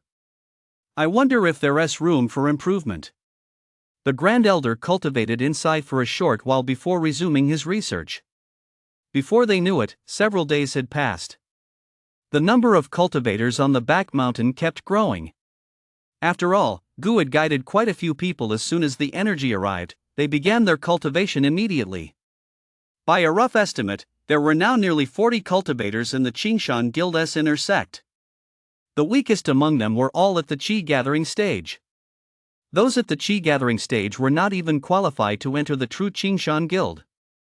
As the numbers grew, although Tang Dongyang did not know how these people had awakened to cultivation, he still dispatched professionals to form a recruitment team. They were specifically tasked with recruiting disciples, excluding the protagonist whose cultivation had reached the Qi gathering stage. I did it! I finally did it! The Qingshan Guild's cultivation chamber has finally become a reality. The disciples who were cultivating and discussing the Tao on the back mountain heard the voice coming from not far away and all looked in that direction. It was the Grand Elder. Everyone knew the Grand Elder was researching formations. They just didn't know what type he was working on. Now, with these words, wasn't he implying that formations could accelerate cultivation?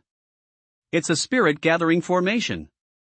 The back mountain instantly erupted into jubilation as everyone surged toward the Grand Elder's location, each with a smile on their face, eager to witness how the formation would work. They had been suffocated by the pressure of external enemies from other realms, but today, they finally had some good news. Chapter 57, The Sect as Powerhouse is Truly Terrifying. The spirit-gathering formation created by the Grand Elder was a great innovation. With Tang Dongyang's support, everyone on the back mountain worked to gather materials for the Grand Elder to set up the formation. A cultivation chamber. Who wouldn't want one? It took a full 3 days. A true cultivation chamber was successfully established. 7 new structures now stood on the once barren back mountain. They looked incredibly unassuming and were quite small. After all, even the slightest deviation would have made it impossible to set up the formation if they had to be small, so be it as long as they were functional. Standing before the 7 cultivation chambers, Tang Dongyang wore a smile on his face. He patted the Grand Elder on the shoulder, clearly pleased. Grand Elder, your efforts have been immense. Of these 7 cultivation chambers, please choose one for yourself first. As the sect master, Tang Dongyang naturally needed to allocate resources reasonably, so he offered the cultivation chamber directly to the person who had contributed the most. Don't worry about me when it comes to assigning these cultivation chambers. I plan to return and study other formation arrays in depth. Waving his hand, the Grand Elder declined Tang Dongyang's offer. What noble character! He doesn't even want a cultivation room, he just wants to study formations. He is truly a role model for our generation. Of course not. The Grand Elder already has formations set up in his own cave residence. Why would he need to trek to the back mountain every day? Isn't it comfortable enough just staying in his own cave residence? Over the next few hours, under Tang Dongyang's supervision, the allocation of the cultivation rooms was successfully completed. Among them, Tang Dongyang, as the sect master, was assigned a room exclusively for himself. The second elder, having previously contributed to the defeat of the interdimensional powerhouse, was also granted a room of his own. As for the remaining 5 rooms, they were opened as public cultivation rooms. Anyone could make a reservation, though it required spending contribution points. The so-called contribution points here, of course, were not like those in traditional sects that required completing specific tasks. Due to the Qingshan Guild's limited resources, contribution points were distributed monthly based on cultivation level, with additional points awarded for breaking through minor cultivation tiers. Want to spend more time cultivating in the practice rooms? Go break through. Go cultivate. The stronger you become, the more privileges you'll gain. Opening practice room number 1, Tang Dongyang walked in without drawing attention, then closed the door behind him. Crossing his legs on the floor, the mana around him began to condense. So dense. This was far denser than when he decultivated in his cave residence before. With this, thanks to the cultivation chamber, the grand perfection of the foundation stage is within reach. At that moment, the mana within Tang Dongyang's body began to surge, and his aura constantly shifted as he ceased to pay attention to the outside world. Outside. A group of cultivators was still arguing over the order of access to the cultivation chambers. None of them were willing to back down. After all, weren't they all still at the Qi gathering stage or the grand perfection of the Qi gathering stage? If you've got the guts, let us fight.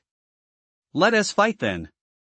The two stood facing each other, swords drawn and bows strung, trading threats. Oh. Which one of you wants to make the first move? I'll give it a try. Standing nearby, instantly perked up upon hearing the two were about to fight. He walked up to them, forcing what he thought was a friendly smile. Instantly, the arguing crowd fell silent. He wants to try? Who would dare fight now? His body-tempering cultivation was simply inhuman. I propose Senior Brother go first. I agree. Senior Brother must go first. Right. Senior Brother truly deserves it. Voices rang out one after another, and the people around them all nodded in agreement. Ha! E was a bit bewildered and, having lost interest, turned to leave. Greetings, Elder. Greetings, senior brothers and sisters. Just then, a voice rang out abruptly. A stranger? No, he looked familiar. Isn't that Xin Yunfei? What is he doing out here on the back mountain?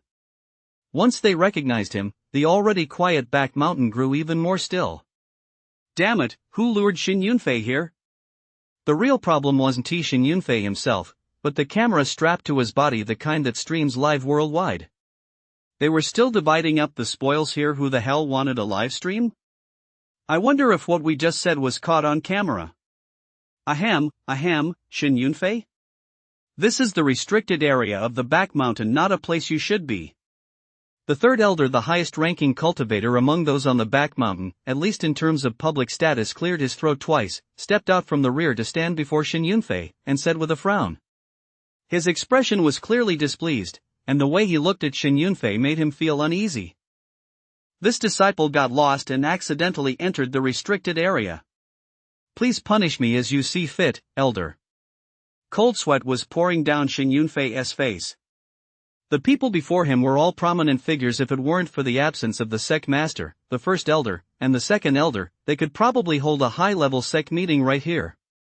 However, he seemed to have heard them arguing earlier. He had no idea what they were arguing about. Though he felt a bit puzzled, Xin Yunfei instantly pushed the thought out of his mind. So many sect leaders, plus inner disciples. Isn't this just like E? Yeah, are they holding a secret meeting? Is there a new plot twist? Why do I keep feeling like the atmosphere is weird?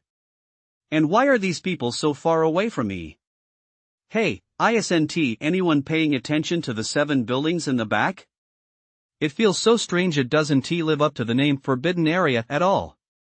Hold on a sec, could it be that it's called a Forbidden Zone simply because it hasn't been finished yet? Maybe this place is just where the extras go for team building activities, ha ha ha ha. Looking at the bewildered expressions on those extras' faces, I really want to laugh. It really does look like it. In the comment stream, some viewers picked up on the awkward atmosphere. But in their eyes, it was just a scene where the extras nearly got exposed. Some people were even hoping Xin Yunfei would see through the production team's tricks and cause a huge scene. Director, get rid of him.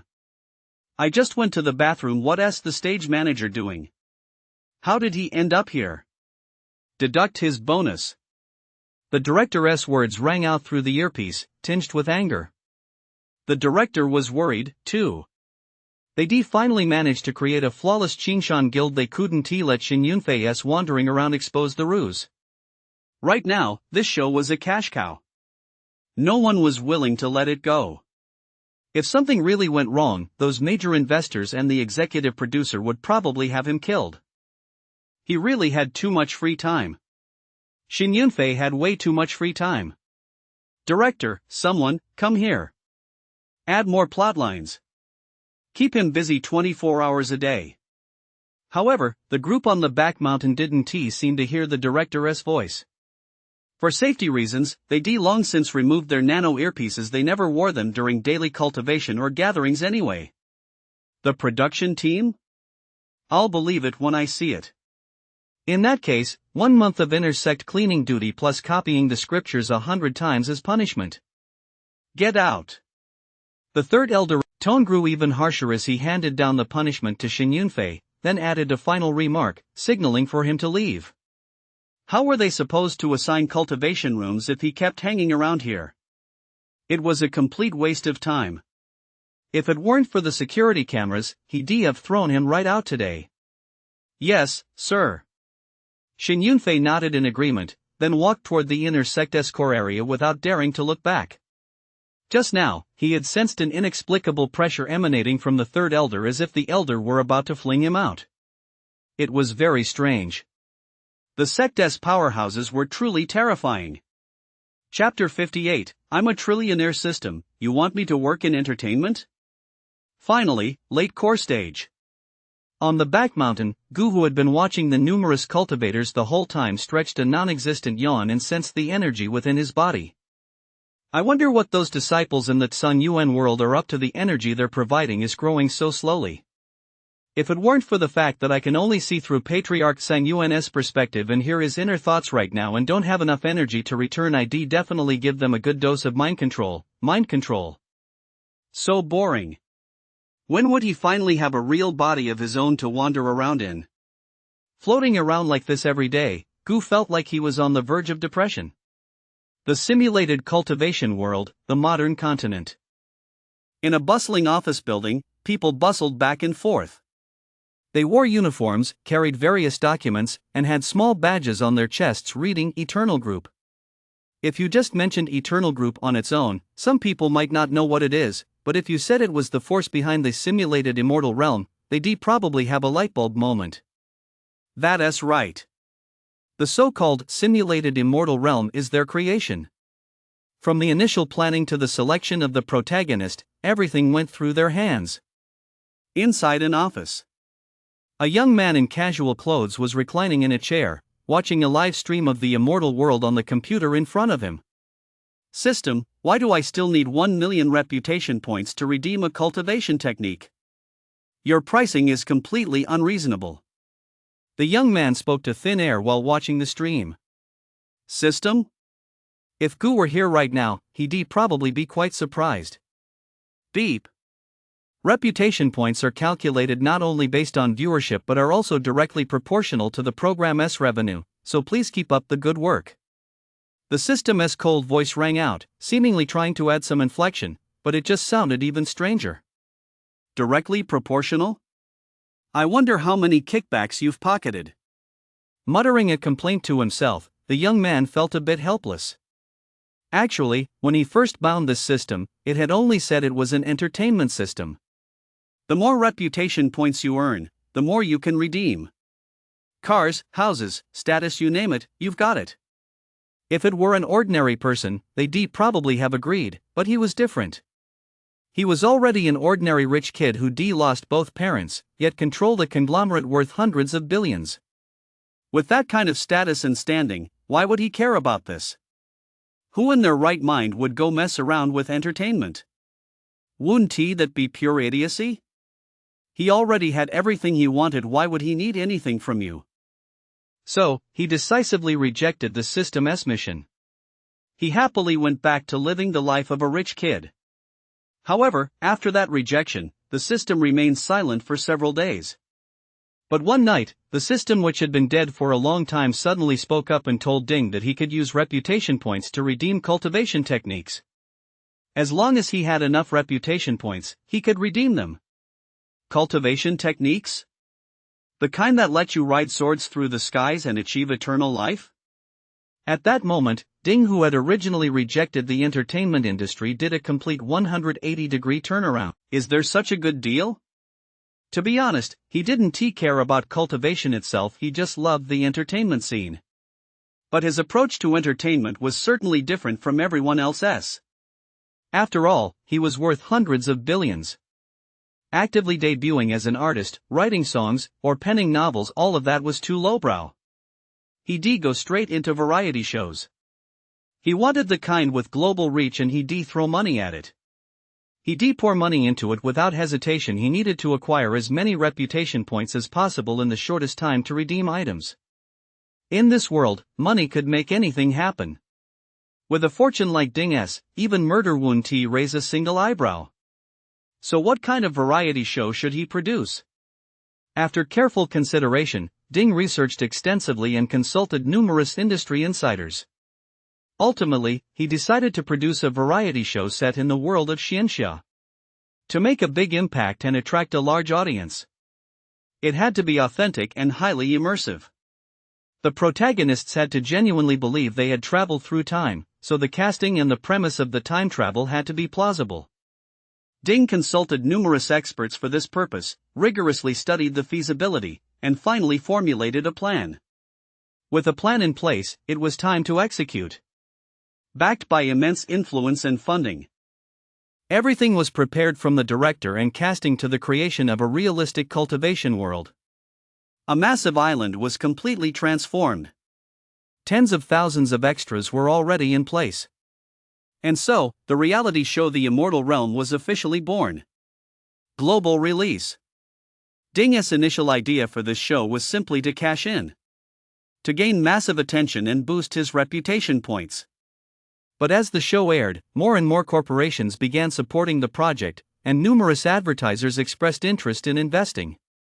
Strangely enough, this allowed him to kill two birds with one stone, earning both money and reputation points, and the profits were even tied to his reputation points. Several months passed. His reputation points finally surpassed the critical threshold. He was just 1 million short of redeeming the so-called cultivation technique.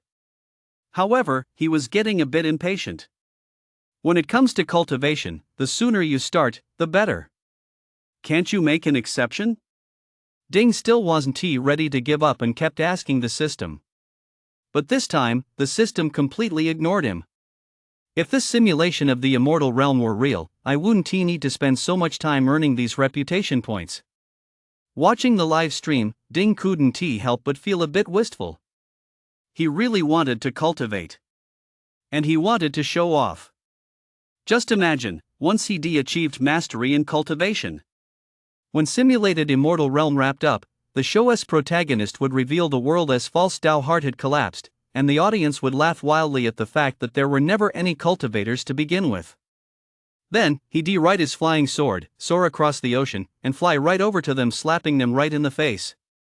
It would be absolutely exhilarating. But to make that dream a reality, the first step was still to obtain a cultivation technique. After mentally grumbling at the system once more, Ding, feeling thoroughly satisfied, continued watching the livestream. He hadn't been watching for long. Mr. Ding, several major conglomerates are planning to place ads, and some tech companies want our variety show to use their technology. At the office door, a young woman in a business suit knocked, then walked in and said, "Nothing but contracts. We've signed quite a few these past few days. Portraying the cultivation world has really taken off.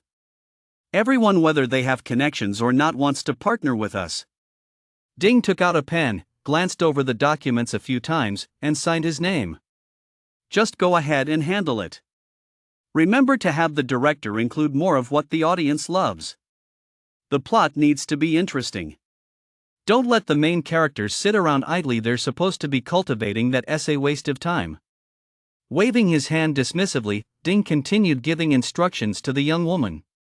Only when the audience loves it will he earn more reputation points, and his chances of obtaining cultivation techniques will increase. "Yes, Mr. Ding." The young woman left the office and closed the door behind her.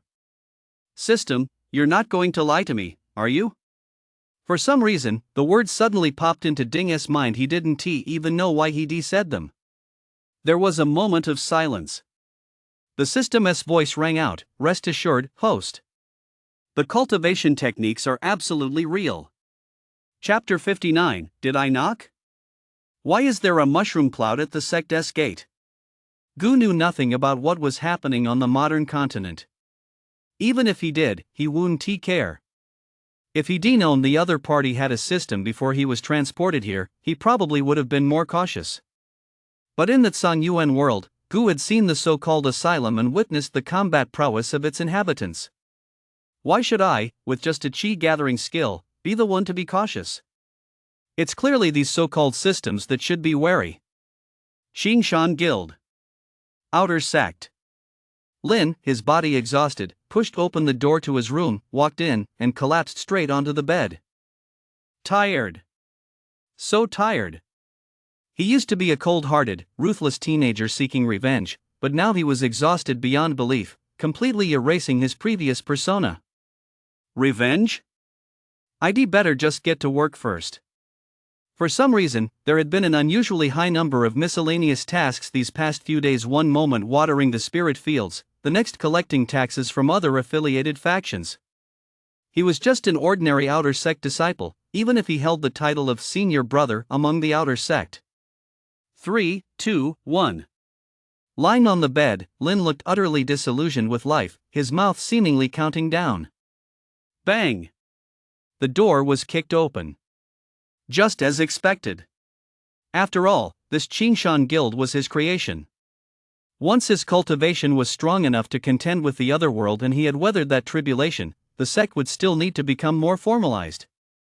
Pulling out a small notebook, Tang Dongyang, who loved jotting down his ideas in it, found the thick volume filled with the crystallization of his wisdom. The back mountain had been quiet for quite some time. The rotation schedule for the cultivation chambers had long been set. After all, they had to take turns, one person per day, except for those breaking through to a new realm.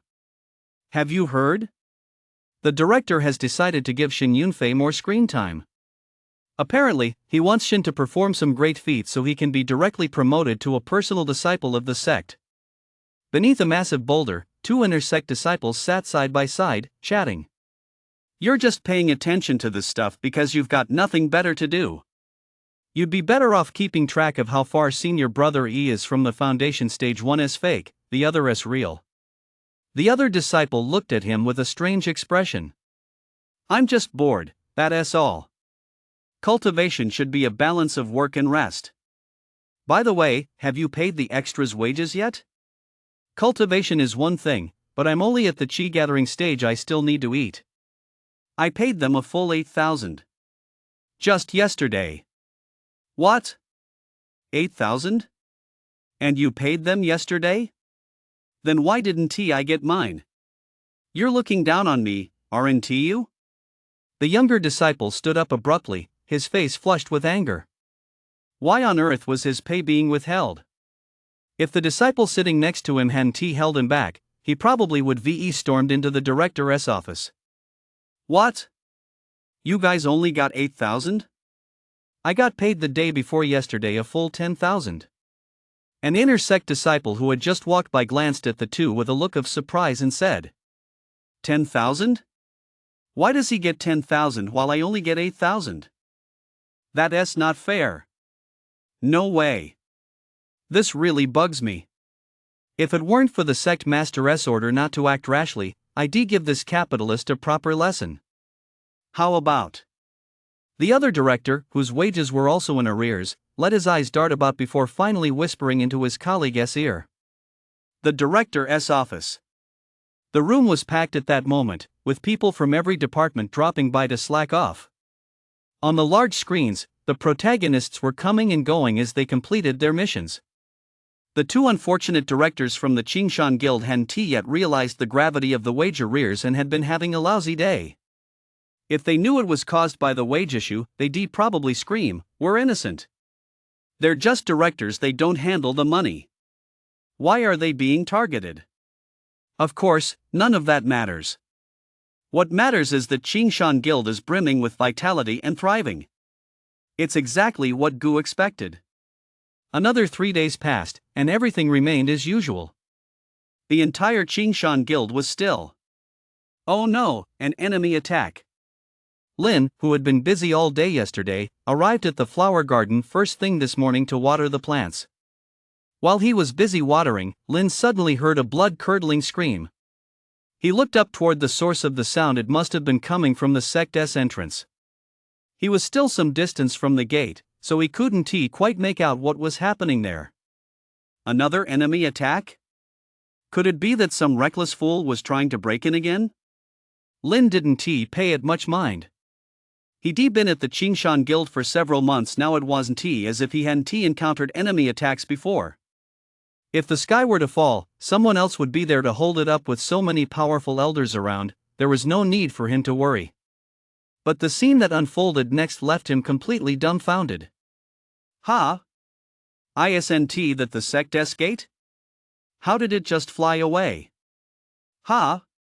How are those stone lions flying through the air and turning into broken stones? What a massive spectacle! This was the first time Lin had ever witnessed a scene like this. Holy shit! There's even a mushroom cloud rising. This is fucking insane. The more he watched, the more shocked he became, and Lin gradually realized the gravity of the situation. An enemy attack. What the hell kind of power is this? Demolition team, demolition successful.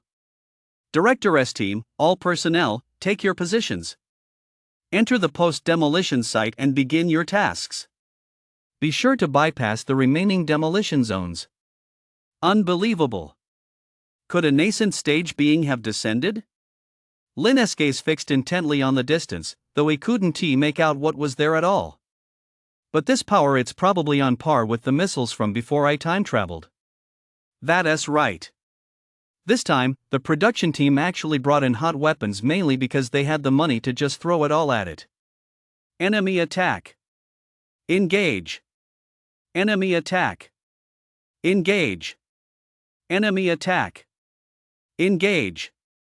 People throughout the sect were shouting, and the sounds of explosions rang out continuously. Anyone unaware of the situation would think they were on a modern battlefield.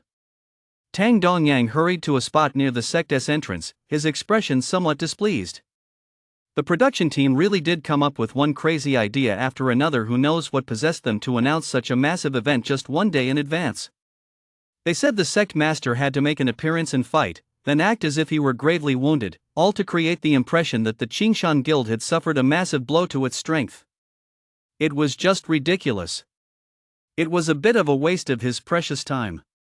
But it wasn't all bad. By pretending to be gravely wounded, he wouldn't have to appear on camera for a long time to come, giving him a chance to focus on his cultivation. How dare you? Chapter 60, Sect Master, please don't die. The demon sect actually dares to come knocking on our door. How dare they? Tang Dongyang flew on his sword, without any safety wires attached. No one else would notice anyway. Standing in midair, he glared at an old man in a black robe who was also floating above and shouted angrily. Ha ha ha ha. The Qingshan Guild is nothing special after all. This protective array is as flimsy as cotton. Tang Dongyang, you never thought I'd come back, did you? Ha ha ha ha. The black-robed old man, known as the demon sect, emitted strange sounds from his mouth, with black mist spreading around him. Who knows what kind of smoke machine he was using? But that laughter was truly eerie. Gu stood to the side, utterly speechless. Even after crossing over to another world, he still couldn't escape that ha ha ha laughter. Could it be that villains across all worlds really laugh like this? The 7 sons of the demon sect. I never expected you all to strike at once. It seems the demon sect truly holds my Qingshan Guild in high regard. Elders, engage the enemy. There was no point in beating around the bush. Tang Dongyang intended to wrap this up quickly so he could go back and rest. At his command, several senior elders of the inner sect appeared one after another. They weren't just for show, they were genuine cultivators. The group exchanged glances and, following Tang Dongyang's instructions, began acting out the script provided by the production team. Battle. This battle. A mist of blood filled the sky, along with all manner of light effects. On the ground, the inner sect disciples charged forward, while the outer sect disciples held back slightly. Lin, of course, wanted to do his part. But it was strange. Every time he tried to strike, someone else would suddenly appear and knock the opponent unconscious with a single punch. It felt as if he was completely useless. Save one for me. Lin shouted in front of everyone. But no one was willing to face him. The others were just acting, but this kid was a real hothead. If he actually pulled out a knife or something and killed them, it would be a total tragedy. It was brutal. Bloodstains had turned the ground red, and the heavy atmosphere weighed down on everyone. Can't kill a single one? That's ridiculous. Xin Yunfei, who had suffered the same fate as him, was also muttering behind the other disciples. They were practically bystanders. But even as bystanders, they could clearly see just how brutal this battle was. The battle had been raging for a full hour. Explosions rang out non-stop from all directions. The scene was mind-blowing. Such a spectacle was rarely seen even in TV shows or movies. The pinnacle of Chinese special effects. So thrilling. I want to charge right in and battle the demon sect disciples. I'm getting more and more eager to cultivate. Is anyone up for exploring famous mountains and rivers with me? How much did the production team spend? They even have actual shells. That's insane. Is this the power of capital? Love it, love it. I hereby declare that, from this moment on, I am a die-hard fan of the cultivation world. The comment stream was packed with messages, and some people kept typing "fight" over and over. The effect was excellent. Ding was very satisfied. He watched the scenes on the screen while listening to the pleasant notification of reputation points from the system. Ding. Reputation points plus. Ding. Reputation points plus 999. Ding. Reputation points plus. At this moment, Ding was getting closer and closer to the cultivation technique he'd been longing for. By the way, I haven't asked you yet, were there any other cultivators in this world before? For some reason, as he looked at Tang Dongyang on the screen, Ding found himself asking the question on a whim. Beep. Please rest assured, host. There are no native cultivators in this world. Hearing the system's prompt, Ding nodded. He was just that suspicious by nature, perhaps it ran in his blood. In the blink of an eye, 2 hours had passed. The great battle was finally drawing to a close. Tang Dongyang had originally planned to wrap things up sooner, but the production team kept insisting and nagging him. To avoid being driven crazy, he had no choice but to go along with the director's plan. Put. Tang Dongyang spat out a mouthful of blood as he thrust his final sword strike. Above the sky, endless thunder roared, and endless flashes of lightning erupted. They surged toward the black-robed elder of the demon sect. I never expected you to pull off such a forbidden move. The old man in black robe's voice trembled slightly. He clearly hadn't anticipated Tang Dongyang using this technique. The other Qingshan Guild and demon sect cultivators, their bodies covered in blood, all turned their gaze toward Tang Dongyang. Boom! A white light flashed. There was simply no time to dodge. The light engulfed everyone present, even Lin, who had been forced to slack off. No one noticed that the actors had silently tapped their left temples, instantly conjuring a protective light barrier. Hurry, hurry, hurry. Drop some severed limbs here, spill plenty of blood. Pile a few more corpses over here, make it look chaotic. Keep your voices down, hurry, hurry, hurry. On the battlefield, while the blinding light still lingered, the actors were all frantically busy. In the void above. The Grand Elder had finished applying his makeup. He descended from the sky, collapsed onto the ground, and lay before a pool of blood, his body torn to shreds, a sight too gruesome to behold. The other elders weren't much better off. It was all part of the plan. As for the demon sect, all he had to do was shout, "I'll be back." No. I won't accept this. I'll be back. Retreat. Shouts of alarm echoed within the white light. The source of the screams, filled with utter resentment, was none other than the so-called 7 sons of the demon sect. A long while passed. The light faded. Everything returned to normal. Oh no! Sect Master. Sect Master, are you all right? Senior Elder. Quick, send for help. The second elder is seriously injured. The Sect Master is to everyone, come help. The moment they regained their strength, the actors began their performance. For the sake of a close-up, they rushed straight to Tang Dongyang and the others, shouting incessantly. The Sect Master was seriously injured? The nascent stage, how terrifying!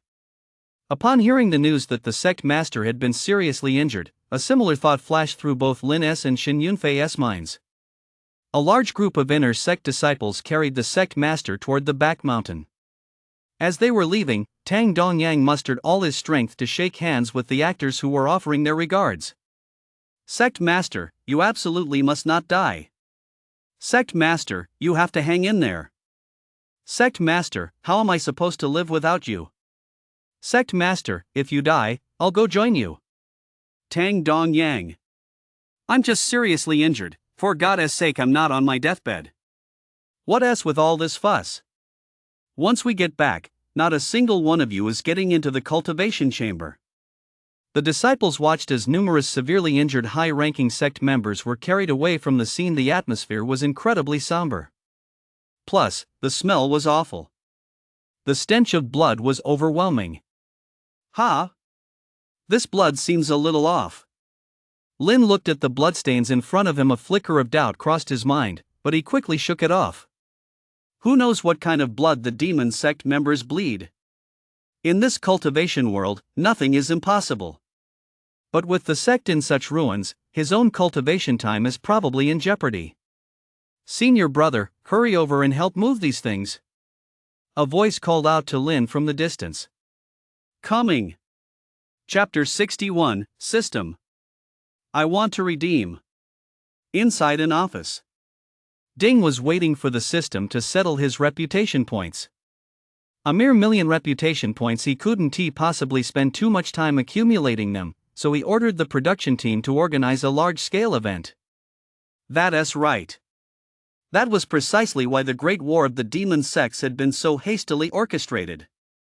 At the same time, the 5 major sects were all embroiled in battles between good and evil, leaving countless powerful figures gravely wounded. The audience loves this.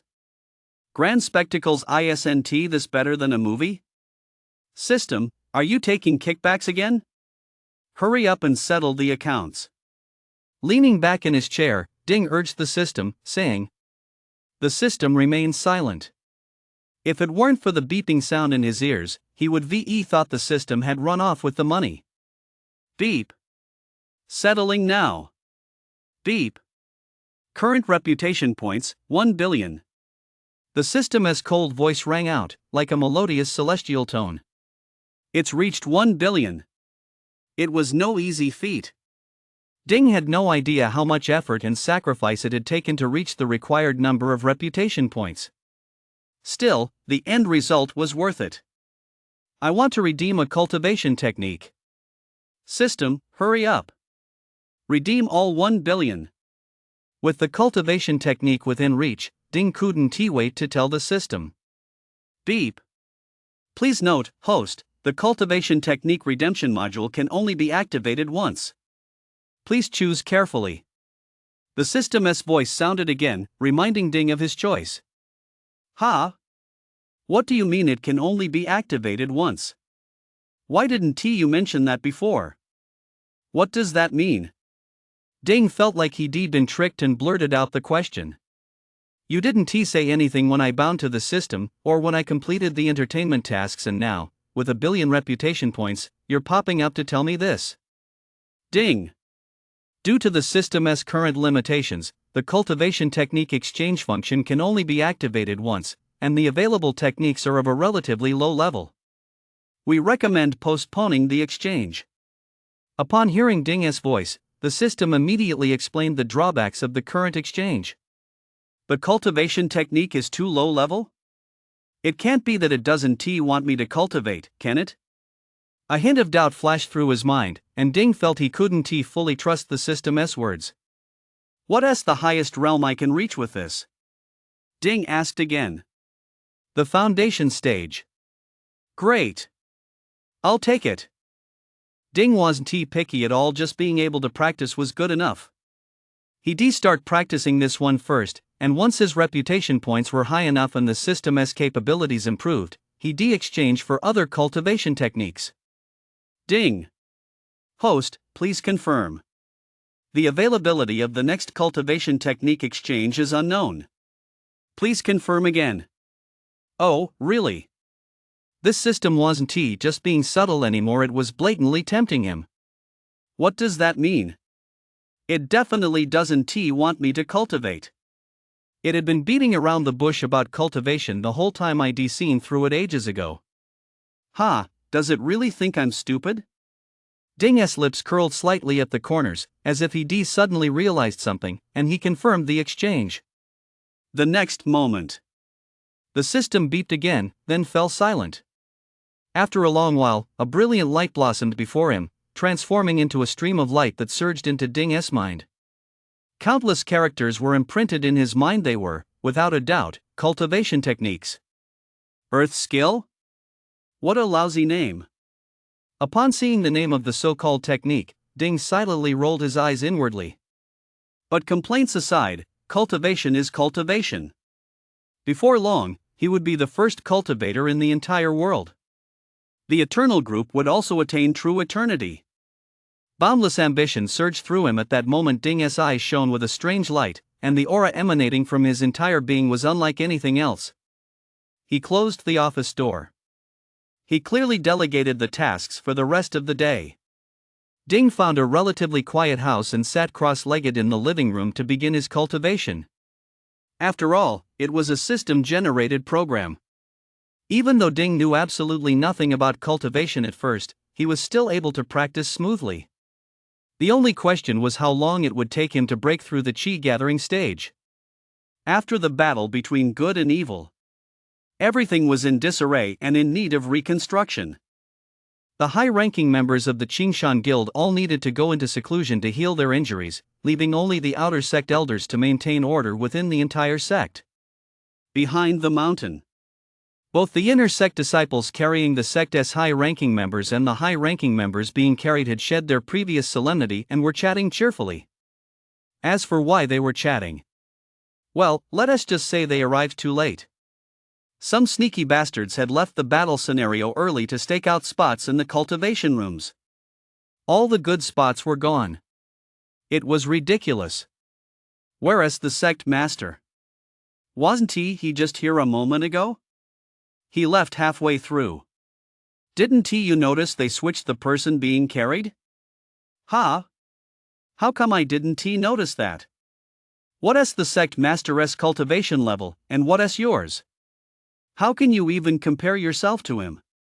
By the way, didn't I act well just now? That sobbing voice, anyone who didn't know better would really thought the sect master was dead. You know, you actually pulled it off pretty well. But I'm not half bad either. Let me tell you, that kind of emotion takes some building up. A few inner sect disciples stood nearby, enjoying their hard-earned vacation, chatting idly while munching on sunflower seeds, looking quite content. They looked a bit too idle. Gu stood atop a tree, gazing down at the group below, and furrowed his non-existent brow. Too idle, slacking off like this. When would he ever reach the nascent stage? Aren't you guys going to practice cultivation? Do you want to practice sparring with me instead? Just as the disciples were chatting animatedly, a deep, resonant voice rang out, and he strolled leisurely toward them. He took in the relaxed atmosphere and cast a glance at the lazy-looking crowd, a peculiar expression crossing his face. I don't like this. He didn't like this kind of atmosphere. Without a worthy opponent, how could his body tempering advance any further? Get your act together, all of you. Get back to cultivation, become my punching bags and sparring partners. Ha! Hello, senior brother. Goodbye, senior brother. Senior brother, I've suddenly had an epiphany. I need to go back and meditate on it. Excuse me. Senior brother, you're joking. The production team needs me for something. I'd better be on my way. Goodbye, senior brother. Before he even got close to them, they all scattered in a flash. It was truly ridiculous. The atmosphere on the back mountain instantly changed. You've come out of seclusion? He didn't care about their reactions as long as he could cultivate, that was all that mattered. But at that moment, his gaze fell on the path deep within the back mountain. There a familiar face. It's been a while. Senior brothery, your standing is quite impressive now. Everyone treats you with such respect. Jean had emerged from the depths of the back mountain at some point, glancing at the crowd scattering in all directions, she said with a smile. She had spent a great deal of time striving to break through the foundation stage, having had almost no contact with the outside world. Now she had emerged from seclusion. It went without saying why. Foundation stage. She'd broken through. He narrowed his eyes slightly as he looked at Jean. Even he hadn't expected that Jean would actually have surpassed him on the path of cultivation. Since they don't want to spar with senior brothery, I wonder if I might have that opportunity? Fixing her gaze on Jean continued. She wanted to test her strength after the breakthrough. A sparring match? Sure. Oh. It seems you're quite confident, junior sister. He actually wanted to gauge the current gap between them and temper his physique at the same time, so he agreed immediately. Their gazes locked. The back mountain was bustling once again. Chapter 62, Beep. Rest assured, host, there are absolutely no native cultivators in this world. So, who won in the end? In a corner of the back mountain, a dozen or so inner sect disciples gathered in a circle, discussing the battle between E and Jean. A battle between a foundation stage cultivator and a half-step foundation stage cultivator was a rare sight even in the past. Unfortunately, they'd been chased away before the fight began and hadn't seen the whole thing. Who won? Let me tell you, that battle was nothing short of earth-shattering, as if the heavens were collapsing and the earth splitting apart. All right, stop spouting idioms. We're asking you what the final outcome was.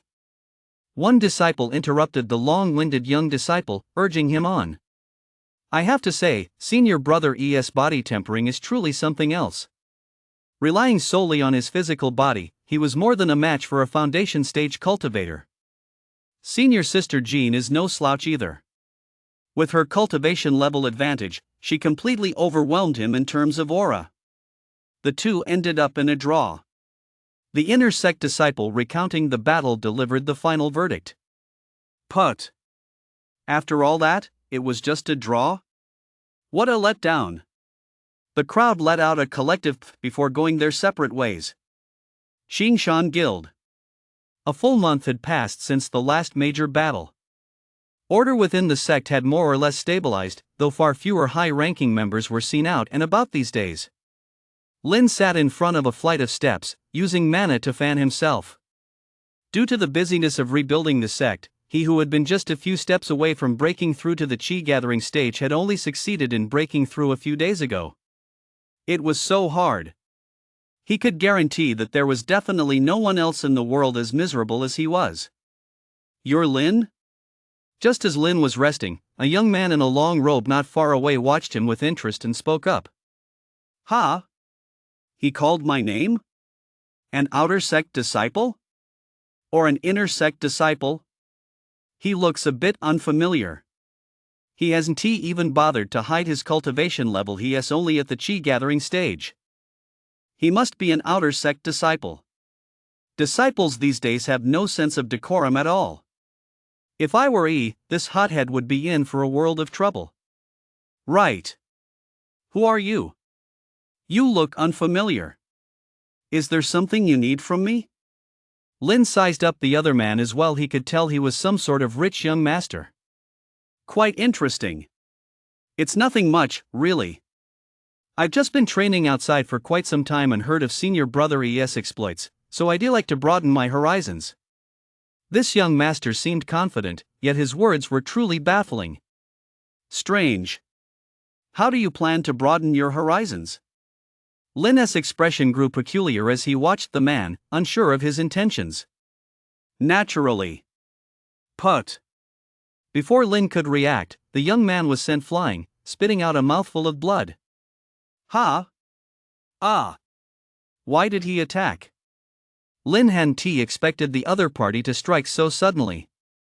After all, a chi gathering stage cultivator wasn't exactly a force to be reckoned with. Anyone who'd casually pick a fight with him was nothing short of a fool. Could this guy have gone crazy from cultivation? Although he hadn't struck back, he still instinctively put up a defense. The reason he coughed up so much blood was because he managed to pull back his mana at the last moment. What the? What Lin didn't know was that right at that moment, regardless of how stunned he was, the young man and the entire production crew were all completely dumbfounded. Oh no! President Ding is injured. Chaos erupted on set. The director in charge was stunned on the spot, already thinking about where he'd bury himself. The staff felt their hopes dashed, sensing their bonus slipping further and further away. That's right, the one who struck so casually was none other than Ding, the owner of our Eternal Group and the backer behind the backers. Don't ask why he's being so arrogant. He's just here to show off. Breaking through the chi gathering stage.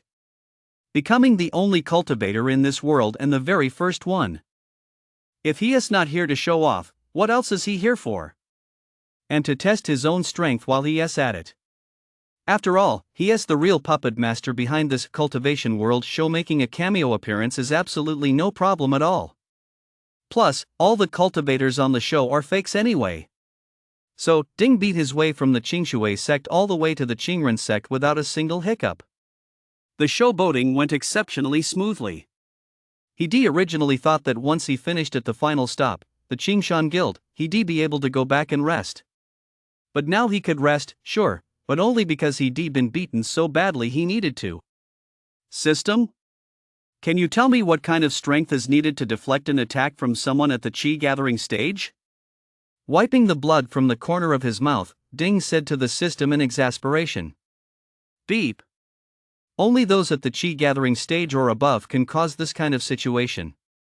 The system's cold voice rang out. Then let me ask you this, is he a cultivator? Beep. Scanning scan complete. Cannot determine. After a brief silence during which the system seemed to actually be scanning, it continued. Cannot determine? That logic doesn't hold water at all. Come on. If someone at the Qi gathering stage or higher can injure me, and Lin injured me, what realm is he in? Beep. Cannot determine. Ding. He'd never been so speechless in his entire life truly. From the very beginning, the system had insisted that there were no cultivators in this world, and that he was the first one. How long had it been since then? And now he'd been played by an actor. Unbelievable. I knew you weren't up to any good. Alright, let us not talk about what cultivation realm he is actually at.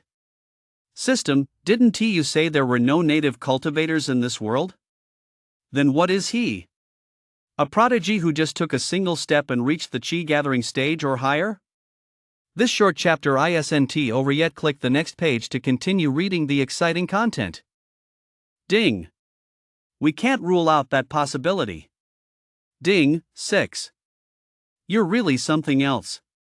You'd actually admit to something so far-fetched. He is a cultivator. Ding. No, cannot determine. You said you couldn't rule out the possibility that he figured out a cultivation technique on his own, yet you say you can't determine if he is a cultivator? Beep. Cannot determine. Beep. Rest assured, host, there are absolutely no native cultivators in this world. You're really impossible to reason with. Ding, who was already coughing up blood, couldn't hold it in upon hearing the system's reply and spat out another mouthful. Impressive. Gu looked at the unfamiliar face before him and couldn't help but admire his stamina. It's just a bit of a waste. He'd be better off donating blood. However, this was still the first native cultivator Gu had encountered in this world. Interesting. Name, Ding. Cultivation level, Qi gathering stage.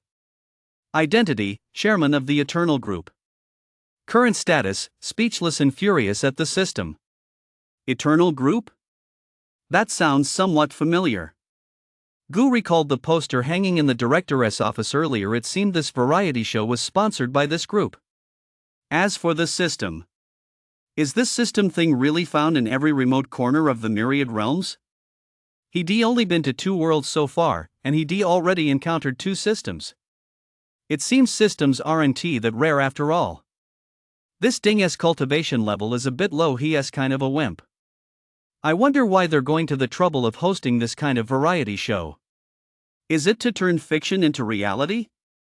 Or is it for cultivation through simulation? Or is it something else entirely? Are you okay?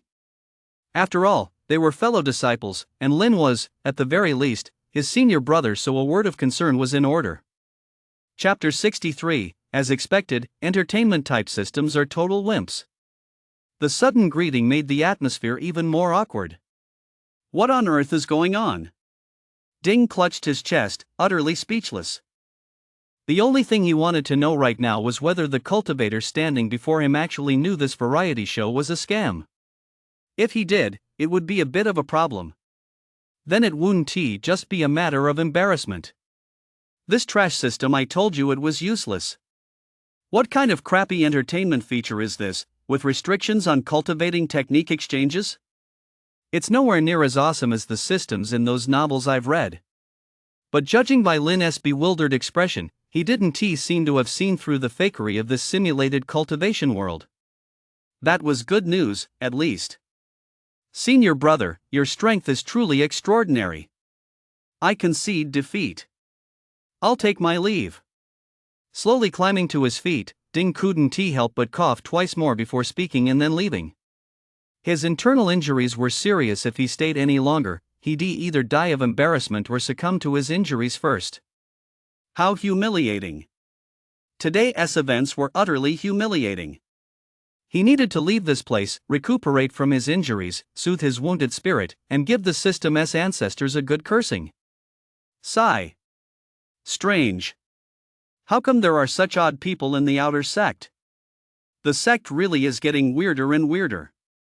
Watching Ding get up, speak his piece, and leave, Lin had actually planned to ask a few more questions, but he hadn't expected the other guy to walk out so quickly. How strange. Rubbing his head, Lin still couldn't make sense of the other man's behavior. Why did he suddenly attack? Did a loved one die in the battle between good and evil, driving him to seek death? Or had the demon sect scrambled his brain? Never mind, never mind. Better get back to rebuilding the sect. He had a feeling that a lot more was going to happen in the days ahead.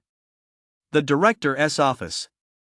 The crew had originally planned to rush over and help Ding, but when they saw him get back on his feet after coughing up blood, they breathed a sigh of relief.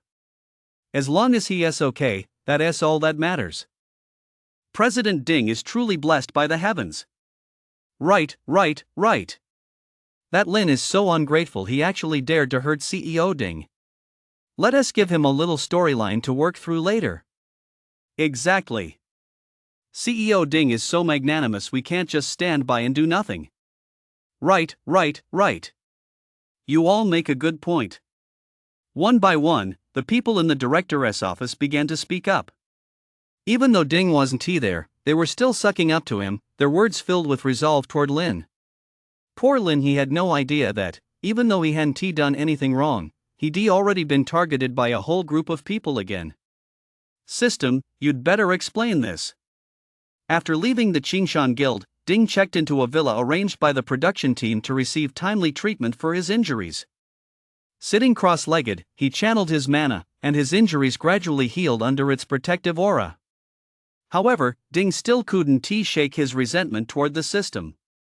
This is just ridiculous. Beep. Does the host have any further questions? Ding. You're playing amnesia on me, aren't you? Lousy entertainment system, utterly useless. Ding's voice echoed through the villa. With no nearby cameras, he made no effort to hide his frustration. Entertainment system? What kind of crap is that? Gu stood nearby, listening to Ding's voice. He'd already expended energy to tune into the other's inner thoughts, but now it seemed like a waste. A protagonist from an urban entertainment novel? Are the protagonists in these novels really that wealthy these days? After taking a closer look at Ding, Gu's expression turned somewhat peculiar. Urban novels never lie. No matter how the plot unfolds, the protagonist always ends up cultivating in the end. It's just that his cultivation level is too low. And his progress is way too slow. It's completely incomparable to my own chi gathering skill. Sure enough, entertainment genre systems are total weaklings. Looks like relying solely on this crappy system won't do much good. I'll have to study the cultivators of this world on my own. Ding's face had already flushed, his gaze was deep as he fell into thought, muttering to himself he must have formed a preliminary plan. If he could obtain other cultivators' cultivation techniques, it might help his own cultivation. At the very least, that would be more convenient than exchanging items with the system. Beep. There are no native cultivators in this world. I didn't ask you, did I? The system's abrupt voice rang out, and Ding's face darkened. So, you're done playing, huh? Beep. Yes. Ding. Turns out they're both useless. Gu was right there in the villa, quietly eavesdropping on Ding's thoughts. Whether it was Ding's thoughts or his conversation with the system, he heard every word clearly. Total losers. A worthless entertainment system that only provides cultivation techniques up to the foundation stage. A worthless rich kid, obsessed with cultivation, who fell for the system's nonsense. Wait, actually, it seems the system wasn't lying. These cultivators today only exist because of Gu. After staying here for a while, Gu felt there was no point in lingering any longer. As for these two, he could keep an eye on them occasionally, but there was no need to waste time here all the time. Inside the villa, Ding was still locked in a back and forth with the system. Beep. Host, if you feel the cultivation technique S level is insufficient, you may spend 1 trillion reputation points to unlock the next exchange stage. No need. Beep. To fulfill the hostess wishes, this system offers 108 entertainment options to help you become a global superstar. No, thank you. Beep. Host, please consider this carefully. Stop bothering me. My injuries haven't fully healed yet. If I keep thinking about this, I'll be done for. Just shut up. Xingshan Guild. Behind the mountain. Thanks to a considerable amount of free time, the cultivation levels of these inner sect disciples had all improved to some extent. Of course, the main credit went to E. He was like a school dean, wandering around every day catching students. Whenever anyone was just hanging around with nothing to do, he'd sneak up behind them, let out a heh chuckle to get their attention, and say, "Why don't you help me with my body tempering? You're just sitting around anyway." Then, he'd press his terrifying muscles against the person's face and say affably, "Please hit me as hard as you like." That scene. It was as terrifying as it gets. Now that's a real tough guy. Seeing ES current state, even Gu couldn't help but marvel. Those muscles, that build, it's a good thing he can control them. Otherwise, with such a massive frame, no one would even recognize him if he walked out into the world. If he keeps training like this, who knows what he might end up becoming? After all, the body tempering techniques provided by Tang Donyang could only take him as far as withstanding the chi gathering stage. The fact that he had reached this point able to confront the foundation stage with just his physical body had already paved a path forward for him. His talent for body tempering was certainly not weak. Bang! Bang! Bang! The sounds of impact echoed continuously from the back mountain. No one who heard the noise was surprised. On the contrary, they found it quite reasonable. It's better to crash into a mountain than into a person. If anyone complains about the noise, they can go take it up with E. The cultivation atmosphere on the back mountain right now is truly excellent. It probably won't be long before there are a few more foundation stage cultivators. Chapter 64, Patriarch Sang Yuan explores the eerie wasteland. Amid this favorable cultivation atmosphere, time passed. That old guy with so many disciples helping him cultivate, and yet it still took him this long to break through the void stage. Gu, who was watching the Qingshan Guild storyline, suddenly sensed something and couldn't help but grumble. That's right. Ancestor Sun Yuan had finally broken through. Although Gu couldn't teleport to his side, he could still see and hear the scenes unfolding in that Sun Yuan world. At that moment, Patriarch Sang Yuan radiated an overwhelming aura of power that warped the surrounding space. Had he not controlled it properly, it likely would have shattered the entire Sun Yuan Guild. The void stage. How terrifying. He had finally reached this realm, allowing him to officially leave this world and journey to the vast multiverse. To be honest, Gu was pretty excited, too. After all, he'd never witnessed the multiverse before, nor had he ever seen a powerhouse more formidable than Patriarch Sun Yuan. The journey from the unknown to the known was quite a remarkable experience. Boom! Core stage, grand perfection. With Patriarch Sun Yuan's breakthrough, Gu's cultivation naturally reached the pinnacle of the core stage. He was one step closer to the nascent stage. The Sun Yuan world. Grandmaster Sun Yuan slowly stepped out of his cave residence. His aura was subdued. He didn't look at all like a void stage powerhouse, but rather like an ordinary person. Congratulations on your breakthrough, Grandmaster. Congratulations on your breakthrough, Grandmaster.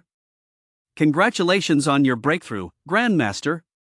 3 rounds of congratulatory shouts rang out in quick succession as numerous elders and disciples called out respectfully. The Patriarch's breakthrough benefits the entire Sun Yuan Guild. This is genuine, hard-earned strength. Across the entire world, our Patriarch is the most formidable. In 3 days, I will deliver a lecture in the inner sect. All disciples of the Sun Yuan Guild are welcome to attend. Casting a glance at the crowd, Patriarch Sun Yuan nodded, then left a parting message before vanishing from where he stood.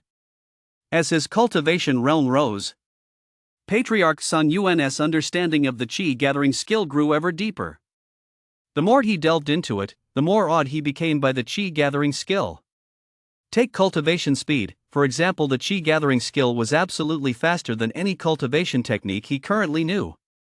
He had truly stumbled upon a great stroke of luck. Back then, he thought it was some kind of conspiracy. He'd been far too cautious. Once I'm done with the sermon, I'll go explore other worlds.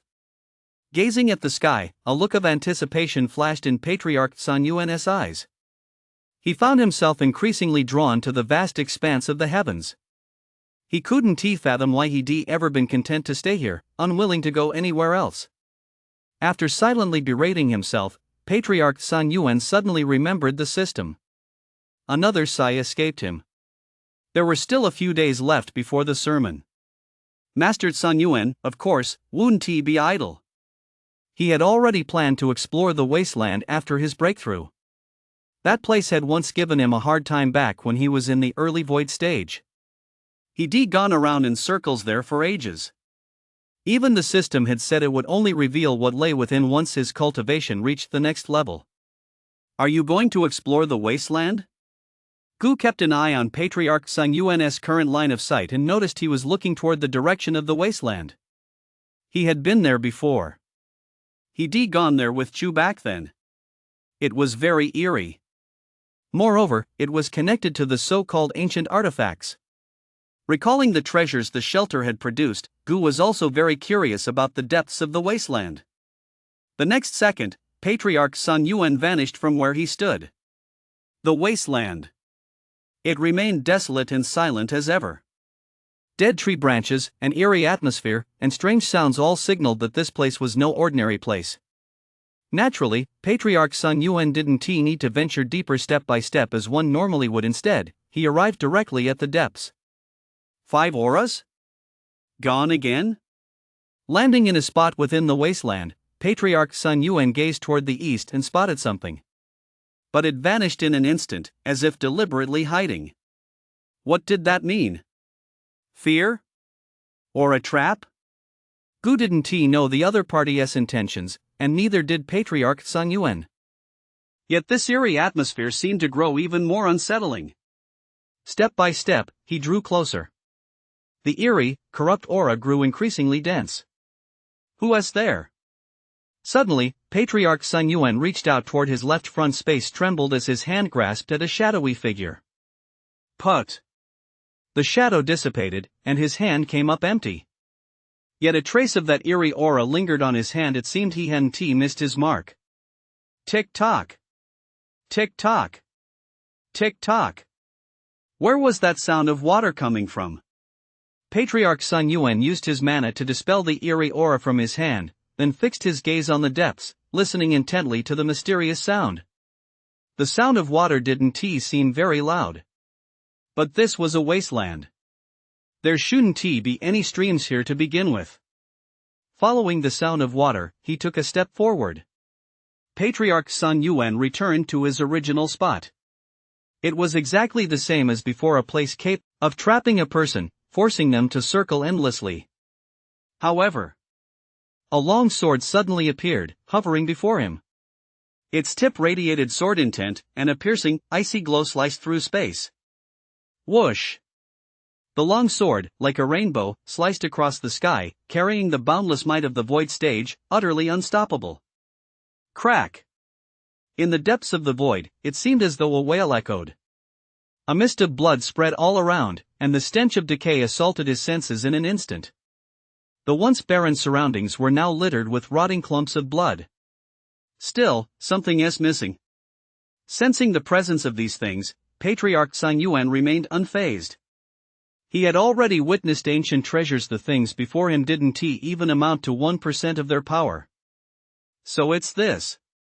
Patriarch Sun Yuan chuckled softly, stepped on one of the so-called blood clots, and continued onward. His increased power was more than enough to shatter any barrier. At least for now, nothing could stop him. Splash! The sound of flowing water grew clearer. It didn't sound very loud, though. There really was a small stream. How interesting. You five, so you've been waiting for me here.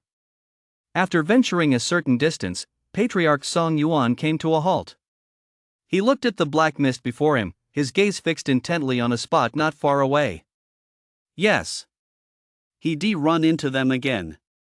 No response? The 5 auras did not answer Patriarch Sun Yuan's words, which came as something of a surprise to him. Disperse. As soon as the command was issued, mana surged forth. It tore through the black mist before him, forcibly pushing away all negative influences. Only then did Patriarch Sun Yuan truly see the true forms of those 5 auras. No. There should only be one because they had fused. So this is what they look like. As he scrutinized their fused form, Patriarch Sun Yuan furrowed his brow. A rotting, twisted body and eerie, depraved aura. Clearly not human. Yet the appearance seemed somewhat familiar. It bore a strong resemblance to some acquaintances from long ago. Those acquaintances had vanished without a trace ever since entering the wasteland. Ancestor Sun Yuan was no fool. He naturally knew what this meant. Therefore, those 5 eerie figures were none other than those missing cultivators. It seemed he would need to stretch his legs today. Slash! Behind him, his Dharma form hovered in midair, soaring 10,000 zhang high.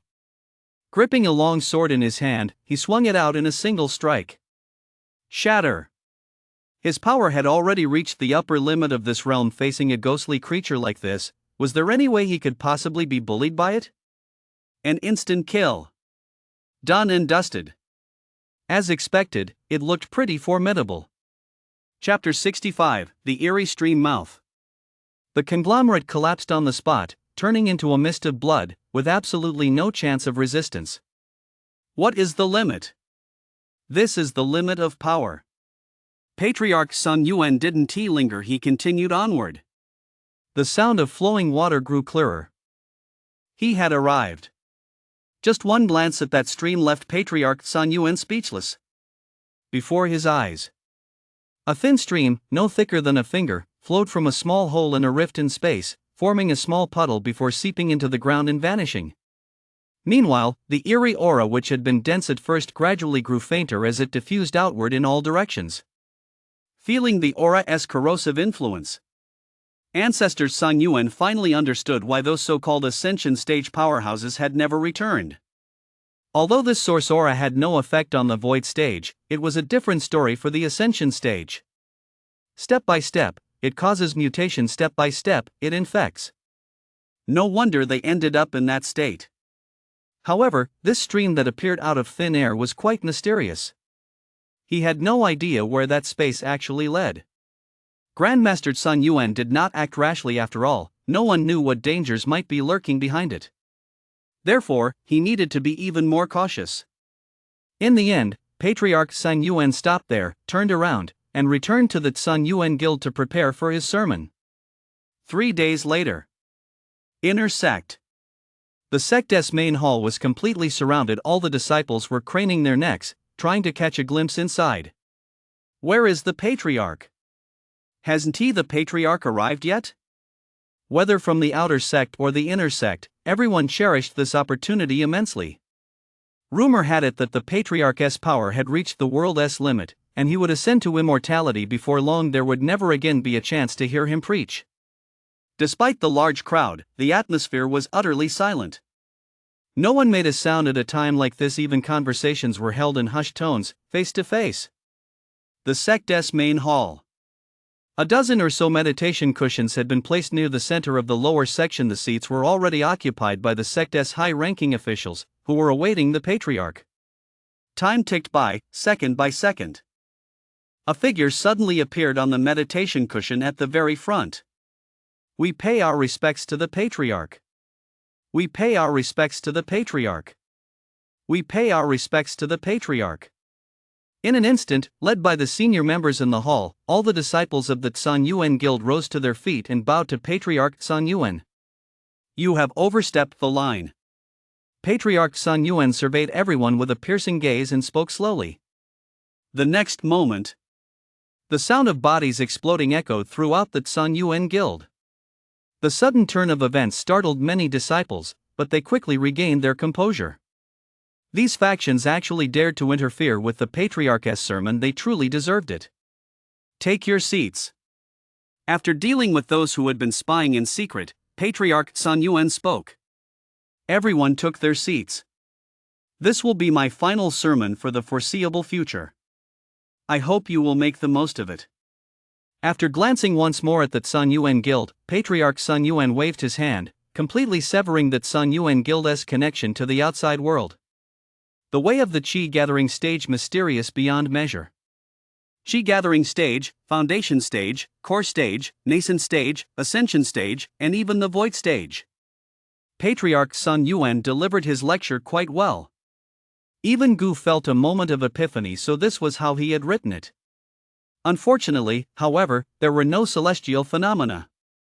After all, he was merely at the void stage. The sermon lasted a full half-month. When he uttered his final word, the disciples of the Tsan Yuan guild were still deeply moved and reluctant to part. Some of the lower-level disciples experienced an epiphany upon hearing it, advancing to the next minor realm. Among them, those with exceptional natural talent leaped across several minor realms at once, completely draining all the surrounding mana. It was truly incredible. Gu really wanted the people in the cultivation world to hear this as well. Perhaps it could accelerate their growth. Unfortunately, there was no way to transmit it. After finishing his lecture, Patriarch Tsan Yuan cleared the hall. He met only with the palace master of the Tsan Yuan guild, informing him that he would be leaving in a few days and that he had already made numerous arrangements. Another 3 days passed. He left the sect and began searching for a way to travel to other worlds. There are essentially 4 ways to leave a world. The first is to directly shatter space and find a passage. The second is to fly beyond the world's boundaries and leave it entirely. The third is to use an existing passage to travel to other worlds. The fourth is to use a magical artifact to traverse worlds. The first method was immediately ruled out by Patriarch Tsan Yuan. It wasn't that he never shattered space before, but the turbulence within was not something a mere void stage cultivator could withstand. The slightest misstep would result in death and the annihilation of his Tao. Second, he didn't possess any magical treasures either. The system he had before could have counted as one, but unfortunately, it was gone. Therefore, only the middle 2 options remained. Glancing up at the sky, Patriarch Tsan Yuan transformed into a streak of light. Gu watched his figure with great interest. He wondered whether this world was shaped like heaven round and earth square or the so-called sphere. If it were heaven round and earth square, it was by no means certain he could fly out. Patriarch Tsan Yuan's figure, streaked with firelight, swept past like a meteor flying backward. 1,000 meters, 10,000 meters, 100,000 meters, 1,000,000 meters. And so it went, seemingly without end. The air pressure, however, grew ever stronger, causing Patriarch Tsan Yuan's stature to shrink slightly. Above the sky lay a vast expanse of emptiness. There was nothing there.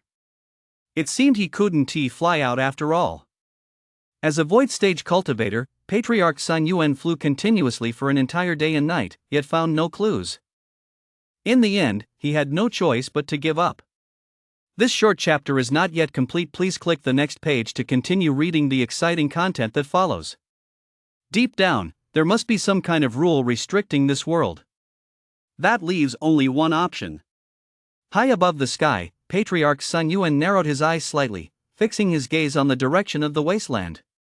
That's right. It was that water-filled passageway. At the moment, that was the only place that clearly led elsewhere. Turning into a streak of light, Patriarch Tsan Yuan instantly vanished into the void. The wasteland. After it had been cleared, there was no longer any sense of being watched. Ancestor Tsan Yuan stood at the water's outlet, his gaze fixed on the passageway, and he extended his foot, about to step onto the small pool. Oh no! Before his foot could touch the water, he sensed a strong sense of danger and something eerie. It was as if something were warning him not to touch the water's surface directly. But to enter this place, he had to cross the puddle. Fly over it? No. That suffocating sensation still hadn't faded. With that thought, Patriarch Sun Yuan reached out, snatched a bird from somewhere, and gently tossed it over the puddle. Splash! The bird, which should have flown over the pool, fell straight into it and vanished completely.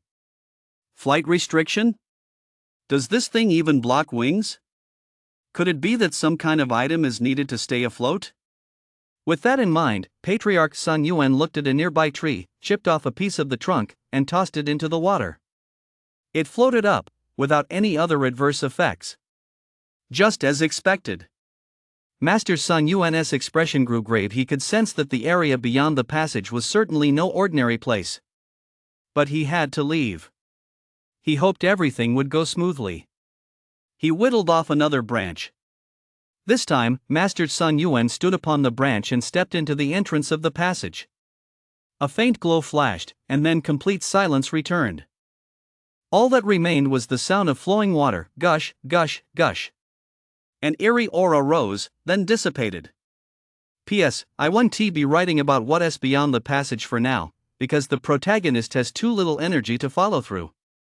Chapter 66, Technological Advancements You Can't Even Imagine.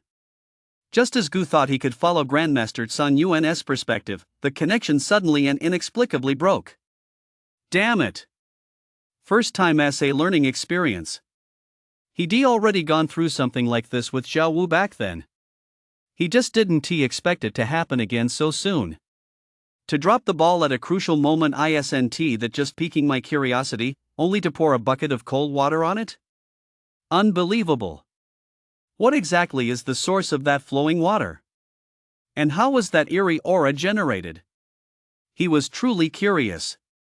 Sensing that Patriarch Sun Yuan was still alive, Gu couldn't help but breathe a sigh of relief. At least he was still alive.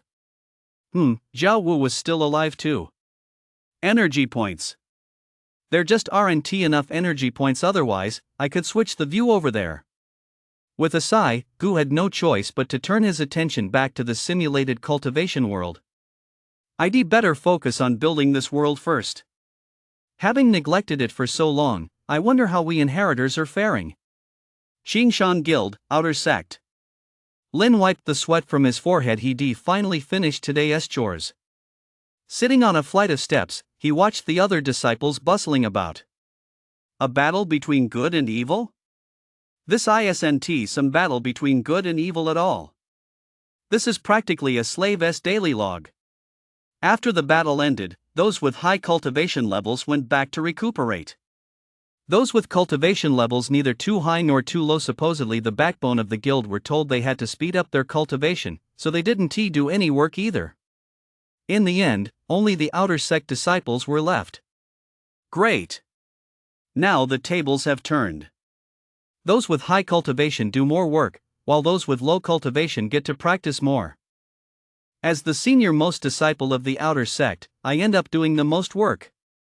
Did I get on your bad side? Did I offend someone? How did I end up in such a ridiculous situation? Senior brother, we need help over at the outer sect cultivation rooms. Before Lin had a chance to rest for long, an outer sect disciple came running over from a short distance away, panting heavily as he addressed him. All right. Lin nodded without asking any questions. After all, asking questions was part of a senior brother's duties.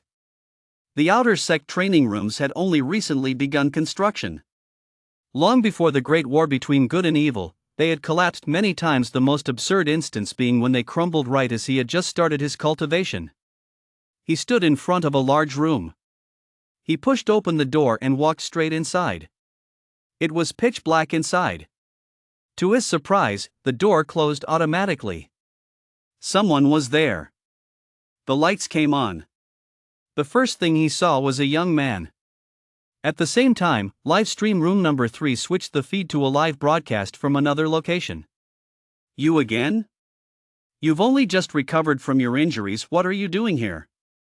Lin looked at the familiar face before him, his expression quite peculiar. Last time, he struck without a word, only to end up severely injured himself. After recuperating for so long, here he was again. That's right. It's Ding again. Ding is back. After all, he's the big backer behind the scenes. Losing so badly last time was truly embarrassing. This time, he's here to reclaim his dignity. Rely on the system? Not a chance. He has prepared some high-tech gear for today's encounter. With technology combined with his cultivation techniques, he is eager to see just how much this Lin can really do. Ding. Host, pay attention to me, pay attention to me. Ding remains silent, completely ignoring the system. He hears voices like this dozens of times a day. He just pretends not to hear them. It's all in good fun. If I don't teach you a lesson, do you really think I need a crappy entertainment system like you? Let us see how much you've improved. Ding's tone was utterly calm, as if nothing had happened. Lin. Is this guy crazy? Isn't there a single sane person in the Qingshan Guild? So Lin turned to leave. Ha! The door won't open? He just punch it open, worst case, he rebuild it. Ha! It won't even budge with a punch. Since when did the Qingshan Guild's construction quality get this good? Snap! Just then, as Lin stood rooted to the spot, a set of shackles appeared out of nowhere on the ground, pinning him down. Immediately afterward, several iron chains began slithering around Lin, using their momentum to bind him. You're trying to restrain me? These chains don't have a shred of mana. It's simply exceptionally high quality? Lin tried to break free, but failed. The chains had already completely wrapped around him. Ding said nothing, just stood silently in front of Lin. Qi gathering stage? Nothing special. The progress of technology is beyond your imagination. Who exactly are you? Lin's gaze grew serious. This was the first time he ever faced such a crisis. Did he send you? Wow. He got dragged into this for no reason. He really has stayed true to his original aspirations. I just want to test my skills. It has nothing to do with anyone else. Ding spoke, and a long stick had appeared in his hand at some point. That's right. He really learned his lesson. If striking out recklessly would inevitably backfire, then he used technology. This stick was no ordinary one. It had shock-absorbing properties that perfectly dissipated force, and it came with many other features, making it the perfect tool for murder and robbery. Plus, from the looks of it, it was indistinguishable from an ordinary stick, avoiding any on-screen bloopers. He thought it through very thoroughly. The moment he saw the stick, Lin was stunned. Had he really overthought it after all? This kid was just an idiot. A stick could break through my Qi gathering stage defenses? It was simply A massive impact struck him, instantly giving Lin a taste of what real pain felt like. This has to be a stun gun, right? How is it even electrified? If it didn't look nothing like a stun gun, he'd have thought this guy had traveled through time. Bang! Another blow landed. Lin used his mana to defend himself while simultaneously reflecting the attack. Ding's hand went numb, and he almost dropped it. But luckily, high-tech products are built to last. This thing's kind of interesting. Gu, who had been standing nearby watching Ding's performance, his eyes lit up the moment he saw the baton in action. Isn't this just a kind of magical artifact? A high-tech magical artifact. If a cultivator wielded this thing, their combat power would probably increase significantly. Technology changes lives. That's certainly true. After all, Ding was here to seek revenge, so he didn't hold back. Otherwise, he wouldn't have cut the livestream. Anyway, once he avenged himself, he wouldn't be appearing in front of Lin again, so if he had to swing the staff a few more times, so be it. It'd help him vent his anger. The pain hit him. Damn, that really hurt. It hurt even. Special potions were needed as well.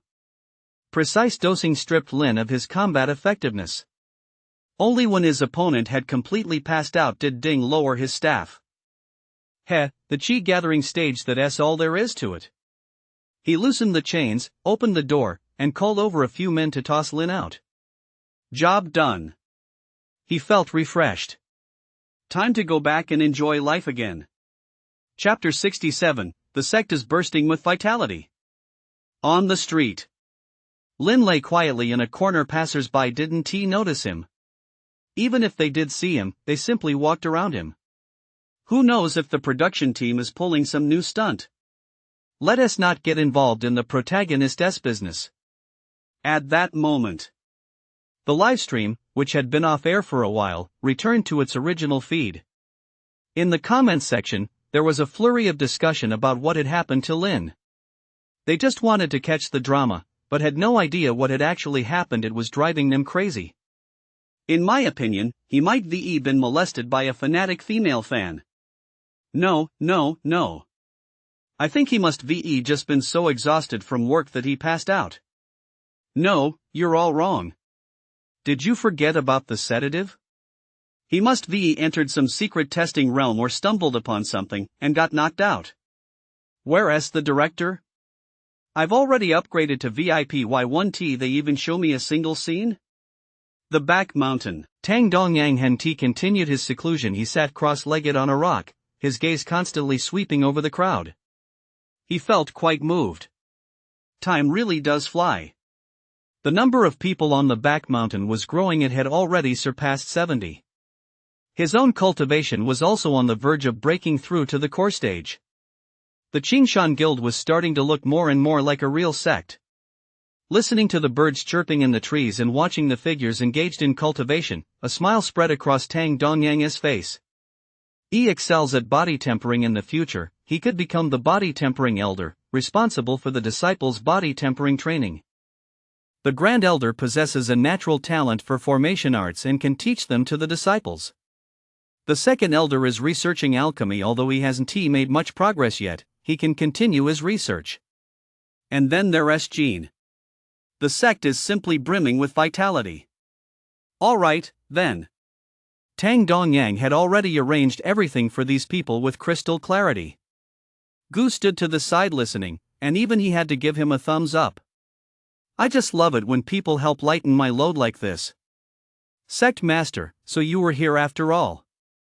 At some point, he had spotted Tang Dongyang's location and was walking toward him, his face brimming with excitement as he spoke. What's this kid up to? Looking at ES' excited expression, Tang Dongyang's expression turned peculiar. Although he'd been in seclusion for a long time, he still knew that he had caused no shortage of trouble. Could it be that he'd hit a plateau in body tempering and had come to ask him for a way to break through the bottleneck? You brat, what do you want with me? As the sect master, Tang Dongyang asked patiently. I'd like to ask the sect master to hit me. ES eyes sparkled with excitement. He looked incredibly eager. No sooner had the words left his mouth than he ripped open his clothes, revealing his well-defined muscles. Tang Dongyang. What a pervert. Tang Dongyang was already in his 50s when had he ever seen a scene like this? He was a conservative man, absolutely out of the question. Sect Master, your cultivation is profound. This disciple has hit a plateau in body tempering and needs your help to break through. He chuckled, rubbing his head. His pectoral muscles twitched, looking rather strange in the sunlight. Put your clothes back on. If you need help with your cultivation, fine, but why take your clothes off for no reason? Think about the impression you're making. There are female disciples here, too. Tang Dongyang was at his wit's end. This kid must be doing this on purpose. My clothes are already worn out. I didn't bring any extras when I left home. Who looked very simple and honest, continued to rub his head as he chuckled. There was a hint of embarrassment in his voice. Nice one, kid, you're putting on a show for me right here, aren't you? Alright, don't move. You're asking for a beating, aren't you? Staring at with a strange look, Tang Dongyang couldn't figure out how he ever created such a twisted cultivation technique in the first place. In any case, even he had only just mastered the basics of this thing. After all, who in this world could possibly hurt him? Absolutely no one. So, there was simply no way to continue cultivating it. It's lonely at the top. He flexed his hand slightly, clenched his fist, and controlled his strength. Then, he unleashed a punch. Boom! Whoosh! That's right. He flew. He was flying in the truest sense of the word. How absurd. He hadn't even used his full strength. Watching E streak across the sky, Tang Dongyang made a quick mental calculation and decided he probably wouldn't die, so he stopped worrying about him. High in the sky, he felt his body grow light. A unique sense of exhilaration welled up within him. Unfortunately, it seemed he couldn't move around freely in the air. The inner sect. Many disciples looked up at the streak of light and began discussing whether it was a shooting star. Shooting star, my ass, that's just a parabolic trajectory. Could it be some new technology from the production crew? That's possible. It doesn't really look like a shooting star. If that's not a shooting star, I'll stand on my head and eat. You're already at the chi gathering stage, why are you still out here trying to scam free food and drinks? Almost everyone in the inner sect was a genuine cultivator, and this shooting star did add a bit of fun to their monotonous cultivation lives. Shen Yunfei looked up with a puzzled expression. He rubbed his head, something just felt off. Outer sect. The extras were pretty much giving up. Those who could rest were resting, those who couldn't were finding a spot to rest. Not many people were in the mood to stare at the sky. Except for Lin, that is. After all, Lin was lying on the ground, so his eyes were naturally turned toward the sky. His head hurt so much. His body hurt too. This chapter isn't over yet. Click the next page to continue reading the exciting content. Lin finally woke up, clutching his head, then clutching his body. He wished he had several pairs of hands. It really hurt. That person went to all that trouble just to torment me. The more he thought about it, the angrier he got. Lying on the ground, Lin gritted his teeth as if he were right in front of him. Huh? What's that black blob over there? It looks familiar. Huh? A shooting star? No. Why is it heading straight for me? High above, he began to free fall, crashing down hard toward the ground. Boom! The ground shook, and dust swirled everywhere. Did it hit someone? He scrambled to his feet and felt something soft beneath him, so he looked down. An outer sect disciple's robe as for the face. Oh my! An acquaintance. Isn't that Lin? It's been a while, but he hasn't changed a bit. Just a light bump, and he actually passed out. Young people really need to exercise more. He stood up, brushed the dust off his clothes, and glanced again at Lin on the ground. Chi gathering stage. He probably won't die, so this isn't my business. But, after all, I am a villain. Isn't it a bit unethical to just walk away like this? He remembered there were security cameras nearby. He suddenly felt a pang of guilt. No way. He reached out, hoisted Lin to his feet, and then shook him a few times from side to side. Wake up? You good for nothing. As soon as he saw Lin open his eyes, he muttered some villainous lines and tossed Lin aside again. Done. That's what a villain is all about. I've got to feel at peace with it. Just walking off like that's so rude. I'll never forgive you. Behind him, Lin's heart-wrenching scream echoed, then abruptly faded away. He fainted again. Chapter 68, thanks to the two of us, how else could we have led the advanced civilization there? What a disaster. It's a total disaster.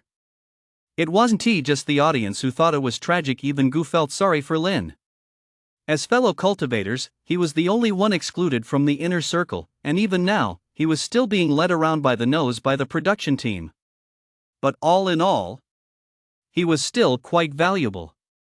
At the very least, he played a crucial role in building up strength and covering up the traces of the other cultivators.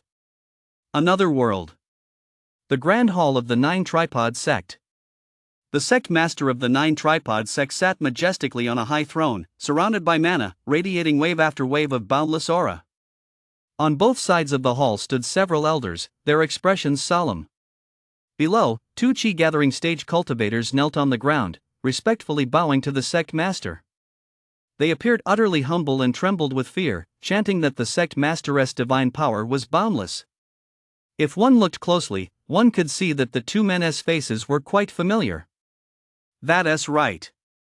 They were none other than the two extras who had previously surrendered to the Nine Tripod sect. One was named Hao Long Tao, and the other was named Zheng Yan Yuan. After surrendering, they had originally thought their days ahead would be nothing but hardship. But who would have known that, after having some kind of mark imprinted on them, they were actually allowed to cultivate? In just a few short months, and after consuming some bonus elixirs, their cultivation base had shot straight up to the chi-gathering stage. Although their cultivation level wasn't high, this was cultivation. Genuine cultivation. A real cultivation realm. If they'd known earlier that surrendering would grant them cultivation methods, they would have surrendered long ago. As lackeys of the Jioding sect, it wouldn't be unreasonable for them to manage the entire world on its behalf in the future.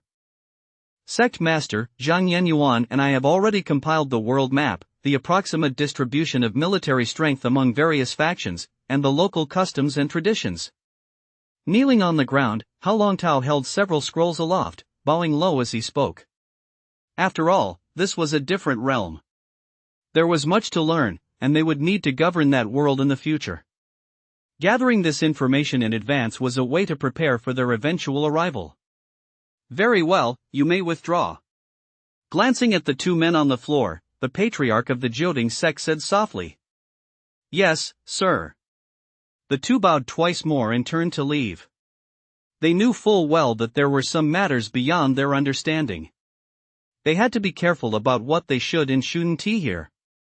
Outside the grand hall, Hao Long Tao let out a long breath, wiped the sweat from his forehead, and glanced at Zheng Yuan beside him. The sect master's aura is truly intimidating. I almost wet myself. Me too. The sect master truly lives up to his title, and the Jioding sect truly lives up to its reputation as a top-tier sect. Even outside the grand hall, the two of them didn't stop sucking up. That was the nascent stage, after all. Who knew if he was listening right now? Once the Nine Tripod sect storms back in, we'll be set for life, ha ha ha. Right. This society was so backward to begin with. It's all thanks to us too. Otherwise, how else could we bring advanced civilization over here? Exactly. The air here is just so sweet. As Hao Long Tao and Zhang Yuan walked, they discussed their plans for when they returned. The more they talked, the more excited they became. It was as if they were about to become emperors. Though, it actually seemed possible. Inside the grand hall, only the sect master of the Nine Tripod sect and a group of elders remained. Today was a special reporting day. They needed to report on the progress of preparations for the offensive, and there was no shortage of matters to cover. With your permission, sect leader, all disciples of the sect are studying and training daily, always ready to carry out the mission of securing key areas. An elder dressed in a long robe stepped forward and spoke. Well done. The sect leader nodded. Sect leader, the crystal mines of nearby sects have been fully requisitioned. We need to expand our scope. Approved. Sect master, the squad responsible for monitoring key figures has completed its 7th round of training. Good. Sect master, the young sect master took half of the sect's crystals to spend on a woman from an outer sect. This old man simply couldn't stop him. What? He had thought it was some good news, but upon listening more closely, instantly, the sect master of the Jioding sect's aura shifted. The elders in the grand hall all sensed a powerful, oppressive presence. Rebellious son. Rebellious son. The shout rang out, its sound seeming to pierce through the grand hall. The sect master of the Jioding sect never imagined that the energy he had painstakingly accumulated in preparation for the campaign against the otherworld would be squandered by his own rebellious son. Damn it! Damn it all! His usual playboy ways were one thing, but he never expected him to be so clueless about this matter. According to the original plan, the main force would have entered in a month, and the second wave would have arrived in 2 months. Now that there aren't enough crystals, it means the plan will have to be delayed. Do you know which faction spent the crystals? The patriarch of the Jioding sect narrowed his eyes slightly, as if something had just occurred to him. Patriarch, it was the Tianyuan sect. The elder who spoke kept his head bowed as he replied hesitantly. The Tianyuan sect? Upon hearing this, the patriarch of the Jioding sect furrowed his brow slightly. They're not to be messed with. And which sect is that woman a disciple of? A minor faction. A minor faction? Third elder, go handle this. I do not wish to see any traces left behind. Additionally, fourth elder, go bring that wayward son back and confine him to the cliff of reflection. He is not to be released without my orders. After weighing the pros and cons, the patriarch of the Jioding sect laid out the next steps with crystal clarity. The Tianyuan sect is too powerful to mess with, but dealing with a minor local faction is a piece of cake. Not only must all traces be erased, but her entire family must be wiped out as well. If he loved her so deeply, let him go to the cliff of reflection to serve as fertilizer. That's not how one takes what belongs to the Jioding sect. Do they really think we at the Jioding sect are all fools? Yes. Yes.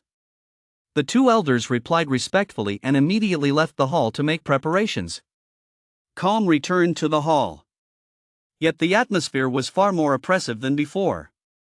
They all knew how long the sect master had been planning for the interdimensional project.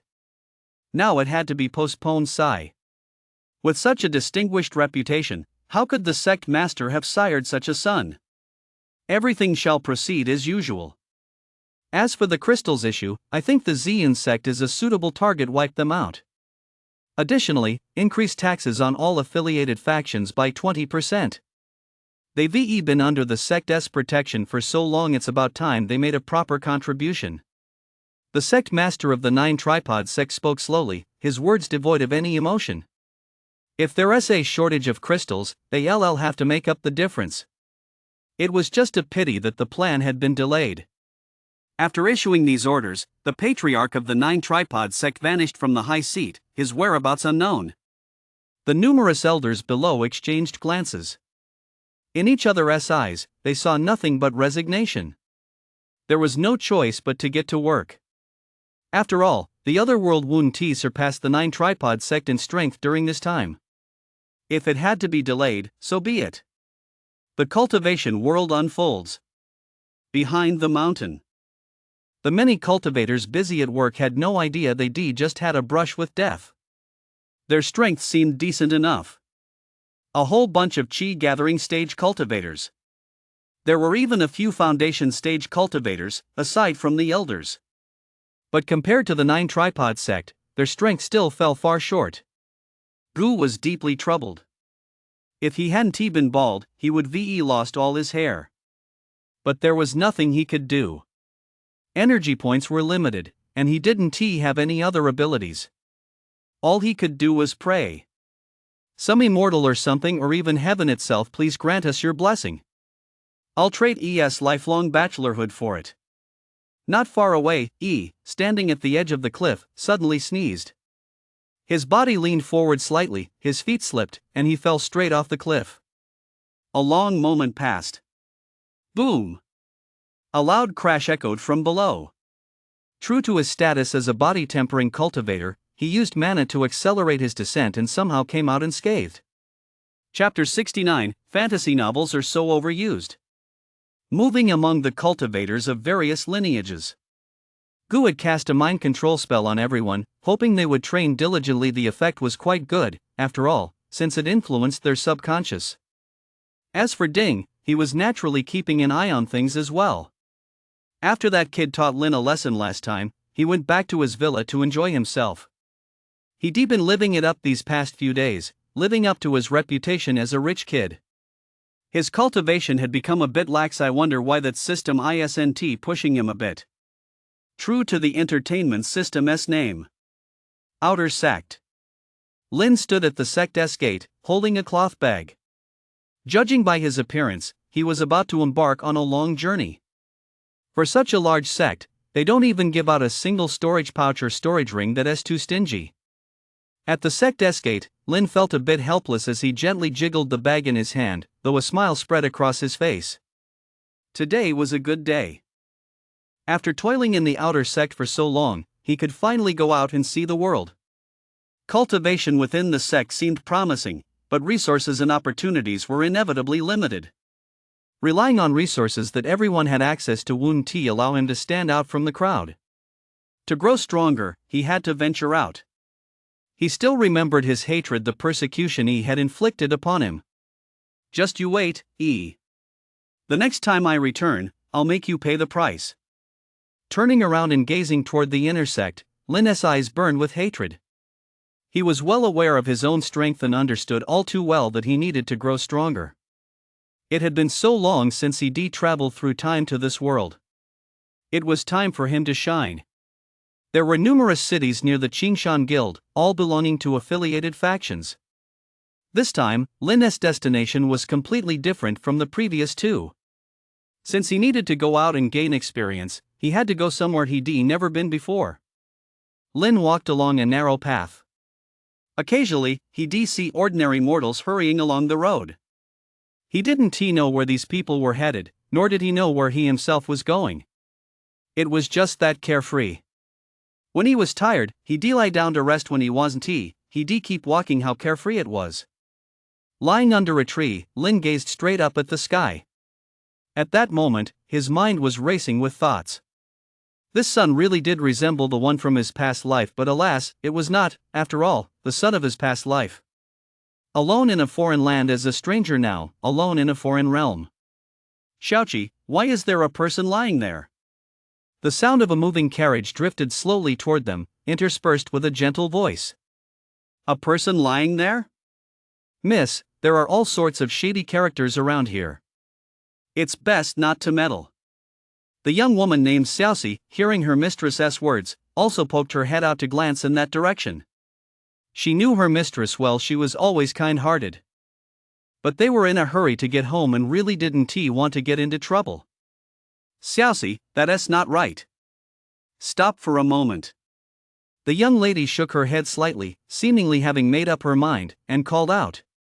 The carriage came to a slow stop. Several burly men riding horses at the rear looked visibly puzzled. What on earth is their young lady up to? From the carriage, a young girl in a white dress stepped down. Her skin was fair and delicate, her hair jet black and lustrous, and her features were simply flawless. The moment she appeared, the comment feed was flooded with, "Wife. Young master, are you all right?" The young girl walked over to Lin's side, peeking out from behind him to examine him.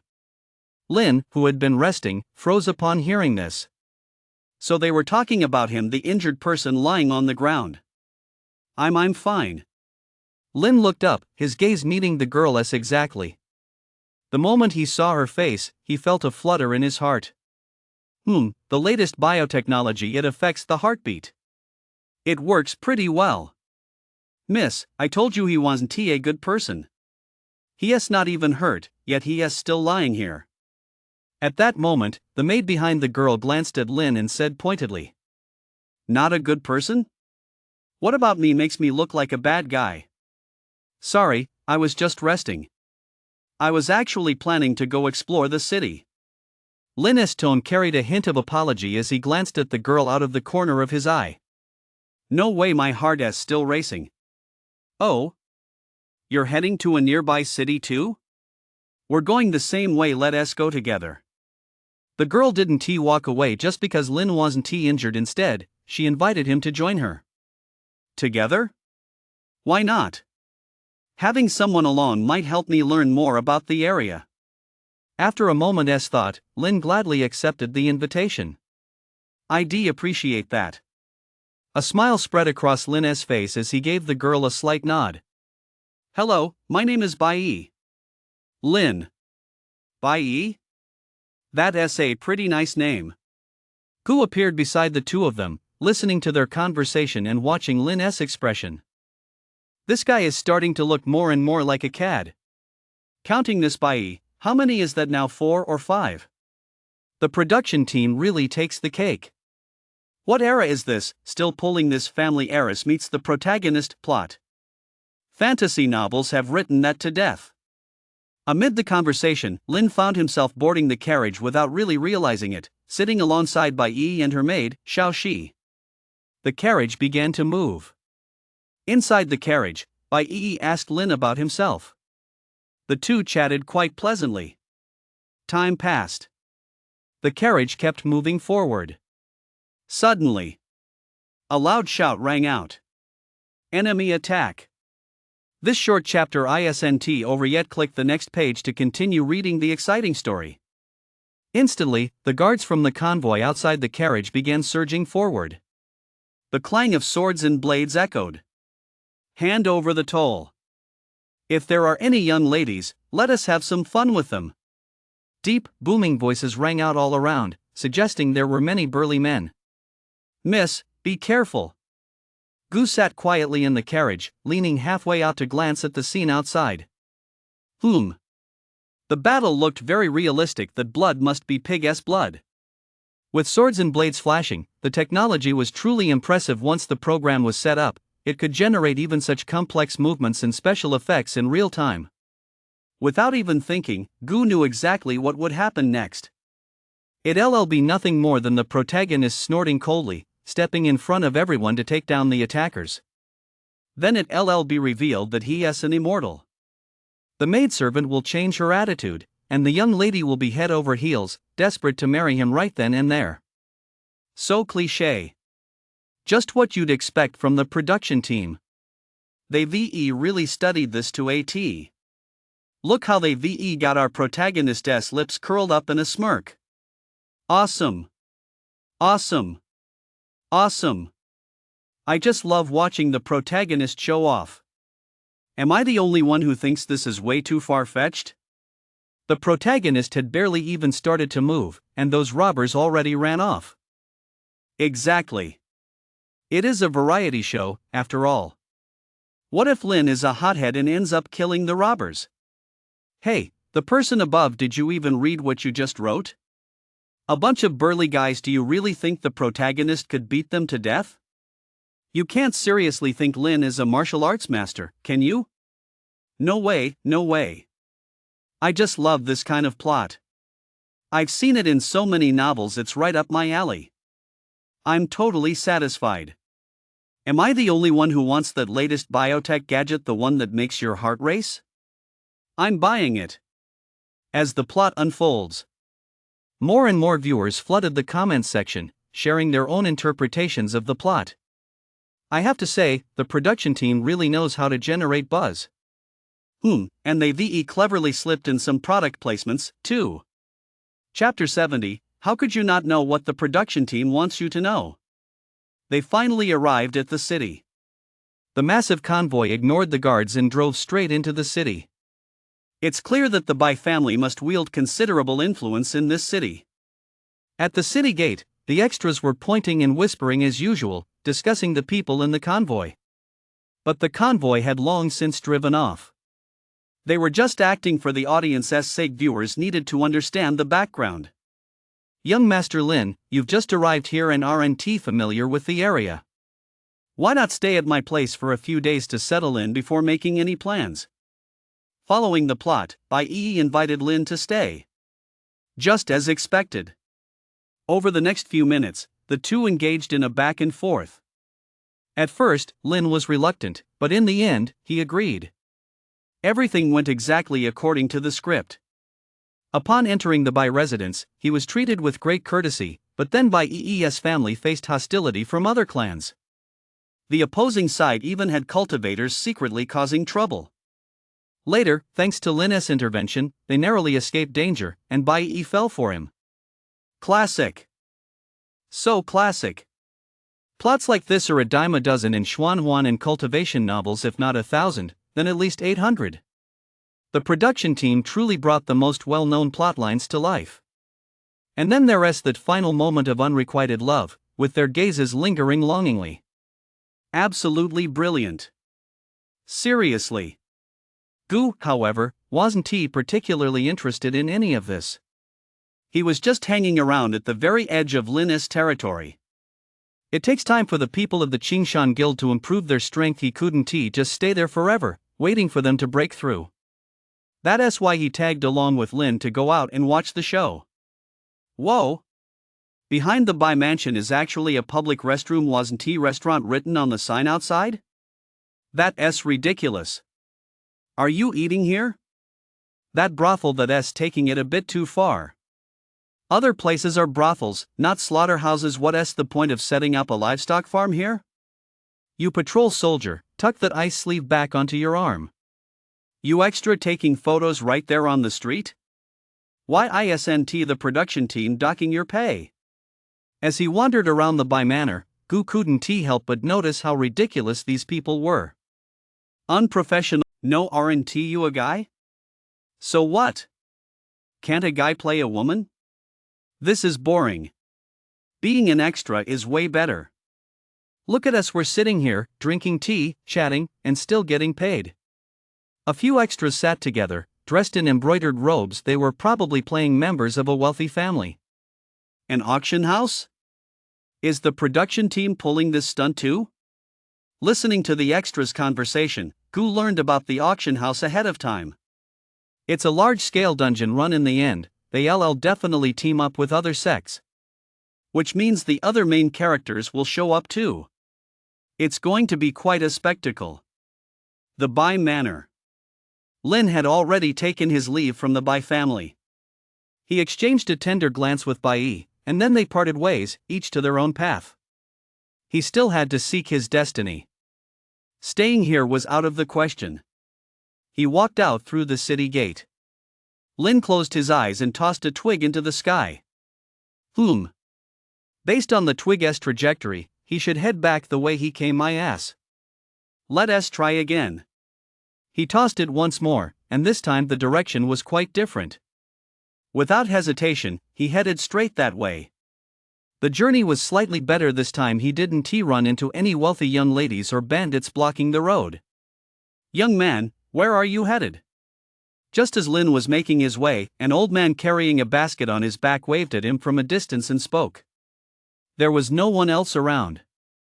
What does he want with me? Lin was a bit puzzled, but he walked over anyway. I'm planning to go to the nearest city. Lin answered honestly. He could tell the man had absolutely no cultivation. Oh, the nearest city? That's no easy journey. The old man stroked his beard, looked at Lin, and let out a sigh. Why is he sighing? Just how difficult could it be? May I ask, old sir, how should I get there? How should I get there? You're the one who asked me. Ahem, head west from here, cross that mountain, then head north, cross that mountain, and keep going north. You'll get there. The old man raised his head, traced a path in the air with his finger, and in a very hoarse voice, pointed the way for Lin. Lin. Why not just swim across the lake or wade through the water? That far? Clearly, Lin was a bit skeptical. But it wasn't a big deal. Here's a map. I'll sell it to you cheap. I'll give you a 50% discount. The old man pulled out a very rudimentary map from somewhere, handed it to Lin, and said, Lin. So he was a map seller after all. Lin took the map and examined it carefully. Then he handed it back. I won't be buying the map. I've already memorized all the information on it. Goodbye. Lin smiled slightly, bowed to the old man, and said. The old man. Gu. It was a good thing the old man was just an extra giving directions. If he'd actually been a map seller, Lin would probably have met his end here today. Lin took the information on the map at face value. Gu, however, stood on slightly higher ground and gazed into the distance. Sure enough, someone who can fly is bound to have a good sense of direction. Follow this road straight ahead for 5 kilometers, and you'll reach the city. According to the route on this map, it would take several days to walk there. It looked like the production team had arranged it this way, probably because something hadn't been planned properly. Poor Lin had fallen into the production team's trap out of the blue and was now embarking on a long trek. Several days passed in this manner. When Lin stood exhausted before a great city, a relieved smile spread across his face. It truly lived up to its reputation as a great city. Even from the outside, one could sense its ancient grandeur and majestic presence. People dressed in brocaded robes were lining up to enter the city. Everything seemed very orderly. It was actually such a well-ordered city. Ha! Aren't those the outer sect robes of the Qing sect? And the rest the Qingren sect, the Qingtian sect. Looking closely, including Lin himself, representatives from all 5 major sects had gathered at the city gates. Sliding into the back of the line, Lin said nothing but listened quietly to the conversations around him. It was a skill he developed. It was certainly practical. Whenever he wanted to know something, he could always find out from the people around him. No kidding. How could you not know something the production team wanted you to know? Gu looked at Lin, who was beaming with pride, and muttered to himself. Chapter 71, aren't you all pretty good at showing off? Oh, I was wondering who that was. Isn't the Zhang Yun, who was trapped in an illusion for a full 2 months. From within the crowd, a handsome man in a long robe wearing the inner robe of the Qingtian sect held his fan open as he addressed the figure in the distance. The moment he heard that voice, Lin knew exactly who it was. In this world, the one who loved to pick on Zhang Yun was none other than Zhao Ting, a fellow member of his sect. Still, being locked up for a full 2 months was actually pretty funny. Upon hearing this, Gu also cast an extra glance at Zhang Yun. He remembered the illusionary realm hadn't been open that long. Could it be that the production team had forgotten this part of the plot? Zhao Ting, you're just all talk. Zhang Yun's face flushed with anger at Zhao Ting's words, but he didn't want to continue the conversation. The two were arch rivals, neither was willing to back down. With so many people showing up, could it be that there's something valuable on offer? I heard there's going to be a big auction tomorrow. Whoa, really? Where do you hear that? The neighbor of the youngest son of the second daughter-in-law of my great-aunt's second uncle. He is a guard at the city lord's mansion and has excellent sources. No wonder there are so many unfamiliar faces today. I wonder what kind of treasures they have. I'll let you in on a secret. Rumor has it there are ancient magical artifacts, long-lost elixirs, and secret cultivation techniques. You name it, they've got it. Is there such a good thing? These are all things only immortals should have. Do you think these people aren't immortals? Behind Lin, 2 people spoke in hushed voices but loudly enough for everyone to hear. Killing 2 birds with 1 stone, explaining to the audience while also explaining to the protagonist. They had all been lured here specifically for this side quest. The auction. So that's what it is. Instantly, Lin raised an eyebrow and gripped the cloth bundle in his hand a little tighter. His stipend from the sect wasn't much, only 10 taels of silver a month. Even if he saved up, he wouldn't have more than 100 taels. Fortunately, when he went to avenge his family earlier, he acquired over 10,000 taels worth of silver notes from various sources, so he figured he'd be able to buy some decent items. He silently calculated in his mind. At the same time, several protagonists from other sects were thinking the same thing. Thankfully, they had accidentally discovered a cave residence and obtained over 10,000 taels worth of silver bills. That's right, it was a bulk giveaway. The production team had prepared a silver bill gift pack for each protagonist. The line at the city gate stretched for a long way, and the temperature was sweltering. In this kind of weather, no one really wanted to wait in line. Some of the protagonists felt a stir of temptation. Even Lin was wondering if there was a shortcut. Just then, a young man shouted, "I can't take this anymore. I'm a disciple of a major sect. How could I possibly stand in line with them?" With that, he soared into the air, heading straight for the city walls to fly over them. A foolhardy show-off? That thought crossed everyone's minds, but if he could do it, perhaps they could too. Defying the city's edict by flying in. Put him to death. Defying the city's edict, utterly lawless. Put him to death. From somewhere in the sky, a thunderous voice boomed, reverberating in everyone's ears. A great power. A great power is stationed in this city. High in the sky, the young man visibly froze, then turned to flee. Puff. He was given no chance, and there was no hesitation. A giant hand materialized out of thin air, gripping the young man in its palm. A mist of blood filled the sky, not a single scrap of flesh remained. Silence. Boundless silence. No one could have imagined the outcome would turn out this way. Still, there was far too much blood mist. Looking at the blood mist that covered an area of over 10 meters in every direction, Lin rubbed his head, his lips feeling slightly dry. It was impossible to know just how powerful the city lord had become, summoning a giant hand out of thin air to crush another person to death in an instant. From start to finish, not a single trace of mana had been leaked. Unbelievable. Technology is getting more and more advanced. Ding really went all out. Gu looked up at the blood mist, marveling at the progress of technology. Those giant hands were virtual projections. The effect was absolutely mind-blowing. As for the young man whose body had exploded, he'd long since been replaced. The blood mist, however, was real, and this time, it wasn't T-Pig's blood. It was human blood. What a waste using blood donated by others for this. The crowd below grew rowdy. Clearly, the production team's intended intimidating effect had worked perfectly. It was all for the benefit of these main characters.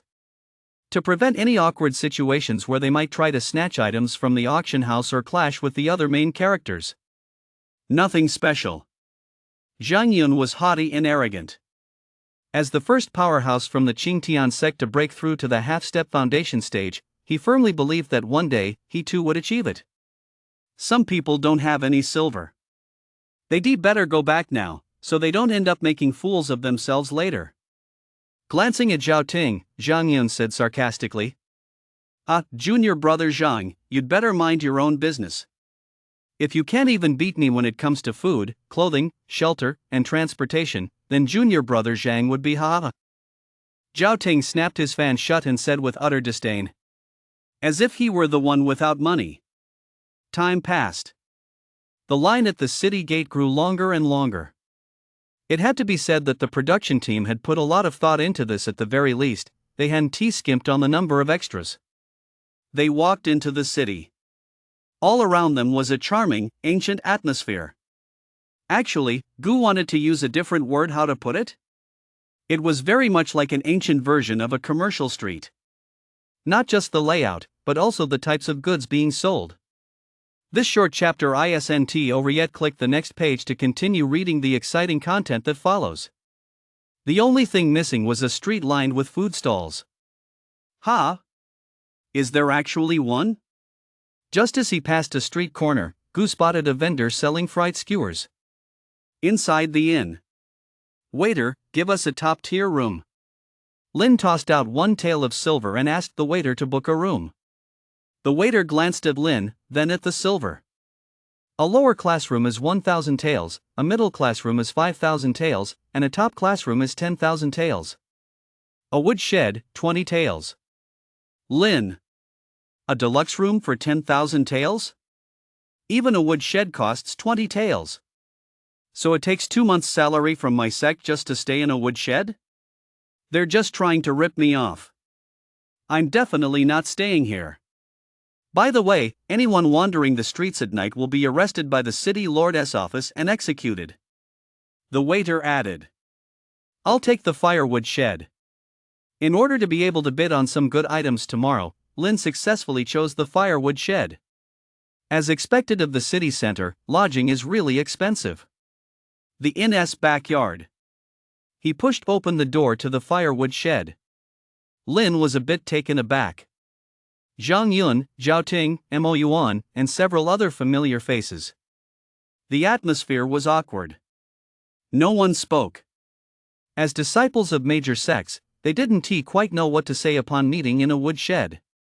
Zhang Yun wasn't putting on airs either. He sat in a corner with a piece of wood covering his face. Zhao Ting grabbed a bundle of straw from somewhere and covered himself with it as well. They'd all been acting so cool at the city gates. How did they end up meeting here? Hello, everyone. Lin stood there for a moment, forcing out a greeting, then found an empty spot. A little while later, the wood shed was packed. Chapter 72, What is Destiny? This is Destiny. The next day. The wood shed was already empty. Last night's awkwardness had been just too awkward. Although the audience was laughing, these so-called protagonists couldn't bring themselves to smile at all. The auction house. At that moment, the auction house was packed to the brim, with at least 5 or 6 layers of people surrounding it inside and out. It was impossible to squeeze in. I want to get into the auction house. I want to go in and buy immortal treasures. I want to go in too. I have money. I brought several thousand taels of silver. Why aren't they letting us in yet? Hurry up. We've been standing out here for a whole hour. Why haven't they opened the doors yet? Actually, in a cultivation world like this, crystals should be the primary currency. But the production team couldn't produce them, so they simply made up an excuse about spiritual or depletion and used large amounts of gold and silver instead, and no one seemed to suspect a thing. So many people? Lin stood on the outskirts, peering inside. He couldn't detect any mana fluctuations from these people at all, so he had no way of knowing if they were ordinary mortals or accomplished cultivators. If they were cultivators, there were far too many of them. Everyone, please quiet down. A woman stepped out from within the auction house. Dressed in somewhat revealing attire, she looked down at the crowded crowd below with a smile on her face. Instantly, the noisy crowd fell silent. Ladies and gentlemen, due to the large number of people wishing to participate, the auction house has limited capacity. Therefore, after discussion, we have decided that this auction requires a 10,000 tael entry fee. The woman scanned the crowd, her smile unchanged. 10,000? A 10,000 tael entry fee? The man who had earlier boasted about bringing several thousand taels shrank back, and the others who had come just to join the fun fell completely silent. What are we going to do? We can't get in. A moment later, the crowd that had originally filled 5 or 6 layers was reduced to just a few dozen people. Lin gritted his teeth and handed over a silver bill. The remaining key figures did the same. Inside the auction house, the main hall was filled with people. Lin glanced up at the second floor and noticed there were actually private boxes. Sir, the private box requires a fee of 100,000. Would you like one? A server, noticing Lin looking up, immediately offered the suggestion. I got it. 1 seat in the private box, please. Lin. Completely baffled, Lin took his seat in the private box on the second floor. Throughout the entire process, he looked utterly bewildered.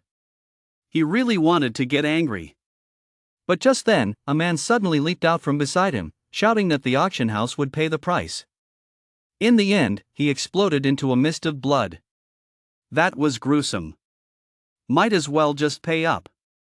It wasn't until it came time to hand over the silver notes that he realized he had less than 10,000 taels left. What happened to buying things? What happened to the opportunity? Gu sat beside him, struggling not to laugh. The production team, too, had gone to great lengths to recoup the funds from the protagonists. In the private box next to him sat Zhang Yun. Zhao Ting in the box across from him. Every single notable figure was on the second floor, not a single one had been spared. The first lot, obtained from the secret realm, is a pill for breaking through to the nascent stage, increasing the success rate by 50%. On the auction podium, a pill engraved with unknown patterns was placed in the center as the woman holding the small hammer introduced it. In an instant, the entire auction house erupted in a stir. The nascent stage. That was a realm out of reach for so many. Starting bid, 100,000. 200,000. 500,000. 1 million. Don't even think about outbidding me. The city lord's mansion is determined to win this.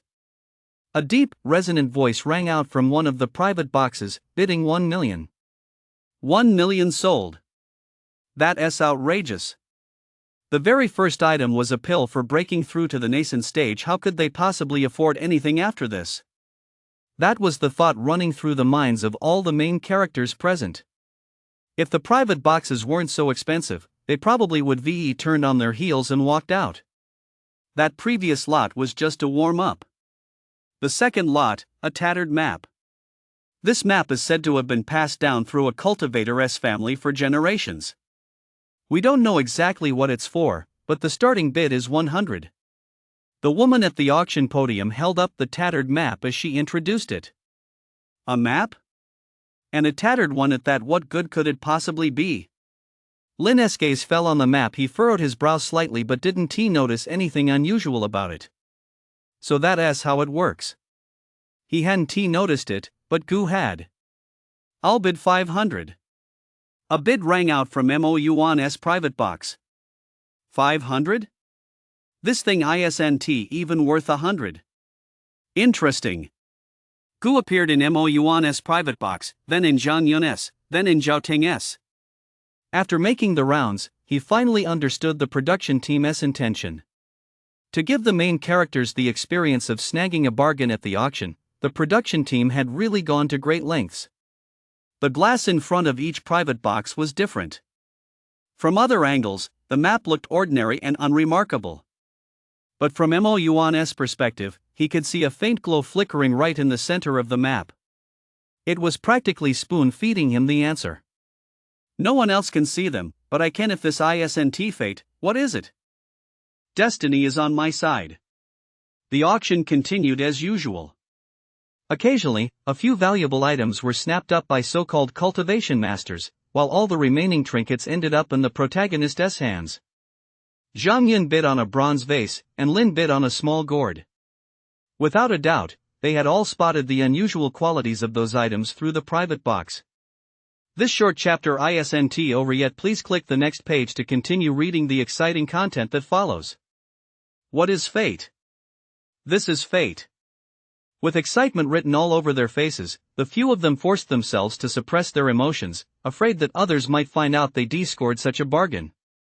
It was clear they were genuinely excited, yet also very cautious. After all, this was a stroke of luck. If you were to buy something on a whim, only to open it and find it full of gold, wouldn't you be happy and excited? The auction would last for 3 days. The fact that he already stumbled upon such a stroke of luck on the very first day had Lin thrilled beyond measure.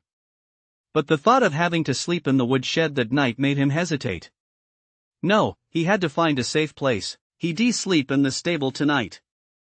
It wasn't that Lin didn't want a private room, he simply didn't have enough money. As long as he wasn't sharing the space with those prodigies from other sects, he could keep his good fortune a secret. The inn. Lin stood in front of the waiter, staring him straight in the eyes. Is anyone else in the stable? No. Really, no one else? Really? After receiving an affirmative answer, Lin was satisfied. Here's 20 taels. He tossed the 20 taels onto the counter, turned, and headed for the backyard to find the stable. Backyard. A foul stench wafted over, but Lin paid it no mind, walking straight toward the stable. He pushed open the gate. Then he saw. Zhang Yun was covering his head with straw. Mo Yuan was facing the wall, staring at who knows what. Zhao Ting had draped a piece of cloth over his face and was lying there quietly. Lin. What happened to no one else in the stable? So, does that mean the people I slept with in the woodshed last night don't count as others? Hello, everyone. For a moment, Lin felt as if he'd traveled back in time to yesterday. The atmosphere fell into awkward silence once more. She found an empty spot and used some straw to cover herself. A moment later, the stable was full again. Chapter 73, Left 0, Right Fire Thunder God, help me.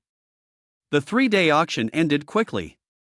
Without a doubt, this was a large-scale dungeon quest. But for this kind of dungeon quest, simply participating was enough to earn a reward. Outside the city, in a secluded corner, Lin leaned against a tree and glanced around, finding no one nearby. So he opened the cloth pouch he carried and took out a small gourd. This object must be a treasure. He had observed it closely during the auction. No one else could see the glow emanating from the gourd, only he could. He just didn't know what secrets it held. He shook the gourd. There was no sound inside. He brought his eyes close to the opening and peered inside. It was pitch black. Does it require a drop of blood to recognize its master? A thought flashed through his mind. Lin drew his sword, gritted his teeth, and made a small cut on his finger. Fresh blood dripped out and fell onto the gourd. Is it that advanced? To be honest, Gu was also quite intrigued by this little gourd. He wanted to see what other kinds of technology the production team had up their sleeves. Suddenly, a faint white light flashed. The surface of the gourd seemed to start shedding its skin, layer by layer, as the gourd's rind fell to the ground. Wow! That's pretty amazing. Lin's eyes sparkled with wonder. He'd never been the brightest, and without a third-person perspective, he naturally couldn't simply exclaim amazing like Gu did. A blood ritual to bind the master. It can even shed its skin. If this isn't a magical artifact, what is it? If an extra were to tell him the truth right now, he probably wouldn't believe it. And he wasn't the only one. The live comments section went wild. Production team, are you telling me this is a cultivation drama? Can your gourd really do that? No way. I thought the protagonists were the clowns, but it turns out we're the clowns? When are you going to reveal the truth? Seriously, how did that blood binding thing even work? It's just ridiculous. Right? Right? I told you so. There must be a CPU in this world. Hey, you there? Did you end up in the wrong show? Comment after comment popped up, clearly showing just how shocked the audience was. Is this a big problem? Not really. Everything was exactly as the production team had anticipated. Clear the screen, restrict comments, and run the ad. Fan perks. The Immortal Cultivation Reenactment merchandise event is here. Do you long to own the same magical artifact as the protagonist? Do you want to have your very own artifact? Do you want to experience life in the immortal realm? Search for 666 on the Eternal Group official website as shopping page to purchase limited edition magical artifacts. Choose from a variety of types. Plus, 50 spots are available for a free trial of life as an extra in the immortal realm. That's right, it's part of Eternal Group's business. The magical artifacts look so impressive, but they're actually not all that high-tech. The so-called glowing when blood is spilled feature is simply a preset activation mechanism triggered by the density of the liquid. Once a drop of blood lands on the surface, it activates the light-emitting device. Changing skins is even simpler. The liquid drop triggers a chemical agent located in a hidden spot, ultimately causing a reaction. Gu isn't exactly sure how it works.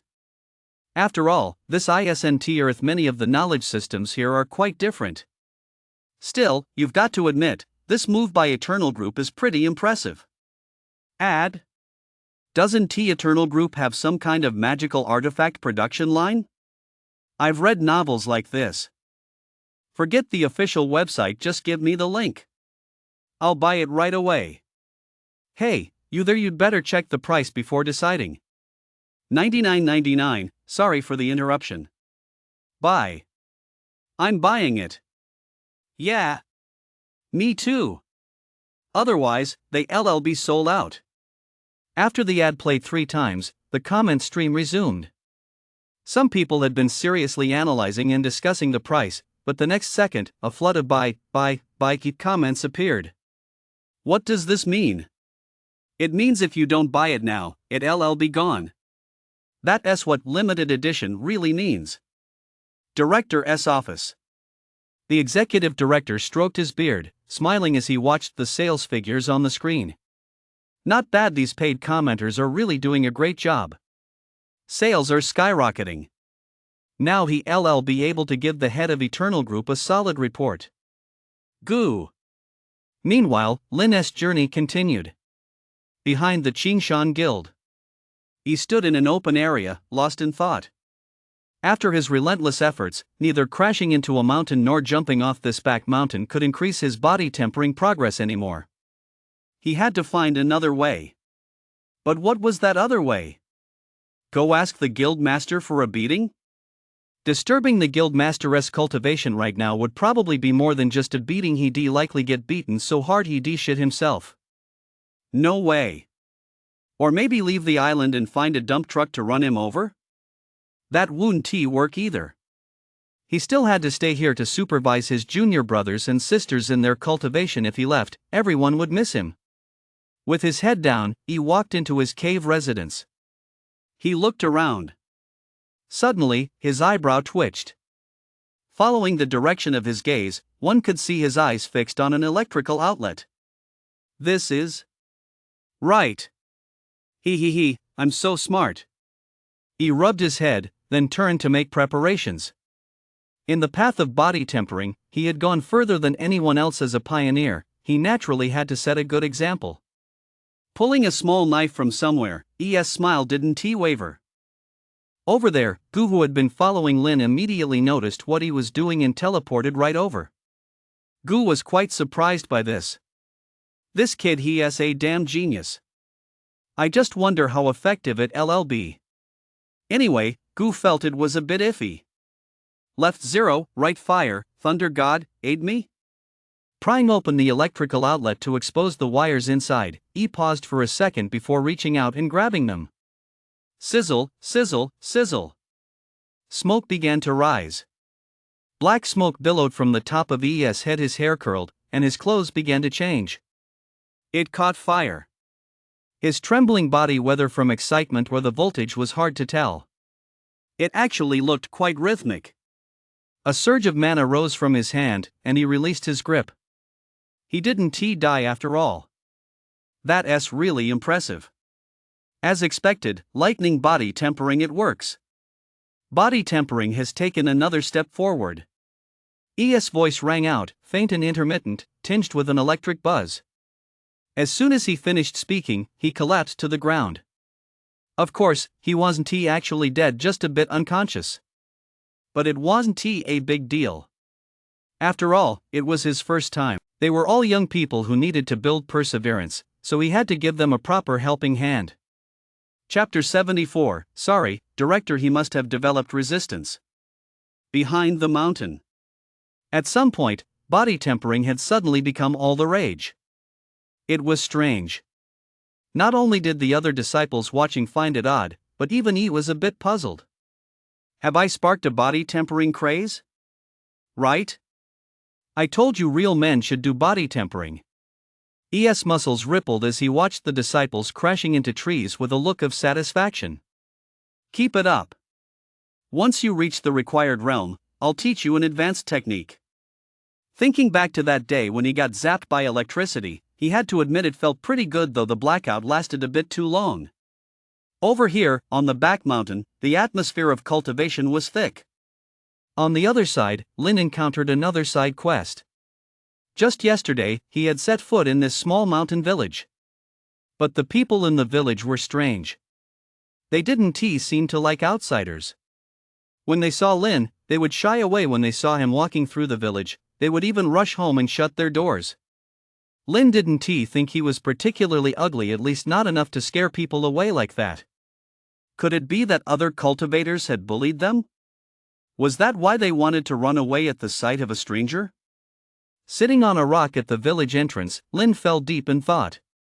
It was only noon, yet the entire village was deserted. It was real. A gentle breeze blew by, sending a chill down Lin's spine. It's pretty cold today.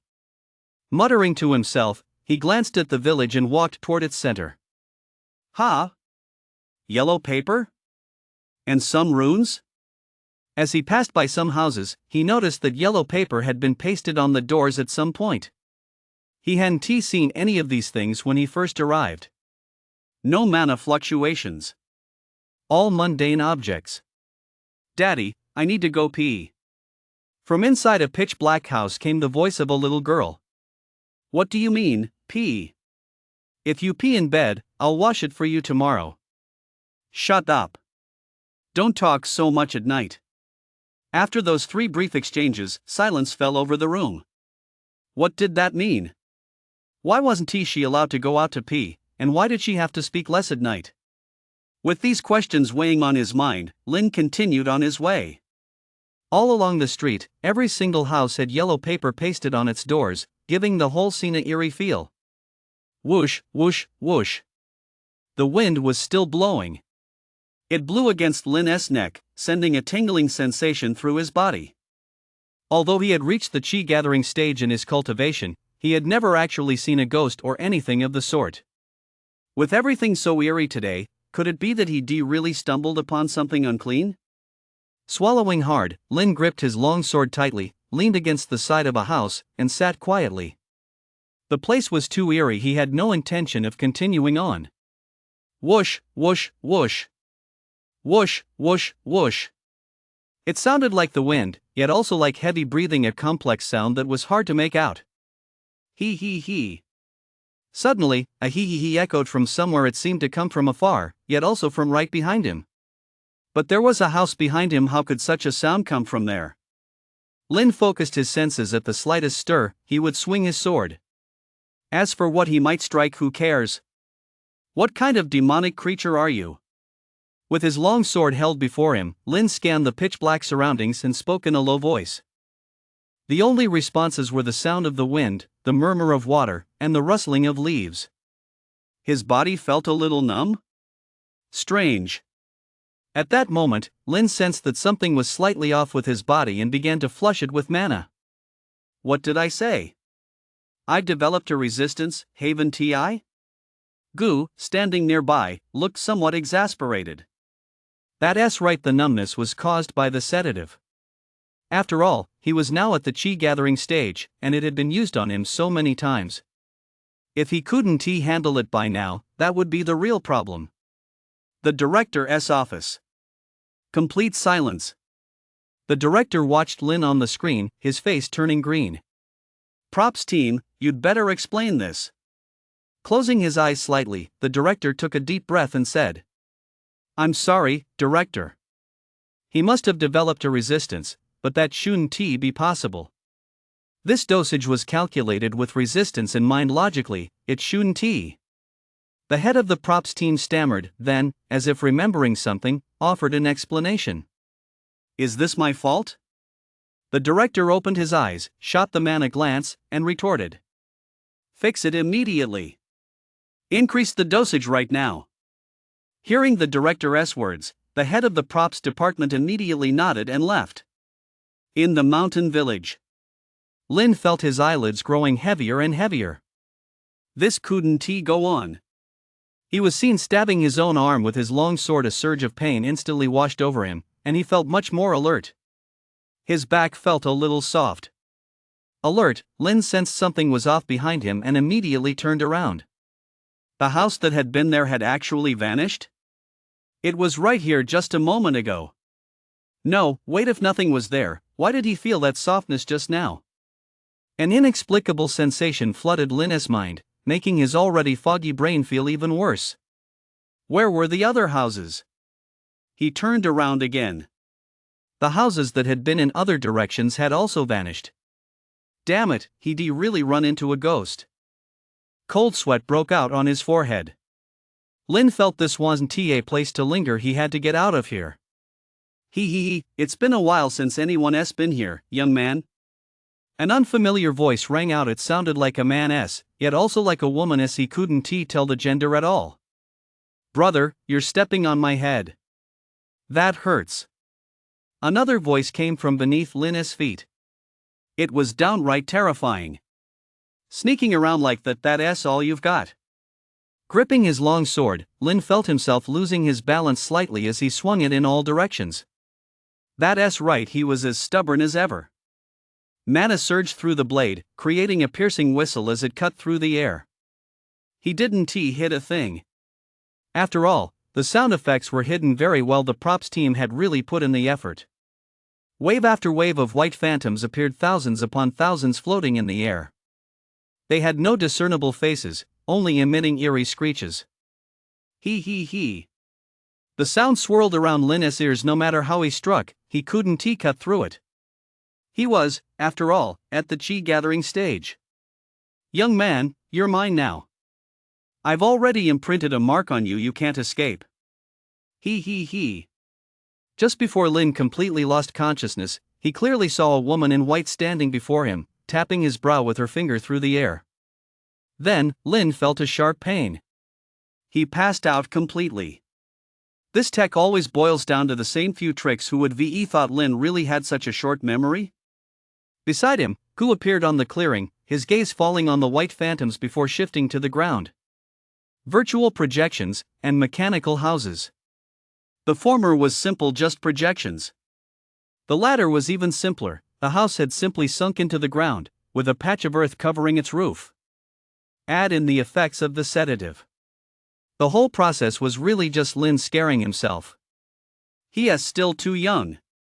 Chapter 75. What era is this, still practicing traditional cultivation? The next morning.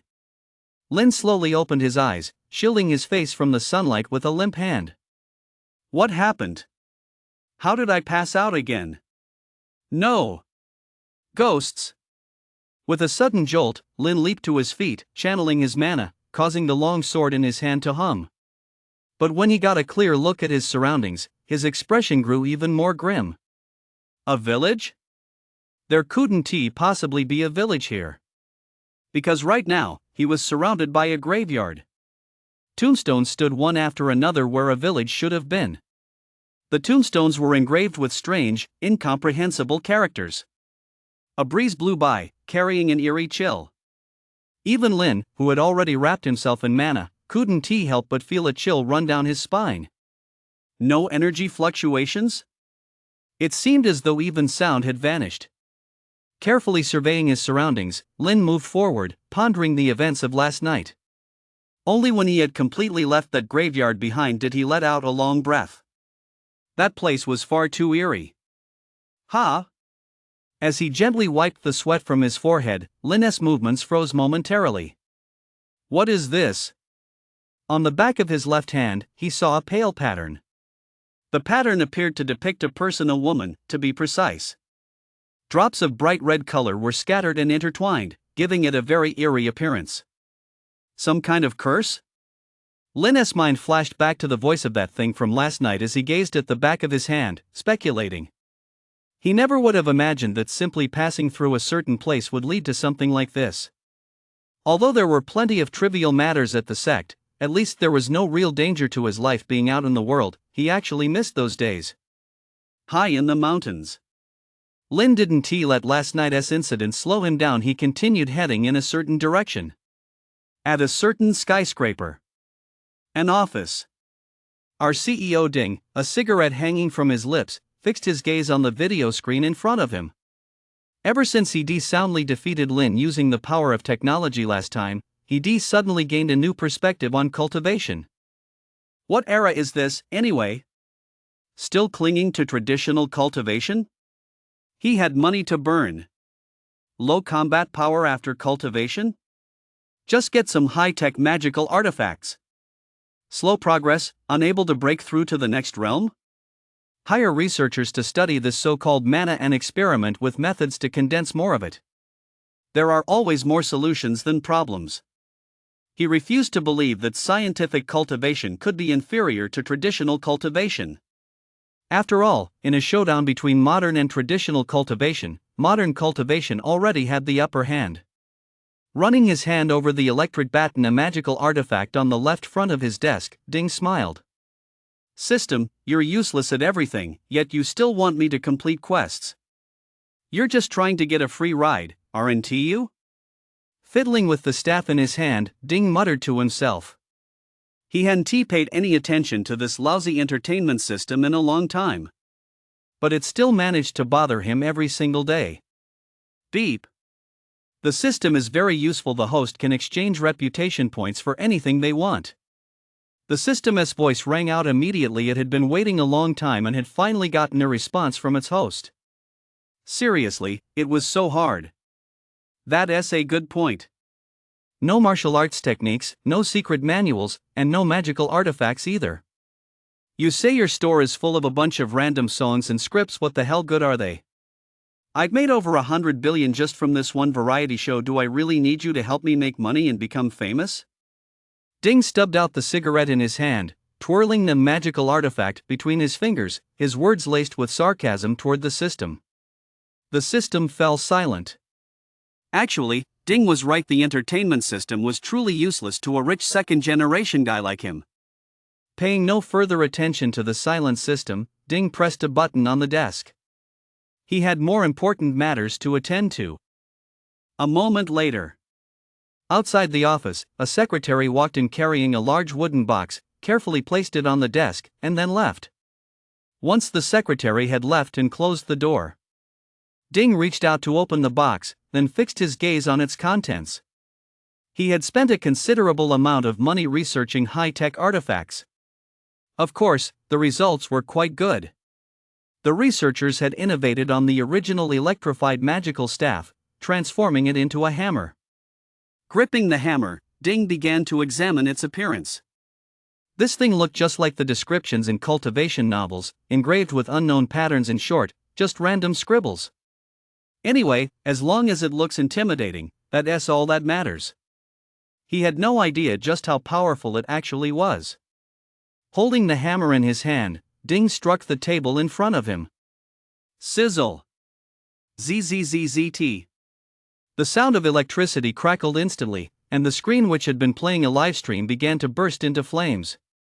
Immediately afterward, the solid wood table split open. Holy crap! Is the power really that strong? Cold sweat beaded on Ding's forehead. He didn't know whether to keep holding the hammer or put it down. Luckily, the handle was well insulated otherwise, with his chi-gathering stage cultivation, he would have been charred to a crisp. Tech artifacts are awesome. So you can actually adjust the current. After examining the hammer for a while, Ding finally figured out how to use it. There were 3 settings in total. Setting 1 gave a tingling sensation. Setting 2 made you scream in agony. Setting 3 could kill you outright. The setting he just used was the tingling one. He didn't know if a person would actually scream, but the desk and monitor were definitely toast. Nice piece of equipment. Gu had appeared in the office at some point, his gaze fixed on the electric hammer with a touch of admiration. This technological artifact really does have it all. You've just got to pour money into it. That entertainment system doesn't even hold a candle to the facial recognition system at the RD Center. Good stuff needs to be put to the test. Ding rubbed his head, lost in thought. After all, it was the latest artifact. He had to test it thoroughly. But here was the problem. Where to test it? Test it with instruments? No fun. Test it on ordinary people? They'd probably be dead by the second level. What about testing it on cultivators? Ding suddenly thought of someone, and his eyes lit up. Great! How could I have forgotten about you? After all, he is the only cultivator I've met so far, and he is highly skilled at that. If I don't use him for testing, who else would I use? That's right. The person Ding had in mind was Lin. Gu stood nearby, listening to Ding's inner thoughts, and the corner of his non-existent mouth twitched slightly. What is true love? This is true love.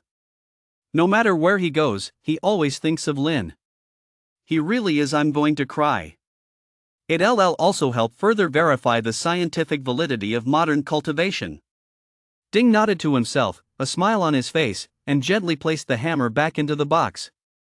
You're already cultivating, and you're still going on about science, huh? Gu had nothing to say. System, can you make this thing? Ding thought of something and called out to his entertainment system. The system remained silent, saying nothing. This thing isn't crashed, is it? A thought flashed through Ding's mind, just a single thought, and he immediately pushed it aside. He didn't care at all about the system's status. Anyway, he already got his hands on the initial cultivation technique. The rest was all just pie in the sky. After all, he was a big-time capitalist. How could he not know whether it was pie or not? Chapter 76, I want to know your cultivation technique. Could you please write it down for me?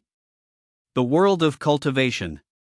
Lin had passed through many places these past few days, experienced all sorts of events, big and small, and successfully seized numerous opportunities. But these opportunities were all quite strange. A wordless celestial book, not a single character. No matter how hard he tried, he couldn't see any text. If the person who gave him the book hadn't been so kind-hearted, and if he hadn't been that person's lifesaver, he would have genuinely thought he'd been tricked. In the cultivation world, nothing is too strange. A wordless celestial book that makes perfect sense. A pill. Supposedly, it could enhance one's insight. It tasted like strawberries, but after he took it, he didn't feel any improvement at all. Insight isn't a tangible thing. It makes perfect sense that you can't feel it. A shoddily made doll. It was truly ugly at night. It looked like something straight out of a horror movie. Since it wasn't much use, he tossed it right away. A few random items here and there, not a single one capable of boosting his strength. That's just ridiculous.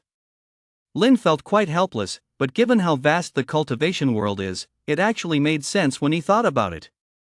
Anyway, there are so many opportunities out there, no need to rush. He passed through a forest. The trees here were dense, and every now and then, he could hear the agonized screams of ferocious beasts. Ha! Screams? No, wait. Lin looked in the direction of the screams, gripping his long sword tightly and remaining on high alert. He knew there were ferocious beasts in this area, but he'd never heard one scream like that before. Either there was an even more powerful beast, or a powerful cultivator was hunting nearby. Whichever it wasn't good news. Live stream. The camera cut to a new feed. A familiar figure emerged from deep within the woods, holding a hammer that looked rather strange. It's you?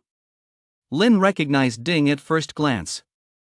Instantly, his body began to dart about. Left, right, up, down.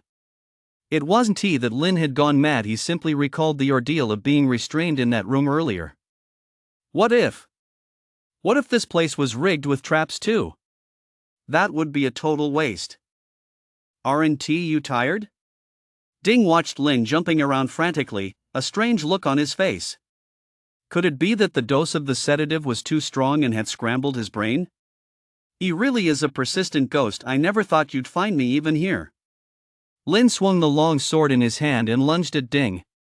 The moment he saw Ding, he realized the other man was acting on ES orders. It was the same last time. Just a lackey. Lin moved with blinding speed, giving his opponent no chance to react. Last time, unfortunately, he wasn't a villain either. I'd like to know your cultivation technique. Could you please write it down for me? A smile appeared on Ding's face. Realizing something, he addressed Lin in what he considered a friendly tone. Look at that, how polite. Cultivation technique? He wants my cultivation technique? What does that mean? Lin, who had been glaring at Ding, now let a flicker of confusion cross his eyes. Actually, I don't want to do this either, but I have no choice, I really need it. Do you understand? Ding had long since given up hope on his entertainment system. He needed to find another path. Lin was that alternative path. Since he decultivated to the chi gathering stage, he must have a cultivation technique. It was just a matter of how high it could take him. In any case, he was going to secure that technique today. It was just a side matter. What do you mean? Fighting back the pain, Lin asked in a hoarse voice. Before he could finish his sentence, the electric hammer came crashing down on him. Set to level 1, not very high. But Lin, who had already been zapped earlier, didn't see it that way. A blood-curdling scream rang out. Actually, you just need to write it down. Why ask so many questions? Right? Crouching in front of Lin, Ding looked him in the eyes and said softly. The cultivation method. It really was tempting. It's not like I'm stopping you from continuing your cultivation. Is it really that hard to share? Ding didn't quite understand Lin's stubbornness and shook his head slightly. I can't write it down. Although he didn't know what Ding wanted his cultivation method for, Lin truly couldn't put it into words. Everyone can meditate in solitude to attain enlightenment. Perhaps his cultivation method was of a very high level, but he genuinely couldn't describe it. A few months ago, as soon as he grasped the technique, he tried to explain it to the elder in charge of teaching. But every time the words reached his lips, his mind went blank. He simply couldn't put it into words. You really are stubborn. Ding spread his hands in a gesture of helplessness. He gently placed the electric hammer on Lin's body. The electric current surged through him once more. The screams continued for a full 5 minutes. Have you figured it out yet? It's really simple, don't make it so complicated. He genuinely didn't see the point in Lin's stubbornness, but his willpower was indeed impressive. Half an hour passed. Lin, lying on the ground, was completely exhausted. Seriously. Ding had never encountered anyone this stubborn before. It was downright absurd. But there was nothing he could do. He was tired too and didn't have time to waste hanging around with Lin. Besides, if the live stream kept switching back and forth for too long, the viewers would get suspicious. Glancing back at Lin on the ground, Ding's eyes held a hint of admiration. There is plenty of time ahead. After all, his own cultivation had only reached the chi gathering stage. He wasn't in a rush for the techniques beyond the foundation stage. Still, he'd have to account for all this wasted time. His time was too valuable. And in the end, Lin would have to make up for the money wasted. He'd have to make Lin go through more storylines and plant more ads. See you next time. Ding smiled slightly, left those final words, and vanished into the woods. The test of the magical artifact, the hammer of electricity, had been a success. He was also looking forward to their next encounter. Lin listened as the voice grew fainter and fainter, exhaled a long breath, and continued to heal his injuries with mana. This young man was nothing but a psychopath. Not a single person close to was any good. Still, it felt so good to be alive. Chapter 77, Thunder Magic Body Tempering. I've benefited greatly, so I'll demonstrate it. Behind the mountain. The diligent successors trained day and night. They were all aware of the crisis in the other world and knew that powerful beings from there could cross over at any moment. But until that day arrived, all they could do was improve themselves. Whether for themselves or for their families. Training Room Number 1. Quite a few inner door disciples stood at the entrance, gazing at the training room and whispering to one another. Is the sect master about to break through? How should I know? I don't even know what cultivation level the sect master is at. Ha? You don't know either? I thought I was the only one who didn't know. Who cares about his cultivation level? That commotion is just insane. It was plain to see. Training room number 1 was shrouded in a thin layer of mist. Of course, this mist wasn't staged by the production crew, it was real mana. For many disciples, this was the first time they'd seen mana with their own eyes. It was truly magical.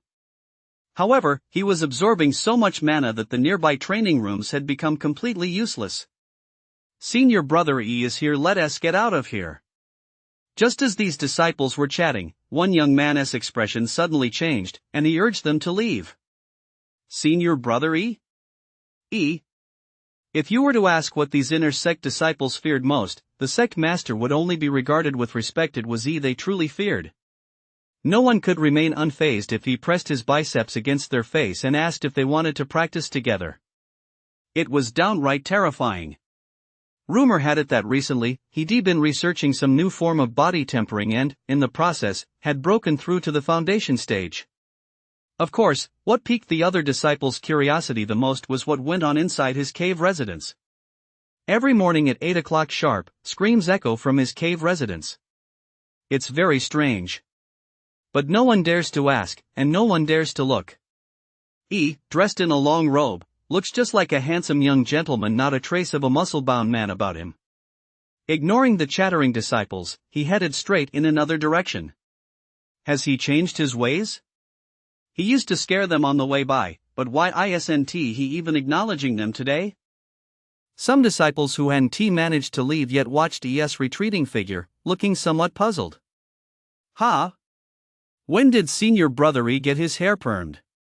It looks pretty stylish. The cliff on the back mountain. He stood in place, his gaze fixed on the 5 inner door disciples who were banging their heads against the wall, a look of great satisfaction on his face. He'd come out this time just for them. They're all promising prospects. Just look who says body tempering has no future? The fact that so many people have returned to training after giving up is proof enough of body tempering's greatness. Senior Brother E. A young inner door disciple who had just finished banging his head against the cliff froze slightly upon seeing E. Senior Brother E. The others also noticed ES' arrival and called out in unison. Not bad at all. His gaze fell on the 5 of them. Their physiques were impressive. He liked what he saw. I have a new technique here that can further temper your bodies and accelerate your cultivation. Are you willing to practice it? A new technique? It's actually useful for both body tempering and speeding up cultivation? They long heard that Senior Brother E was the sect's strongest in body tempering. Even the sect master couldn't match him. I'm in. The 5 spoke in unison, agreeing immediately. It would be strange to turn down such a great opportunity. Following behind E, the group of 6 set off in a grand procession toward his cave residence. Along the way, some disciples who were slacking off spotted them and began whispering among themselves. ES cave residence was very spacious. Even with all 6 of them inside, it didn't feel crowded. But why was there a burnt smell? And a faint fragrance, too. Do you know what the most important thing in body tempering is? Willpower? Perseverance. Willpower? Wrong, it's external force. Come over here. Today, Senior Brother is going to show you the best method of body tempering. He smiled mysteriously as he addressed the 5 of them. External force? What kind of external force? There are 3 outlets here. I've already removed the covers. I call this thunder technique body tempering. Pointing to the outlets on the wall, he explained to the 5 of them. Thunder technique body tempering? But these are just outlets. Senior Brother, are we really going to use these for body tempering? One disciple spoke to E, sounding hesitant and uncertain. Don't worry. Thunder technique body tempering offers tremendous benefits. I'll demonstrate it for you. No sooner had he finished speaking than, without waiting for the other 5 to respond, he grabbed the exposed wire in his hand. The move was incredibly cool. Thunder God, aid me. ZZZZT. The sound of electricity crackled as it coursed through ES' hands. A tingling sensation welled up within him, yet he didn't move a muscle. He stood rooted to the spot, beginning to tremble. What the? He is still alive even after that. He is fine even after that? Is this the power of body tempering? How terrifying. Simple. No rush. Seeing the 5 of them so fired up, he was very pleased. But now wasn't the right time? Hearing this, the 5 looked a bit puzzled. It's nothing, really. I just tripped the circuit breaker a moment ago. The main breaker is managed by the production crew's logistics team, so we'll have to wait a few minutes. This wasn't the first time he had tripped a circuit breaker. He was quite experienced and said it nonchalantly. He already knew the production crew's power department quite well. After all, practice makes perfect. The logistics office. The entire logistics department was completely baffled. The power is out. It's out again. As the department responsible for managing just about everything, the island's entire power supply originated from here. There was only one main circuit breaker, partly for ease of management, and partly to simplify electricity bill payments. The power had been working fine until that one unexplained trip. Since then, the entire electrical system had become increasingly unstable. The circuit breaker had tripped back and forth dozens of times. This severely affected power supply for the extras and some support departments. Fortunately, the cameras have their own power sources, otherwise, who knows what kind of chaos might have ensued. All in all, power outages are fairly easy to resolve. It's simply a matter of flipping the main switch back on and checking whether power has been restored in each area. The whole process takes only a few minutes.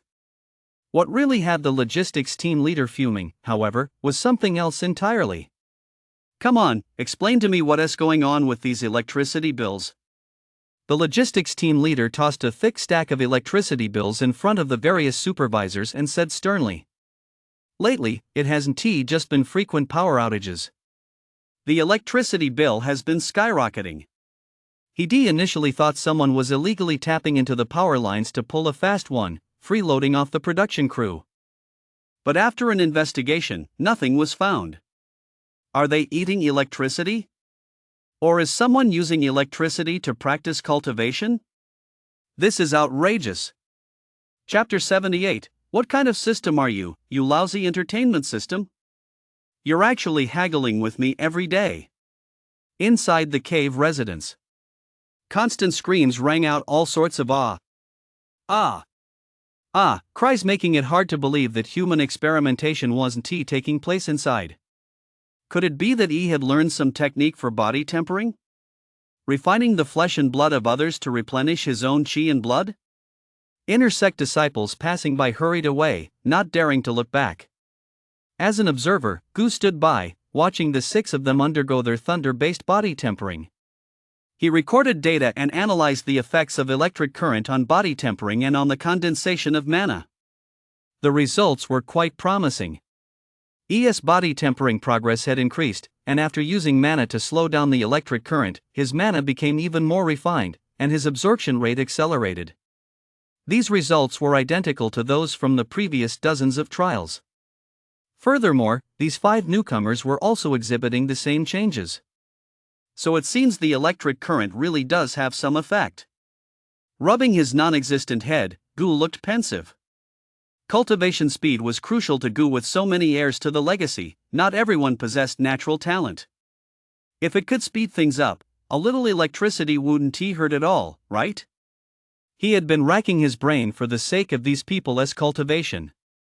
The back mountain. News of the strange incident in ES cave residence spread through other inner sect disciples passing by. The crowd, who had already held E in awe, now kept an even greater distance from him. Rumors were rife, and there were many different versions of the story. Some even claimed that he wasn't human at all, that he was a ferocious beast in human form, which was why he possessed such superhuman talent in body tempering. That was just ridiculous. Of course, he didn't react to any of this in the slightest. He cared about only 2 things. One was acting, especially playing the villain. The other was cultivation, especially body tempering. Every day, he would practice thunder art body tempering as usual, then take 5 new recruits out for body tempering. Their route was quite fixed: the cave residence, the back mountain, and the foot of the mountain. They seek out beatings, crash into the mountainside, and jump off cliffs. The rest of the time was spent cultivating at the chi gathering stage. He was remarkably disciplined. This Tang Dongyang is breaking through to the core stage, and he still hasn't finished yet. Sitting on a boulder on the back mountain, Gu was goofing off while observing the cultivator's progress. Tang Dongyang's talent is actually pretty good. Is breaking through to the core stage really that hard? The mana mist has vanished. I have no idea what's going on now. And Jean is pretty diligent too. Ever since his battle with he has gone back into seclusion. Too bad he is still only at the foundation stage. He hasn't made much progress. What a headache. Gu could only expend a bit of energy to cast a mind control buff on them to give them a little boost. After all, that's all I know how to do. So, out in the back mountains, you might see 2 cultivators who were just chatting idly suddenly come to blows, euphemistically calling it sparring.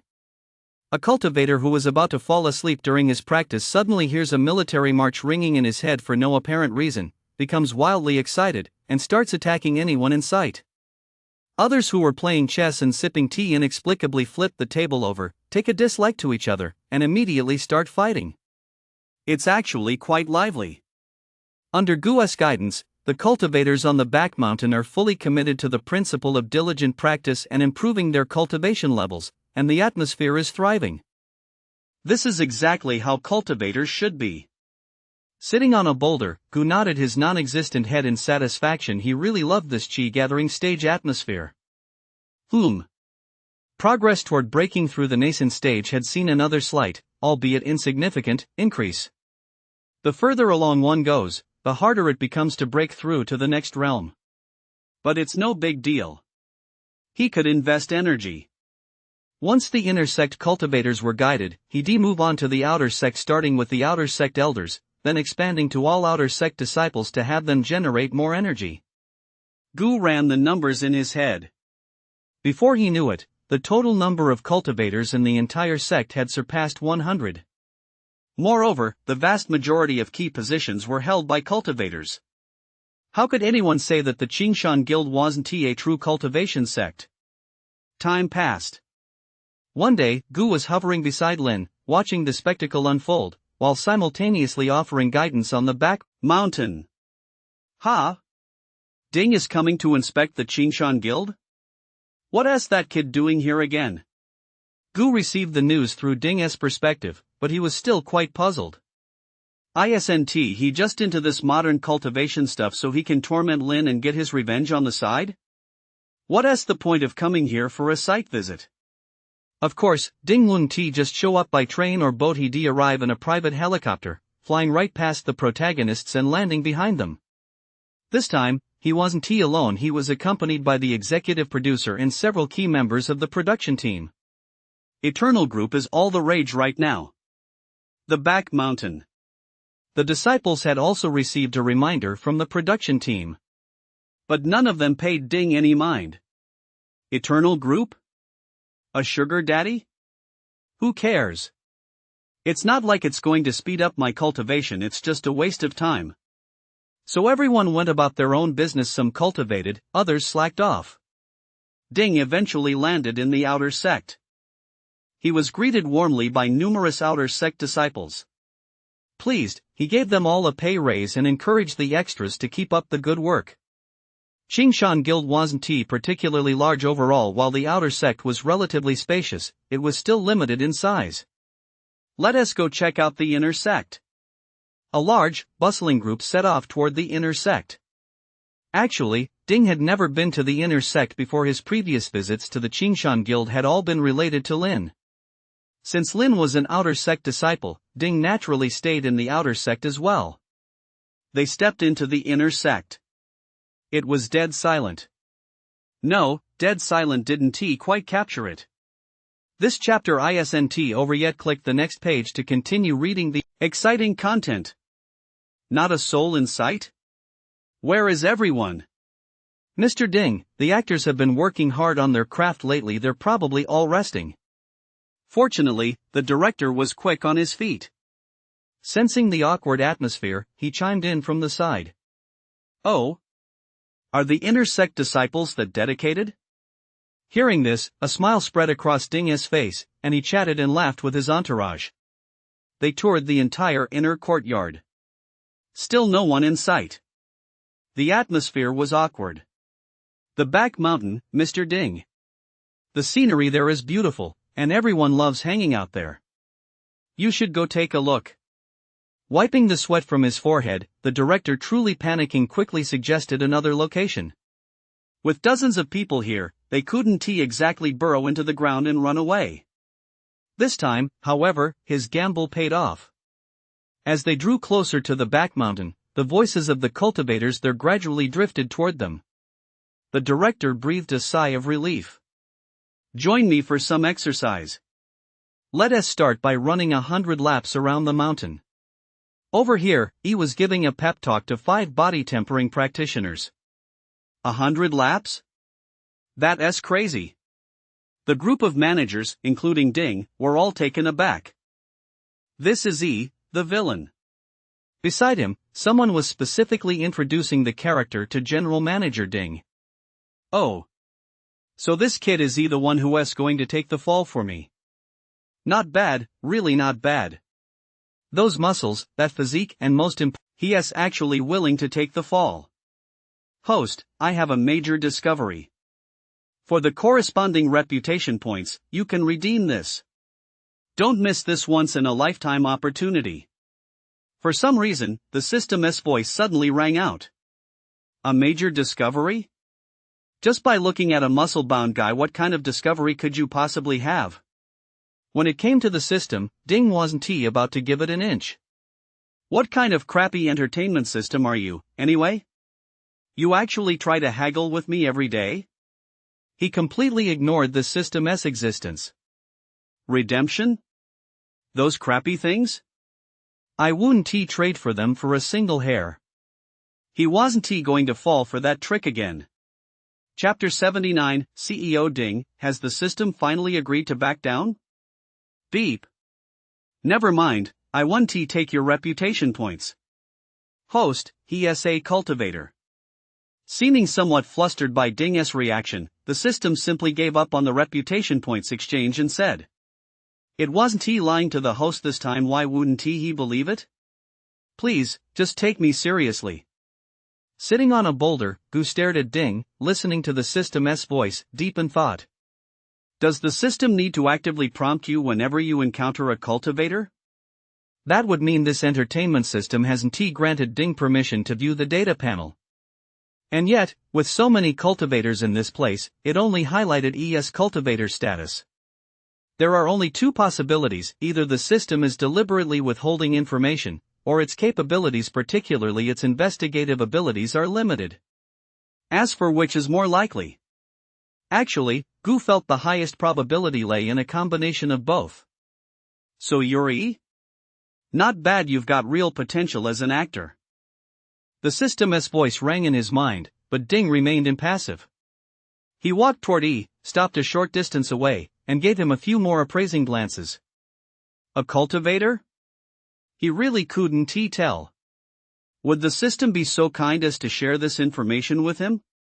In any case, he didn't believe it, at least not entirely.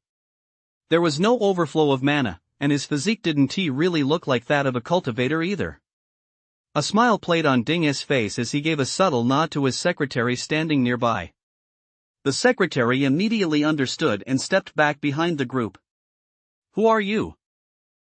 Who was immersed in his morning workout, raised an eyebrow slightly as he looked at the group in front of him. It seemed a director had mentioned that some high-ranking official was coming. But why would they come to the back mountain for no reason? Are they bored out of their minds? This is Mr. Ding, our production team's biggest investor.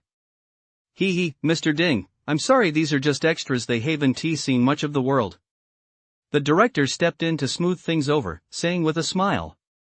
Upon hearing this, gave Mr. Ding a few more glances. Then he ignored him. It wasn't even work hours, why should he bother with you? I still need to warm up. Turning around, he led the group away, leaving only the show's senior executive standing there.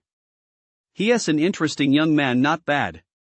The director had panicked at ES reaction, but seeing that Mr. Ding wasn't upset, he breathed a sigh of relief.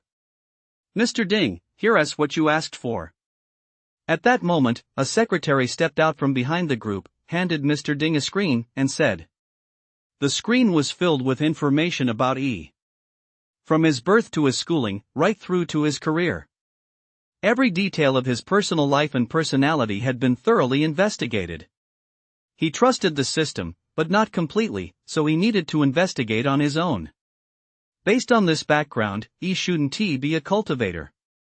If he were, he could only have come into contact with cultivation methods while portraying a character in the cultivation world. Was it taught by Lin? Or were they both taught by the same master? Ding's mind was racing. His gaze fell once more on the other extras nearby. System, are there any other cultivators in the Qingshan Guild? Only after hearing that the system was finally willing to back down did Ding deign to respond, asking his question. Beep. Please spend reputation points to query this, host. The system's voice rang out. Ha? Acting up again? What happened to backing down? Sure enough, it hadn't changed a bit. Beep. Hold on, host. Retrieving information requires reputation points, that's the rule. Otherwise, I can't access the relevant data. As if reading Ding's mind, the system's voice sounded again, explaining why it couldn't provide the information for free. What about this then? The system fell silent. If he can be provided for free, why can't the rest be free too? If, as you say, there are rules requiring reputation points, then where did the information about come from? System, what exactly are you up to? You're not making any sense. Ding wasn't the least bit surprised by the system's silence from the initial binding to the cultivation techniques later on. It had always been like this. Whether it was its reactions or its dialogue, everything was strange. After all, there is no such thing as a free lunch in this world. Wait, no, it didn't seem like he'd actually eaten much anyway. A lousy entertainment system, it didn't fit his status, and it was so mysterious all the time. It seemed like it wasn't even very bright. Ding's gaze flickered as he watched ES retreating figure. So, was he actually a cultivator or not? Sometimes, hearing is deceiving. Ding had always been quite meticulous and never took others' words at face value. The development of the back mountain was actually quite impressive. The group walked around the back mountain a few times. From start to finish, the system didn't utter a single word. When the inspection concluded, Ding held a final discussion with the various heads of departments. His visit to the Qingshan Guild this time wasn't out of idle curiosity. Rather, he needed to implement new technology. I've been watching the Qingshan Guild's live streams, they're quite good. However, the Eternal Group hopes the Qingshan Guild will more closely resemble a genuine cultivation sect. Starting tomorrow, the Group's Research Center will conduct a pilot program on magical artifacts at the Qingshan Guild. After the pilot program, the Qingshan Guild will be uniformly equipped with various magical artifacts for its inner sect members. Ding spoke at length, but there wasn't much substance to his remarks. Gu, however, understood it must refer to the electric batons and hammers mentioned earlier. He had seen both of these items before. They were useful tools. At the very least, they could serve as a countermeasure against some chi-gathering stage practitioners. This chapter isn't over yet. Click the next page to continue reading the exciting content that follows. Of course, given this kind of research and pilot program, the types of magical artifacts won't be limited to just these two. Issued to the inner sect? What a stroke of luck! Gu had been worried that these successors didn't have any weapons. Their old swords and such were all made of iron, and some were even rusty. Though iron isn't bad, a little rust on the blade could even inflict tetanus when you slash someone. Who knows if tetanus would even affect cultivators? With Director Ding taking the initiative to upgrade their equipment, shouldn't we give him a warm welcome? Director Ding is truly a good man. Even if the magical artifacts aren't genuine, every little bit helps. They'll have some impact on the successor's strength, no matter how small. This spirit of selfless dedication is worth emulating. After wrapping up the pilot project, Director Ding left by helicopter, and the various supervisors returned to their posts. The entire Qingshan Guild once again returned to anything but calm. He made 5 people run 100 laps, shouting slogans as they ran, their voices echoing throughout the back mountain. No one could make out exactly what the slogans were, they were just really loud. Has Senior Brother gone crazy? Is this madness contagious? I don't get it either. Didn't people say Senior Brother ate someone?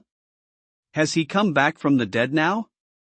I don't know, but I have to say, those screams coming from Senior Brother ES cave residents were genuinely creepy, downright terrifying. What if Senior Brother has attained some kind of enlightenment? Is that how enlightenment works in your family? But isn't that just how the cultivation world works? Is that how the cultivation world works? It should be, right? The few disciples chatting on the back mountain seemed to find some truth in that statement and fell deep in thought. Chapter 80, what kind of magic artifact? Could it be more powerful than my tetanus iron sword? The next day. Since the sect master and the Grand Elder were unreachable, the second elder, who wasn't in seclusion, received the notice regarding the magical artifact trial and took full charge of the distribution process. Box after box of items was unloaded from the cart and neatly arranged in the inner sect hall. There were 3 large boxes in total. One was painted with a knife, one with a hammer, and the other with a sword. Gu's gaze swept over the boxes. He was actually a bit surprised there wasn't a staff among them. Still, the items all looked pretty good, though he wondered if Ding had weakened their power. There are also 2 little gourds? The design of these things is actually quite complex. Let me take a look at the manual. Gu skimmed through the manual, reading about the functions of the small gourds. Oh, so they're just 2 large lighters, good for nothing but starting fires. The boxes for the two small gourds were labeled prototypes. They must be included as extras. These things look pretty high-tech, but they're actually pretty useless. Electric currents can harm chi-gathering stage cultivators, but fireballs can't. Being able to light a fire is already pretty good. The people on the back mountain had, of course, received the second elder's notification. A moment later, dozens of people filled the entire hall, all staring curiously at the three large crates in front of them. They didn't know what was inside yet, nor did they know how well they worked. Everyone, please, be quiet. There are no outsiders here. These are all perks. They're supposed to be high-tech magical artifacts. The second elder maintained order, cleared his throat twice, and addressed the inner sect members. Not a single person present was anything but a genuine cultivator. They all knew each other well, so many were standing together chatting. High-tech magical artifacts? I know what high-tech means, and I know what magical artifacts are. These high-tech magical artifacts, has society really advanced this much? Still, thinking about the technology adapted from the cultivation world, they felt an added sense of anticipation. Second elder, just start handing them out. I'm ready to test this thing's power. Yeah, first elder, I want to see what this thing is all about, too. No wonder that ding guy came by yesterday to hang around. It was all for this. What kind of magical artifact? Could it be as powerful as my tetanus iron sword? As the second elder began his introduction, the disciples' chatter grew louder. Some disciples urged him to open the chest. With a wave of his hand, the second elder caused the chest to burst open, spilling its contents onto the floor. A faint sizzling sound could be heard. Does this thing leak electricity?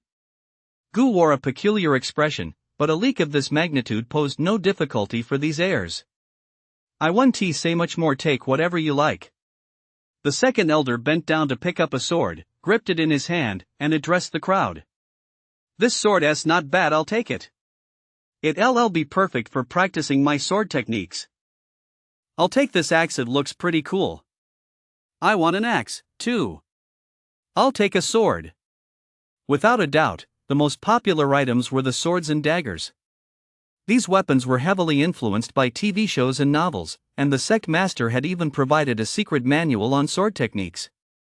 Practicing sword techniques with a dagger was one thing. But practicing sword techniques with a hammer? That was a bit hard to justify. In a moment, all the daggers and swords on the ground had been claimed, leaving only the hammers. That thing looked pretty big, though. I'll take this hammer. Who hadn't spoken until then, said, reaching out his hand, and the hammer flew straight into it. Ha! Was becoming increasingly proficient in his use of mana. After weighing the hammer in his hand, nodded. Not bad, though it's a bit light. You guys go pick one up, too. Turning to the 5 members of the body tempering group, he said. The 6 of them, each holding an electric hammer and with their bulging muscles, looked extremely bizarre. This thing's actually electrified. After examining the hammer in his hand for a moment, he followed the manual to find the power switch. Level 1, Level 2, and Level 3. I wonder how powerful they are. Cool stuff. It's electrified. Who wants to test it out with me? The disciples holding swords and knives curiously fiddled with the high-tech magical artifacts, pressing the switches to send electric currents through them as they spoke. Don't try it yet. Let me touch you first to see how powerful it is. Or maybe we should form a circle and take turns, one by one, ha ha ha. The entire hall was filled with a joyful atmosphere.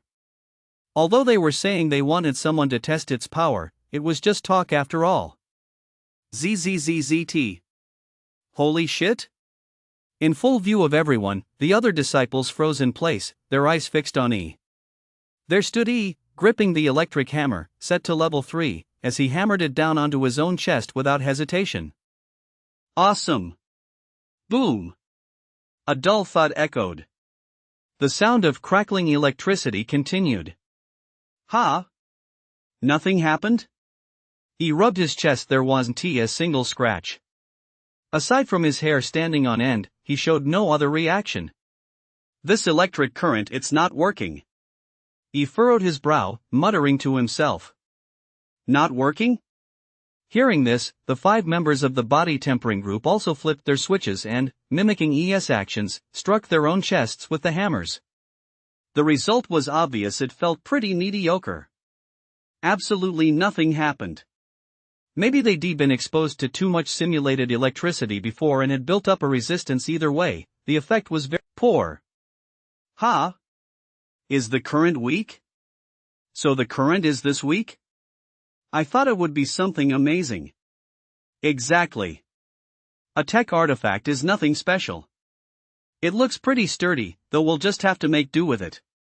At least it looks a lot like a flying sword. It'd be great to take it out and shock some fish or chickens. Seeing that E and the other 5 were unharmed, the atmosphere in the Grand Hall grew even more cheerful. Some cultivators even imitated what E and the others had just done, experimenting with the electric current. They turned it up to level 3. They tapped the blade against their own chests.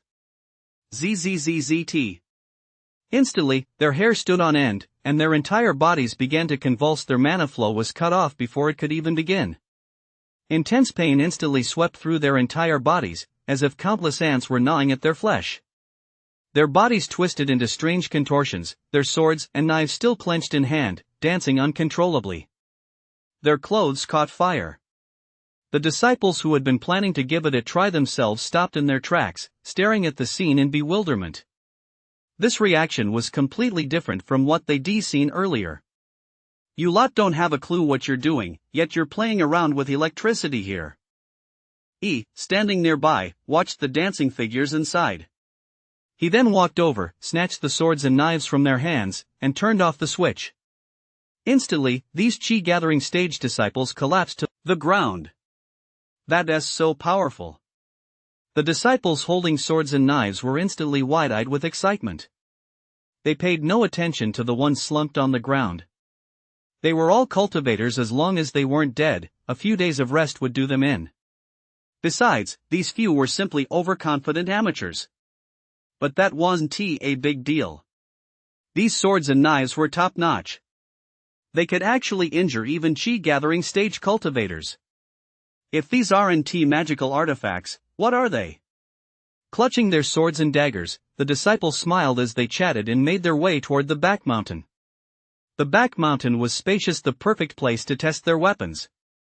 As for the main hall, only a few disciples remained, using mana to heal their wounds, leaving the atmosphere quite awkward.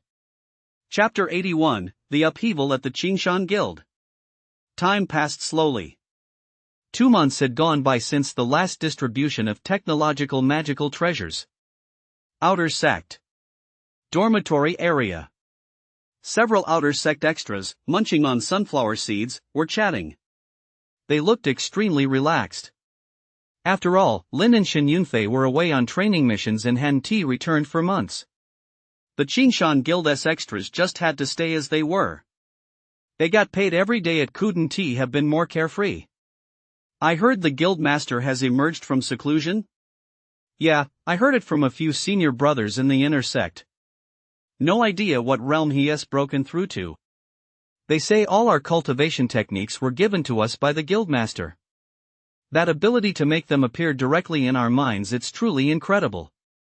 As the group chatted about Tang Donyang, they couldn't help but feel a sense of awe. They were deeply curious about this ability and often speculated about the sect master's cultivation level. One disciple grabbed a handful of sunflower seeds, pointed at the others, and said with a hint of exasperation, "Yeah, it really is incredible. I had no fucking idea you guys were cultivators too. I've been running out every day, looking for some secluded corner to practice. It's exhausting." In response to the disciple's exasperation, someone nearby shrugged, "I didn't even know you were one either. I'm sneaking around all day. How was I supposed to notice you guys?" The person across from him agreed, sighing as he said, "Exactly. If the Grand Elder hadn't consolidated the entire Qingshan Guild, I'd have thought this was a fake sect. Then, when I saw the number of cultivators, I was completely blown away. I thought there'd only be a handful of cultivators too, but it turns out there are only a few who aren't. It's just insane. The group chatting together couldn't help but feel a sense of wonder. These past few days had made them feel as if they'd truly traveled through time. They'd just been extras. The show had only been airing for a few months, and now, just like that, they'd transformed into cultivators. The sect had also become a real sect. Anyone in their shoes would think they were dreaming. Come to think of it, could this be the production team staging a simulation of the cultivation world within the existing simulation of the cultivation world, making us the protagonists? Are you still half asleep? What is that stuff in your head? And what is this manning inside your body? I know, but I still can't shake the feeling that something is off about this whole situation. You guys are just playing with infinite nesting dolls here, aren't you? The group burst into laughter, feeling completely at ease. But just then, one disciple's expression grew slightly stiff, and his smile froze. The others, seeing this, looked at him in confusion. But when they followed his gaze, they all froze in place as well. Fellow disciples, are you taking a break? A warm, down-to-earth voice rang out. It was none other than our body-tempering master, E. At that moment, E was dressed in plain white robes. His muscles weren't very noticeable beneath the fabric. Behind him were 5 burly men, though they looked quite approachable. Greetings, Elder E. The group forced smiles and greeted E. In the past, they certainly wouldn't have acted this way. But over the past 2 months, the Qingshan Guild had undergone a major transformation. With the support of the Grand Elder, the Second Elder had carried out a top-to-bottom reform of the entire Qingshan Guild. They had thoroughly transformed the organization into a true cultivation sect. Every system and every rule was implemented in accordance with the standards of a genuine cultivation sect. As for E, due to his inherent prestige, he was appointed as the discipline elder, responsible for overseeing all disciplinary matters and meting out punishments within the Qingshan Guild. As everyone knows, what Elder E hates most is when people slack off in their cultivation, and what he loves most is forcing others to cultivate. It's said that a few days ago, an outer sect disciple was taken to a certain spot on the back mountain, and screams of agony could be heard coming from there. When he emerged, he was shouting, "I love cultivation." It was nothing short of brutal. You must all be tired from cultivation. If you're tired, just take a little more rest. He wore a smile on his face as his gaze swept over the group, his tone gentle and soft. If these few hadn't heard of his formidable reputation, they might actually have been fooled. We're not tired. We were just discussing cultivation matters. We'll be heading out to practice right away. I feel my cultivation realm shifting. I'm going to break through right now. Hearing ES greeting, they didn't take it seriously and replied somewhat anxiously. They then hurried off to their respective dorms, looking somewhat flustered. Watching their reactions, E was taken aback. Turning to the 5 people behind him, he said, "Am I that scary? Why are you all so flustered just seeing me?" Scratching his head, he was puzzled. Logically speaking, although he was the discipline elder, he had never punished anyone. Whenever he spoke with others, his tone was always friendly, and he would occasionally offer a greeting. Yet even with all that, these disciples treated him as if he were the plague god, flustered and rushing about. How strange. Maybe their cultivation bases are wavering, so they're walking a bit hurriedly. A burly man behind him replied. Have their cultivation bases been wavering the whole way? He felt that didn't quite add up and was a bit puzzled. With the elder encouraging us to study, everyone in the Qingshan Guild is working hard at cultivation. It's perfectly normal for their cultivation bases to waver. Put that way, it did make sense. With that in mind, he led the 5 body-tempering newcomers as they continued their training while keeping an eye on the sect's disciples. It was still most comfortable back when he was simply cultivating. The Qingshan Guild had undergone significant changes. The gains were also substantial. Tang Dongyang had broken through to the core stage, though only the early core stage, but he achieved this in less than a year. His cultivation speed was truly off the charts. Among the inheritors who started at the same time, even the strongest is currently stuck at the mid-foundation stage. Who wouldn't call Tang Dongyang the chosen one upon seeing him? As for the Grand Elder, his talent for array arts isn't particularly strong, but he has had good luck. Using technological artifacts and high-voltage electricity, he has managed to set up a lightning array that is passable. Occasionally, he would take people to test its power, making for a lively scene every day. All in all, the fact that the Qingshan Guild can now stably supply energy to Gu is quite impressive. However, the primary source of energy remains the Tsang Yuan world. Aside from the Tsang Yuan world, there are also dozens of unnamed secondary energy points. Barring any surprises, these dozens of energy points are likely the handiwork of that Tsang Yuan patriarch. If it weren't for the current energy shortage, he'd really love to travel there and take a good look at the other worlds, but right now, he is just a tiny bit short of the energy needed to break through to the nascent stage, just a little bit short. He has no idea what kind of energy he'll awaken once he enters the nascent stage. Gu floated in a corner, bored out of his mind, constantly switching between different people's perspectives. He'd look at Tang Dongyang, then at the Grand Elder, then at Jean, and then watch he act crazy. Finally, his perspective landed on Lin. Gu Henti paid much attention to Lin for over 2 months these past few days. His focus had been entirely on the Qingshan Guild. After all, the production team had set up nothing but clichés, either secret realms, beautiful women, or sudden serendipitous encounters, and the rest of the time was spent showing off. It got boring after a while. Lin is coming back? And why is Xin Yunfei tagging along? When did these two even meet? Chapter 82, If the world is fake, then what is this cultivation technique? Whoa! These two are actually chatting? On a narrow path, Lin's expression seemed a bit strange. He opened his mouth as if to say something, but in the end, he held back. Xin Yunfei, what cultivation realm are you at now? Lin finally spoke up, asking Xin Yunfei, whom he'd run into by chance, as they walked along. What cultivation level? That question completely stumped Xin Yunfei. Cultivation level? The elder isn't here. How am I supposed to know my own cultivation level? His cultivation technique was unique, so it was indeed hard to say. It should be around the mid-foundation stage, I guess. After a moment's thought, Xin Yunfei offered his guess. When he first entered the inner sect, he'd already been at the foundation stage. Several months had passed since then, so mid-foundation stage was a very conservative estimate. Still, when out in the world, it was essential to conceal one's cultivation level. Mid-foundation stage? Upon hearing this, Lin's eyes flickered as he stared intently into Xin Yunfei's eyes, lost in thought. The two continued on their way.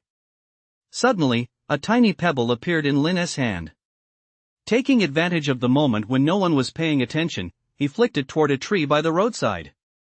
The tree bounced the pebble back, sending it straight toward Xin Yunfei's knee. Thud. Xin Yunfei dropped to his knees right where he stood. Are you okay? Lin's eyes flickered, as if he confirmed something. He helped Xin Yunfei to his feet and asked with concern. Feeling the pain in his knee, Xin Yunfei frowned. He was, after all, at the mid-stage of the foundation stage. What had just happened to his knee? It felt as if something had struck it. Strange. There was no one else around. Could it have been a misalignment in the flow of his mana? After pausing for a quarter of an hour, Xin Yunfei still couldn't figure out exactly what had happened.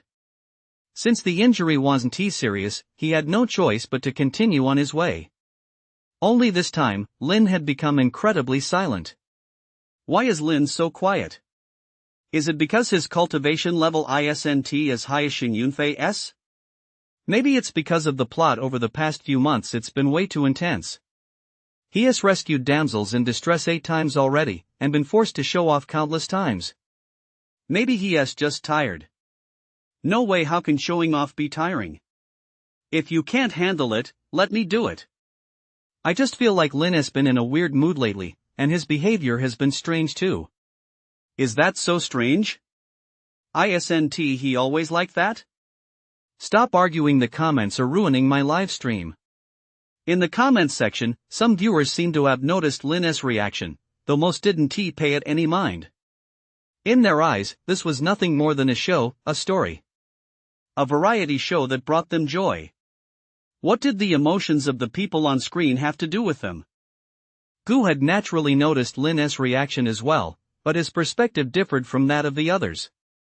Over the past few months, he seemed to have missed some important plot developments.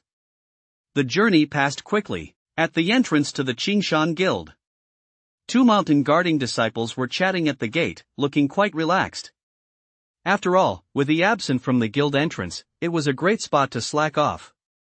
"Senior brother Lin, senior brother Shun, you're back?" The mountain guard disciples feigned surprise as they spoke.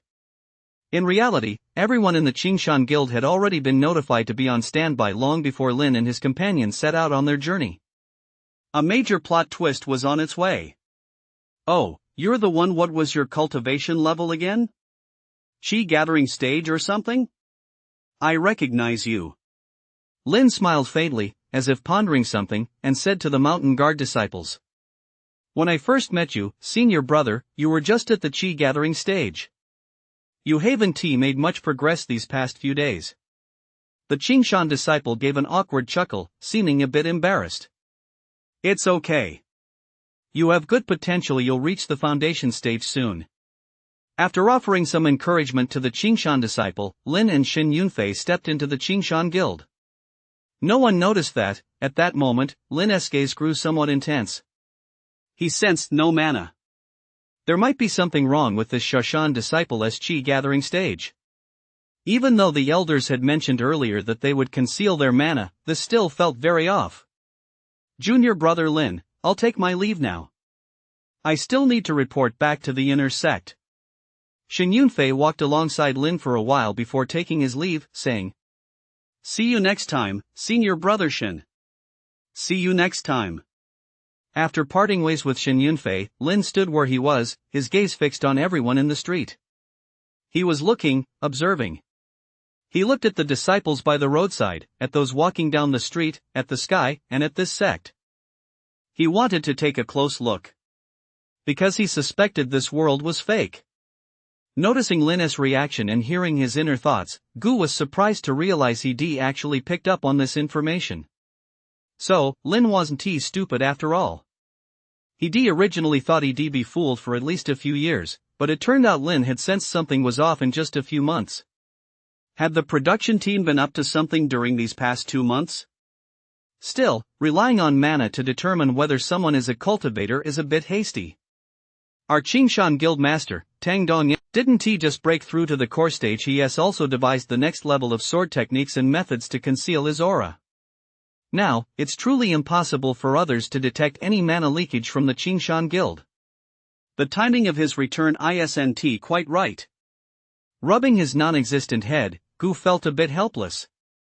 Lin took a deep breath and wandered aimlessly through the Qingshan Guild.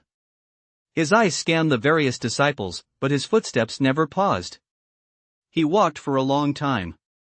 Eventually, he came to a stone wall. The very stone wall where he had gained enlightenment about his cultivation technique. "So, are you real?" Reaching out to touch the stone wall, Lin's gaze grew exceptionally complex. The only reason he hadn't completely lost it yet was because of this stone wall. He had truly obtained his cultivation technique from it. If the world was fake, then what was this technique? What about his own cultivation? What meaning did any of it hold? All the memories since his arrival flooded Lin's mind, good, bad, and everything in between. If everything were real, then what were all the things he'd seen and experienced? So, which was real, and which was fake? What on earth was real? What the? Oh no, Lin's about to lose his mind. Hearing Lin's thoughts, Gu felt a sense of dread welling up inside him. So many chaotic and conflicting thoughts swirling in his mind. After all, he is a Chi gathering stage energy source. Gu decided to try some mind control. There must be some kind of conspiracy. A moment later, Lin's eyes cleared, and a thought arose in his mind. Well, he'd been mind controlled but not completely. This kid's pretty stubborn. Gu. As for this, Gu couldn't be bothered. With so many people in the Qingshan Guild, he'd just let the kid figure it out on his own. After all, the Qingshan Guild is, well, the Qingshan Guild. Whether they're scamming people or not isn't his concern. He just wants some energy. Lin really is strange. Did he come back to this stone wall to meditate again? Ha ha ha ha, the comment above is killing me. Go ahead, you figure it out. I feel bad for Brother Lin. The show's plot has been so intense lately, and they've been using him to run a ton of ads. He must be exhausted. Exhausted my ass. I'm here to watch the variety show and have some fun. If you're tired, go rest. Who am I supposed to watch then? You idiot up there. Exactly. What does it matter to us if he is tired? Did I miss the ads or something? The bullet comments still the same as ever, thick as rain. Chapter 83, guys, this world is fake, right? He stepped into the dorm he hadn't returned to in a long time. Lin flopped straight onto the bed, ignoring the dust on it, and closed his eyes to think. Over the past 2 months, he'd been through a lot and had gradually become aware of some changes. This was also a major reason why he believed the world was fake. Not long after leaving the auction house, he came across a woman being hunted down. As she was about to flee, she gave him a map fragment and then vanished without a trace. After obtaining the map, Lin didn't think much of it at first and continued exploring the world. But along the way, people kept approaching him, their words all carrying a hint of mind control. He encountered no fewer than 10 of those mysterious old men alone. Not a single one of them emitted any mana fluctuations. Not a single one could be read through. Of course, none of that was the most important thing. What mattered most was that he found a pen on a street corner. A ballpoint pen, no less. Come on, tell me, do ballpoint pens even exist in the cultivation world? But just as he picked up that pen, a rambling, eccentric figure appeared out of nowhere, spouting all sorts of strange nonsense. Before long, he fainted right there on the spot. When he woke up, the pen he'd picked up was gone. People around him said he'd been lying on the ground the whole time, muttering something under his breath. They asked him if he'd just had a nightmare. Could it really be that much of a coincidence? Lin thought about it carefully. Since he'd been transported here, it seemed he hadn't killed a single person. Whether it was enemies or invaders from the demon sect. Wasn't the cultivation world supposed to be a place where the strong prey on the weak, utterly dark and ruthless? Every time he faced danger, another group with a grudge against the opponent would inevitably show up, and the two sides would start fighting. The battle would gradually move farther away until they finally vanished. It was completely absurd. Add to that some of the things he'd encountered earlier at the Qingshan Guild. Lin couldn't sleep for nights on end. So, he quietly experimented with a few things. Like talking to himself, or writing down a plan. In the end, he discovered that these words and plans would always be interrupted before he could finish them. Or at least, they'd be cut off just as he was getting to the point. Was there some powerful figure pulling the strings behind the scenes? Who the hell uses a gel pen? Or was it all just a hoax? Since when has technology been able to implant mana inside the body? Was it all real? Come on, with everything like this, and you still say it's real. No wonder Lin nearly lost his mind at the stone steel. After all, who wouldn't be baffled by something like this? Maybe I should give it another try. A gleam flashed in Lin's eyes. It seemed he'd made some kind of decision. Bang! Senior Brother Lin, the elder is summoning the outer sect disciples for a meeting. The familiar voice came from outside shortly after Lin had lain down. Lin had long since grown accustomed to the sound of his door being kicked open. Let us go. Lin sat up from the bed and glanced at the visitor. He couldn't sense any mana fluctuations. Huh? What is that thing at his waist? Suddenly, Lin noticed something. His gaze fell on the visitor's waist, where a faint rectangular outline was visible through the robe. That object looked somewhat familiar. What's wrong, Senior Brother Lin? The elder is still waiting. The disciple felt uncomfortable under Lin's stare and asked with some confusion. Nothing. Let us go. A smile appeared on Lin's face as he casually patted the other's waist. A familiar sensation washed over him instantly. And it seemed the screen had lit up. A faint glow shone through the fabric, hard to spot unless you looked closely. If this isn't a cell phone, then what is it? A ballpoint pen, a cell phone, and all these coincidences. Even if someone told him this world was real, Lin wouldn't believe it now. Surely all these things couldn't have come through with him. Who would believe that? What's going to happen next? No idea. The production team pulls stunts every day. Who can guess? Take last time, for example. 10 mysterious elders appeared in such a short time. That was just ridiculous. I heard these are all cameos by the advertisers' bigwigs. Cameos? No wonder. I'd even want to go in there and be a free extra. My daily mealtime show. I'm gonna polish off a bowl of rice first. Watching the livestream, the chat was buzzing with lively discussion about what might happen next. The Outer Sect Plaza. Quite a few Outer Sect disciples stood there, quietly watching the Grand Elder of the Outer Sect ahead of them. His energy and demeanor were completely different from before. After all, they were now part of the regular forces, with a well-established sect system. How could things be the same as before? Still, this plot twist wasn't half bad. It gave them a chance to rest, sparing them from being hounded and coerced by the discipline elder every single day. Those muscles were downright terrifying. Lin arrived late, surveying the disciples in the square and sensing their spiritual energy. Nothing at all. His thoughts were nowhere near the elder at the very front. Instead, he was observing the Outer Sect disciples around him. He used to truly believe in it, but now it actually seemed a bit ridiculous. With so many flaws, how had he never had the slightest suspicion before? The Outer Sect will hold a grand competition tomorrow. The winner this time will be granted the right to be promoted directly to the Inner Sect. I hope you'll all cherish this opportunity. The voice of the Grand Elder of the Outer Sect rang out, loud and clear, not through spiritual energy, but carried slowly by loudspeakers from all directions. A new person? Only upon hearing the voice did Lin realize that the Grand Elder of the Outer Sect standing above had been replaced. Of course, none of that mattered. An Outer Sect competition? Ha! Another one of those schemes to toy with people? Lin let out a long sigh, his expression darkening. Do any of you have any questions? The Grand Elder swept his gaze over the Outer Sect disciples and asked. We obey Elder Lin. The crowd below responded in unison, their voices perfectly synchronized. This aura and atmosphere were completely different from anything Lin had seen before. I have a question. Suddenly, Lin's voice rang out, his gaze fixed on the Grand Elder in front of him. He then walked forward. Lin has a question? What has gotten into him? The Outer Sect disciples, including the elders, were all at a loss.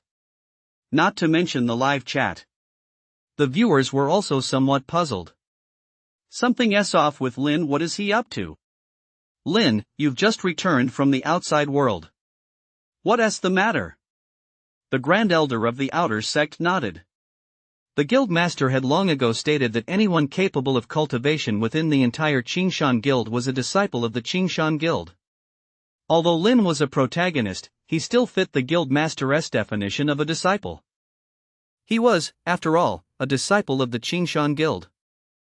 In the face of this unexpected incident, aside from the extras acting in cooperation, there was little they could do to help. It was all too sudden. The outer courtyard. You and all those so-called cultivators from the outside world are all fakes. Lin's voice rang out again, his words filled with rage.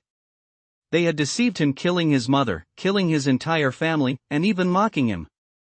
Who wouldn't he be furious in his shoes? You, and all of you have absolutely no cultivation at all. His gaze swept over everyone present, and the emotion Lin had been suppressing all this time erupted in an instant. Today, he was going to get to the bottom of everything. As he spoke, Lin moved forward. He reached out toward the Outer Sect Grand Elder, intending to grab his robe and tear it open. This is your true face. Just as Lin reached the Outer Sect Grand Elder and was about to touch his robe, his hand froze in mid-air. An inexplicable force was blocking him. At that moment, his eyes locked with the other man's. Oh no!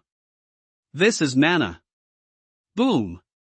The mana rippled out, sending Lin flying backward in an instant, leaving a long skid mark on the ground. Put! A mouthful of blood spurted out, and Lin's face turned slightly pale. His eyes, filled with disbelief, were fixed intently on the so-called Grand Elder. Is he a real cultivator? How is that possible?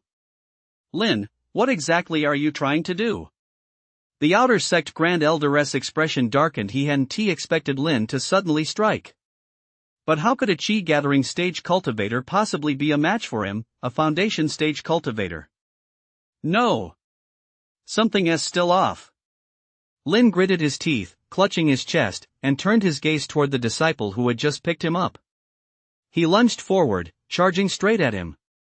In an instant, their fists clashed, and mana erupted. Thud!